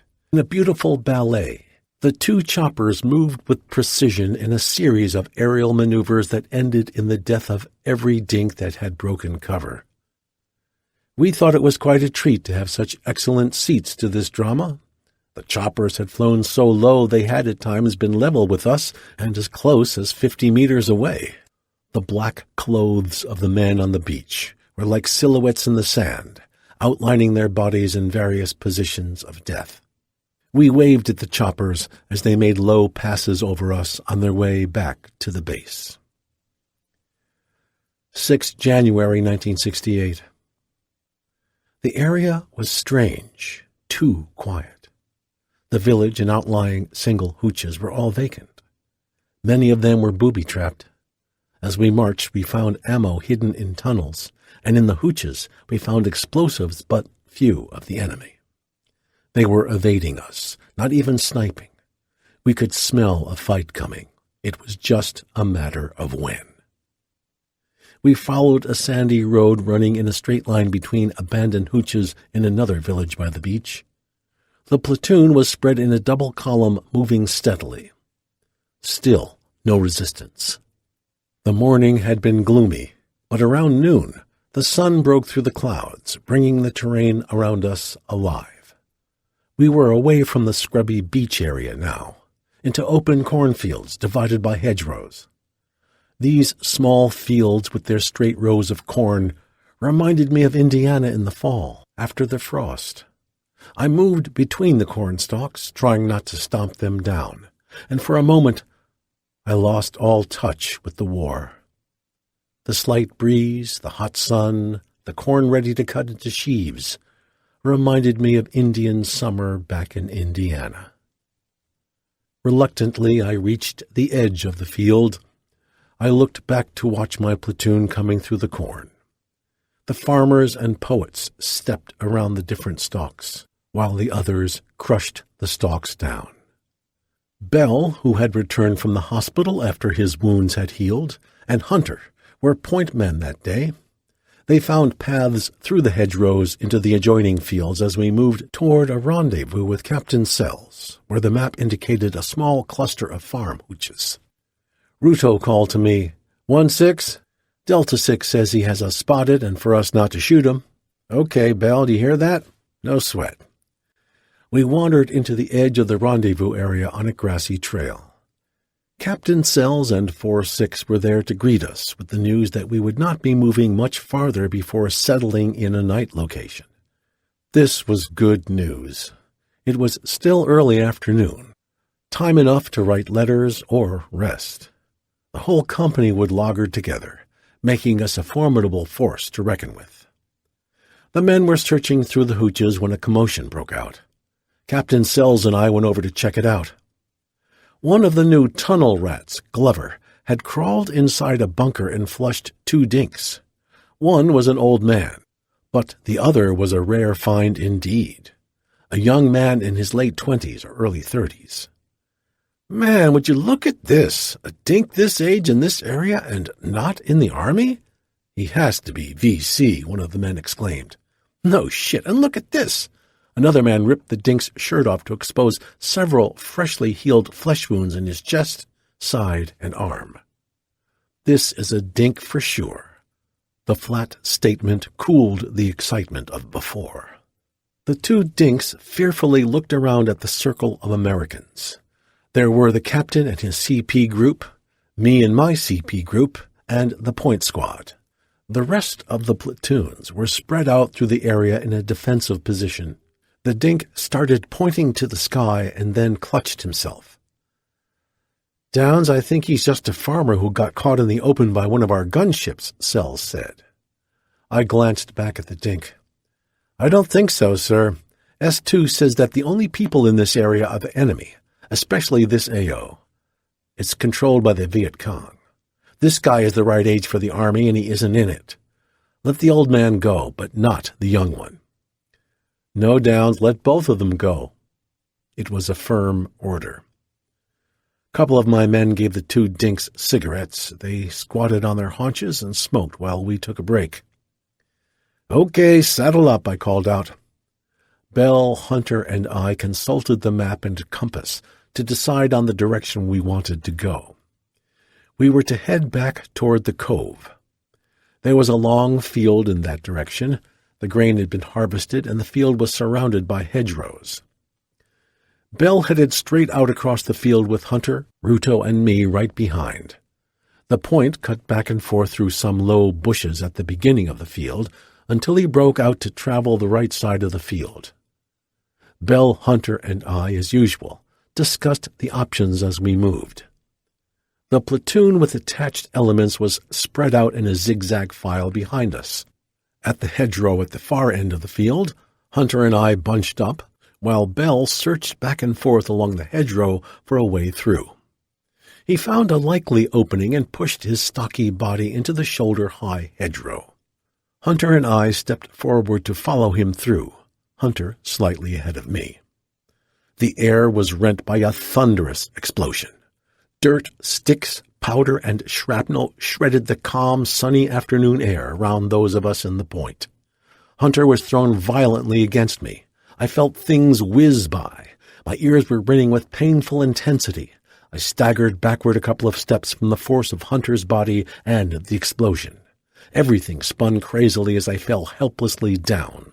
I tried to stand up, but I couldn't raise myself any higher than my hands and knees. Someone was yelling. I pushed my buttocks back on my heels as I tried to balance on my knees, gazing up at Hunter, who was still on his feet, standing a few feet away, facing me with his arms held out in front of him like a Frankenstein monster. By going first, Hunter had taken a full load of shrapnel from head to toe. The front of his body was in tatters. Blood ran from tiny wounds all over his exposed surfaces, and his clothes were cut in dozens of places. He leaned forward, smiling in a dazed way, as blood dripped from his face and arms onto my outstretched hands. I wiped my hands on my fatigue shirt. We were both laughing in grunts from the shock. A piece of shrapnel had pierced his pack, and shaving cream was spurting out of the top of the pack in a long stream up above his head, raining white goo down on us. I dropped back on all fours because everything kept spinning. Then I began coming out of it a little bit. The shaving cream stopped. Hunter stood, still holding his arms out in front because of the pain. I saw the other men in the platoon crouched in different positions of defense, those closest to us moving forward to give aid. Captain Sells came running through the field toward us. I looked toward the hedgerow. There was a small crater where a section of the hedgerow used to be. I crawled toward it, yelling, "Bell, Bell, what happened? Where are you? Bell, Bell!" I was distraught. Had the explosion blown him apart? He was nowhere in sight. There was the crater, a trail, and another hedgerow on the other side of the trail. The hedgerow was low, but I couldn't see over it. I pushed my hands into the dirt in the crater, trying to find something. "Lieutenant, be careful. There may be another booby trap." I looked over my shoulder at Captain Sells. "It's Bell, sir. He's disappeared," I screamed. "I'm going to jump over this to the other side of the hedgerow." I pushed myself to my feet. Captain Sells was here to take command. I was frantic. Bell was my man, and I was responsible. I lunged up and out as far as I could, and there was Bell, sprawled out in the field on the other side of the hedgerow. I crawled over to him, feeling tremendous relief. "Bell, Bell, you okay?" His head turned toward me, and his eyes were open. "I stepped on something, heard it go click, and leaped forward just as it went off. Son of a bitch! I didn't have time to warn you." "Doc, hey, Doc, come on down," I yelled. "Bell is okay, but he's in a little shock, and he has some shrapnel wounds in his feet." I was beginning to regain control of myself as the shock wore off. I had a terrible ringing in my ears, but that seemed to be the extent of my damage. That and some small shrapnel holes in the corner of my fatigue shirt was about it. Then I remembered. The dink, that goddamn dink back in the hooch. He could have warned us. I turned to Villaseñor. "Get back to that hooch and bring in that dink." "It's too late, Lieutenant. We already had the guys at the end of the column check, and those dinks are long gone." I had a feeling we should have killed the miserable fuckers. 7 January 1968. Captain Sells sent my platoon to patrol the area to the east. The sun beat down with more intensity than the day before. In mid-morning, the Point and I decided to travel along a wide, grassy path, running in a straight line past separate hooches spread haphazardly along its edge. Ahead of us, on the left side, were 2 or 3 hooches sitting in the sun. A small grove of trees was spread out in the neglected fields behind the hooches. 2 dinks stepped out on the trail, dressed in combat gear and carrying weapons, unaware of our presence. They noticed us at the same time we were maneuvering to take them under fire. We fired as they frantically ran back into the hooch. We ran forward in a fire and maneuver procedure designed to offer us protection while advancing. We rushed the hooches, but the dinks had disappeared in the growth behind them. I split the platoon into squads to fan out in a search pattern. The hot, humid air was causing us to sweat with an intensity that we had come to accept as normal. I was on line with my squad when I heard gunfire from the squad on my left. I ran over to see what was going on. An old woman was standing at the edge of some bushes with some of my men standing next to her. I ran up to inquire what happened. The men in the squad had seen a black pajama-clad figure in the bush. They had opened fire, then ran forward to see what they had hit. When they ran the dink out of the bushes, they discovered it had been an old lady. We looked her over. She had been hit in the jaw. Her eyes were registering shock. The flesh along her lower jaw was ripped to the bone, and blood was dripping in a steady flow down the front of her chest. Jesus Christ, an old woman, I said to no one in particular. What the fuck is she doing here? What happened to those 2 soldiers? This is crazy, I thought. The enemy is all over the place. Everything is booby-trapped. There aren't supposed to be any civilians around here, and here is an old woman with a gunshot wound in the jaw. I looked around at my men. The sun shone on all of us in this peaceful field. I didn't feel bad about the old woman. I wouldn't let myself. She wasn't supposed to be there. Since she was, she had to accept the risks.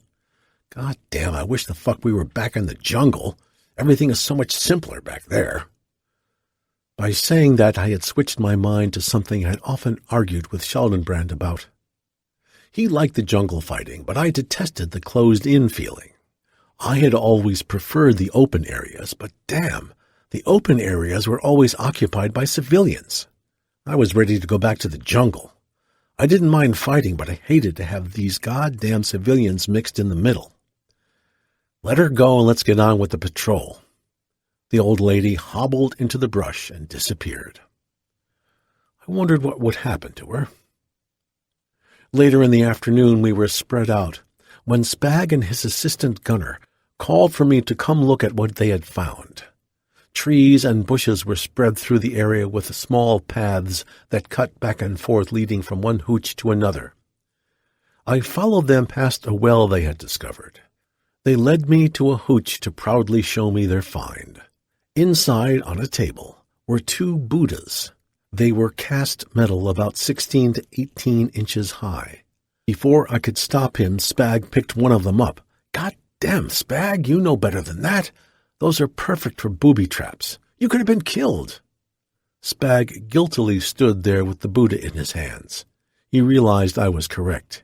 He had made a grave error, but he had survived. Well, sir, I know you're always talking about getting one of these for a souvenir, and so is the captain. Here are 2 of them. I guess I wasn't thinking. Those are beauties, and I thank you, Spag, but damn, don't take a chance like that again. Let me see him. He handed them over. Perfect. We took both of them back to the well. The rest of the platoon was resting there after filling their canteens. Hey, look at that. The lieutenant's got 2 Buddhas. Some of the men wouldn't touch them. All of the old-timers had a superstitious fear of them. Every time someone had taken one for a souvenir, something had happened to him. The men swore the Buddhas were jinxed. I'd always laughed that off. The first sergeant was flying in later. I would give the Buddhas to him to store back in the company area so I wouldn't have to lug them around. I called Captain Sells to tell him we had a Buddha for him. He was pleased. 10 January 1968. The last night of my Vietnam War. We climbed a small sand dune with a flat top. It was just the right size for the small perimeter my platoon would form. Other small sand dunes were spread around us, but with our deep foxholes we would be in a good position to repel any attack. It was a beautiful evening. The moonlight gave the area around us a soft tint. The sound of waves breaking on the beach drifted across to us like the steady pulse of eternal life. I was in excellent spirits. Everything was right with me in the world.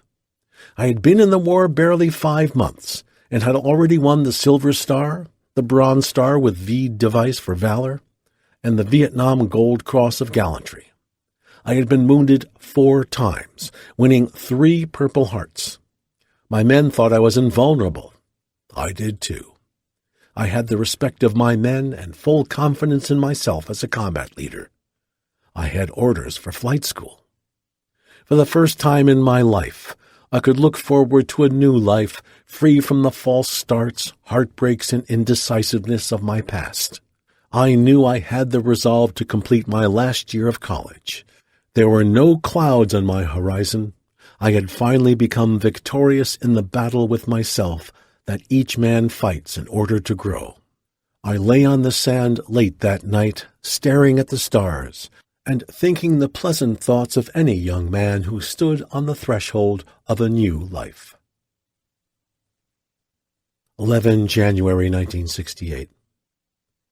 The morning's early light added to my feelings of well-being. The crispness of the fading night combined with my view of the light haze over the ocean reminded me of a verse I had read or heard somewhere. It went something like this: "The dawn comes up like thunder out of China across the bay." I called my sergeant and squad leaders together to review the orders for the day. We would take the short march across the sand dunes to the edge of the village and set our ambush on the same location as the day before. Today, we would catch those dinks with the heavy weapons. "Saddle up," I called. The squad leaders sorted out their men. At the last moment, I made a decision. "The same point squad as yesterday will take point today." The men looked at me in surprise. This was a deviation from my ironclad policy of alternating point squads every day. I saw their looks and hastened to explain.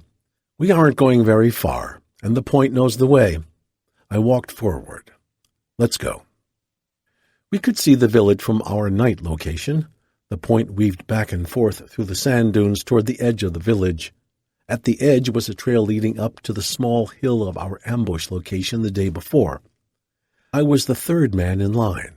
We had just turned up the gentle climbing trail when we spotted a dink skittering among the hooches right next to us on the left side. The platoon stopped as the point element searched among the tunnel holes and hooches for the dink who had disappeared. The point stepped back on the trail. "No sign of the dink, sir. He got into one of them holes. This whole area is like an anthill with the Kong hiding under the ground." "Yeah, I know. Luckily, we aren't traveling much farther. The dinks have booby-trapped and mined this whole area, I imagine. Watch your step." We moved forward to the gate at the top of the small hill. I instructed the 2 point men in front of me to check the gate and the trail beyond carefully for booby-traps, and they slowly searched the sandy trail for mines and the edges for booby-traps. I stood resting my weight on one hip, smoking my cigarette and watching the 2 men conduct their slow search forward. About 5 meters past the gate, the 2 men turned to me and waved me forward. "All clear, sir. Let's go, Ruto." I passed through the gate. My right hand grasped my M16. My left hand held my cigarette. I was humming The Blue Tail Fly as I mentally ticked off the positions around the saddle where I would set my men. I noticed the time. 07:45 hours. My foot slipped backward a fraction of an inch, hitting the trigger mechanism of a mine. I never heard the explosion. Black powder and dirt flew by me. My eardrums were ripped. My body was flying through the air. I threw my arms in front of me in a reflex motion to balance myself. My eyes registered the horror of a brilliantly white, jagged bone sticking out of the stump of my arm above where my left elbow had been. Ragged, bloody flesh surrounded the splintered bone. My mind cursed as utter helplessness and despair overwhelmed me. Another part of my body coolly calculated what had caused the explosion. It had been a landmine. But what kind would blow off my arm instead of my legs? Of course, it had to be a bouncing Betty, a mine that flies up out of the ground after being tripped and explodes waist high. That would do it. My M16 had been in my right hand.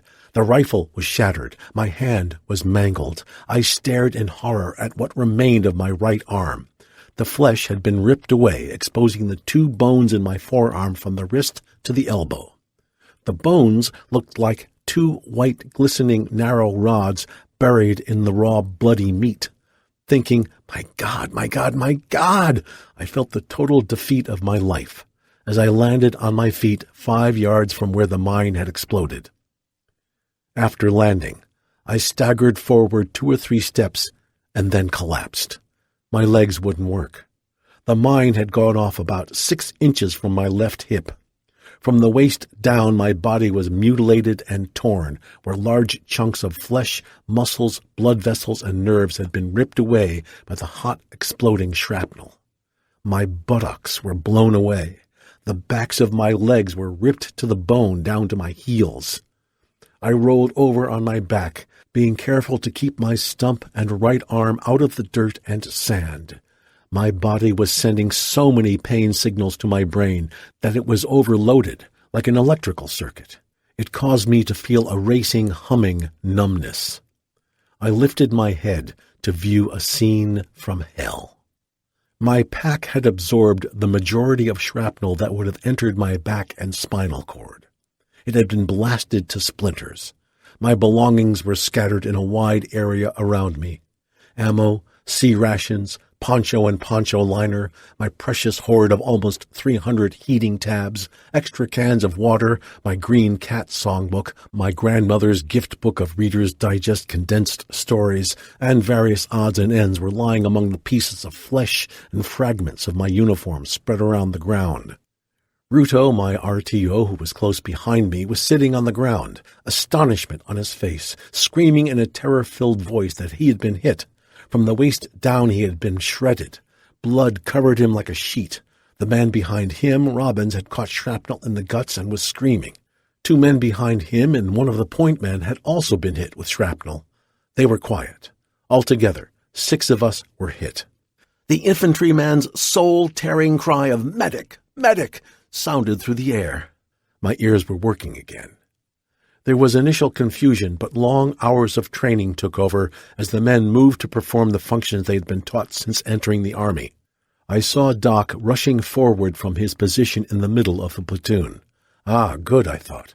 Putting my medic in the middle of the platoon offered him the best protection from harm, and it was paying off. The squad leaders were directing some of the men into a defensive perimeter around us, as other men rushed to the aid of their comrades. My friend Spag reached me first. I looked at the shock in his eyes as he knelt over me to cut off my web gear. I yelled to Rudo, "Shut up, Rudo, I'm hurt worse than you and I'm not yelling." "Sir, I've been hit bad. My legs, it hurts like hell," he wailed. "I know it," I bellowed. For some reason it took a great effort to answer him. "But shut up." I watched a couple of men run by me to the wounded point men. They would only glance at me sideways as I lay there, holding my bloody stump in the air. They seemed nervous. Some of my men ran toward me, then turned suddenly away at the sight of my torn body.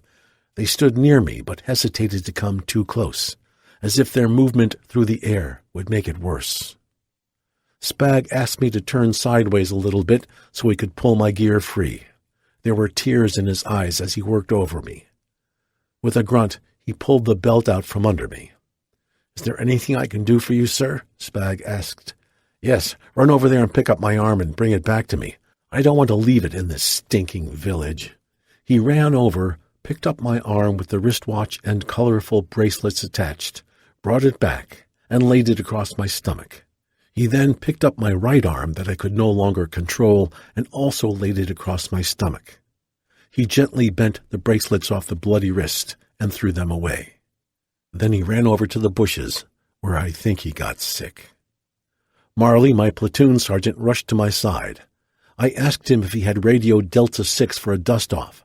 He replied that he had and asked if I was all right. He said that Delta 6 was on his way. I said he better hurry if he wants to see me. Doc pushed Marley out of the way.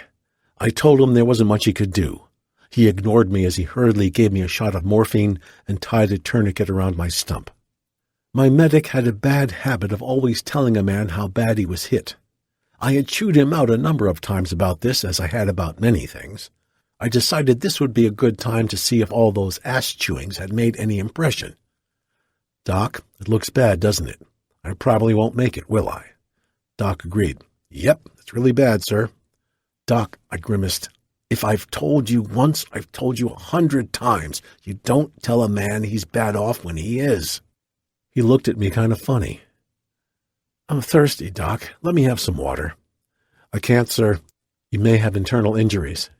I don't have any internal injuries, Doc. I would know that. Let me just have one sip. No, sir. You know better. I can't. I suppose you're right, Doc. I was cold, and it was a very hazy day. That's funny, I thought. I thought the sun was coming up like thunder across the bay. I told Marley to get my squad leaders. Go take care of the other men, Doc. They need you. I looked up. Marley and my squad leaders were standing in a rough line along my right side. I asked who was hurt. I was feeling weaker and weaker. It was so goddamn cold. As my body fought for life, my thoughts ran to my men and my platoon. I felt I was cheating them by leaving when they needed me most. When I had joined the platoon as their leader, they had taught me the ways to survive in combat. A second lieutenant who was new in country, and they were old-timers, 18, 19, 20, but old to the ways of combat and death. As I gained experience and confidence as a leader, I became an old-timer, having to make decisions that had put me in the position I was now in, wounded and maimed, facing death. My men were still there looking at me, despair on their faces. Their invulnerable leader had been brought down. Marley? Yes, sir. I want your men to get the dink who planted that mine. I want him dead. Get him. We will, 1-6. Don't you worry about that. They looked at each other, then back at me. The gray haze of the day was strong. I pushed it back to look beyond my men. It was colder now and harder to see. I was thinking of my Grandma Downs and her farm, of the woods and fields of Indiana I loved so much. If only I could walk them one more time. I'm only 23 years old, and I'm dying. What a waste. There are so many things I had meant to say and do, but I hadn't. Now I will never get the chance. A familiar sound broke through the haze. A chopper. It swept across my line of vision. It had a big red cross painted on its side. I saw the dust swirl up as it settled to rest. If I could only stay awake, I might make it to the field hospital. There was a fury of activity as the wounded were loaded aboard. A path was cleared through my men as a stretcher was brought to me. It was flipped open and thrown beside me in haste. I was lifted by my men onto the stretcher and rushed to the chopper.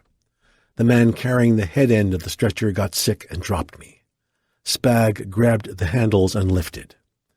I looked at my platoon as I was carried through them to the chopper. God, I hated to leave them. Their faces reflected the forlorn hope that I would make it. I kept trying to smile to show them that I would. My stretcher was locked in the bottom tier, and I felt the chopper lift off. The medic who accompanied every regular dust-off lit a cigarette and stuck it between my lips. It tasted great. He leaned down and yelled in my ear, "Can I do anything for you, sir?" "Take my left boot off. My foot is killing me," I croaked back. The medic took out his scissors and cut my boot off. Wonderful relief. My foot was hurt the least, but its pain signals were somehow registering in my brain. My eyes traveled around the chopper and its passengers. Sitting in the jump seat was one of the point men, not badly wounded, a Jewish boy who had only recently joined my platoon. He looked back at me with great compassion on his face. I glanced at the chopper medic who had given me the cigarette. He was a black man about my size. Over the medic's shoulder I saw the pilot study me a second, then speak into his lip mic. The medic nodded, turned to me, and yelled above the noise of the chopper, 10 minutes to July. I tried to yell back, "I'll make it." It didn't seem to take 10 minutes. The chopper bumped hard against the landing pad as the pilot brought it in hot. We were quickly unloaded into a square army ambulance with red crosses on the doors. Just like a war movie, I thought.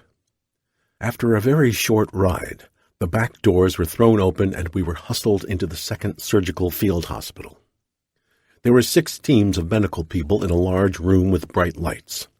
The chopper had radioed ahead. The nurses on both sides started cutting my bloody combat uniform from me. One cut off the other boot. 2 doctors, one on each side of my shoulders, started working. Needles were stuck into me. I watched as one doctor handed my left arm, still in reasonably good shape, to the nurse. Another doctor held my stump and cut the tourniquet off. "Who the hell tied this tourniquet?" he remarked, to no one in particular.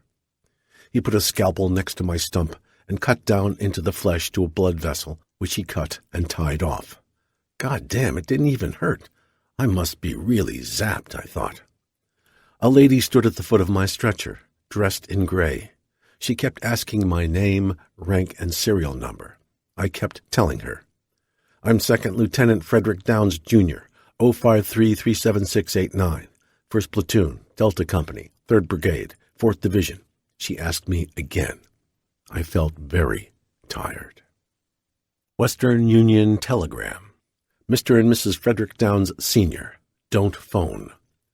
The Secretary of the Army has asked me to express his deep regret that your son, Lieutenant Frederick Downs, Jr., was placed on the seriously ill list in Vietnam on 11 January 68 as the result of multiple metal fragment wounds to the body with traumatic amputation of the left arm above the elbow and neurovascular damage to his right arm. He was on a combat operation when hit by fragments from a hostile booby trap.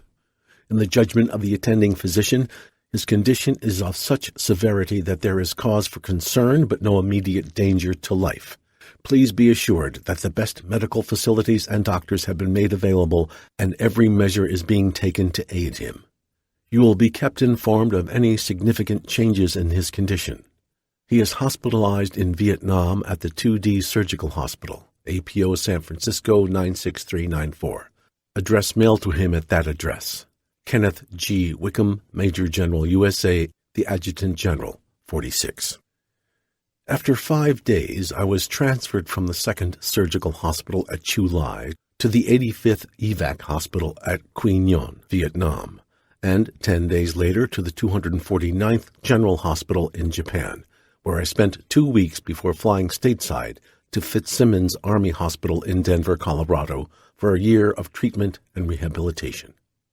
By the fall of 1968, I was more or less on my own, able to re-enter college as an outpatient, and to work myself toward my present job and my present life.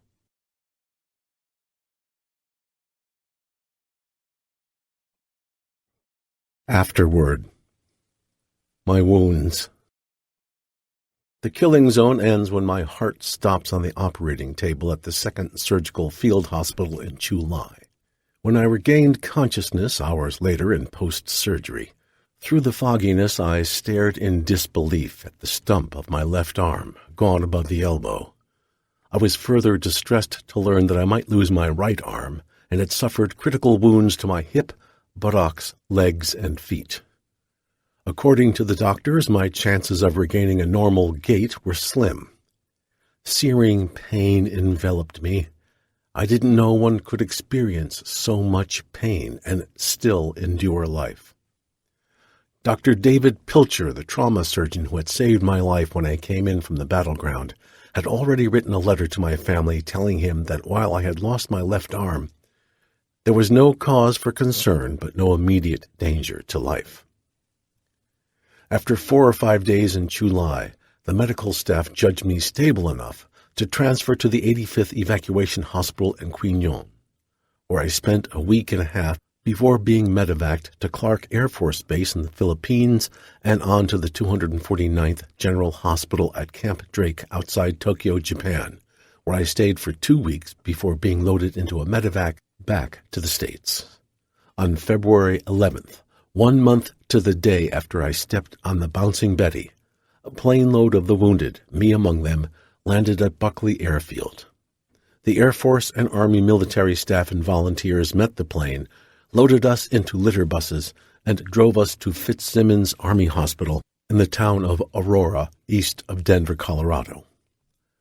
For the next 5 months, I rode a roller coaster of pain, multiple surgeries, and emotions. At times, I felt sure I had gone crazy. At other times, I didn't see how I could survive another day. But I was getting better. The Army medical teams managed to save my right arm, save my legs, repair the damage to the rest of my body, and restore function in my limbs. The hospital experiences figure in my second book, Aftermath, A Soldier's Return from Vietnam. The two books had different aims. In The Killing Zone, I tried to set the record straight about our soldiers who fought in Vietnam. Aftermath was truly a catharsis, an attempt to purge my soul of the emotional and mental anguish piled up during the war and my painful recovery and rehabilitation. The third book, published 20 years later, titled No Longer Enemies, Not Yet Friends, chronicles my return to Vietnam, where I am finally able to complete my rehabilitation. The Men. Meanwhile, back in the war, what happened to Platoon Delta 16 after we 6 soldiers were taken from the battlefield? We had endured fierce fighting on the Bataganian Peninsula while working out of the battalion firebase, LZ, uptight. But unknown to us, the enemy was preparing for their major military attack of the Vietnam War, which would become known as the 1968 Tet Offensive. The 6 wounded by the bouncing Betty I stepped on were a portent of the ordeal Delta Company and the other companies of the 1st Battalion, 14th Infantry, Golden Dragons, would go through in the days to come. Originally, the platoon had been assigned 43 men and an officer plus another 5 men attached to the platoon. In reality, there were never that many men in the field at the same time. Although our platoon looked to be full strength on paper, in actuality we operated at half to three-quarters strength during combat operations. At any one time, a number of men from the platoon would be in the hospital recovering from wounds or sickness. Others were at the dentist, on a 3-day leave, taking rest and recreation, R&R, or in transit. A few were even dead, but still on the roster because of slow paperwork. Sometimes a new man would join the platoon and be wounded or killed within days or weeks of his arrival. By the time I received a new roster from company headquarters, the man would have come and gone. The company roster, dated 3 January 1968, listed the following men in my platoon. I have noted KIA, killed in action, or WIA, wounded in action, for those for whom I could find that information. At the end of the Delta 16 platoon list, I have included men from the other platoons who were KIA. There is a constant inflow of men to replace the wounded and dead, so I have also included the names of the men killed and wounded in Delta 61 during the Tet Offensive who joined the platoon after January 3rd. Unfortunately, the list is incomplete. I have gathered information from letters, after-action reports, and the memories of men I interviewed. Men who were killed or wounded were often not mentioned by name in the after-action reports. After the bouncing Betty exploded. Brad Marley, the platoon sergeant, call sign Delta 15, had been in the middle of the platoon with the RTO and Charlie Doc Hoffman, our medic, as I led the long file of soldiers through the village of Phu Nhu Tu on the Bataganian Peninsula. We were about 10 kilometers north of My Lai and 25 kilometers northeast of Quan Nhai. South of us was the battalion firebase LZ uptight. When I triggered the bouncing Betty, those not wounded immediately dropped to the ground in defensive positions. They thought we had walked into an ambush. Several cried for the medic to come forward, telling the men to hold their positions. Marley, his RTO, Bill Skelly, and the medic, Doc Hoffman, ran to the front of the line. When Marley saw so many of us wounded, he was shocked at the carnage. 6 men were down and blood had sprayed everywhere, on the sandy path, the grass, on trees and bushes, on men in front and in back of those who were hit. My RTO, Ruto, was screaming as blood poured from his groin and legs. Pete Peterson ran forward to apply tourniquets to Ruto. After Pete had applied the tourniquets, Ruto ripped them off to see how badly he had been damaged. I lay in a mangled pile. My arm had blown into the sand about 20 feet away. Another man clutched his stomach and moaned, sitting where he had been blown backwards by the force of the blast. 3 other men were bleeding from wounds. The contents of my rucksack and the equipment of the other wounded men littered the ground. All of the men still operational were asking Marley what to do. He said he nearly panicked when he realized he was in command, The commotion and sudden violence had shocked and unnerved everyone. Gradually, Marley recovered his composure. He saw that Steve Spagg, one of the M60 machine gunners, and other men were attending to the wounded. Doc had pulled open his medical kit and begun to work on me. Jim Hahn, the point man that day who had followed my instructions to proceed through the gate, turned to look back after the explosion and saw no one was standing. The 2 men who had been with him on point were on the ground bleeding, and the men behind him in the gate area were either on the ground wounded or crouched in defensive positions. He saw Indian's gun Clarence Johnson, an American Indian who was the platoon's other M60 machine gunner, running forward to set up security. Hahn saw me lying in a bloody mess on the ground and was startled when I yelled to ask him if he was okay. Thinking the explosion was the signal for an enemy ambush, Hahn ignored the screams of the wounded as he scanned the area for the enemy. Seeing none, he climbed into a nearby berm to provide security, thinking this was the prelude to a full attack. Each soldier carried one first aid bandage, but with carnage so massive, Doc had to improvise. He asked Spagg to cut bamboo to use as tourniquets for Ruto's legs and my legs. When Spagg returned with the bamboo sticks, Doc asked Spagg for his Sears Roebuck hunting knife to use in cutting off strips of our uniforms to use as tourniquets. Later in the day, after the platoon had left the area, Spagg asked Doc to return his knife. Doc told him he had left the knife sticking in the sand next to where he had been working on the lieutenant. Marley told me later that his year of combat experience in Vietnam had helped to prepare him to gain control of himself and the men that day.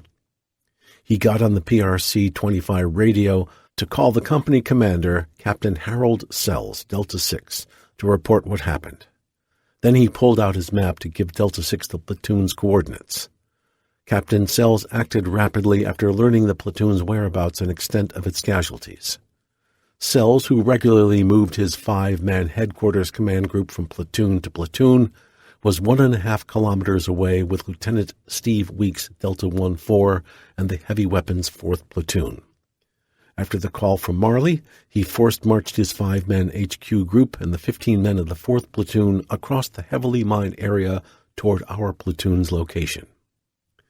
After he called Captain Sells, Marley spread the men out in a tight perimeter for security. In about 10 minutes, the medevac dust-off arrived, the downblast from the rotors causing a miniature sandstorm. When the litter carriers got to me, Spagg grabbed me under the armpits, Marley supported my body, and Don Cripps had hold of my legs to load me onto the litter. They loaded me and the other wounded men onto the chopper, and we were gone. Marley said later it was always strange to him how 1 minute we were all together, and the next minute men you had spent months with day and night, like you were brothers, would be whisked away in a chopper, never to be seen or heard of again. You never got a chance to say goodbye. Captain Sells reached the perimeter just as the chopper lifted off. The men who remained behind were on ragged edge, so Sells took over the platoon and loggered them into a secure position for the rest of the day. Once that was done, he called the other 2 platoon leaders, Platoon Sergeant Paul Archambault, acting Delta 2-6, and Second Lieutenant William Ordway, Delta 3-6, who were on separate patrols 1 to 2 kilometers away. Sells ordered them to join up with him so he could logger the entire company into a defensive perimeter for the night. The next day, the battalion commander, Colonel George E. Ware, flew out from LZ Uptight in his command helicopter to the area where Delta Company was loggered. He asked Captain Sells to come with him to visit Delta 1-6 and his men in the 2nd Surgical Hospital at Chu Lai. I vaguely remember Colonel Ware and Captain Sells walking into the intensive care ward where those with the most traumatic wounds were located. They talked with me for a short while before I drifted off in a drugged stupor. The sight of us so shocked Captain Sells that when he returned to the company, he told the platoon leaders and sergeants he would never visit such a ward again. War stops only for those soldiers killed or so badly wounded they can no longer conduct it. As traumatized as Delta 16's men were from the day's events, there was no time in a combat platoon for men to mourn. The mission must be carried out. Captain Sells transferred the 4th platoon leader, Lieutenant Steve Weeks, to take over my platoon and become the new Delta 16. After the day of rest, Captain Sells sent the platoons out to continue patrolling, searching for the Viet Cong or NVA, who clearly controlled the area.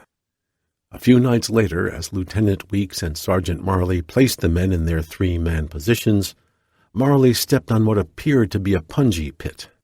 Luckily, the matting covering the hole was thick enough to hold Marley's weight, and he quickly hopped off before it caved in. Lieutenant Weeks was about to stomp the matting in until the men held him back, thinking it could be a booby trap. As they peeled back the covering, they saw a wire going through the middle of the hole. Using a knife to carve around the outside of the hole, they uncovered a booby-trapped 105 artillery round. They left the booby-trapped shell alone that night, and in the morning tied a string on the wire, took cover, and jerked the string. The 105 round exploded, blasting a 3-foot hole in the ground and throwing shrapnel in all directions. Offensive Operations. The first of the 14th Golden Dragons continued operations on the Batagonian Peninsula in the Quang Ngai Province, with 4 rifle companies, Alpha, Bravo, Charlie, and Delta, 1 cavalry platoon, and 1 reconnaissance platoon. The combat on the peninsula was unrelenting. No quarter was given and none was taken. Quang Ngai Province was one of 5 provinces in South Vietnam never pacified, and American soldiers entered at their peril. 18 January 1968. 7 days after I had been wounded, Bill Ordway, Delta 13, my good friend and 3rd platoon leader, triggered a booby-trapped grenade hidden in one of the innumerable sandy trails connecting the villages spread throughout the peninsula. A piece of shrapnel severed his jugular vein, and he bled to death within a few minutes. One of his men, Money Johnson, who was standing next to him, lost an eye to a piece of shrapnel from the explosion. 2 other men from the 3rd platoon were also wounded. 19 January 1968. Nearly 1 week after I stepped on the Bouncing Betty in Phu Nhu, Delta 16 was ordered back to the same village, located on the sandy dunes along the South China Sea.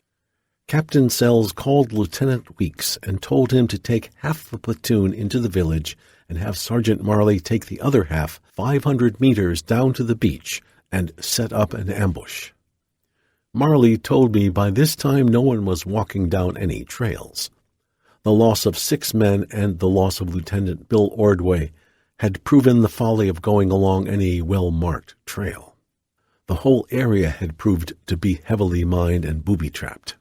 In an attempt to counter these weapons, Captain Sells had requested a scout dog from battalion headquarters. HQ sent a dog handler with a German shepherd that was supposed to be able to detect any buried mines or booby traps. Marley split off 2 squads and moved to the low jungle growth along the beach, arranging his men in an ambush position. Lieutenant Weeks took 2 squads and went in search of a spot to enter the village without using a trail or path.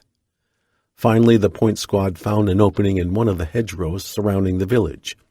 It looked as if no one had been through the hole in a couple of months, but Lieutenant Weeks, not taking any chances, found an old man outside the village and decided to run him through the hedge first. The old man went through with no problem. Then the dog and his trainer went through without raising any indication of danger. Marley's men were in position by then. Walking out onto the beach, he looked back toward the village just in time to see the last couple of men going through the hedgerow. As he turned to go back to his position, he heard a loud explosion and knew immediately that someone had triggered another Bouncing Betty. Marley ordered his men to saddle up, and they all went running down the beach toward the village. Marley thought the beach would be an unlikely place to mine, and he was in a hurry to rejoin the platoon, to offer assistance, and to guard against attack. When they arrived, the survivors in the 2 squads were attending to the wounded. The capriciousness of war had trumped all precautions that day. One old man, a dog, his trainer, and 11 men had passed through the hedgerow walking right over the bouncing Betty. The 12th man, PFC Leonard Sparks, had stepped on it. The mine had come out of the ground and exploded waist-high, shearing Sparks' legs off just below his butt. The 13th man, newly assigned to the platoon and standing immediately behind Sparks, was killed instantly.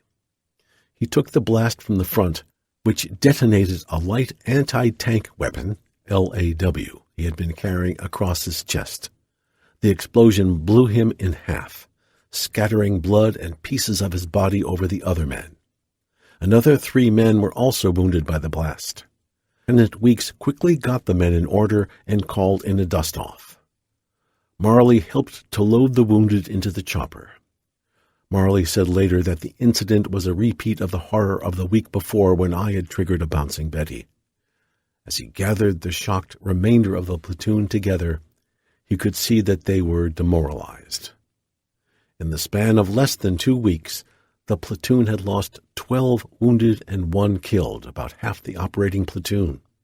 Most of the infantry combat platoons of the 4th Infantry Companies of the 1st Battalion, 14th Infantry, had been patrolling and fighting continuously during the 8 months they had been in Vietnam.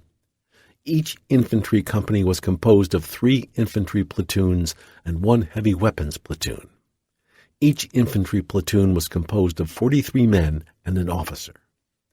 At this point in the war, attrition rates had risen to the point the platoons could not field a full complement of 40 men and an officer. Replacements from the States were slow in coming, and there were never enough of them. Consequently, Delta 16 and the other platoons worked at a little over half strength. Obviously, the loss of 13 men seriously hampered the platoon's combat efficiency. They were soldiers, however, and soldiers must stay on mission patrol, find the enemy, and engage him until reinforcements arrived. Delta 16 had taken the most casualties, so Captain Sells attached himself in his own 5-man command group to Delta 16, adding more firepower and strength. A few days later, Captain Sells sent Sergeant Marley back to the 1st Cav Base Camp, LZ Baldy, just south of Da Nang, to get information about the layout of the fire base. In a week, the 1st Battalion of the 14th Infantry would be replacing the 1st Cav in a leapfrog maneuver toward the DMZ. 25 January 1968. The Golden Dragons turned control of LZ Uptight over to Task Force Barker, part of the 11th Brigade, who had relieved the 1st of the 14th when we left Dufault. Now they were again relieving the 1st of the 14th. Members of that task force would be accused later of slaughtering hundreds of Vietnamese civilians at the village of My Lai on 16 March 1968, in what would become known as the My Lai Massacre. My Lai was only 10 kilometers to the south of where I was wounded. 26 January 1968.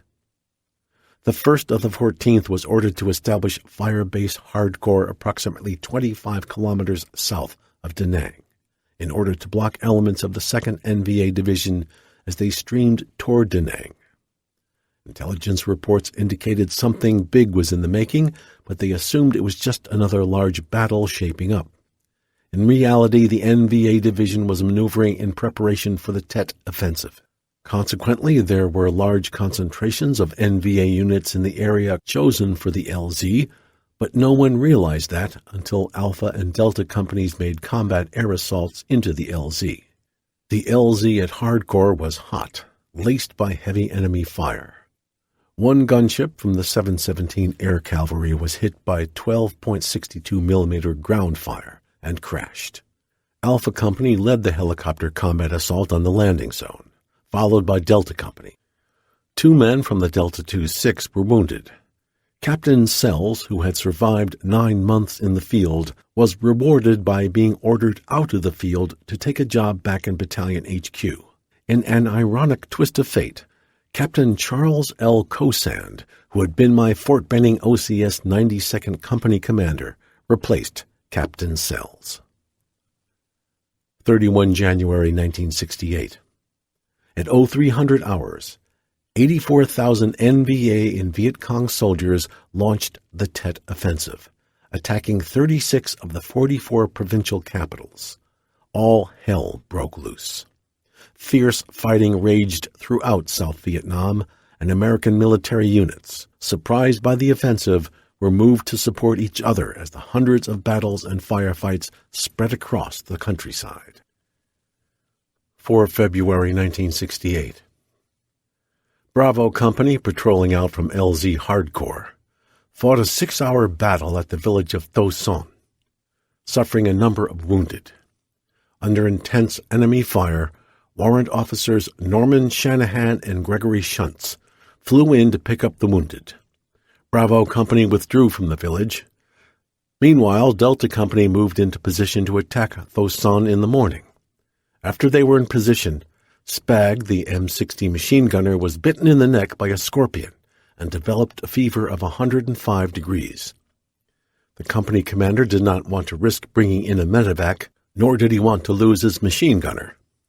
Spag's friend, Jim Hahn, nursed him through the night so Spag could carry his M60 machine gun in the attack scheduled for dawn.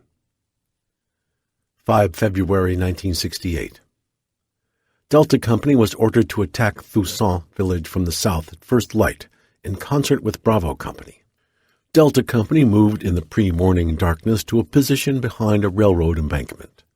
The plan was to attack on a line across the rice paddies to the village where they would trap the NVA against the river on the other side. The plan called for a Marine unit to fire an artillery barrage ahead of the men of Delta Company as they advanced across the open rice paddy. But bad luck continued to dog Delta 16. They were on gun target line. One Marine artillery gun had been set up inaccurately, so that when the artillery barrage began, the first shell fell close to Delta 16. All the infantrymen immediately knew the danger they were in as the shell exploded, sending shrapnel whizzing through the air. Lieutenant Weeks and the other RTO in the platoon, Pete Peterson, made frantic calls to get the Marine unit to cease fire, but 5 shells from that gun were already in the air. 2 rounds of 105mm howitzer high-explosive shells landed on the company command group and Delta 16, wounding 9 men. Captain Cosand suffered hits in the face and leg. 8 men from Delta 16 were wounded, including Lieutenant Weeks, whose left arm was severely mangled and would later be amputated above the elbow. Steve Spag, the M60 machine gunner, and Pete Peterson, the RTO, were also hurt. They and the other wounded were lifted out by dust-offs. The 1st Platoon Sergeant, Sergeant Glass, was promoted temporarily to 1st Platoon Leader. Once the wounded were clear, the remaining men returned to their positions, and the attack proceeded across the rice paddy into the village. Spag, Peterson, Cosand, Weeks, and the other 5 wounded men were sent to the 76th Evacuation Hospital. When the 9 bloody, bedraggled men were brought into the operating room, one of the nurses, Lieutenant Cedric, noticed the men were from Delta Company. She asked Spag if he had known a Lieutenant Bill Ordway in Delta Company who had been killed. Spag replied he did know him.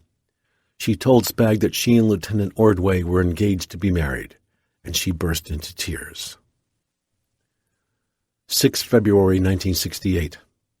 Both Delta and Bravo companies crossed the Bong Song River in pursuit of the NVA they had forced out of the village the day before. The enemy fought back, and heavy fighting lasted throughout the day. 7 February 1968. The 1st of the 14th encountered heavy enemy fighting all day. 2 helicopters were shot down. Delta and Bravo companies set up blocking positions across the northern fork of the Song Chiem Song River. 8 February 1968. The enemy attacked LZ Hardcore with mortar and rocket fire. Fighting continued throughout the day, with all companies engaging the enemy. 9 February 1968.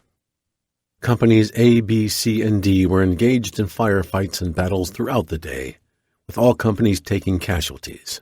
One helicopter was shot down and another came under intense fire when it tried to bring in ammunition to Charlie 16. In the middle of the afternoon, after a bloody battle, Delta linked up with Bravo Company and they loggered in for the night. 11 wounded men had to be evacuated before dark, but the enemy fire was so intense that one gunship was shot down and the dust-off was hit while trying to lift off with the wounded. Mortar shells and automatic rifle fire continuously swept both companies. A mortar shell landed in the middle of Delta 16, wounding Greg Eiding and James Garrett Miller. Cries of medic sounded out, and Charlie Doc Hoffman and Norman Charles Kissinger rushed to the two men. While they were tending to the wounded, more mortar shells dropped on their position, killing all 4 men and wounding 16 others in Delta 16, including Jim Hahn. 10 February 1968. At 0825 hours, Delta Company requested a dust-off for 22 WIAs and 4 KIAs. After 4 weeks, 1st Platoon Delta 16 had taken so many casualties it had ceased to be an operational combat unit. It had been an especially bad time for the platoon leaders. Of the 4 second lieutenants who started combat operations with Delta Company, Weeks and I had lost limbs, and Bill Ordway was dead. The 2nd Platoon leader, Lieutenant Dennis W. Cahoon, Delta 26, had left the field, and the acting Delta 26 Platoon Sergeant, Paul G. Archambault, had been wounded in a mortar attack. 25 February 1968. Private Cliff Torrey was wounded when Delta Company was attempting to replace a unit under heavy fire. He had just unloaded from a combat assault helicopter and was running from the chopper when he was hit by shrapnel from mortar rounds landing in the LZ. 26 February 1968. Delta Company Command Group lost 1 KIA and 6 WIA when an American fighter pilot turned too close to the target on his 4th pass and accidentally punched out a 500-pound Mark 82 bomb short of the target. The bomb exploded 20 meters from the Delta Company command post and Delta 16 platoon, wounding a number of men. The officer writing the after-action report stated, "Another adverse effect of a short bomb, in addition to the casualties, is the deterioration of confidence in air support." As I read that, I thought, no shit. 27 February 1968. Hard fighting continued around LZ Hardcore until the 1st of the 14th Golden Dragons was relieved by the 4th Battalion 31st Infantry. The month of February 1968 had been the toughest single period of combat for the battalion. During the Tet Offensive from 3 February to 27 February, the Golden Dragons suffered 40 killed and 153 wounded. 10 aircraft were shot down. After the war. Listener knows what happened to some of my men. What of the others? Sergeant Schaldenbrand returned to his hometown of Pittsburgh, where he worked in the steel mills. SP4 Bob Ruto, my faithful radio telephone operator, RTO, was walking behind me carrying the radio and saw the blur of the bouncing Betty as it popped out of the ground. He was severely wounded from the waist down. 2 weeks later, we caught up with each other briefly in the 249th General Hospital in Japan before he was sent to Walter Reed Army Hospital to be treated by a famous vascular surgeon in an attempt to save his legs, which, give thanks, were saved after months of reconstructive surgery. One day in the fall of 1968, the surgeon told Ruto he was well enough to go home. Ruto went home, but he never came back. Years later, he was arrested by Army investigators as a deserter. Ruto had served a year of combat in Vietnam, been severely wounded, and spent nearly a year in an Army hospital, only to be arrested as a deserter just as President Carter granted amnesty to those deserters who had fled to Canada. The irony was thick. An Army Review Board exonerated Ruto, but the episode was terribly embarrassing. The government was wrong to treat him in this way. He contacted me in the 1980s, and I had a number of wonderful visits with him and his splendidly supportive wife. Private Jim Hahn, the rifleman on point when I stepped on the landmine, was wounded on 9 February 1968. Hahn was sent to Okinawa for 3 months to heal from his wounds, after which he was sent back to Vietnam, where he rejoined Delta 16 at Firebase Brillo Pad. He finished his tour of duty and was sent back to the States in September 1968, where he finished the remainder of his time in the Army. Hahn later moved back to Shelbyville, Kentucky. He and his wife Patricia had 3 children, Gina, Lee, and Daniel. After Patricia died, Jim remarried. He and his current wife Bonnie have 2 children, Greg and Gretchen. Jim is currently in the construction business, building houses. Stephen Spagg was wounded on 5 February 1968 by friendly fire that also wounded Peterson, Captain Cosand, Lieutenant Weeks, and 5 other men. Spagg's right leg was torn by shrapnel, and he was sent to the 67th Evacuation Hospital, where he met the nurse, Lieutenant Cedric, who had been engaged to marry Lieutenant Ordway. After his hospital stay, Spagg returned to the States to serve out his Army time. Spagg and I had always talked of becoming farmers when we got back, but his older sister bought the family farm. Spagg returned to Minnesota, where he worked in a salvage yard for 20 years. When that company went out of business, Spagg went to work in another salvage yard for a number of years until its business declined and he was let go. After leaving the salvage yard, Spagg started his own bulldozer business, which he still operates today. He was married soon after he returned from Vietnam and has 6 children and 12 grandchildren. Clarence Johnson, an American Indian who was our second M60 machine gunner and nicknamed Indian's Gun, returned to his home state of Oklahoma. Sergeant Brad Marley returned to his home of Carlin, Nevada after the war and went to work at the local phone company. He transferred to Salem, Oregon in 1969 and married Kathy Parkin. They had a son named Chad, but in 1975 he and Kathy divorced. In 1976 he married Cassie Cooper, and they remain happily married today. Sergeant Marley returned to Vietnam in 1995 when he went to Hanoi on a business trip. When he got there, it was as if nothing had changed at all. There were the same rice paddies, the same water buffalo, and most of all, the same smells. He worked for the phone company until 2002, when he retired after 36 years. Captain Harold Sells, disheartened after writing letters to the parents of the 35 Delta Company men killed during his time as company commander, decided to leave the Army, ending his 9-year career. He went on to work as an executive for various fabric mills, and we have maintained close contact over years. He went through a couple of divorces and is now in Florida caring for his mother. Private Leon Sparks, who lost both legs to a bouncing Betty, ended up at Fitzsimmons Army Hospital. He was given a medical disability discharge from the Army and returned to his wife and home in Indiana, where he was given a desk job at the auto repair shop he had been working for when he was drafted. Lieutenant Steve Weeks also ended up at Fitzsimmons Army Hospital, and we were in the same room for a number of weeks. We were known in the hospital as the lieutenants who had both lost their left arms above the elbow while leading the same platoon. The bets were that the lieutenant who took over Delta 16 after Steve had a jinx on his left arm.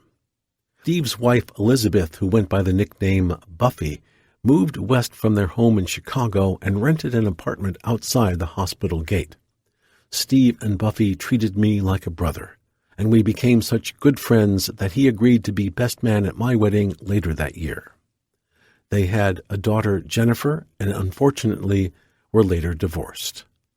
Steve remarried, moved to Colorado Springs, Colorado, and started several businesses. He sold the businesses a couple of years ago, and after passing a special test to receive a license allowing him to drive a truck using one arm, bought an 18-wheeler, which he uses to haul freight all over the country. Steve is also a champion horseman, competing in riding contests around the West. PFC Greg Eiding's mother contacted me in 1987, 10 years after The Killing Zone was published. Greg, from Ohio, was one of the 4 men killed in a mortar attack on 9 February 1968, along with Charles Doc Hoffman, Norman Kissinger, and James Miller.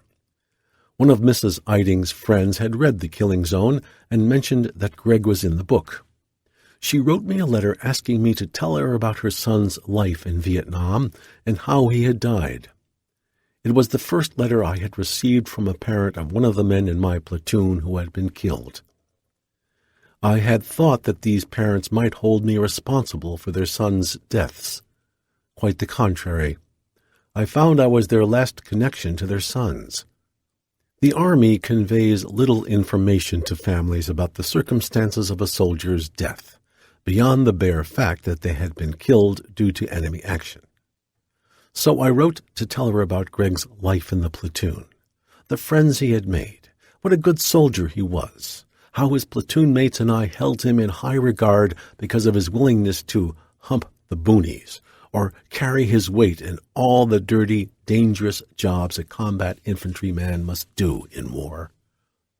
I described to her how her son's reliability and steadfastness was so important to me in managing the problems of running a combat platoon. I needed good men like him to carry out our mission. I told her that Greg was killed immediately, with no suffering, and that he had died among friends who loved him like a brother. We continue to correspond. I send her pictures of our children, and we exchange Christmas cards. Lieutenant Bill Ordway's mother contacted me the same way. Bill had been killed when shrapnel from a booby-trapped grenade pierced his jugular vein on 18 January 1968. Like Mrs. Eiding, Mrs. Ordway wished to know more about her son. A friend of hers had read the excerpt from a letter of mine that had talked about Bill's death and had been published in the book Dear America, Letters Home from Vietnam. Until she died in a nursing home years later, we maintained contact through Christmas cards and letters. She always seemed to delight in reading information about our 2 daughters' school functions and activities. Bill was an only son, and I often think she took pleasure from our reports about our children. Maybe they reminded her of the children who would have been her grandchildren if Bill had survived the war. She wrote in one of her letters that her husband died within a year after receiving the news about their son's death. She thought he died of a broken heart. Private Cliff Torrey was a good friend of Greg Eiding's and one of the platoon members I remember well. Cliff was on a 3-day R&R the day I was wounded. He had put in for helicopter gunner and he had gone in for the physical. He returned after I was wounded and was with the platoon through most of the heavy fighting in the first weeks of the Tet Offensive. After he was wounded on 25 February 1968, Torrey was sent from the hospital back to the States, where he finished out his time. He got married and has 4 children, 3 girls and a boy, whom he named after his good friend Jim Yoder, who was killed in November 1967, when our platoon was ambushed. Today, Cliff sells industrial hardware. Jim Brown, who was assigned to the platoon in mid-February during the Tet Offensive, was placed in Sergeant Muto's squad with old-timers Clifford Torrey and Jesse Vesquez. Jim was wounded in a firefight on 28 April 1968. At the same time, William Harf of 1st Platoon and Lewis Nelson, the 2nd Platoon medic, were killed by enemy mortars. Jim was sent back to the States to recuperate. He went into manufacturing, married his wife Carol, and they have a daughter named Kelly. Private James Yoder, a point man and one of 18 children in a family from Tennessee, died when the platoon was ambushed and encircled a few days before Thanksgiving, 1967. Someone in his family read The Killing Zone, and some of his many cousins, nephews, and nieces have been in touch with me over the years by letter and email, asking the same heart-rending questions that Mrs. Eiting and Mrs. Ordway asked about their sons. The nephews have wanted to know about Jim's personality, what he endured, his bravery, and everything I can remember about him. They have issued a standing invitation for me to visit Tennessee, but I have not yet done so. Visiting them will be my next duty before the year is out. John Cripps, one of the men who carried me to the dust-off, was wounded during a mortar attack near the end of February 1968. He was sent back to the States where he recovered and was discharged. He was one of the men who attended our first platoon reunion in 2004. Sadly, he was killed 3 weeks later in a car accident. Basil Peterson, a rifleman who also carried a radio from time to time, was wounded 3 times. On 5 February 1968, he was hit by friendly fire from artillery, and in late March he was wounded by friendly fire yet again. On his 21st birthday, 28 April 1968, he was wounded by enemy fire. Later he received an Article 15, a non-judicial punishment for missing a flight back from R&R. Even though he had hitched a ride back on a C-130 and arrived before the flight he had missed, he was still punished for missing the flight. The 498th Medical Company provided the air ambulance that supported our unit whenever we called for a dust-off to pick up the wounded. On Section 1 of the Killing Zone, I described an episode on 19 September 1968, where a couple of feet were torn off the rotor blades of a dust-off as the helicopter carrying 3 seriously wounded men lifted out of a rice paddy and hit a tree. The pilot managed to keep the helicopter flying and made it back to base with the wounded. On 14 February 1980, I received a letter from Platoon Sergeant Jimmy D. Coyne, who was a senior flight medic with the unit at the time. He had read The Killing Zone, and he wrote to tell me the 2 pilots who lost 23 inches of rotor blade that day were 20-year-old warrant officers John Shelton and Jack Slonier. Jack Slonier was killed 5 months later in a crash south of Quignon. As for me, my plans to make a career of the Army ended with the Bouncing Betty. Having only one arm forced me to take a new path. While stationed at Fitzsimmons, I remarried and decided to make a new home in Denver. After the Army retired me under a medical discharge, I returned to college, receiving an undergraduate and master's degree in business administration from the University of Denver. When I got sufficiently up and about, I worked in my cousin Andy Anderson's real estate company and for my wife's family business for a few years. But something nagged at me, and one day, pretty suddenly, I decided to go to work for the Veterans Administration. It was 1974, and my family, well established in Denver, was disappointed. They wanted me to stay in business, but I wanted to serve my country again. For 33 years, I have not regretted that decision. I worked in veterans' benefits for 7 years, and at the age of 35, was fortunate to be appointed as the Veterans Administration's National Director of the Prosthetic and Sensory Aids Service, working at the VA Central Office in Washington, D.C. The service provides all the prosthetic devices used by disabled veterans throughout their life. The disabled are dependent on these devices for mobility and independence. When I was appointed, the service was in disarray and lacked leadership. Disabled veterans in Congress were complaining that veterans were not getting the wheelchairs, artificial limbs, and other prosthetic devices they needed in a timely manner, nor were they receiving high-quality prosthetics. The Undersecretary for Health wanted a disabled Vietnam veteran to come into Washington, step into the high-profile job, and straighten out the disorganized, dysfunctional service. Upon arriving in Washington, I took immediate action. I began to implement management changes and provide leadership for the national program. Today, approximately 1,000 people work for prosthetic and sensory aids service at the VA hospitals and outpatient clinics throughout America, Puerto Rico, the Virgin Islands, and Guam. In 2005, we provided prosthetic devices and services to 1.5 million disabled veterans at a cost of $1.1 billion. This included approximately 8,000 artificial limbs, 77,000 wheelchairs, 229,000 surgical implants, 755,000 eyeglasses, plus hundreds of thousands of other devices. I have had the same passion for this job I had for combat command. I get to take care of the men and women who have been hurt in the service of their country. I have been in charge of the service for 27 years, and I love it. The position is the perfect place to be, to make sure the country's vets were provided with the best prosthetics in the world. Another bonus of working in Washington, D.C., is that I am only 6 miles away from Walter Reed, the Army hospital where the traumatically injured or wounded are sent from their theaters around the world. I consider it part of my duty as an amputee and a former soldier to visit the men and women amputees so they can see that I function as a normal person. I tell the amputee and his family that his life is not over. He is taking another path that will lead to a life just as full and rich as any other path.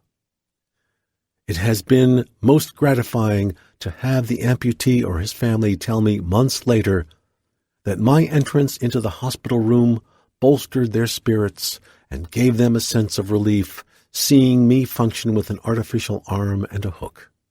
They often tell me that when they meet me, they realized that things were going to work out okay. My return to Vietnam. My job at the VA has a fascinating international facet: to help foreign countries fabricate and distribute limbs to those soldiers and citizens wounded in war or civil strife.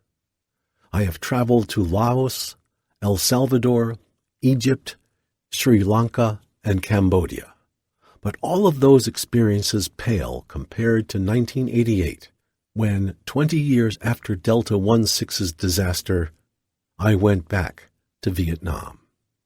When I was a soldier, my job had been to kill Vietnamese. Now I was sent to help the Vietnamese. But more, I was to learn something about myself that put the war into perspective. For some years after the war, America had been trying to account for its MIAs and POWs. Animosity between the two countries had grown so great that by 1987, America and Vietnam had stopped talking to each other. In an attempt to break the deadlock, President Reagan appointed a former chairman of the Joint Chiefs of Staff, U.S. Army General Jack Vasey, as presidential emissary to Vietnam on MIA and POW issues. General Vasey quickly flew to Hanoi, seeking a way to renew talks and returning with an agreement that untangled the political and economic issues from the humanitarian ones. The Vietnamese would address the latter, for instance, POWs and MIAs, if America would address the huge Vietnamese issue of 300,000 amputees from the war. Reagan told Vasey to proceed, and soon I became part of a 3-man team bound for Hanoi to assess Vietnam's means of developing an amputee program. No U.S. airlines were allowed to fly into Vietnam, so we went to Bangkok, where we received our visas at the Vietnamese embassy and bought tickets to Hanoi on the Vietnamese airline Hong Kong Vietnam. My emotions seesawed as we touched down at the airport. It all seemed so surreal to return to Vietnam, my hated enemy. But if successful, our mission would benefit the families of American MIAs and POWs, and I was determined to carry on. On our second day in Hanoi, when we broke for lunch, I went for a walk around the Lake of the Restored Sword in the middle of Hanoi. Halfway around, I noticed a young Vietnamese soldier clad in a green army uniform and wearing a green pith helmet, pushing his bicycle toward me. A boy of 4 or so, obviously his son, perched on the bike's seat. Both were oblivious to me as they enjoyed their walk. They had about them a look of love that gave me pause. These were human beings, of course they were, and yet for 20 years I had hated them, all of them, as an enemy less than human. A soldier is taught to kill. The training starts within a day or two of entering the Army or Marines. In order to kill, the soldier is taught to dehumanize the enemy, to kill targets. Any hesitation, any thought that he is killing someone's father, son, or brother, and the soldier may be slow to pull the trigger. Soldiers kill French frogs, German krauts, slanty-eyed Japs, Rebs, Yanks, pepper bellies, dinks, onion eaters, chinks, ragheads, and so it continues, an endless list throughout time. And at the end of the day, the soldier is assured the killing is justified. When he comes home, he will be welcomed as a hero, receive forgiveness, and be absolved of his sins. But it never worked that way for the Vietnam veteran. He carried with him all the horrible tragedy of war, and yet at home was held to blame. No forgiveness, therefore no resolution, and no absolution. The Vietnam War gave birth to a generation of anger and bitterness. Truly a lost generation, and for me, a lost platoon. My brothers killed and wounded. I'd had, I thought, reason to hate. Few of us had thought so deeply back then, but something had been moving in me. I now realized that they, the Dinks, this man, his son, all, were one of us. I completed my walk around the lake, knowing that a burden had been lifted from my spirit. No, I had not suddenly come to love the Vietnamese, but I had come to see them as people. I flew to Vietnam 14 more times as part of General Vasey's team, and I traveled from one end to another, north and south, met many of their veterans from the war, and exchanged many war stories, as old soldiers do. One afternoon, after visiting a children's hospital at Hai Phong Harbor, we asked the driver to stop somewhere for a bite to eat. Our companions from the Vietnamese Foreign Affairs Office were the same ones always assigned to escort us. They spoke English very well and knew our personal history from talks on our previous trips. The sun was brutally hot as we drove slowly along the noisy, dusty street looking for a restaurant.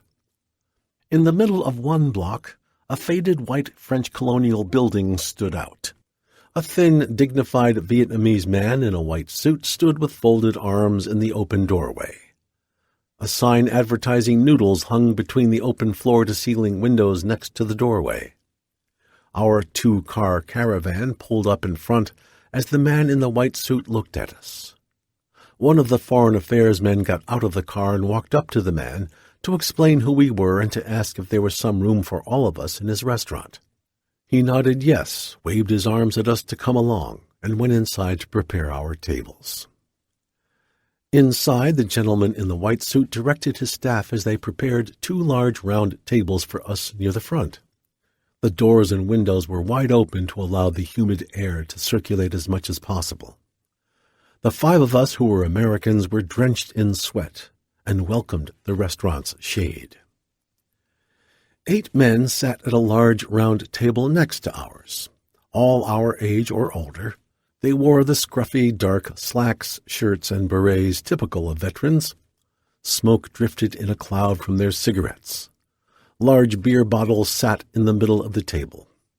They looked at us with interest, their hard-lined, sun-darkened faces void of expression. As we sat down, they asked a question of one of the foreign officers, who quickly provided an answer. The Vietnamese we met were always direct in wanting to know who we were, where we came from, and had we been in the war. The foreign officers had answered those questions so many times they seldom translated the question to us and simply proceeded to answer. Suddenly, one of the Vietnamese vets smiled broadly and approached our table, stopping by my chair. When I stood up, he grabbed my hand in both of his and shook it, talking excitedly. Understanding nothing, I stood mute, smiling and looking toward a Foreign Service officer for an explanation. Both groups were in a kind of staring standoff until the Foreign Service officer came to our rescue. As the two Vietnamese talked back and forth, the Foreign Service officer glanced my way, uncertain as to how I might take what was going on. Finally, all became clear. They had learned that I had been a soldier and had fought near Phu Nhu, Vietnam, on the Bataganian Peninsula in 1968. The soldier shaking my hand had been in the North Vietnamese Army fighting in the same area at the same time. He was excited to have met an old enemy. I grinned, looked at him and said, "If you fought in the same area I was at the same time, maybe you're the one who planted the landmine that blew my arm off." He replied, "Maybe I did. So let me buy you a beer." Releasing my hand to wave the waitress over. The moment of tension dissolved as I laughed and told him that was a hell of a good idea. As we drank, I spoke of my wife and two small daughters at home, and he suddenly rose from his chair to run next door, returning with 3 small blue and white vases, presents for my loved ones. He told me it was good the war was over. I agreed. It was better to drink beer together than to kill one another.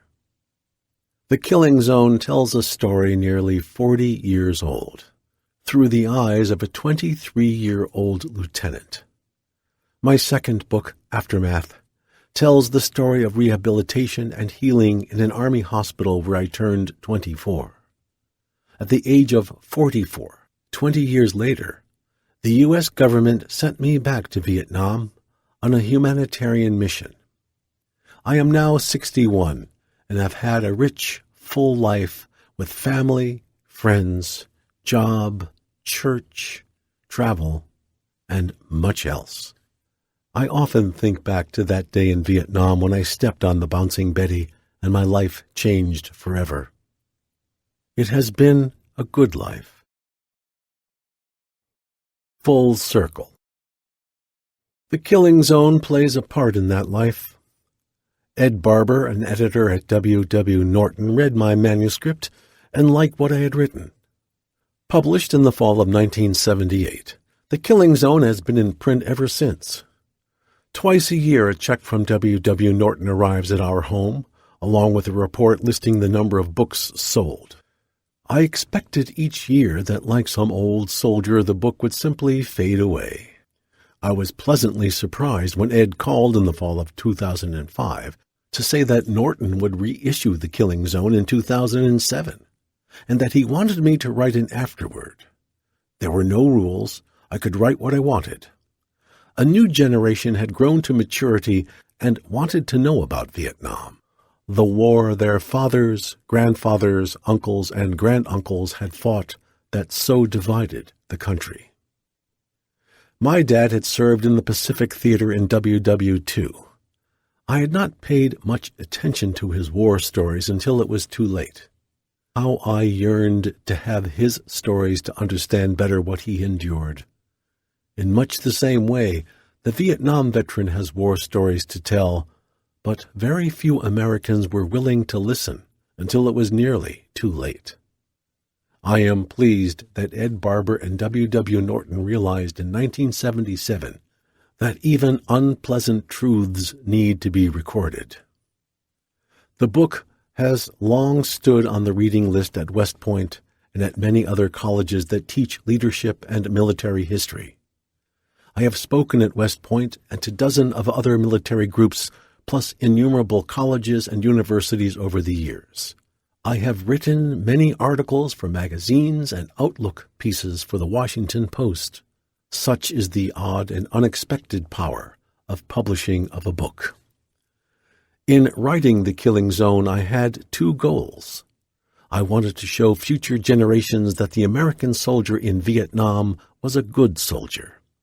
In 1978, the anti-war, anti-military feeling in the United States was pervasive in newspapers, on television, among writers, in movies, and in colleges.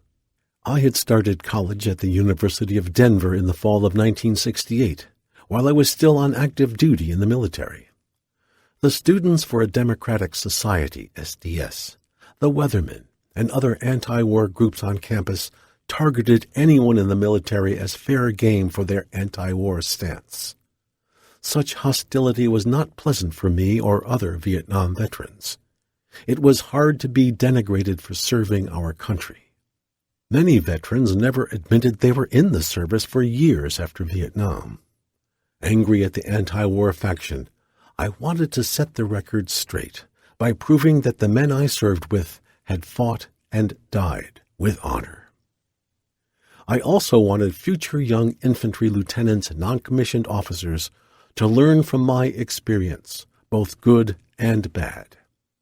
Some actions I took as a combat officer had worked out well, and some had not. The time had come to deal with both. Perhaps some would learn from my mistakes, especially the lesson that combat does not go by the book. Most surprising and pleasing of all, I get a great deal of mail and a good reception wherever I go on behalf of the book. Both lead me to hope that I have come close to my goals. I thank all in my life for that.